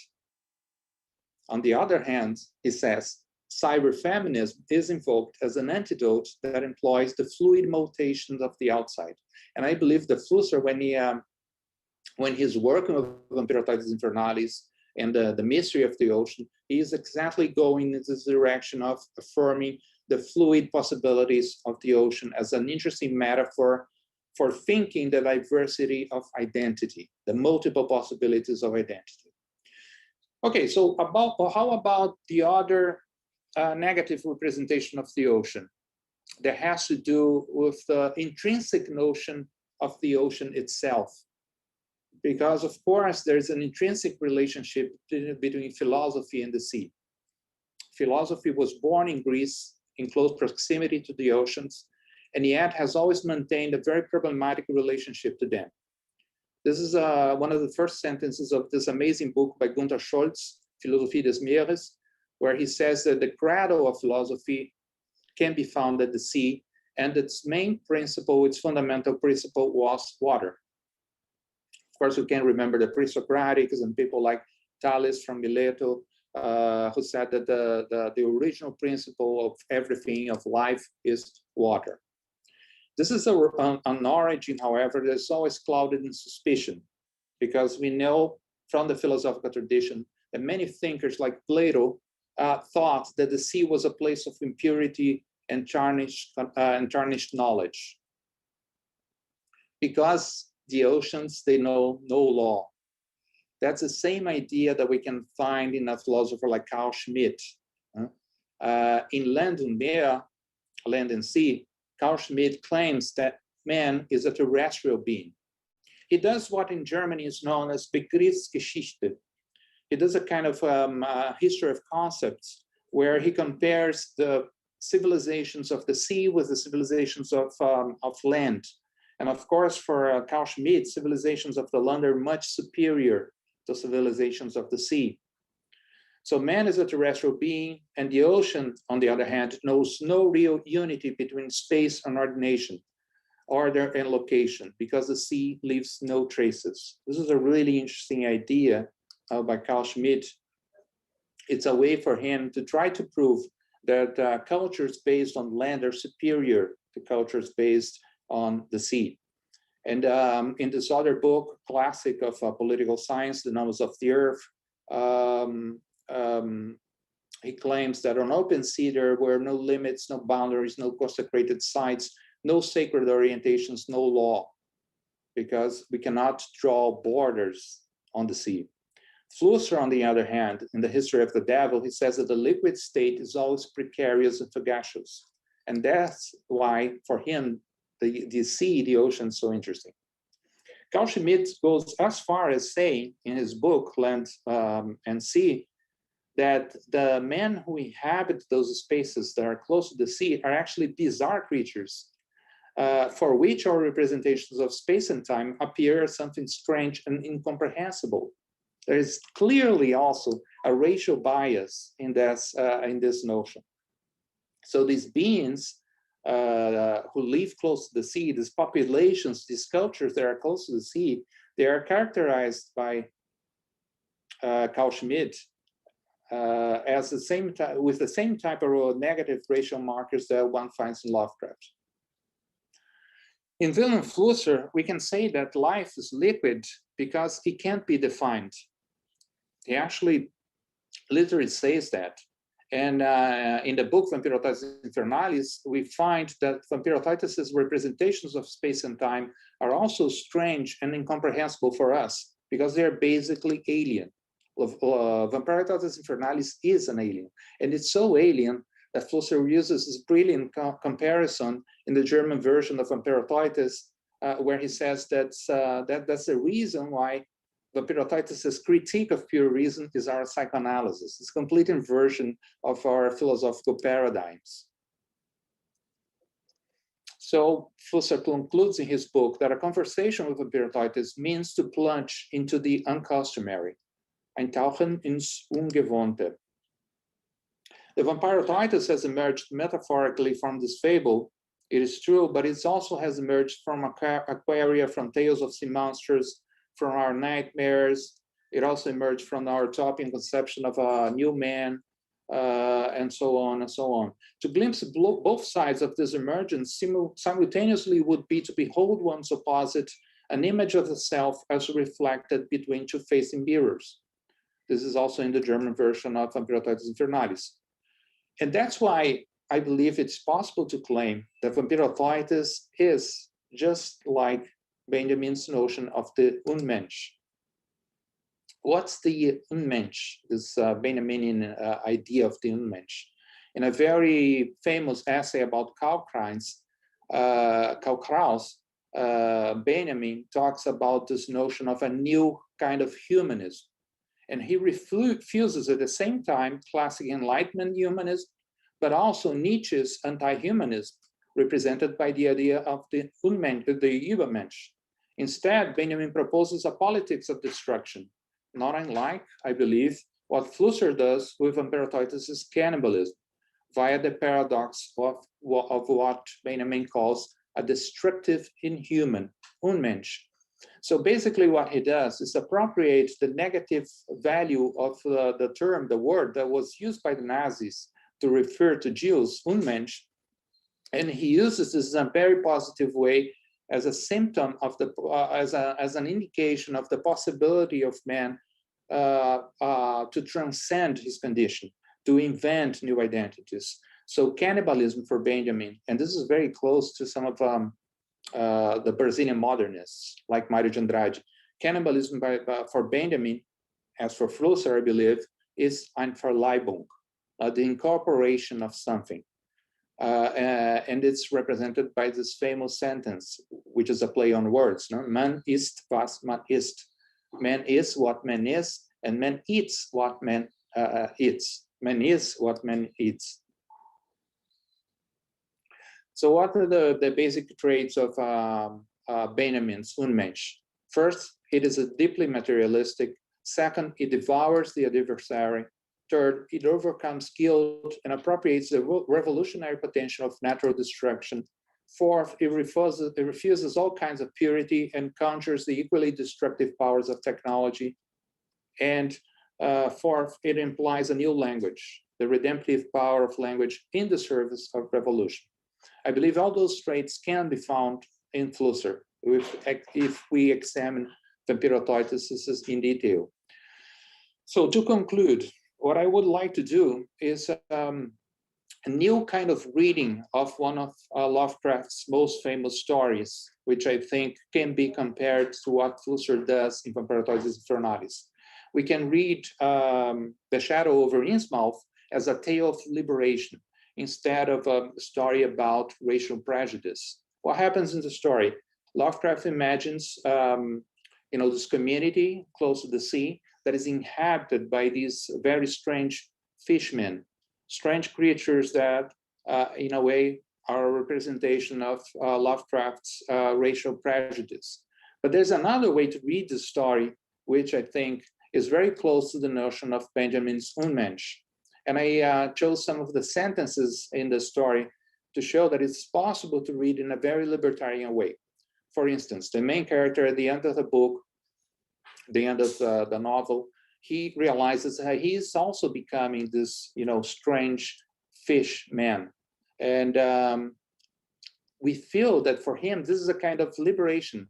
He goes mad, but at the same time, he's completely free from all kinds of social conventions that have limited his life over the years. So at some point he says, my father secured me a place in an insurance office and I buried myself in routine as deeply as possible. He says, during the dreams, they did not horrify me at all. I was one of them, these strange marine creatures. My grandmother had lived in a realm whose wonders were, fantastic. I feel queerly, I love the word queerly. I feel queerly drawn toward the unknown sea deeps instead of fearing them. Stupendous and unheard of splendors await me below, and I shall seek them soon, and we shall dwell amidst wonder and glory forever. So it's actually, I think, is a very optimistic ending that what we can find at the end of Lovecraft's short story. And I wanted to show how this is kind of similar to what Flusser does in Vampiroteuthis Infernalis. This is actually the Brazilian version. Flusser wrote 3 different versions of Vampiroteuthis, one in French, one in Portuguese, one in German, and they all have their peculiarities. And in the Brazilian version, Flusser says that for Vampiroteuthis, there's no way for us to escape Vampiroteuthis because it's always emerging in the shape of bloody ideologies with political programs of the so-called right wing and in the shape of a desire for permanent orgasm. There's a beautiful sentence in the German version that says that Vampiroteuthis lives the whole time in the Stimmung. How can I translate it? Stimmung des Orgasmus. The mood of orgasm. The shape of a desire for permanent orgasm, permanent revolution in the political programs of the so-called left wing. Vampiroteuthis emerges under the most unexpected psychological, logical, and theological analysis, as well as in futurologies of every kind. In the end, being able to alter yourself thanks to this recognition with Vampiroteuthis is the purpose, according to Flusser, of every fable, including this one. So actually, Vampiroteuthis is also a short story. It's many things at the same time, a scientific report, philosophical fiction, a fable, but also a short story that I believe entertains some really interesting connections with the Lovecraftian universe.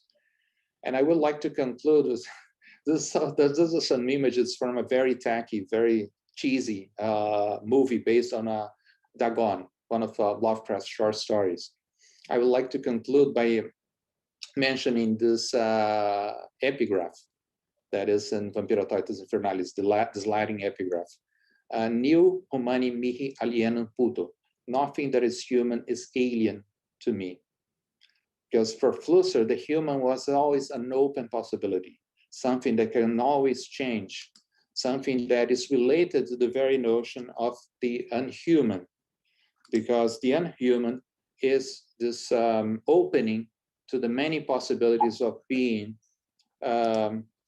which I believe we can also find in a progressive reading of Lovecraft. And I'm not saying that Lovecraft was not a racist. I'm not saying that his story were not characterized by biases and prejudice. But what I'm saying is that after he wrote the book, after he wrote his short stories, they don't belong to him anymore. It's like Humberto Eco says, no? After an author writes his book, his stories, he should die in order not to disturb the ways of interpretation. So we can actually use Lovecraft and his stories to think about the problem of the unhuman, to think about the possibilities of open new identities for men, identities that are not confirmed by social norms, and they're actually connected, possibly connected to some minority identities. That's basically it. I know I didn't have a paper, so please feel free to ask questions if something was not clear. It's just a collection of ideas, glued together in the form of philosophical fiction. Thank you. Thank you very much for your presentation. I just have to note that we only have 5 minutes left for the dialogue, but we can maybe continue on the in the free dialogue space after the toasts. Then, what do you think about that? Just to, as you were in the mood of provoking, also we should continue that. So, but any questions or remarks?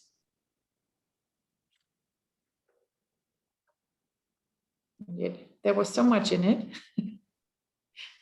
Of course. Right at the end, Eric, there was a both and.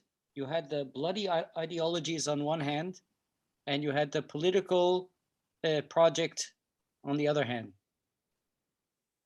Right? How do those things fit together? You can experience them both, because I also get this from your conclusion that, and maybe also in the Vampiratoides, that it points to this radical extra social humanity, some human beingness which is not constrained in any way by social formation or information.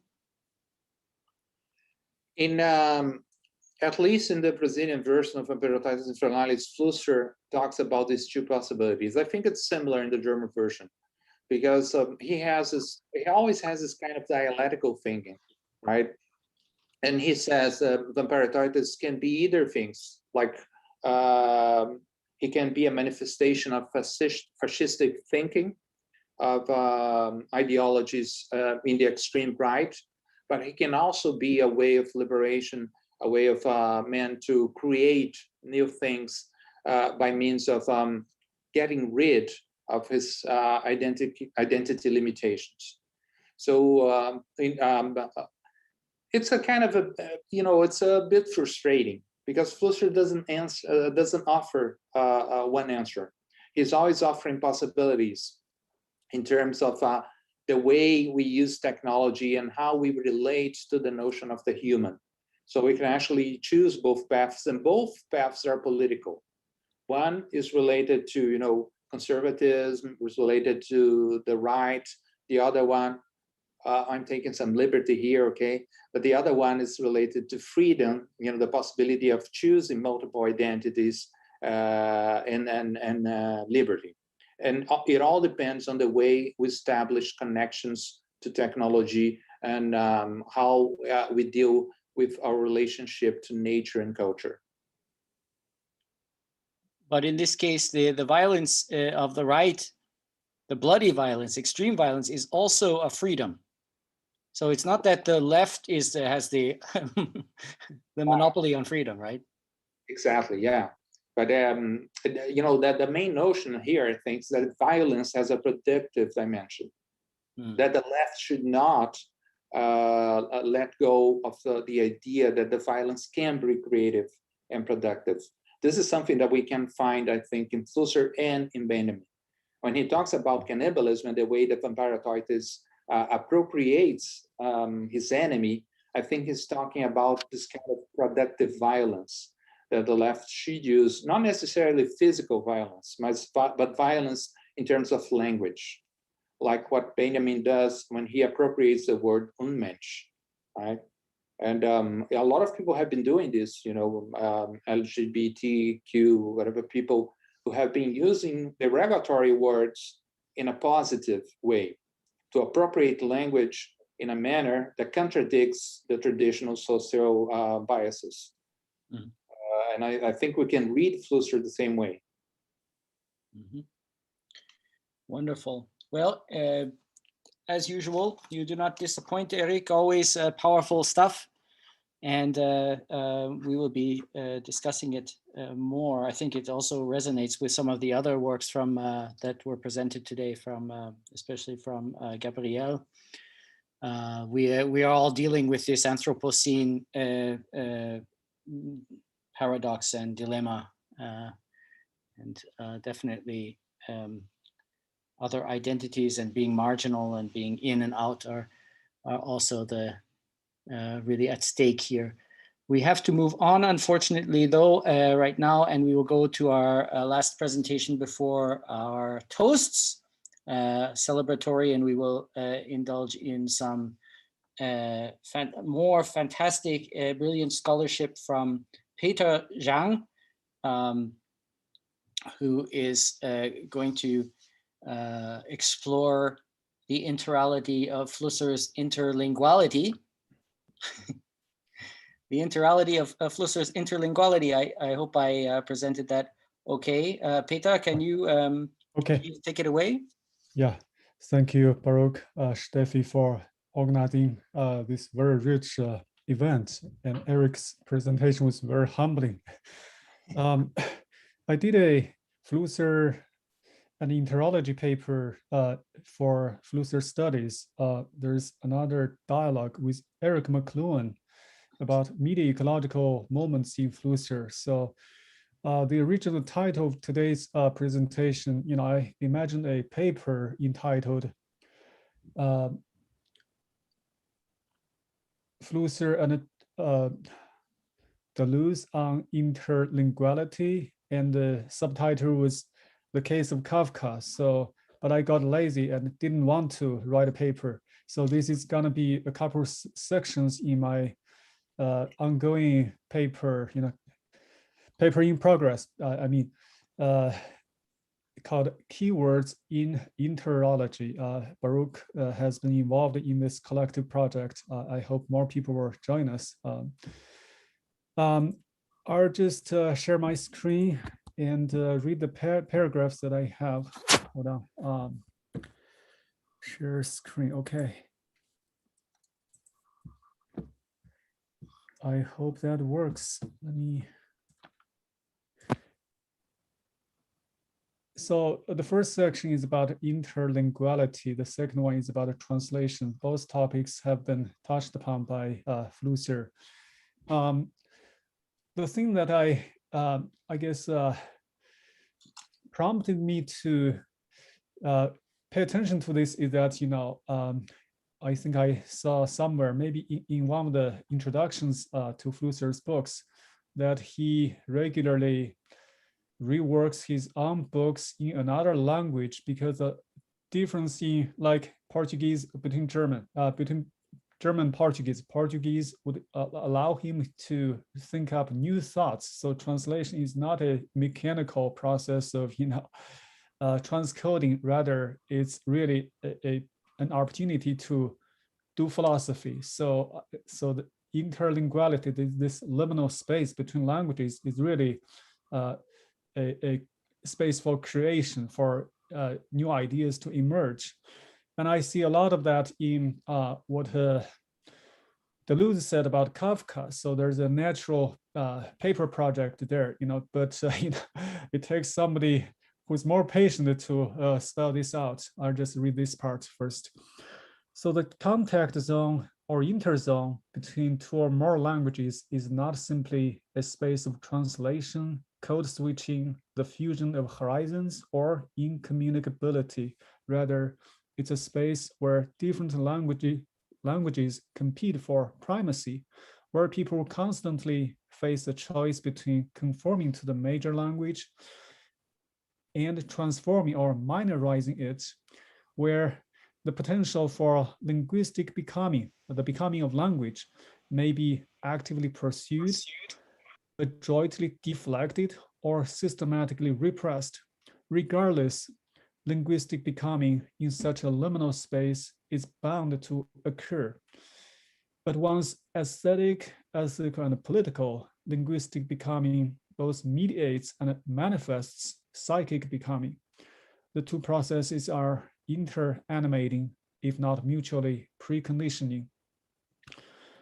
As a neologism, interlinguality brings to the fore syntactical mutations that transpire in linguistic contact zones. The logic of interlinguality is a logic of neither nor, neither German nor Portuguese, but something else entirely. Basically, there's a foreign language that's created within language, to use a phrase from Marcel Proust. And this idea of neither nor coincides with this Buddhist notion of tetralemma, which is a moment of emergence. You know, there's this it is not, it is both, it is neither is the fourth moment of tetralemma. Tetralemma, or double negation as affirmation. When we negate both German and Portuguese, you know, we affirm a third language. You know, it's something that's desirable. It's about creativity, basically. So interlinguality is a species of interreality, which means betweenness, which is a term I have been working on over the past few years. Bakhtin's notion of heteroglossia, which means different languages. You know, Russian is not one language. It includes multiple different languages.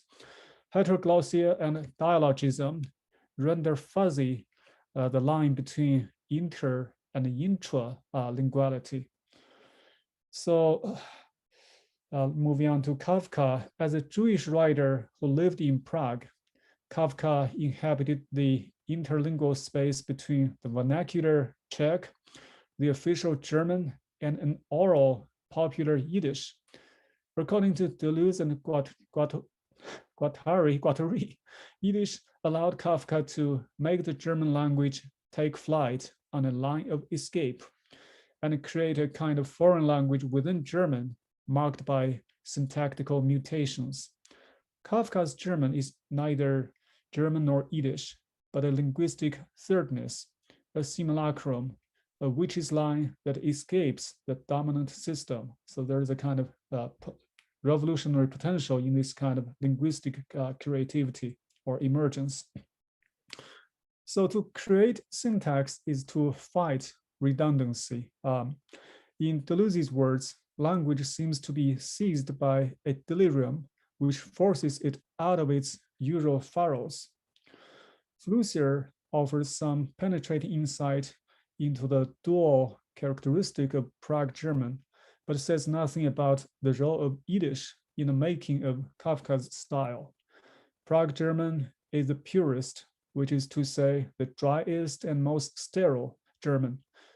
On the other hand, this language experiences the uninterrupted influence of the Czech language, whose structure is completely alien to the German language. In part, Prague German takes up this structure without ever being able to assimilate it. The result is a language that combines official sounding sterility with an eccentric mix of languages in the most grotesque manner. Because this language structures Kafka's thoughts a priori, they automatically, Kafka's thoughts automatically oscillate within this dialectical tension. The overcoming of this tension leads directly to a malicious irony, which we usually call Kafka's irony. I guess there is something Hegelian about Flusser's account of this kind of stylistic emergence, you know, dialectical tension, overcoming of the tension leads to something, you know, that's higher, maybe a synthesis, you know, that sounds like a dialectical thinking. So for polyglots like Flusser, writing is necessarily an interlingual operation. His engagement with writing in German implied not only introducing Czech structures into German, but also Latin ones and a hint of Greek forms. His Portuguese was inflected by German and English. The complication is that harmony dominates German and rhythm dominates English, whereas Portuguese is a melodic language par excellence. Flusser made a conscious effort to introduce Portuguese into Portuguese, a hexametric rhythm. Basically, it's almost impossible to do rhythm in Portuguese. I guess that's Flusser's understanding, but he tried to pull that off himself, creating a strange kind of feel, quality to his writing, which is absolutely opposite to the Portuguese language's spirit, and giving his prose a strange style, unconsciously copied by young people, but misattributed by critics to Flusser's imperfect grasp of Portuguese. I don't know the language, so this is just purely based on Flusser's own, autobiography or own account. The larger point is that the interzone between different languages affords but does not guarantee the creation of distinct styles. When I taught this notion to a few graduate students majored in Japanese literature, their professor came up with a couple examples, famous Japanese authors. The first one is Haruki Murakami. He is said to write in English first and then translate his work into Japanese, thus creating a unique style.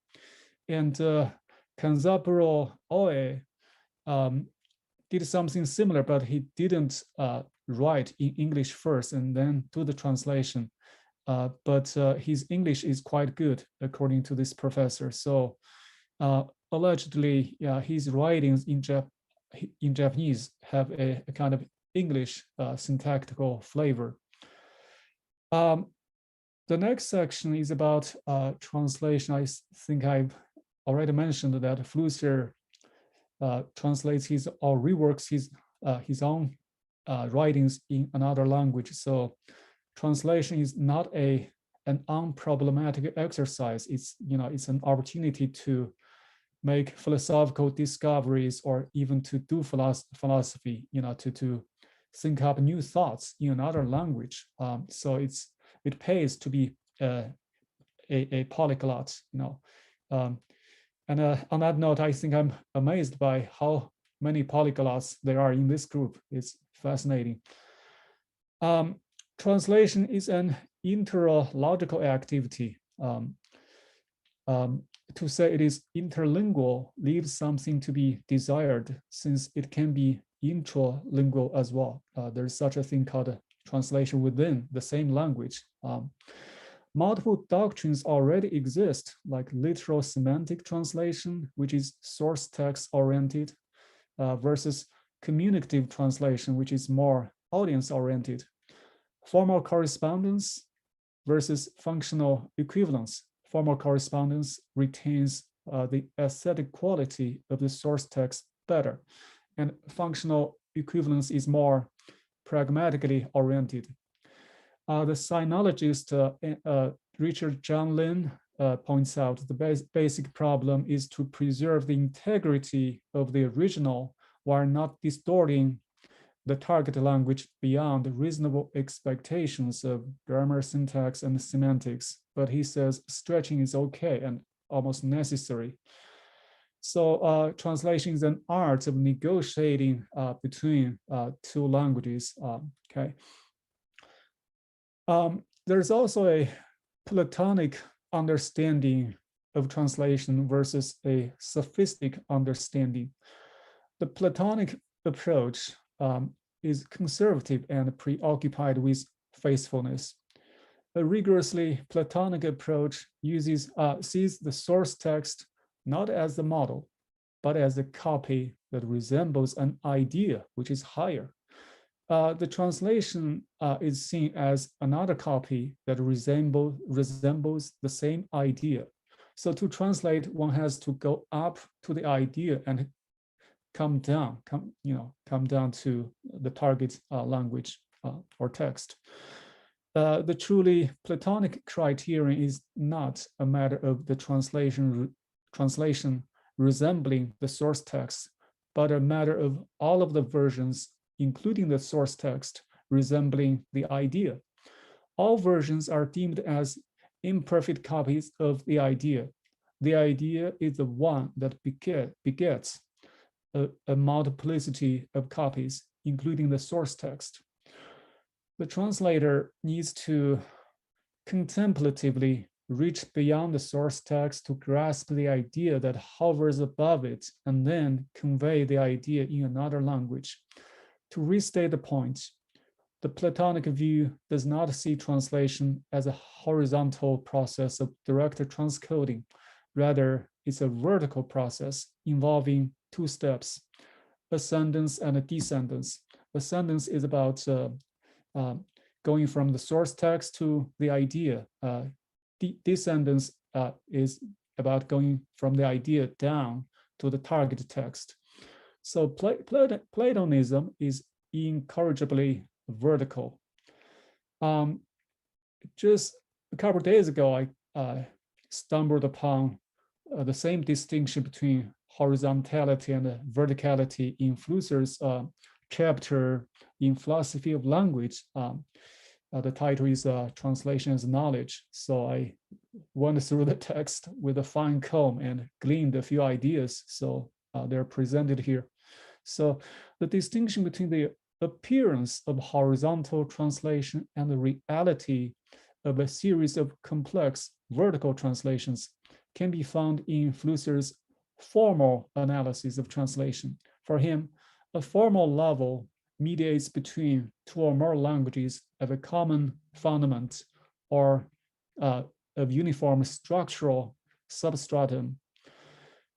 The lateral, horizontal leap or Übersetzung between the two phrases, I can't say the Portuguese, basically Zhang loves Maria in English versus in Portuguese, is an illusion. This lateral leap is an illusion created by the speed with which the translator runs through the intermediary stages between the two languages. In reality, the two phrases are linked by the higher formal phrase, abstracted as ARB. It's more like formal logic, which I don't know much about. So this formal phrase, ARB, is valid for both Portuguese and English. They're both fusional languages rather than agglutinative or like German, or isolating like Chinese languages. So besides the formal analysis of translation sketched above, Flusser also sketches an existential analysis. Existential analysis shows that translation involves a counter-actualization of the translator, the person, and re-actualization of the self. And through that process, the self gets enriched. It's more like there's a kind of symbolic death and a rebirth. Translation involves, plunging oneself into a kind of abyss, a kind of void, vacuity in between the two languages. So it's about getting out of Portuguese, for example, and then re-emerge, getting reborn in the English reality. But this in-between space, the interreality or nothingness, is more like chaos, which is really, really enriching. Otherwise, the self might get desiccated or mummified, reified, rigidified. So this process can be enriching, I guess, to go from one language to another, to get reborn, can be a very enriching process. So Flusser says, as I translate, I routinely annihilate and recompose myself. As a polyglot, he points out further, to be me means to be the adequation between two realities, basically two realities constructed with the two languages. And this adequation or approximation is possible due to the vacuity of the self. So, the self is understood as basically a void, a nothingness. This idea is simultaneously existentialist and also, interlogical, which is a word coined by a philosophical colleague at my institution. So the above is about the sophistic, Platonic approach or to understanding, which is vertical and vertical. So the next idea is the sophistic approach, which is more neg-entropic minded and culturally productive. Translation is deemed as an uncertain, accident-prone process of recreation that holds the promise of enriching the text. The text would be a kind of translingual multiplicity. Besides enriching the text, translation also enriches the target language. Translation can be used by thinkers as a strategy for generating new ideas, since a different language affords a different manner of thinking. The productive nature of translation justifies back translation and translation from a second language to a third language, and so on. And the difference, or distortion is taken as a matter of course and celebrated as a neg-entropic, informative, creative energy. This idea is very Deleuzian, actually, the power of falsity, etc. The sophistic view is appreciative of simulacra, better still, it wills simulacra. The following is a quote from Deleuze that celebrates the simulacrum as not being a degraded copy, but something that harbors a positive power which denies both the original and the copy, the model and the copy, the model and the reproduction. What Flusser says about Buddhism is a good example illustrating the power of falsity or the celebratability of the simulacrum. The introduction of Buddhism to the East seems to, to China, seems to have resulted in an incorrect translation, though an apparently very fruitful one. Basically, people say Zen is a Chinese protest against the primitive Indian Buddhism. So it's not a simple migration from one culture to another. There's transformation as well. How much time do I have? I think I've already gone over. Let's see. You're a bit over. You're 2 minutes over now, so it depends how much you want to allow time for discussion. So we have I'll skip the last paragraph. I'll just read a little bit more and cut my interjection in between. I'll just read through the whole thing. Okay, would that work? Okay, yeah, here we are. So translation not only challenges the translator, but also bends and stretches the targeted language, forcing the targeted language to become more supple and elastic. This is not to deny the recalcitrance of the targeted language, namely the extent to which it resists bending and stretching. Translation renders the targeted language more permeable. The targeted language absorbs what it lacks. Philosophical and literary texts tend to exert more pressure on the syntax of the targeted language than other types of materials. The rise of translationese indicates the importation of alien syntaxes or linguistic sensibilities, and with them, outlandish worldviews.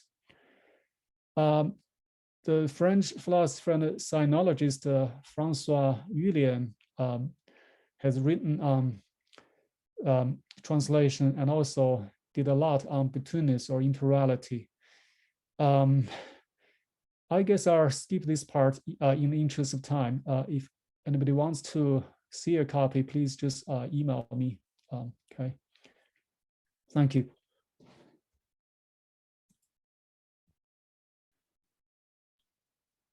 Now we are all very curious to hear what you. So I'm sure you're going to get many requests for. Hopefully. Are there any questions or comments that immediately come to mind from our assembled people?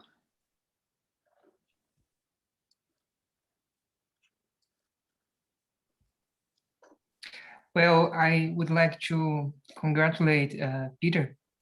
It's a very interesting subject.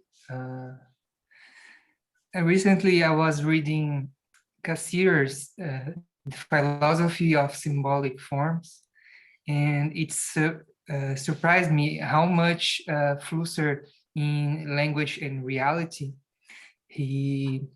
Some of his ideas come from Cassirer's Philosophy of Symbolic Forms, especially the first volume.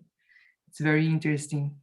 Also, Flusser's Portuguese is very, like you said, is very informed by German and the other languages he spoke. It's very interesting to see how this reflects on the essays in Flusser's writing. Thanks for the confirmation. I have no idea. It's more like evidence, from somebody who's in the know. Thank you. Yeah. So it's not a question, or just just a comment for okay. us to know. Got you. Yeah, thank you very much. Eric, please. Hi. Really interesting. Also, if you could share the paper with us, that would be amazing. And I was thinking, because I have this obsession of comparing Flusser with contemporary thinkers and also, classic thinkers like Walter Benjamin. And of course, when you talk about translation, you have to, mention Benjamin's famous texts about translation, the task of the translator, and the other one about language as such. And there's a passage in Communicologie Weiterdenken where Flusser says something really interesting. He's not talking about translation, but he's talking about sin and religion. And in that sense, I think Flusser is also very close to Benjamin, because we know that Benjamin used many metaphors, religious, theological metaphors to think about language. And I made this translation, and Flusser says the following: to differentiate, unterscheiden, contains to decide, entscheiden. Adam and Eve ponder, and then enter into the state of having to sin. Thereby, the whole of creation is called into question. For to what end has God created the world? Only to inscribe there his image and leave it in a state of not being able to sin. Hence, God must unfortunately turn himself into man. And he goes on. So my question is this: are you familiar with this text on language as such and on the language of man by Benjamin? Because no. Yeah, thank you for that lead or pay attention. Go ahead, please. So his main argument is that after the fall, not the literal fall, but the symbolic event of the fall, man is no longer capable of speaking the language of names. And what we do about in terms of our relationship to the world is that we pass judgments. It's very, very similar to what Flusser says in this passage. To differentiate, unterscheiden, contains to decide, entscheiden. So after the fall, we can only utter statements about the world, like this is real, this is unreal, this is negative, this is positive, rational statements about reality. And I think in terms of translation, Flusser and Benjamin are very close in the way that they believe that languages have this intrinsic relationship that is it doesn't come from any kind of rational agreement, but rather from the notion that all languages, they have this common sphere of materiality. The way a specific language sounds, and how you try to translate, this music, this rhythm from one language to another. And I think Flusser was also a very materialistic thinker. And when you read the translations that he did himself, like Computertoides, the different versions, other texts that he wrote, you can feel this notion that he's of course concerned with the meaning, but sometimes he's more concerned with you know, the way the language sounds in each different language. So I was wondering if you could talk a little bit about this meaningful connection between the languages. Yeah. The way that translation, especially in terms of literary work, has to deal not so much with meaning, but rather with the music, the rhythm of the words. And that's something I think we find in Flusser. He is a very poetic writer. And when he writes in Portuguese, it's totally different from the way he writes in German or in English or in French. And we can feel that. So he privileges this material dimension of language. So I don't know, I was wondering if you could talk a little bit about this material component of translation, not meaning, but you know, the materiality of language, how Flusser deals with that in terms of writing the same text in different languages. Yeah, totally. I'm not familiar with what Benjamin wrote, but we're on the same page about the materiality, the musicality of language. I guess a couple of thoughts, you know, Tibetan Buddhists use mantra to retune people's sensibility. You know, what does the work is not the meaning, but the musicality, the vibrations. It's pure energy. I think I touched upon that later on in the second section. So absolutely, rhythm, harmony, what's the other one? Melody. Different languages are good at doing different things. Flusser is definitely into music. You know, he has a musician's ear. He philosophizes music. You know, like in gestures, there's a gesture of listening to music. It's fascinating. But there's another couple pieces, you know, on music as well. And I guess he also approaches this issue from the perspective Schopenhauer, you know, like you mentioned the will, okay, versus representation. I think the human languages are more about representation. The will would be the nullifying nothingness, you know, that like the cosmos, right? The source, the wellspring of like change or becoming. So if we do not, I guess, touch base with the void once in a while, you know, and go through the ritual of symbolic death and rebirth, then we'll become very rigid selves. That's not good. So translation creates this opportunity for human subjectivities to go through this kind of self-transformation. So it's not just a kind of, you know, something done by the typical like language professor, you know, doing transcoding, because there's something else entirely going on. You know, it's existentialism, philosophy, musicality, and everything. You know, religion. You know, I guess not just Judeo-Christianity. There's also Buddhism. Yeah, fascinating stuff. Thank you very much.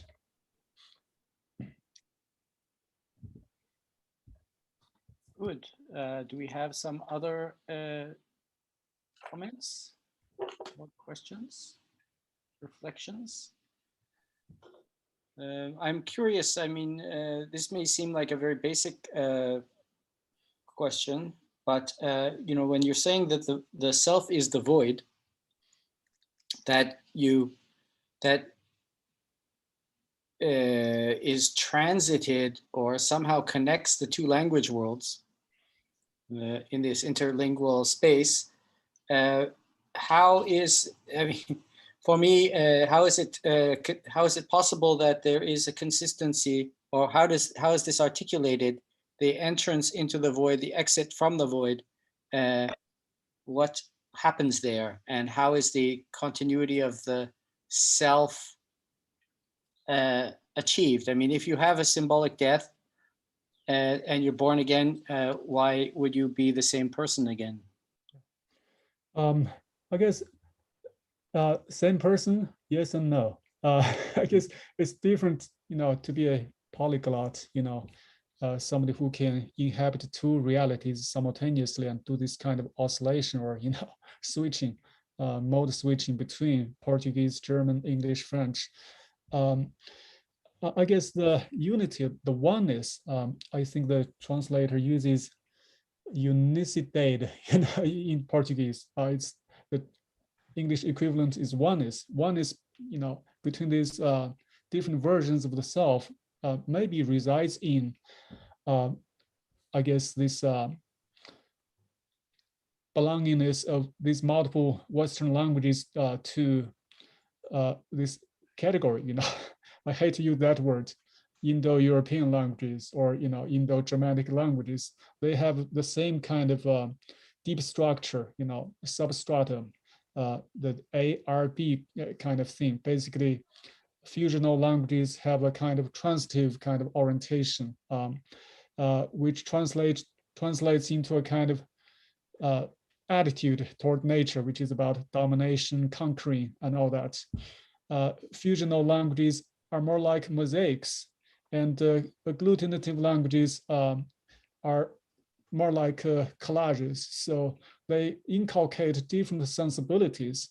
I touched upon that toward the end of the paper, Flusser, rethinking interology with Flusser. The last section is totally about linguistic ideology, or there's a kind of correspondence between that was my claim, between fusional languages and ontology. Okay, fusional languages have an ontological bias. Isolating languages have a kind of interological bias, and agglutinative languages have a kind of nomadic bias or orientation, nomadology, to use to borrow Deleuze's terminology. So yeah, I guess that's my answer to the continuity or coherence of the person, because like I guess for the typical Westerner polyglot, because they can switch from one Western to another Western language, but the fundamental structure is the same. I, myself inhabit a very different position. I grew up Chinese and started learning English in grade 3 in elementary school. So, but still, these two languages belong to two very different, I guess, types of language. There's a typology, I guess. So I don't know. It's they inculcate different sensibilities. Yeah, that's what I have. Yeah, fantastic. I think we can talk about that at length. I have so many further questions, but we are coming to 8 o'clock. Does anyone have a last comment or reflection or refraction for Peter before we move to the next? Please go ahead. Ladies first. I see Colette is there. Yes. Thank you very much.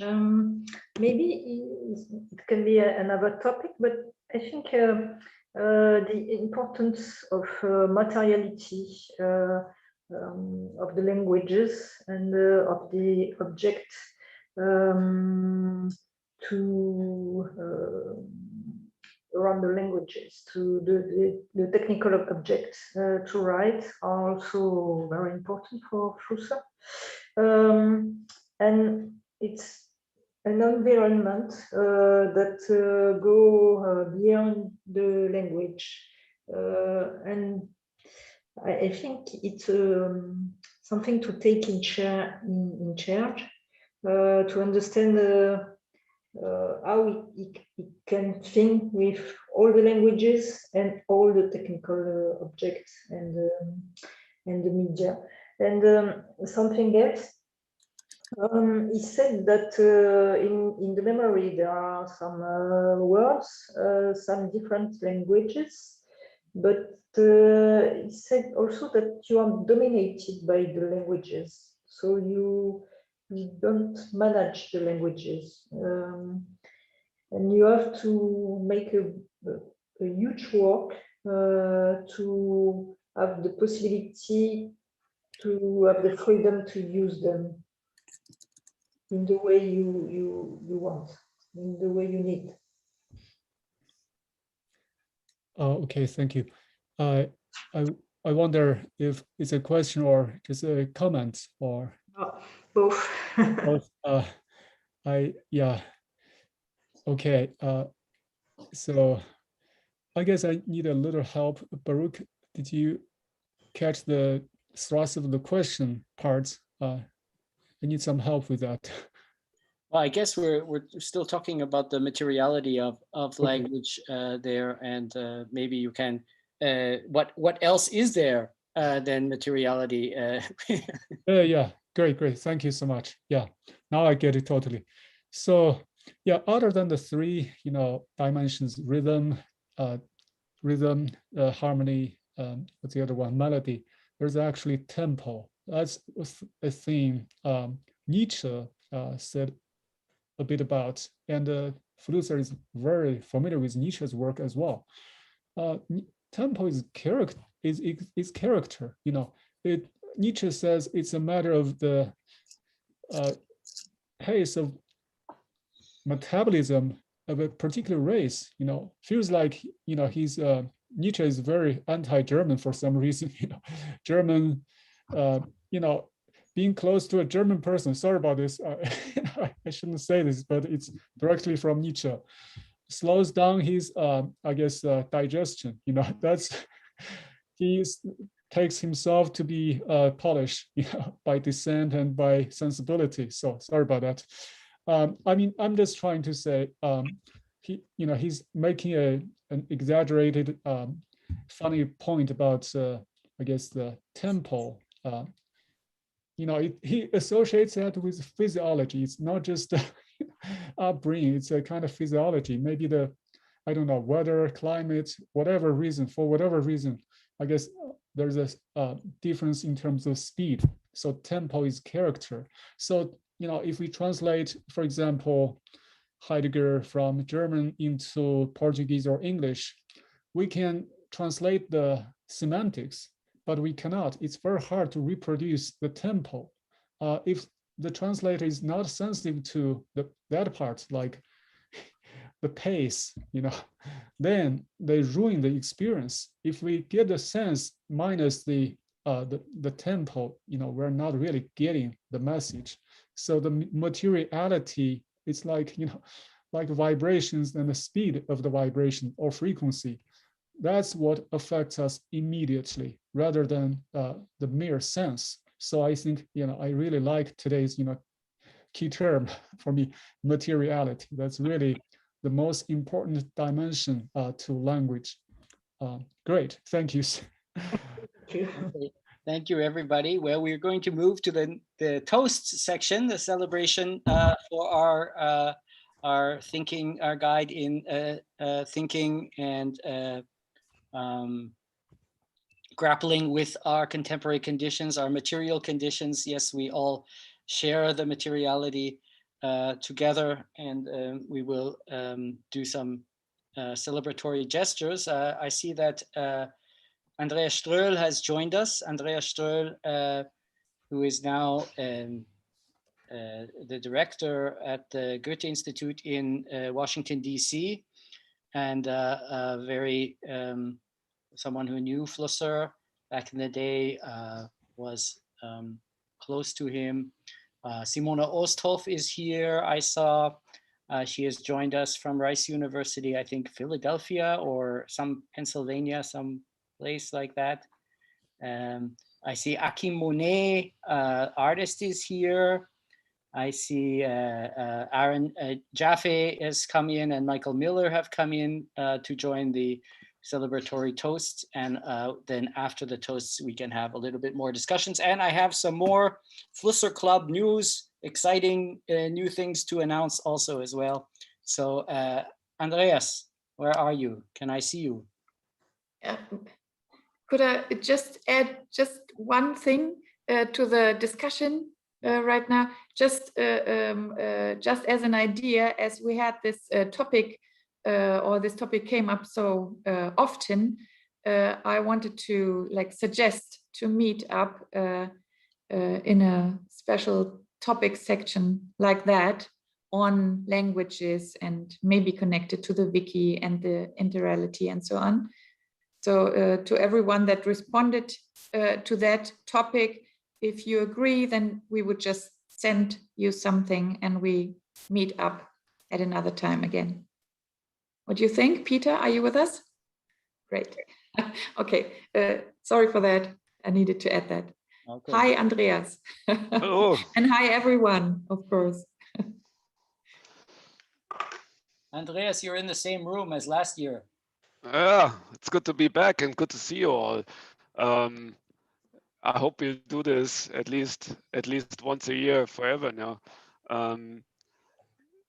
It's been an interesting year, and it doesn't feel like a year, and especially in the light of what Flusser's thinking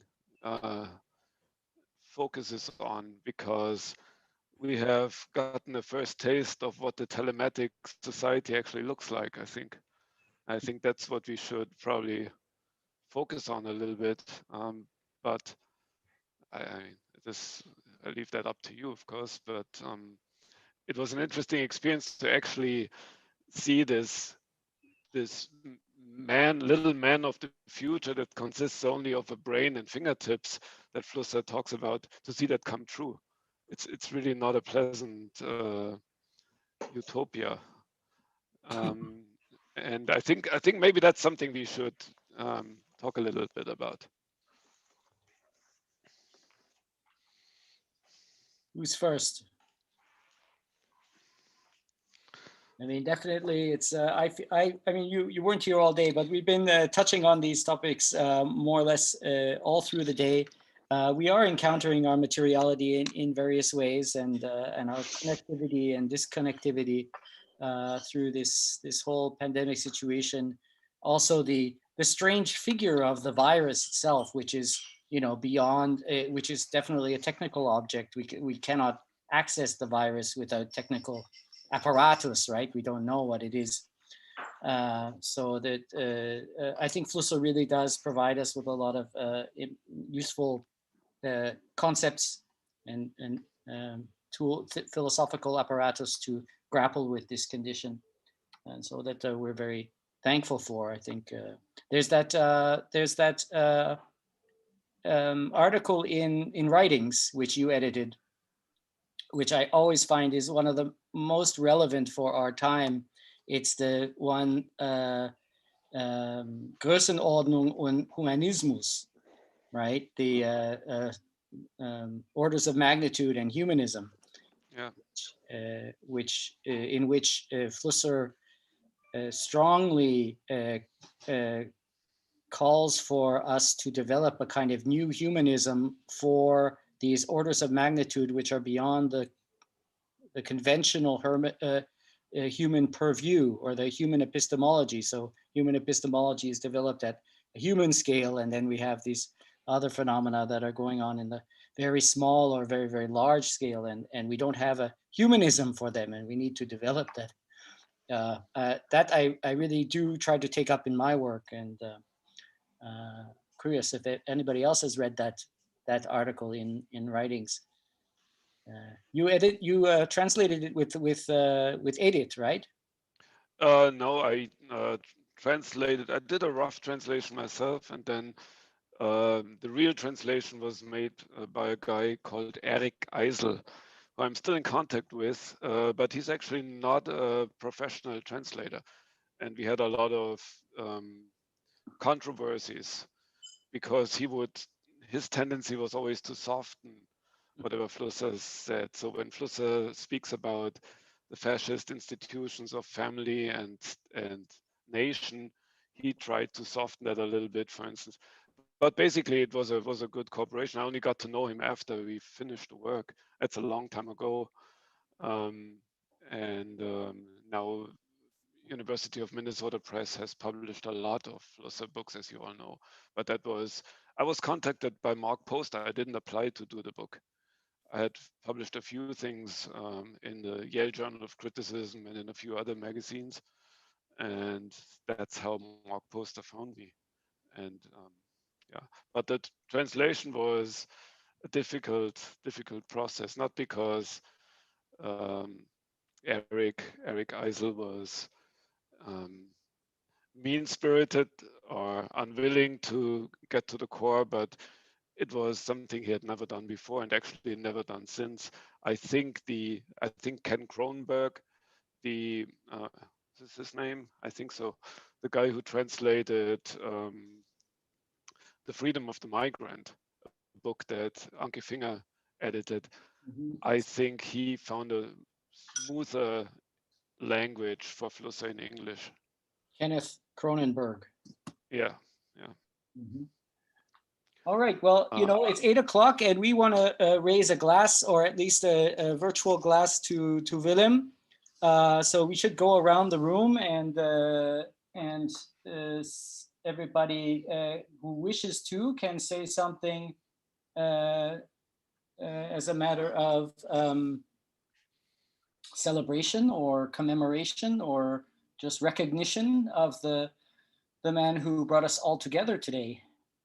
Does anybody want to start? I mean, I would like to thank Vilém for bringing us all together. The strength of his thinking, it's a real gift, right? I mean, it's not only some of us could even make a career on it, you know, which is incredible gift. Not me, of course, but some people. And we, of course, we are all dedicated to Vilém Flusser's legacy, because I think his writing and his work is still incredibly useful for us to understand our conditions and how to grapple with them. And also I think Steffi and I were talking about it yesterday, to find common terms to engage about our contemporary conditions. Sometimes you really do need the Begriffe, you know, the terms which help us connect together across different backgrounds and linguistic formation, etc. So cheers to you, Vilém. And who's next? Okay, I say something. Yes, please. So basically you said the point, but definitely it is all those people I partly know, I partly don't know. I'm very happy also to see after a long time Andreas again, which was we were in early days in Prague collaborating on Flusser's work, and still were lucky and in the same time very shocked when we saw him last time, and we didn't know that this would be the last time we would have seen him. And beside this, I think Flusser is not only a common, of course it's a common interest, but I think there is lots of, it's amazing how much coincidences, at least in my case, but I think in many other people as well, that it's amazing such a person cross your life and touch it and influence it, and somehow is following you, even he's not physically here, he's still around, of course, and it's not a coincidence that so many people around from all over the corners from the earth and you are around.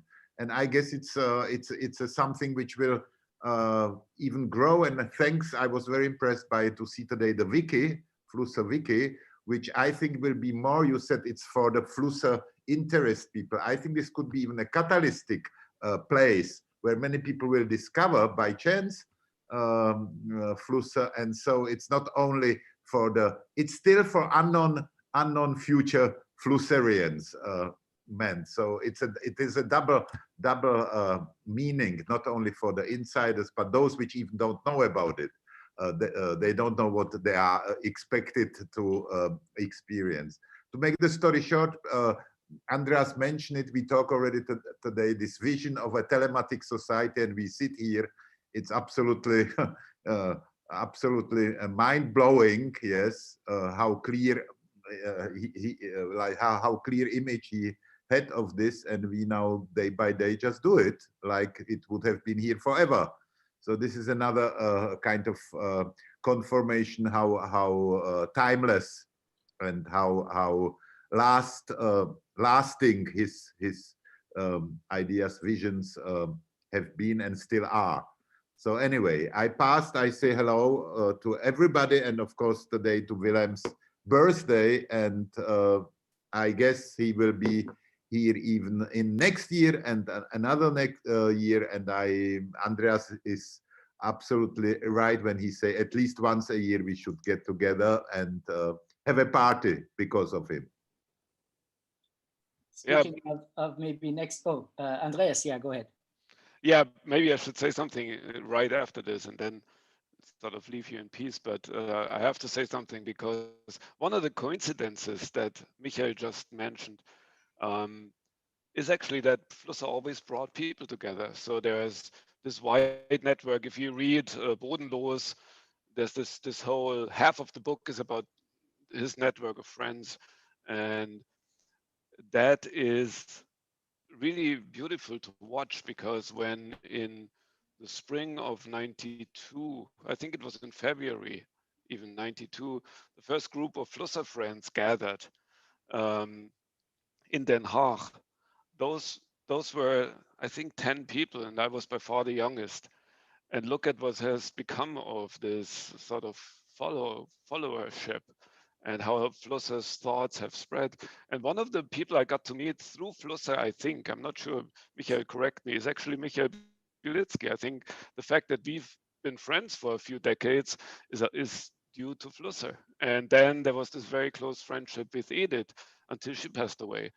And so it has changed my life more than anything else I could think of. This one encounter with this weird and wonderful guy. So that's my toast to Flusser's, to Willy's birthday. Coming from Washington, D.C., right? Right. You're drinking early today. I'm still drinking coffee. I have to work a little bit afterwards. This is mate, by the way, because we've been going for almost 10 hours now. So I'm afraid to drink some alcohol, but I will have some a little bit later. Thank you so much. Yeah, actually, Miklos Petronak was just here with us before, and he was also saying the same thing. I think he met Michael through Vilém as well, back in 1988 at the EMAF. I was just thinking of next year in Robion, maybe. Corinne, you want to say hello again? Make a little... Yes, I want to thank you, all of us. I didn't had the chance to meet Vilém as he lives, but thanks this day, like today and the year before, I learn each year a bit more about him. And I have enormous respect about him, because Louis Beck told me so much about this wonderful person, and also Baruch. So I really hope you can come all next year at home, but in our garden, in my garden, in the garden of Vilém, and that we can celebrate in the garden as he used to do with all his friends. And it is true that even after his death, he allows me to meet a lot of people. So he's someone who put all the people together, and there is a very good spirit in the house. I must say, is a nice person. So happy birthday, Vilém. Happy birthday. Monai, you raised your hand. I think you like to go next. Because what I was thinking has to do with what Andrea said and the Flusser Club, and then we have to thank you and Steffi for putting the club together, which had initially these two pillars of making this festival happen in Robion, but also continuing the work of the Réseau des Amis de Flusser, which is something that inspired me a lot when I was working in the archive. which for me also was a really important time of my life. So I'm very happy to be part of this, also be part of the club in the sense of keeping a foot in the Flusser community. So it's really nice to be always coming back through this network. And yeah, I'm very inspired by you all and by Flusser. Thanks. Well, it was an amazing performance, Monai, today, really deserving of a birthday celebration. I have to, anybody who was here for the performance will know what I'm talking about. But if you missed it, this is all being streamed and recorded, so you will be able to catch up on that. It was earlier today, but congratulations on that great performance. I know you were always working on the House of Colors 2 project, with another project which I also share a lot of interest in. I hope one day we'll be able to collaborate and develop something in the Flusser Club with that. For speaking of Flusser Club, those of you who are not members of Flusser Club, I saw Simona was asking to become a member, I think. So I think you should all consider joining the Flusser Club. Flusser Club is for you, and it's by you. Fubu for us, by us, and etc. We are trying to make more and more resources available and make more and more activities and enliven the community, as we are doing this once a year, but I think we're going to be doing more events now. We got a little bit of funding thanks to Ulrich Rickmeyer and the DAAD this year. That's why we have this nice video collection and the wiki, and also we have another thing I will announce in a little while. But before that, more birthday Grüße, Geburtstagsgrüße. Anybody want to shout, yell, scream, dance, thing? Who's next? Simone, nice to see you again. I haven't seen you for 3 years or something. Yeah, same here. I'm sorry about my voice. I got the first cold after this whole fantastic year of quiet and nothing, you know. But I just want to say hello to everybody and sort of echo Monai's words, you know. Thank you, Baruch, and thank you, Steffi. I also been involved with Flusser through people, and it's people that were really generous and brought me in. I don't consider myself a Flusser scholar, but I always learn a little bit more as I go. And so, yeah, thank you all. I was curious about the Flusser Club, and I've been meaning to join you for a long time. So life has been really challenging, I have to say, for a while. So yeah, here I am. Cheers. No glass, it's invisible. Right? Virtual glasses. Yeah, and I wish my voice was a little better. It's a little, you know, embarrassing. But yeah, cheers, guys, and thank you. Cheers. All right. Anybody else? Simona wanted to be with us last year. That was not possible. And Simona made a very nice presentation on Gambiara in The Hague, actually, when we had our Flusser symposium over there in Gambiara. Say a few words. Yes, please, Peter. Thank you so much. You're always so generous. You've been here almost the whole day. I feel bad about speaking out of turn. You know, you guys have been here for much longer, I believe. I created the Facebook group called Flusser Studies. That's how I got in touch with Steffi. And then last year's event, I got to know Baruch. He's a very generous person and very easy to work with. He's been reading my papers, offering invaluable feedback. So there's this kind of immediate, deep kind of resonance, friendship. Joining this group feels like finding my real home of sorts. I guess I want to say studying Flusser's works systematically has been a very fulfilling experience. His writing has a kind of stylistic quality, making it, you know, feel like a kind of sacred book rather than just you know, stuff, you know, books with contents, you know. There's something else going on. So I keep on telling my students, you know, study him closely, religiously, you know, in a literal sense, is doing something to you, even if it can be difficult to begin with. So I'm very excited about getting more involved down the road. I believe, to use his language of the eternal recurrence of the same from Nietzsche, I believe this will happen next year, no matter what, hopefully in person rather than virtually. So yeah, I feel very thankful for this body of literature, very philosophical, poetic, stimulating. Yeah, it's like people said, it's a gift. Yeah.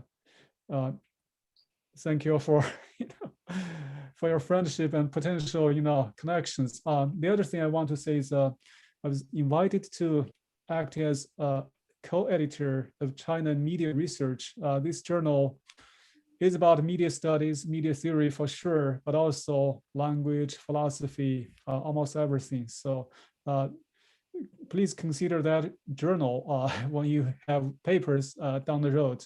You can just simply send that to me.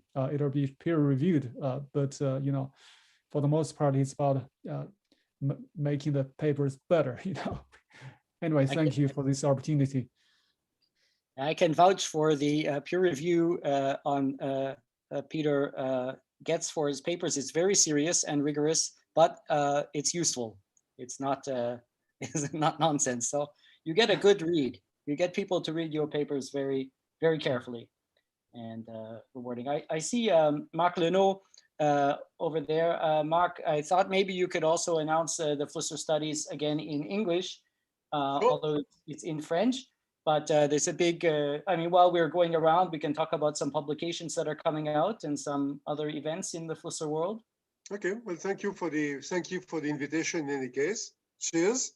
Cheers. So what we were talking in French a little earlier is that a special issue of Flusser Studies will be published in July, which is about Flusser and France. As you know, Flusser lived 17 years in France, but he didn't publish much in French, a little bit, but not much, and he was not much recognized in French. And it's only recently that there's been more interest in the French intellectual world, in the French-speaking intellectual world, that includes Switzerland, Belgium, and Canada, regarding Flusser. As a result, this issue will come out in July. Most of the articles are in French, some of them are in English, some of them are bilingual. And basically, it is partly, it will start with an homage to Louis Beck and various things, various documents linked to Louis Beck and Flusser. Then we'll go into other friends of Flusser like Fred Forrest, Hervé Fischer, Abraham Moles. Then we'll give some historical, biographical, chronological information about Flusser's life, Flusser's events in France, his difficulties in publishing in French. And then we'll announce some books that are going to come out in France in a short while. One came out a week ago, which is Communicology. One will come out in early June, History of the Devil. There are more scheduled for end of the year or early next year, 4 or 5 in total. And then we'll have a few more dense articles about various aspects of Flusser's thinking linked to French theory, linked to French photography. And we'll finish with something that I thought would be interesting. As you may know, I'm a historian of photography, and Flusser had a lot of influence on what we call experimental photographers. So we asked 8 young French experimental photographers, not French, but French-speaking experimental photographers, to say how Flusser was important for them in the design and the thinking about their photography practice. So this will come out in July. For the French readers, it's going to be easy. For the non-French readers, there are 3 or 4 texts in English, and the rest is in French. And the other thing, which I will not go much into detail, but as a follow-up to that, we are creating a website called Flusser France, which will encompass all of Flusser's texts, most of Flusser's texts in French, published or not published, and most of the text in French about Flusser as well. And at the same time, it will be a place for a forum for discussing things in French. Okay, in any case, thank you for giving me the opportunity to present that. And thank you to Baruch and Steffi for organizing that. Cheers. Cheers. This is wine. This is wine. It's real wine, yeah. Good job. All right. Wonderful. Okay, well, we've come around the circle a bit. Anybody else want to say anything? Otherwise, we could present a couple of developments. Anybody have some? Colette raised her hand. Oh, Colette is there. Yes. Et, alors, je vais parler en français puisqu'on est entre français là. Donc, je voulais surtout congratulations to Steffi and Baruch. Merci beaucoup. C'est toujours très riche.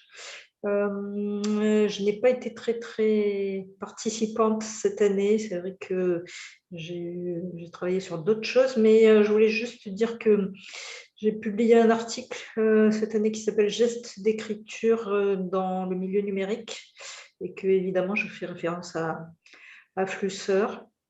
Par ailleurs, je me réjouis du regain d'intérêt pour Flusser en France et de toutes les initiatives qui sont en train de naître. Donc, si je peux aider d'une façon ou d'une autre, ce sera avec plaisir. Et puis, je me réjouis qu'on puisse se retrouver l'année prochaine à Roubion. De la même façon, je suis dans le sud de la France, donc si je peux vous aider, ce sera avec plaisir. Mais parfait. That's great news. We have some we have some colleagues down in the south of France. Colette said that she has also just put out an article on a gesture of writing in the electronic milieu. I hope I translated that okay. Digital milieu. Digital milieu. But that's coming out in French, I guess, but we'll look forward to maybe we translate that. Colette is a very interesting media theorist who's been working for many years and making conferences and publications in France. I've been watching her work. I think you have, is it called Alphabetville?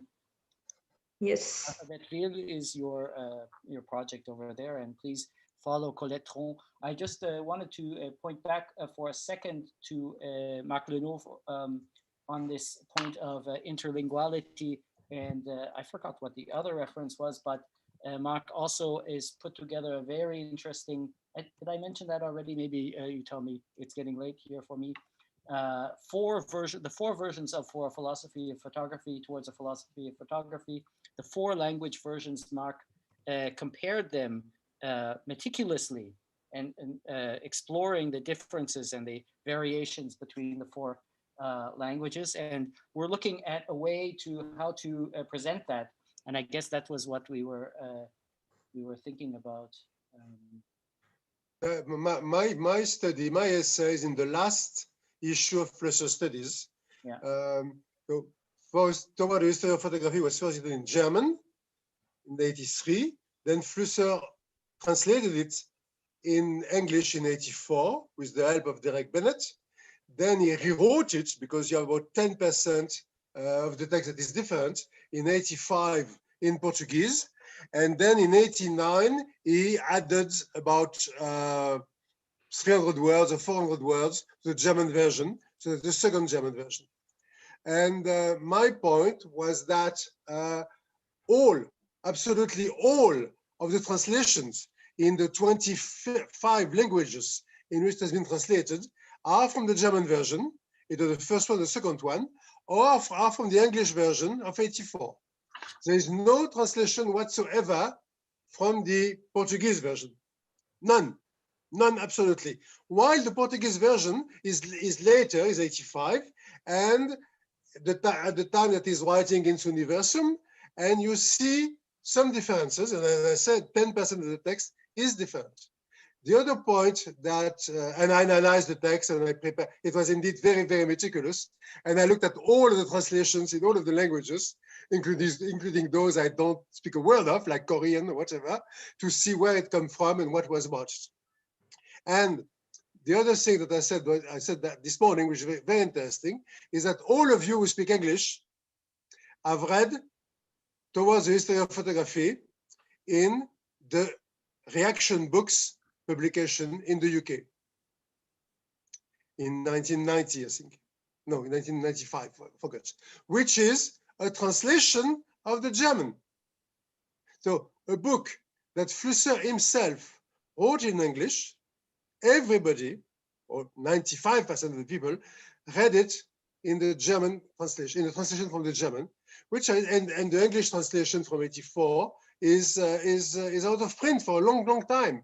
And I think that's also quite interesting in terms of thinking of what is the reality of the text, which text should we look at, how are the texts different, and to me, but that's more, let's say, political if you want, it's also interesting to see the power of the German language, of the German edition, as opposed to the lack of power of the Portuguese or the Brazilian, in this case, language and editions. And to me, it's very, not only you have the text, but you have the apparatus of the publishing sector, and you have the apparatus of the cultural, of the linguistic power of one language versus the other. Thank you. Okay, thank you, Marc. And maybe, can I say something to that? Yes, yes. Andreas. I think there is a reason for that. You're probably right that it's easier for German or French language books to be seen by other publishers than it is maybe for Portuguese books.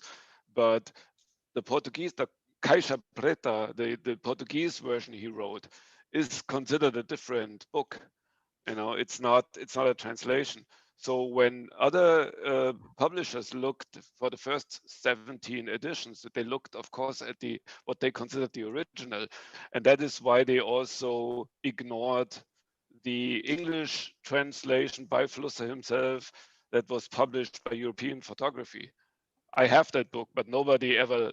I mean, that book has not entered the book market really, because it was published in English by a German publisher, of course, that had no access to the world market. I think that's the reason why we didn't see that happen. No, I agree with that. It's a slightly different book. The title is different, and Flusser thought it was a better title. And the text is about, as I said, I counted the words. It's about 10% different. It is a better title. Yeah, sorry. The other point is that in Germany, since 1983, you have one publishing house. That the director of this house is a very dynamic, very professional, very engaged man. In Brazil, since 1985, now is the fourth publishing house. So there was no one strong enough. Not only was Brazil, let's say, weaker than Germany, but also from the publishing house viewpoint, you had one who continued, who did a lot of work, contacting everybody in the world to publish and to translate. And the other side, you had nobody. You had four publishing houses in Brazil and one in Portugal. So that there's no power, there's nothing. Now it is changing slightly now because Miguel Flusser is pushing more for publications, not only of the books in Portuguese, but also the translation of those books in English. And as you can see now, you have History of the Devil, you have Vampiro Totis, you have others, books in English in the States that are published, that are translated from the Portuguese. But that was not the case before. Well, we have some more book announcements coming, but before that, because we have Aaron and Michael here who are also announcing a new Flusser book, but before that, I wanted to read a birthday greeting from Japan from the translator of For a Philosophy of Photography into Japanese, Masafumi Fukagawa, who is not with us now, but he is, because it's now, I think, what time is it? It's now 4 in the morning or 4:30 in the morning, and he's not like Peter Zhang, who would wake up to do the to participate, which is probably wise even. But he was there at the beginning today, and he also sent us a couple of slides and a little bit of text, which is a kind of a toast to Flusser. So if with your permission, I'm going to read Masafumi Fukagawa's text, the translator for a philosophy of photography into Japanese. Okay, we agree. Taking over here. Happy birthday, Mr. Vilém Flusser. I am pleased to say this together with you. I am Masafumi Fukagawa, independent curator and critic from Japan. I translated your book, your first German book, Für eine Philosophie der Fotografie. The book was published in 1999. Thank you, to us to invite me to talk about my relationship to Flusser and to show how Vilém Flusser's thoughts have been spreading in Japan. So here we have some, maybe you recognize this. My first contact with Vilém Flusser was amazing. I couldn't help remembering the scene when I encountered the little gray book at the bookstore at the PPS Gallery in Hamburg in August 1985, while I was wandering around Germany. Für eine Philosophie der Fotografie, 1983. The title attracted my eyes at first, for I was a philosophical student then and also interested in photography at the same time. While I was reading through this book standing at the store, I felt like I was struck by lightning. And then I suddenly got a challenging idea of translating this into Japanese. The next day, I decided to call the publisher and editor. And although I didn't know how to publish it in Japan, I should visit Mr. Andreas Müller-Pohle, the publisher, photographer, and editor of the magazine European Photography at Göttingen. This is the person that Marc Lenot was referring to, I think, the very energetic publisher who was responsible for so many German language publications of Flusser. He welcomed me very much and promised me to support publishing it in Japan when I found an interested Japanese publisher. I started the translation from German to Japanese after I returned to Japan. In 1987, I almost finished it, but it was not easy to find an interested publisher. At that time, Vilém Flusser was very little known among Japanese people, so that it was very difficult to persuade a publisher to decide to publish it. In 1988, I started to work as a curator, especially in charge of photography at the museum in Kawasaki City. There was a twisted way to find a person to recommend the publication to a publisher in Japan. As curator, I met many interesting artists and researchers. One day I met Frau Jacqueline Berndt, a German professor specialized in Japanese manga culture. While talking to her, I mentioned my translation of Flusser's book. She was surprised and reacted to it, for she knew about Flusser in her cultural study of images. She introduced me to a publisher, Keizo Shobo, and this publisher decided to publish it. 10 years have passed after I finished the translation. In 1999, Flusser's book, Für eine Philosophie der Fotografie, was published in Japan. This is the third book of Flusser translated in Japanese. As a predecessor, 2 books were published, Vom Subjekt zum Projekt in 1996 and Kommunikologie in 1997. These were translated by the late Mr. Junichi Murakami, professor of Toin University in Yokohama. It seems that through these translated books, an academic interest for Flusser has been gradually growing since the mid-1990s. On May 2000, the first large 2-day international symposium on Vilém Flusser entitled Thinking About the Future with an Idea of Digital Society by Vilém Flusser's Theory of Communication was held at the Goethe Institute, Tokyo. 7 Japanese people, including me and the late Mr. Murakami, 2 from Germany, 1 from France, were invited to take part in the lecture. 1 from France were invited to take part in the lectures and discussions on several themes of Vilém Flusser. All right. In 2007, I published a book, A Project of Light, Photography Beyond Modernism, from the publisher Sekuyasha. Since I met Flusser's Für eine Philosophie der Fotografie, I had studied his philosophy furthermore. As a curator of photography, I also deepened the studies of the history of photography and contemporary photography at the same time. The thoughts derived from Flusser influenced my way of thinking and reflecting my studies of photography. In this book, I introduced the thoughts of Flusser occasionally In fact, one of my aims through this book was to construct or reinterpret the history of photography based on Flusser's philosophical thoughts on photography. The book was awarded the Photographic Prize for Curatorial Work of the Photographic Society of Japan in 2008. The other book here, the poster of the exhibition, Flusser's philosophy influenced not only my books and writings, but also my curation. The exhibition of contemporary photography entitled Towards a Game of Photography, 2008, was a good example. The basic idea was to show that by this exhibition, what photography is more important as a game than as a picture. In 2007, I was invited to an international symposium held at the Tate Modern London and gave a lecture Towards a Game of Photography. This exhibition was based on the lecture.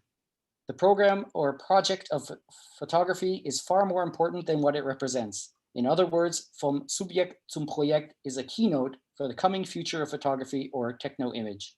This exhibition was held before rapid spreading of the iPhone throughout the world. Looking back on it now, the viewpoint of the curation seems still valid in the new dimension of the world of techno-image. And I think that's one thing that we're all experiencing, that Flusser is still giving us very, very useful instruments to address our conditions. Okay, last two images here, last slide. In 2019, a new book, Principles of Contemporary Photography, appeared from a publisher, Film Arts Company. This book was co-edited with three men, Shigeo Goto, and art director Chihiro Minato, a photographer, and me as a curator. It consists of talks between us on different themes of contemporary photography and art, and texts written by each of us. The book was planned to target the younger generation, which has a fresh interest in art and photography now and in the future. It should be remarkable that Vilém Flusser is mentioned throughout the book quite often, so that the younger generation would get to know his thoughts as an important philosophical source on contemporary work of photography. Beyond expectation, just as its release, the book was ranked very high on Amazon book rating and in the field of contemporary art for a while. Its catchphrase, "What is contemporary art of photography in the age of Instagram?" seemed to give an impact on the younger generation. Now he has a small manifesto. My main text, Manifesto of Techno-Imagination. It begins with these sentences. Manifesto of Techno-Imagination by Masafumi Fukagawa. Contemporary photographers from all over the world. Break through the Contemporary photographers from all over the world. Break through the photographic world trapped in the traditional concept of photographs and fly into the universe of techno-images.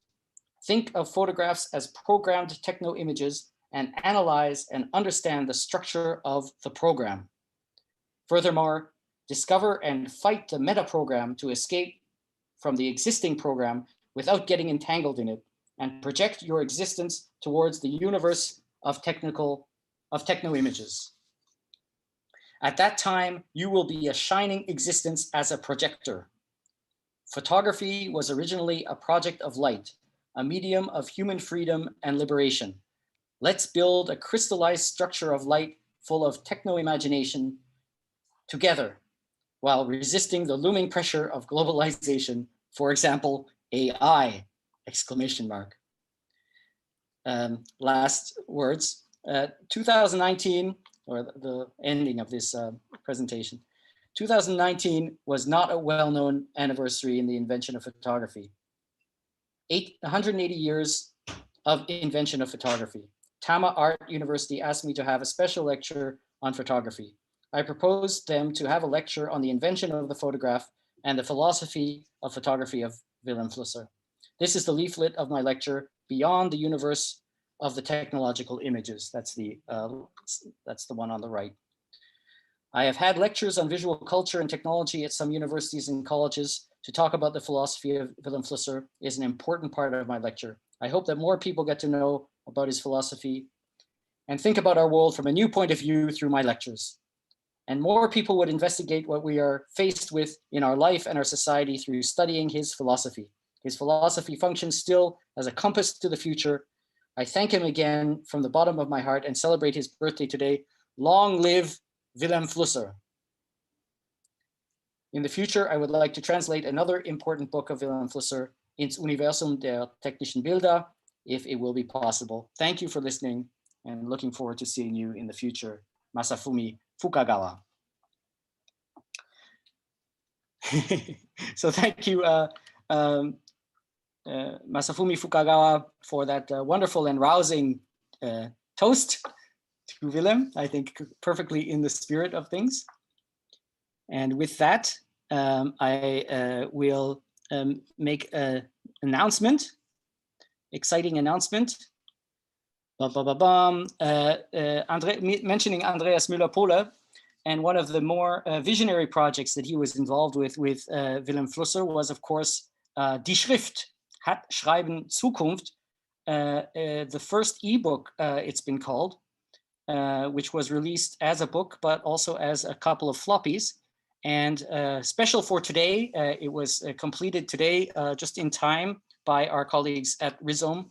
Dragan Espenshid worked overtime, probably. I tortured him, although, you know, we all pull out the stops when necessary. We now have an emulation of that floppy edition of Die Schrift available online, and it will be available to everybody from today. So maybe I can, we can start it up together because I've never seen it. Do people see my, yeah, people see my screen still? So here we go. Let's see what it looks like. So this is an emulation of the old DOS version of Die Schrift. Let's see if it works. Oh, yes, okay, it's starting up. Guten Tag und herzlich willkommen. Ematrix Publikations. Does this look familiar? Here we go. So here we are. This is from, as you can see, 1987. Bitte, wie heißen Sie? Okay. Oh, I didn't see the instructions how I can type into here, but you're supposed to be able to type into it. Okay, I do not know. Okay, oh, there it is. That's working. I see. You just have to be patient. Okay. And now you can go in. So you can see here Vilém Flusser vorstellen. You can introduce to Vilém Flusser something about die Schrift and a few words about Ematrix. And wählen Sie, wenn nichts davon wollen, N. I don't know. What happens if I have N? Okay, N. Sie nehmen ein Kursproben. Sie stobbern in Totalregister. Sie stürzen sich gleich in Abenteuer. Okay, let's go directly into the adventure. Here we are. Okay, so you can see this is a electronic book conceived also to be interactive, somewhat like the Flusser hypertext that people know. And yes, this was emulated for the first time in the Bodenlos exhibition, which we presented at ZKM, also in West Den Haag, ADK, and in GAMU in Prague. And now it's available for all Flusserian scholars from today through our website. So I will then show you, good, I can go to our website here and just show you something else very quickly. Which is the other emulation that we've been able to make available. So this is our website. If people don't know it, hello, welcome. I know it's not perfect. Lots of problems. You know, it's just Steffi and I mostly keeping everything going. So if you'd like to help out, we'll definitely appreciate that. Here you can see the resources. We have a resource to our video collection here, to the wiki you can go to. And here is the hypertext emulation. And this is the hypertext, the Flusser hypertext, also a radical experiment in technological thinking, developed at the, some of you know this, developed at the Karlsruhe Institute of Nuclear Research with Bernd Ringert. And this is a Mac HyperCard-based system emulation. And this is another very interesting, still unfinished in to some extent, project, which we have emulated now, and now you can visit. The idea of this project called the Flusser Hypertext, it's a kind of a hypertext transcription or translation or transformation of a lecture of Vilém Flusser called Schreiben für Publizieren.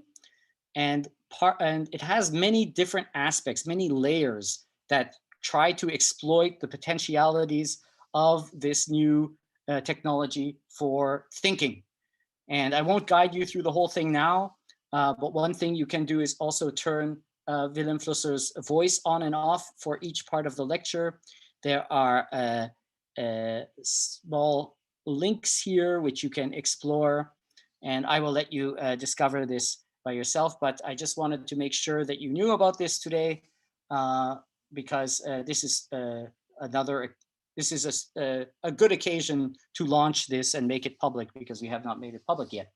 So please explore, and if you have problems or questions, just write to us. As you may know, also we have a Discord too, which you can write to for support. But yeah, just write to us and we'll help you through if you want to use this for your classes with your students, you want more information. We're going to be filling out a lot more information about this as we go along. I think the page on the wiki about the Flusser hypertext is also quite informative, and I'm filling that out too.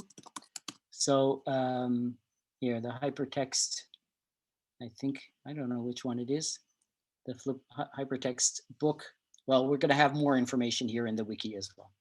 Okay, so that's good for me. Sorry to belästigen your patience there.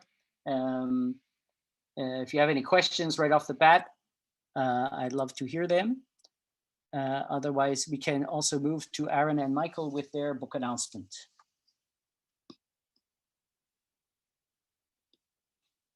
Everybody's silent. Everybody's stunned. They can't believe what they've seen. What? What the hell? It's nice to see everyone today on Flusser's birthday, his 101st birthday. I wanted to also introduce Rodrigo Martini, who's part of this project as well. And I think, Michael, do you want to sort of frame it for everyone? Yeah, I mean, there are a couple, yeah. Hello, everyone. Thanks for the invitation. Thank you all for putting this together again, Baruch and Steffi. It was great coming in last year. Unfortunately, I don't think we've been able to spend all day with you all, but we've really enjoyed the talks we've heard over the last few hours as well. So I guess I'll just jump in. As some of you know, hopefully finally coming out later this year with Bloomsbury Academic Press is a collection that Aaron and I and Rodrigo have put together titled Understanding Flusser, Understanding Modernism.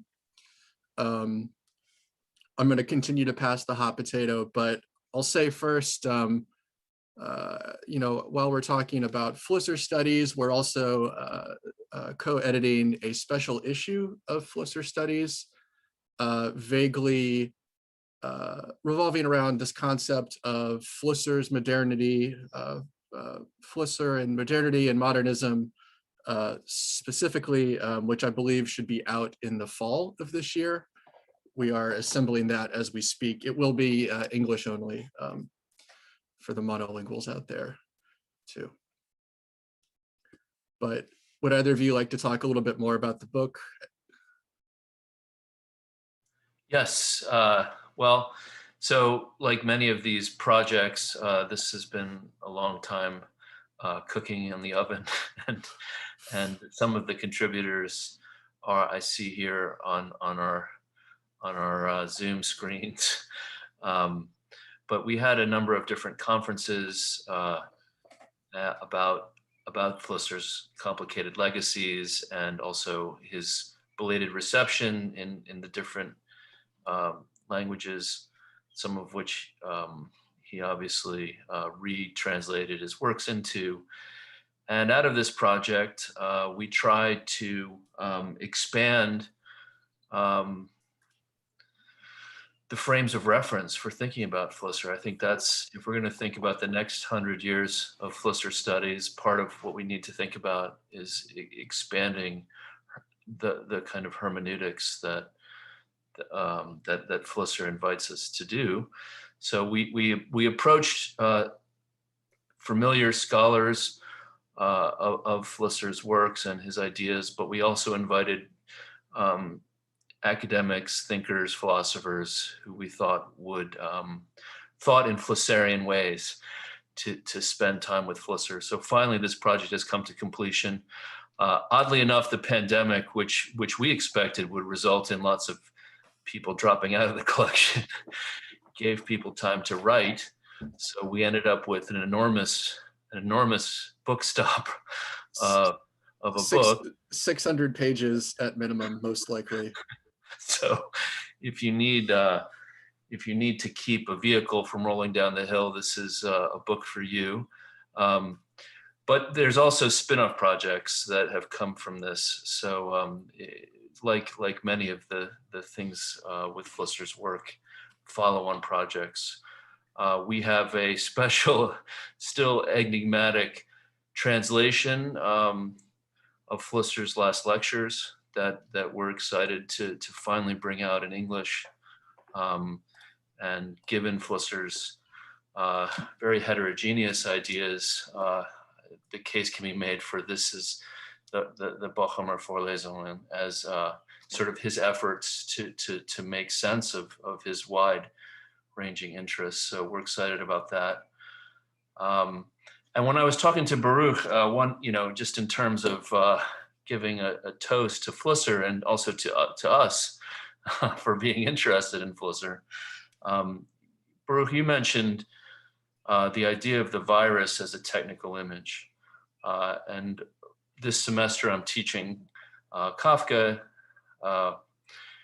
obviously an important writer for Flusser, and the Odredeck comes to mind when I teach that story of Kafka's. I often put the image of a virus in front of my students to get them to think about what exactly this thing is, a virus. Is it a technical image?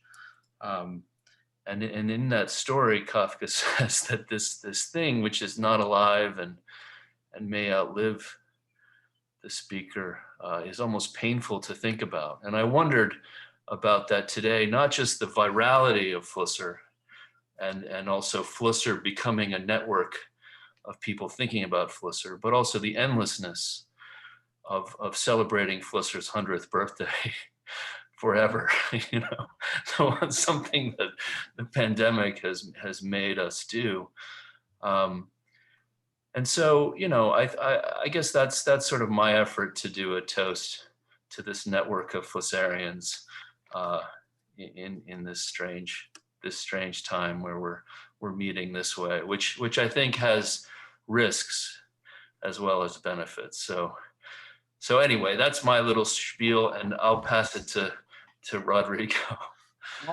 Marc wants to say something. Okay. Marc, just something very briefly on the virus. Flusser wrote a text in the 60s on the virus of the rabies for o Estado de Sao Paulo, and in the last called the Raiva, the rabies, and in the last issue of Flusser Studies, we published the text and the German, English, and French translation, thanks to Baruch, thanks to Steffi.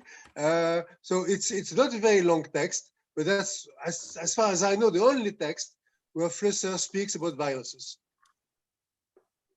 The last issue. I need to do my homework. Rodrigo. Yes.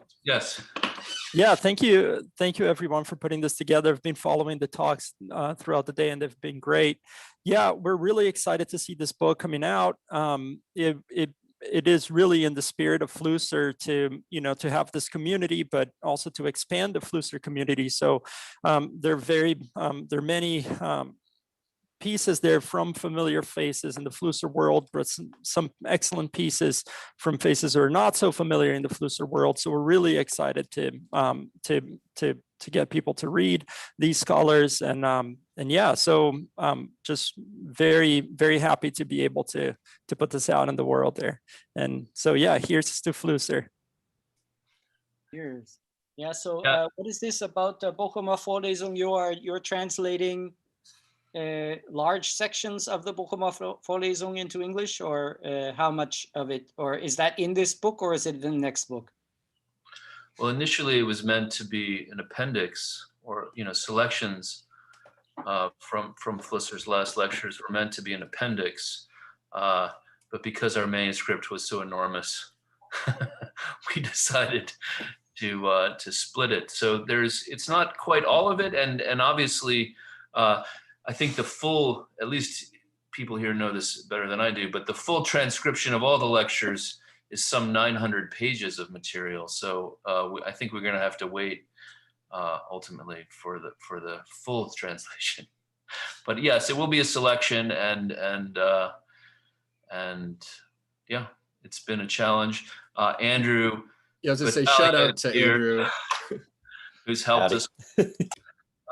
But in terms of the understanding Flusser, Understanding Modernism book, Andreas, I see Eric, Jeffrey, I may be missing someone. Oh, Charles Tung is here as well.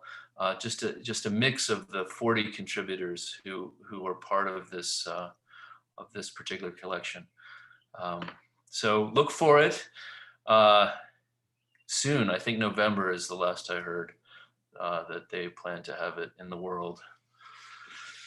So Andrew Battaglia, you were a participant in our winter school, and I just heard your name mentioned. I guess you are the Andrew in question, helping out with the Bochumer Vorlesung translation. Andrew, do you want to say anything? Say hello. Tell us what you're working on.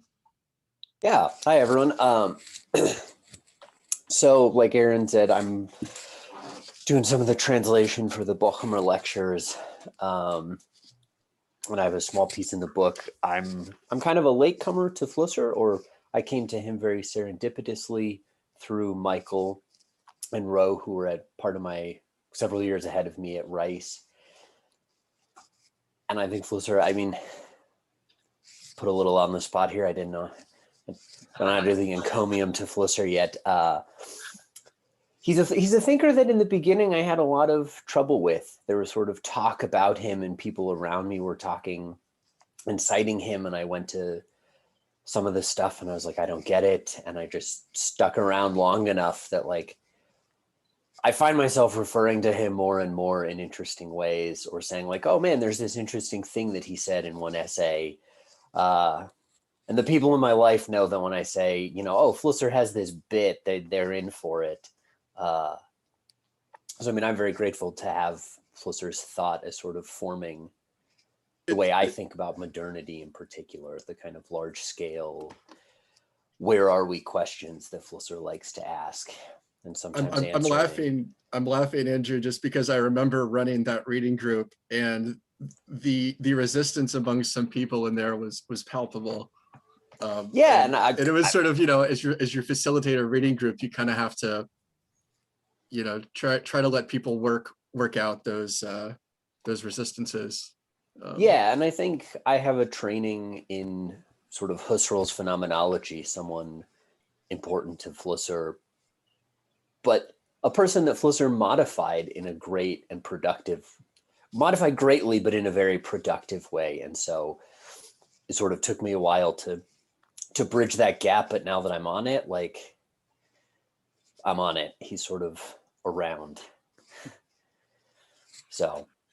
Great.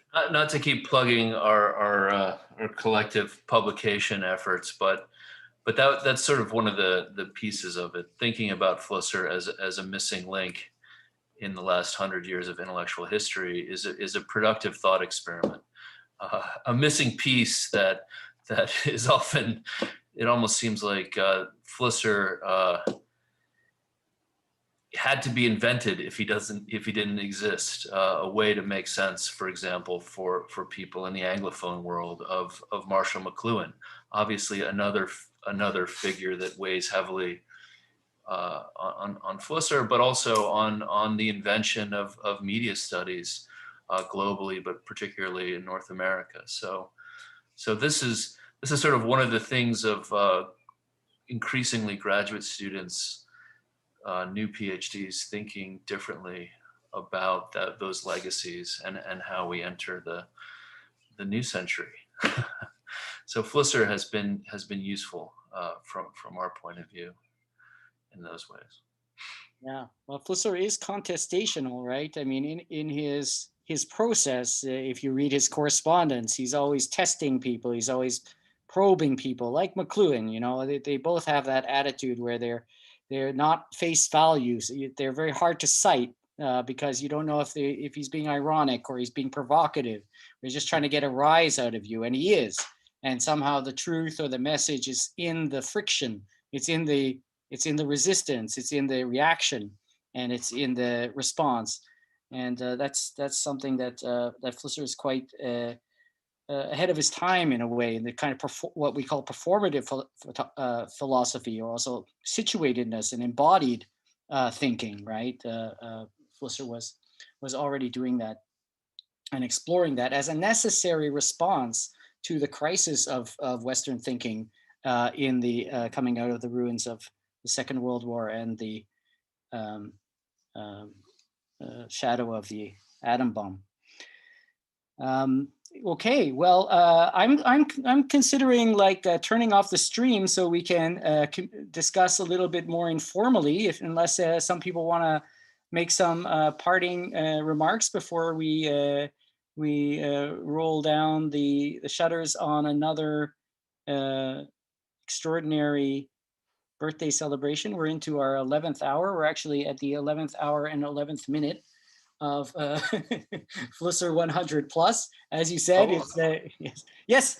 Is that just very briefly? It's not important, but I found a photo of Flusser last time I was in Munich. That was taken on his last day. You know, you may know this photo that's on my book, that was taken by Josef Schnobel on Flusser's last day. It is probably the last photo taken of Flusser, but I found another one taken by the wife of my former boss in the same auditorium in Prague. I can show it to you. So that's also from his last day, basically half a day before he died. I just found it in a big box literally in my basement in Munich. I thought I shared it with you on his birthday. That's all. Happy birthday, Vilém. Yes, is that you standing next to him there? Really, I'm not sure. Right. I think so. It looks like me, but then I have gray hair. I look in that picture, I look the way I look now, but the picture is 30 years ago. I don't think it's me. I think I had black hair at the time. Aaron, you wanted to say something? Or you just pressed the raised hand thing by accident? Yeah. Okay, everybody cool? So I'm going to go to the group. Steffi has something. Oh, of course, Steffi should say something. I mean, I'm not hurrying to finish up, just, oh, and yeah. Mm-hmm. All right, I just wanted to raise a toast too. Of course. So to Flusser, and I wanted to take up the inspiration from Marcel and also toast to the beginning of the whole network around Flusser, and I would say that's Edith. So I'm sending out a toast to Edith too, and to all, thank you for all your thankfulness, and I'm very thankful to all of your contributions. The thing that I love most about what you already referred to is, of course, the connections that were created and that are living and becoming. So yeah, Peter is one of the connections. You would like to have a word too, and I wanted to point out too that Alex will have something to announce too. What is happening in Brazil this year too.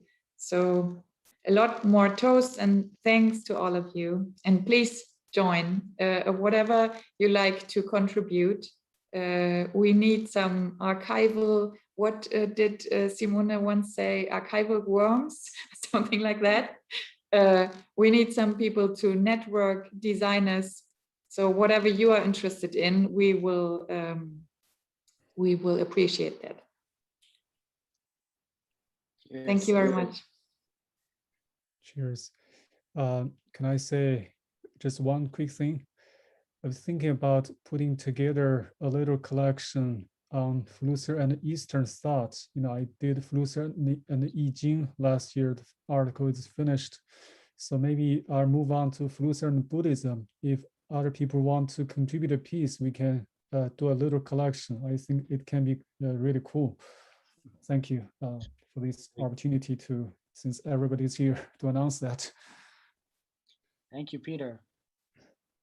Alex, did you have something to announce? Oh, your microphone is off, or it's not making any sound. I mean, it looks like it's on, but it's, I don't hear you. Oh, yes. Oh, yes. I hope it's okay now. Very good. Oh, okay, thank you very much for the invitation, Steffi and Baruch. I thank you very much. I see some familiar faces here. I met Steffi and Andreas also, and Eric at the Flusser conference in Natal 10 years ago, maybe 9 years ago.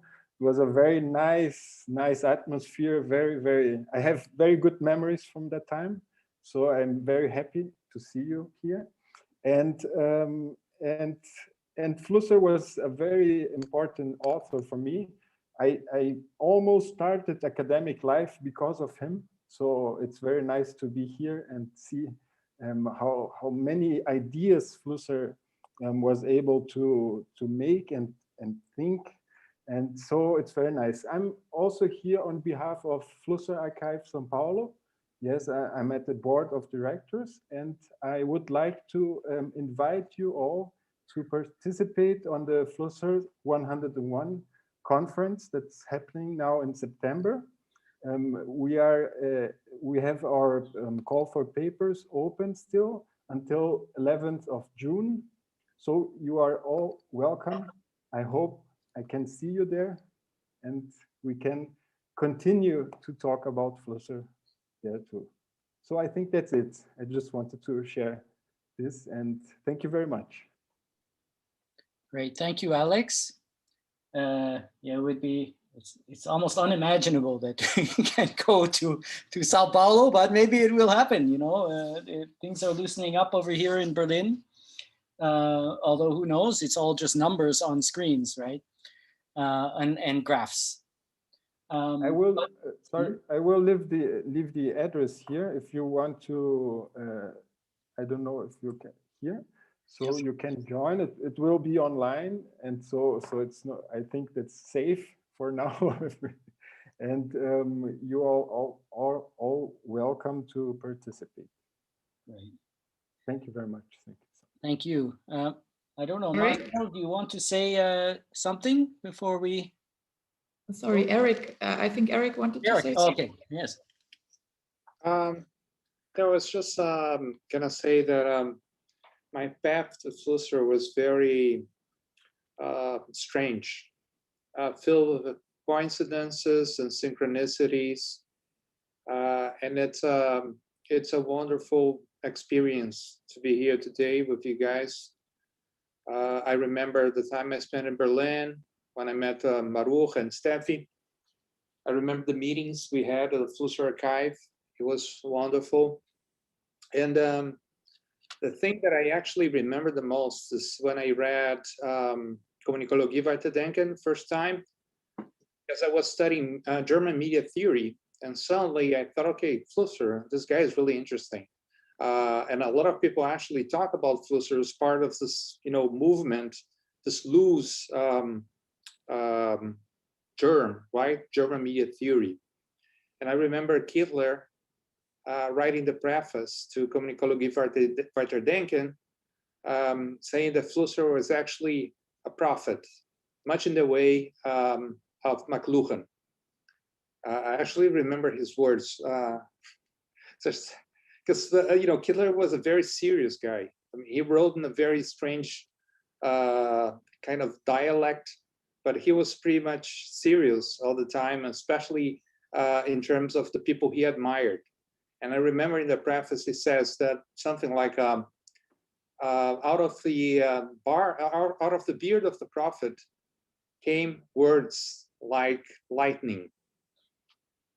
So for Kittler, Flusser was actually a prophet in the Jewish tradition of prophecy. And I really believe that, because when we read so much of the stuff that is coming out now in terms of contemporary theory, I think we can see a lot of Flusser in there. It's very easy to put Flusser in dialogue with people who are writing now about these different subjects like the Anthropocene, posthumanism. And I think this is the challenge we face now, because a lot of people have already, did the hard work, the scholarship on Flusser, all the details of his writings and thinking. But now we need to keep putting Flusser in dialogue with this, people like Eduardo Viveros de Castro, Stephen Shaviro, people who are writing now and thinking about those contemporary topics. And well, again, it's a pleasure to be here, and I hope we'll meet again next year to talk again about Flusser and how he is still very much contemporary and very much current and actual for us. Thank you, Eric. Cheers. All right. Please all check your mails. So Reyna just sent out a newsletter on Flusser studies and the next issues, and the call, not only a call for papers, but also a call for joining in to the editorial board. So I take that as greetings from Reyna. It was nice to have him with us today. And we had a little bit of a visit from Siegfried Zielinski by the side. He was watching on the YouTube and sent his greetings. So very nice to have him also. He's somebody we really owe a lot of thanks to in the Flusser community. I think everybody will agree with that. So thank you, Vilém. Cheers. Also, again, I second your cheers to Edith. Absolutely essential for the legacy of Vilém Flusser is the life of Edith Flusser. We should do something to commemorate her birthday too. Maybe this year. Let's see. I don't know when her birthday is. Maybe Marcel knows.